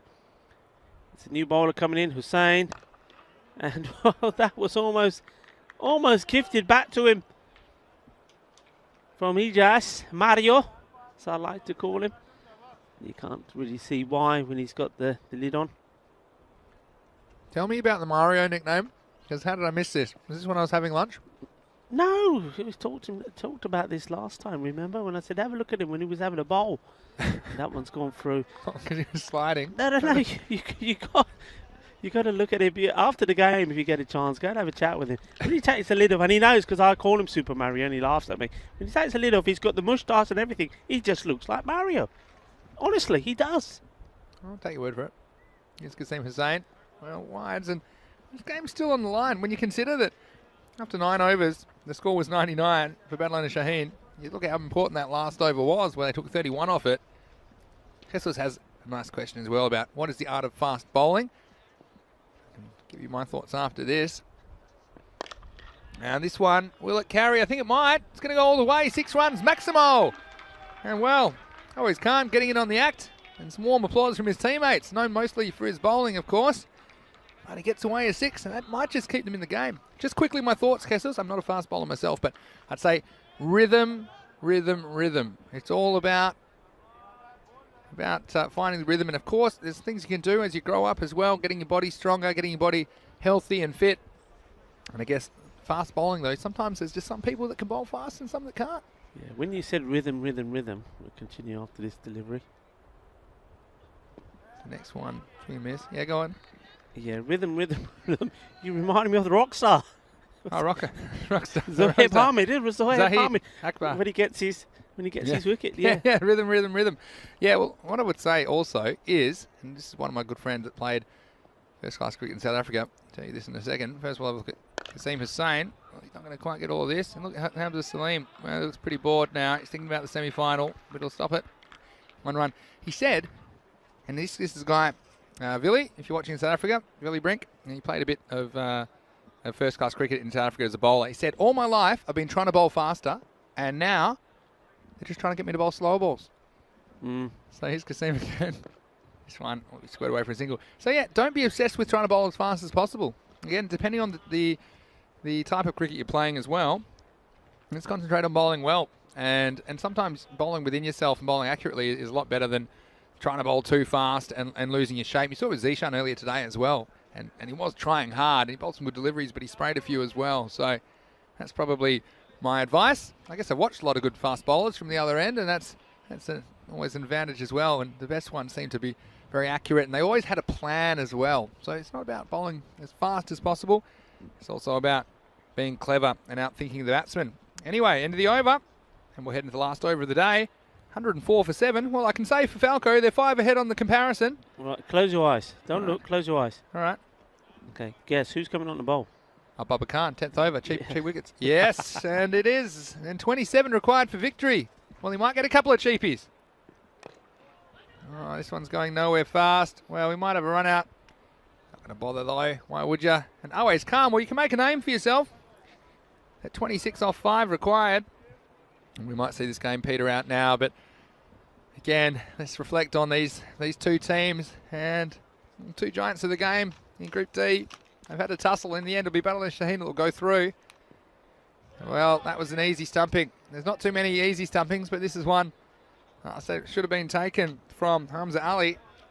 And he might have run about 30 metres for a catch before. And Bubba Khan, well, he's filthy.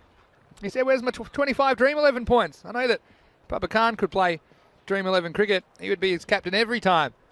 So anyway, and he comes again. And well, hoping for a wide, not going to get it. Yeah, going back to the topic about fast bowling, of course, the very important thing also is the surface you're playing on, the pitch itself. Yeah. I mean, some pitches, yeah, you can bowl fast on it because it's made for it. Others, there's no point. It's going to give you nothing.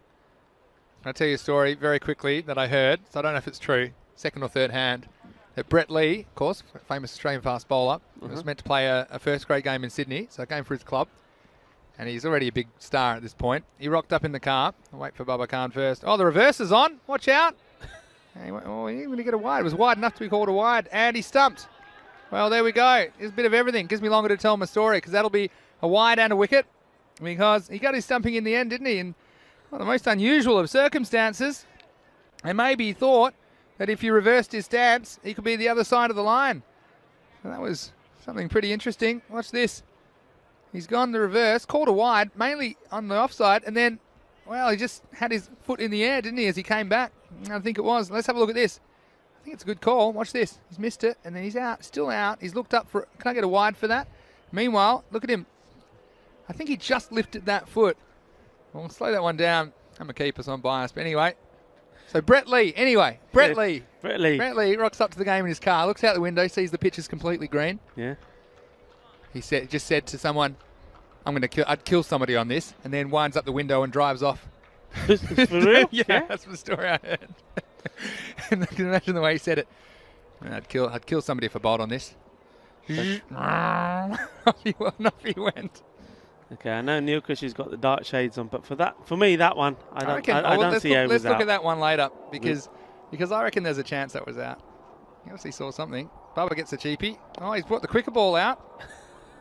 Watch out. So, Ahmed Zishan, well, had a lot of fun so far, and it won't be finished yet because it was called a wide, the previous delivery. So this will be the last ball. And, well, what a game it's been. 8 wickets taken. Bubba Khan, well, that will end proceedings.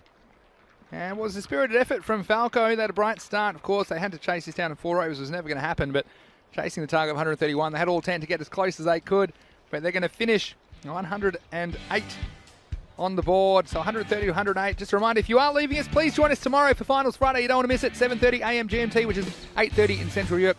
It's 1 p.m. in India. Let's have a look firstly at the highlights. from this second innings, and Adil Sawa, who was a man on a mission early, lasered that one out to the square leg boundary. While he was there, you fancied Falco's chances of running this total down, 131 that was required. You saw the hustle early. Mohamed Yassine as well, trying to get things going. This is a great moment. Hit the edge of the pitch. They go the second one. Look at this throw. There's nowhere near. There's nowhere near the wicket. The ball came in. That was about 2 pitches away. There's a nice catch. That removed Yassine. He's a danger man when he gets going. And this one will plumb LBW. And again, trying to make a case. I tell you what, he might better have some good lawyers, because he had no case as far as I was concerned over Shaheen. Though he has played a very good tournament for Falco.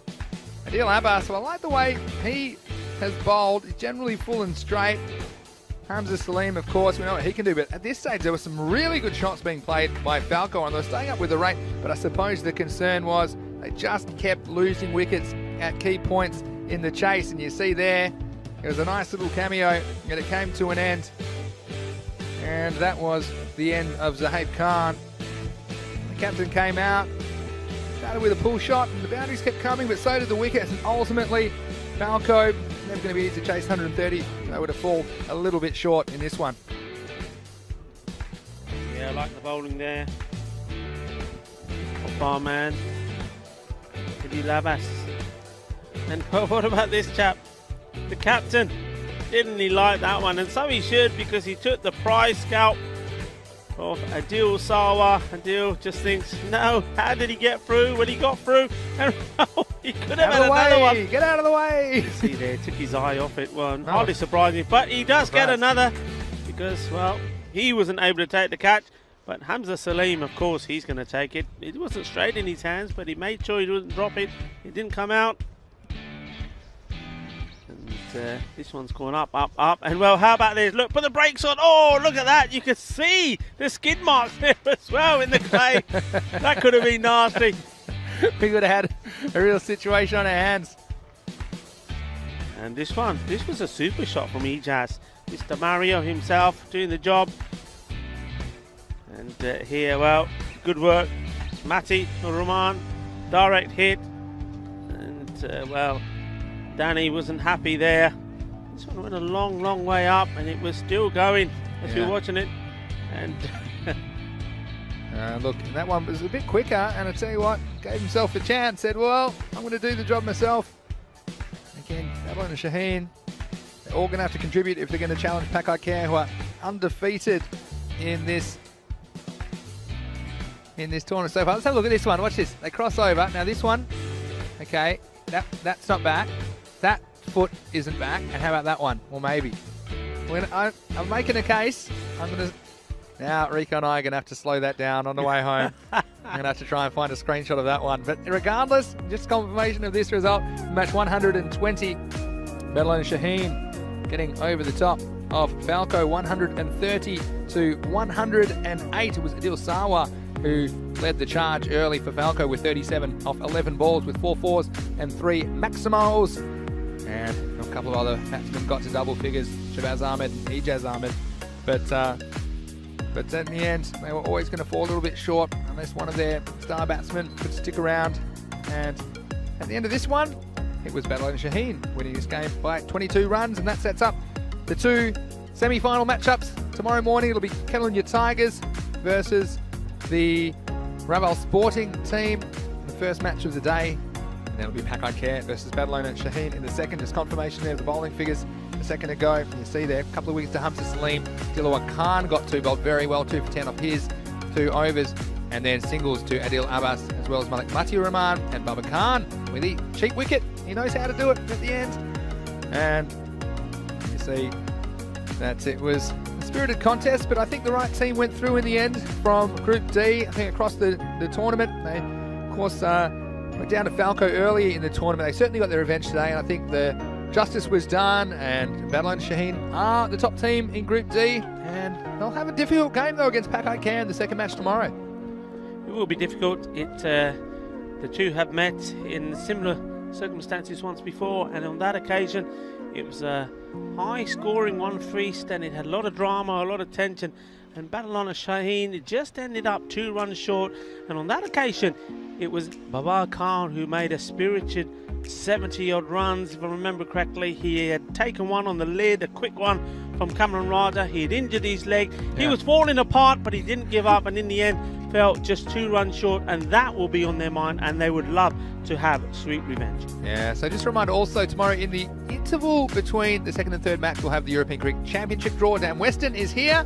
He is a year older, of course. Happy birthday, Dan. But he will be helping with the draw, the 15 countries into 3 groups of 5, and that's coming your way on Friday the 12th of March 2021. It is the first finals Friday of the year. We certainly hope that you can join us. We're going to take a walk down the hill now. We certainly hope that you have a wonderful evening wherever you are in the world. Thank you again so much for joining us, and just a reminder to go to our website, europeancricket.com, for all the match previews for tomorrow. I'm sure they'll be up very, very shortly. Also, our social media at European Cricket's a great place to go for all the little highlights and snippets from today's play. But for now, this is Mr. Maximo, Vinny Sandhu, along with Rico Full, saying have a wonderful night, and thanks for being part of the ECN family. And from everyone at the European Cricket Network, we hope you have a fantastic evening. But it's bye for now from everyone at European Cricket. We'll see you tomorrow.